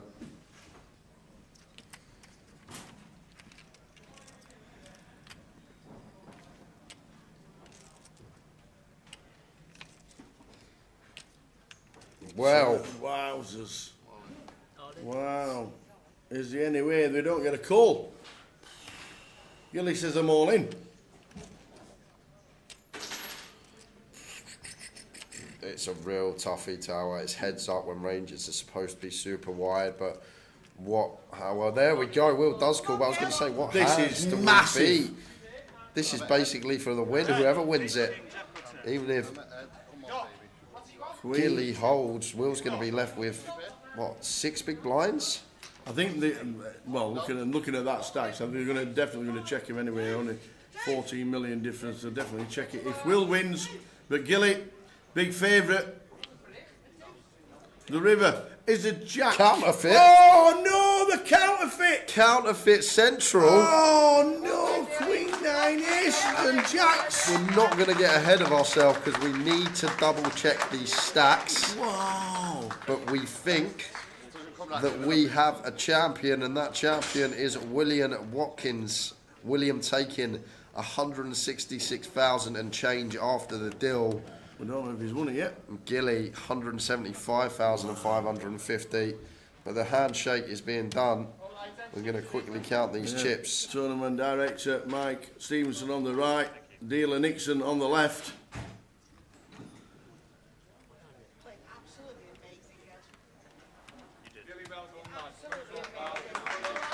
50 million, 70 million.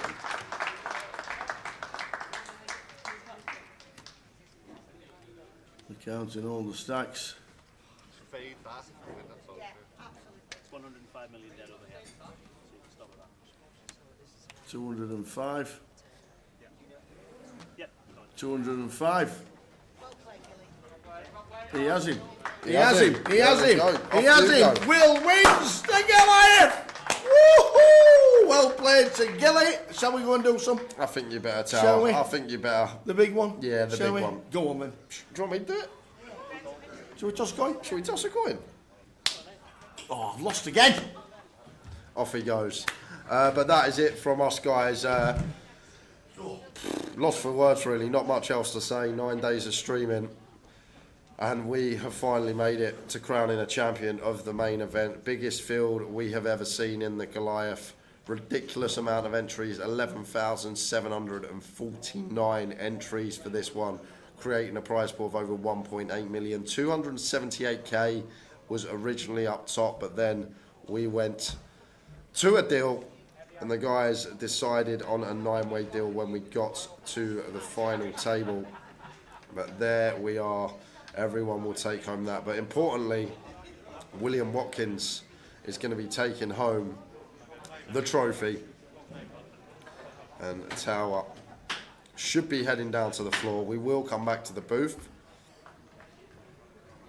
But just in case we don't, big thank you to everyone that's tuned in over the past 9 days, whether you joined us for the first time today or whether you have been with us throughout the whole 9. Big thank you to the chat. It's been great. We've given away plenty to you guys. We've had so many laughs, banter. There's been some cracking hands as well that are going to be highlight reels throughout the years. But it is done and dusted, and it is William Watkins that is going to be our champion. He will lift the trophy, and we will be chatting with Gilly. With the Tower, over we go to the floor. Oh, nearly. Disappointing, that river. What can you do? Oh, it's always the river. There was no river card. It'd be a great game. Do you know how many rivers I've had this I had it all tournament? yesterday. I had it all yesterday. With a 1 minute interview turned into 20 minutes. Look, it's been a long 3 days, but I'm happy. We get to the FT, you know you chip leader all day and you still chip leader nearly all day. Every time there was an hole in the call on the outer table. Over to the table, oh, it's Gilly again. What can I say? I mean, I've had some good run, I've had some bad run, but we got here, didn't we? You were the last person to turn over the deal card. You were thinking about it, you were stood up with thought. I had so many different people, don't do it, don't do it, don't. But look, in the moment, 175,000 in the moment is fantastic. I mean, I'd like the trophy as well, but you know, I've took the most money, so I can't moan. You won the rail, the loudest rail we've had, the loudest rail we've had this week. Yeah. And it's great to see. We don't see you too often, but when we do, you've always got a smile on your face, and it's always good to talk to you. Second down of the biggest Goliath we've ever had. Well, any sponsors, they can email me, you know. It's worth sponsoring Gilly Black, second. Absolutely fantastic. Big round of applause for Gilly Black. Absolutely outstanding. Well done, Gilly. Will Watkins, champion of Goliath 2024. How does that sound? Sounds pretty good. Yeah, not going to lie. Bit lost for words, really. A lot of players watching, a lot of people watching saying best poker player in Buckinghamshire. Is that what they're saying? That's exactly what they're saying. Oh, well. No, you're the best player. I won't argue with that. Yeah. I was just speaking to Gilly there when the cards came out for the red cards and the black cards for the deal. Yeah. Very happy? Very happy. Yeah, I mean, it's a life-changing amount of money, Absolutely. isn't it? So, yeah, for £200 buy-in, there's nothing else like it. So, definitely be in it next year. Fantastic. I'll tell you what, it was a great, obviously a great run up to the final. We know it played a little bit differently because of the deal, but to get to the final, no mean feat. Yeah, no, I mean, it wasn't easy. I must have been all in 50 times maybe. Yeah. Luckily, just cards held up. Shout out to Matt Milton for folding his ace jack when I shoved with pocket tens. There's always hands like that, yeah. There's always hands like that, isn't there? You remember? By pocket threes, doubled up then, so. Fantastic. Excellent, excellent, excellent. We're going to get Mike Stevenson with the trophy, but we're going to get the biggest round of applause. Please, can we have the winner of Goliath 2024 is Will Watkins. Absolutely outstanding effort. We're going to get you sat down here for half an hour. We're going to get loads of pictures, but what an effort. Well done, Will. Fantastic stuff. Jay, over to you. That is that, guys. We are done. It's all done and dusted. We're going to get the main man back in to finish up our final stream of Goliath 2024. 7 o'clock, Tower. Would you have taken that this morning? 7 p.m? Absolutely beating your head off at 7 o'clock. There you go. There you go. Oh, man. I've done a little roundup when you were on your way out to the floor. Anything else to add? I've said everything you're probably going to say. Fantastic numbers, records broken, etc. But anything to add? Thanks to you lot. 9 days of live streaming. We sit here. Everybody else, part of the team, puts a production on absolutely brilliant. But you guys watching it for as long as you do, 9 days, is not easy. But when we do get an event like this that everybody seems to have said, and everybody has said it, the best event that they've had, best Goliath there's been, best run. Yeah, it just makes our job so much easier. There's not much complaining. We don't have to look in the chat and try and resolve issues. It's just amazing. Hats off from the top all the way right to the bottom, because it's one massive team effort. It certainly is. It's an amazing event. We don't thank PK enough. We don't thank the action trackers, Mikey and Dave and Andy in the background. And we always say he never does a lot and he's only got one job and all that, but he's there to oversee everything, and when something does go wrong, they're there on the case to fix it. But it's been unbelievable. I can only thank you guys for just sticking with us, because it's been some hours that we've done this week. We love it. We love Goliath. We love bringing you in. We love having a bit of dance in the morning and getting you all ready for Goliath and stuff like that. But this guy who suffered the last couple of days, and his brain's probably fried, and all the analysing that he does, it ain't easy, and it's a tough job. But as a team, as you keep saying out there, and as we rightly say, I think we're one of the best that there is out there, and we put on a great show.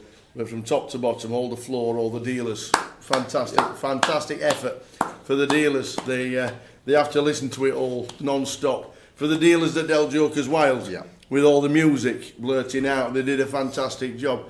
They do an amazing job. All the floor, everybody concerned with Goliath in 2024. It has been absolutely outstanding. But you guys make it a lot easier than what we seem to. I think we've just about earned a rest. Yeah, I think we have, Tower. And if you enjoyed this one, guys, make sure you follow the channel, subscribe, like, wherever you're watching from. We will be back in Manchester in a couple of weeks' time for 888. That is our next stream. So if you enjoyed the coverage, make sure you come and see us there.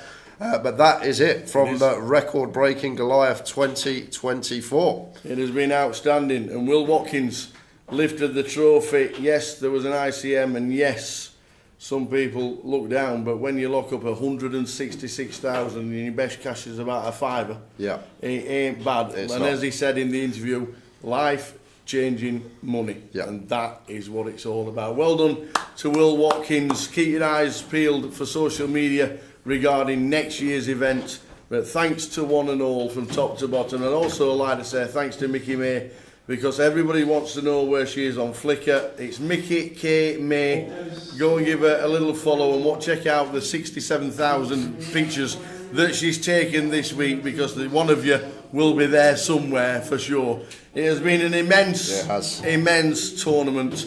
Loved every single minute, and now we look forward to 2025. Can I give one more shout out? Of course you can. I've got to give a shout out to my man Drake, who gave me one of the best moments ever in the booth this week, putting that King of Clubs on the river for me. Shout out Drake, thank you very much, and I will remember that for a long time. Joe Saunders viral, who'd have thought? Oh God, don't. There we are. Thanks for all the kind words in the chat. It really does mean a lot to us. Thanks ever so much once again. I could go on forever. I'm not going to, because it's just been great. Thanks from Jay. He is a top lad. And thanks for all the team for one massive, brilliant Goliath 2024. See you in 2025, yeah? Ta-ta. Good night. You know what? Yeah, that'll work.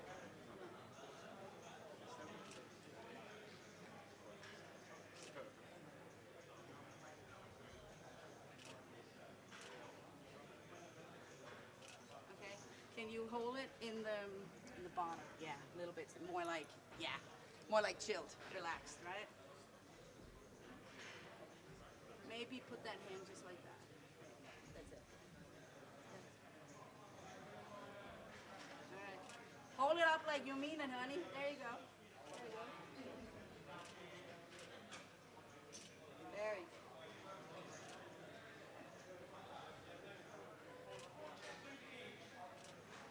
Did you see what I got here, Will? Yeah? It's probably not very good. Yeah, it's great. It's great. I hate having What my I photo want you to taken. do, so you know what I want you to do? Yeah. Is kind of like lean in a little bit. You know, like a little bit like that. You can hold it around it a little bit, like that is yours.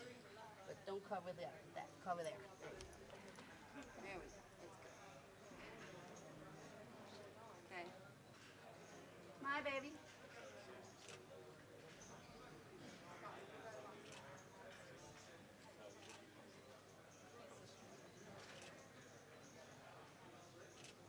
And then take one up high.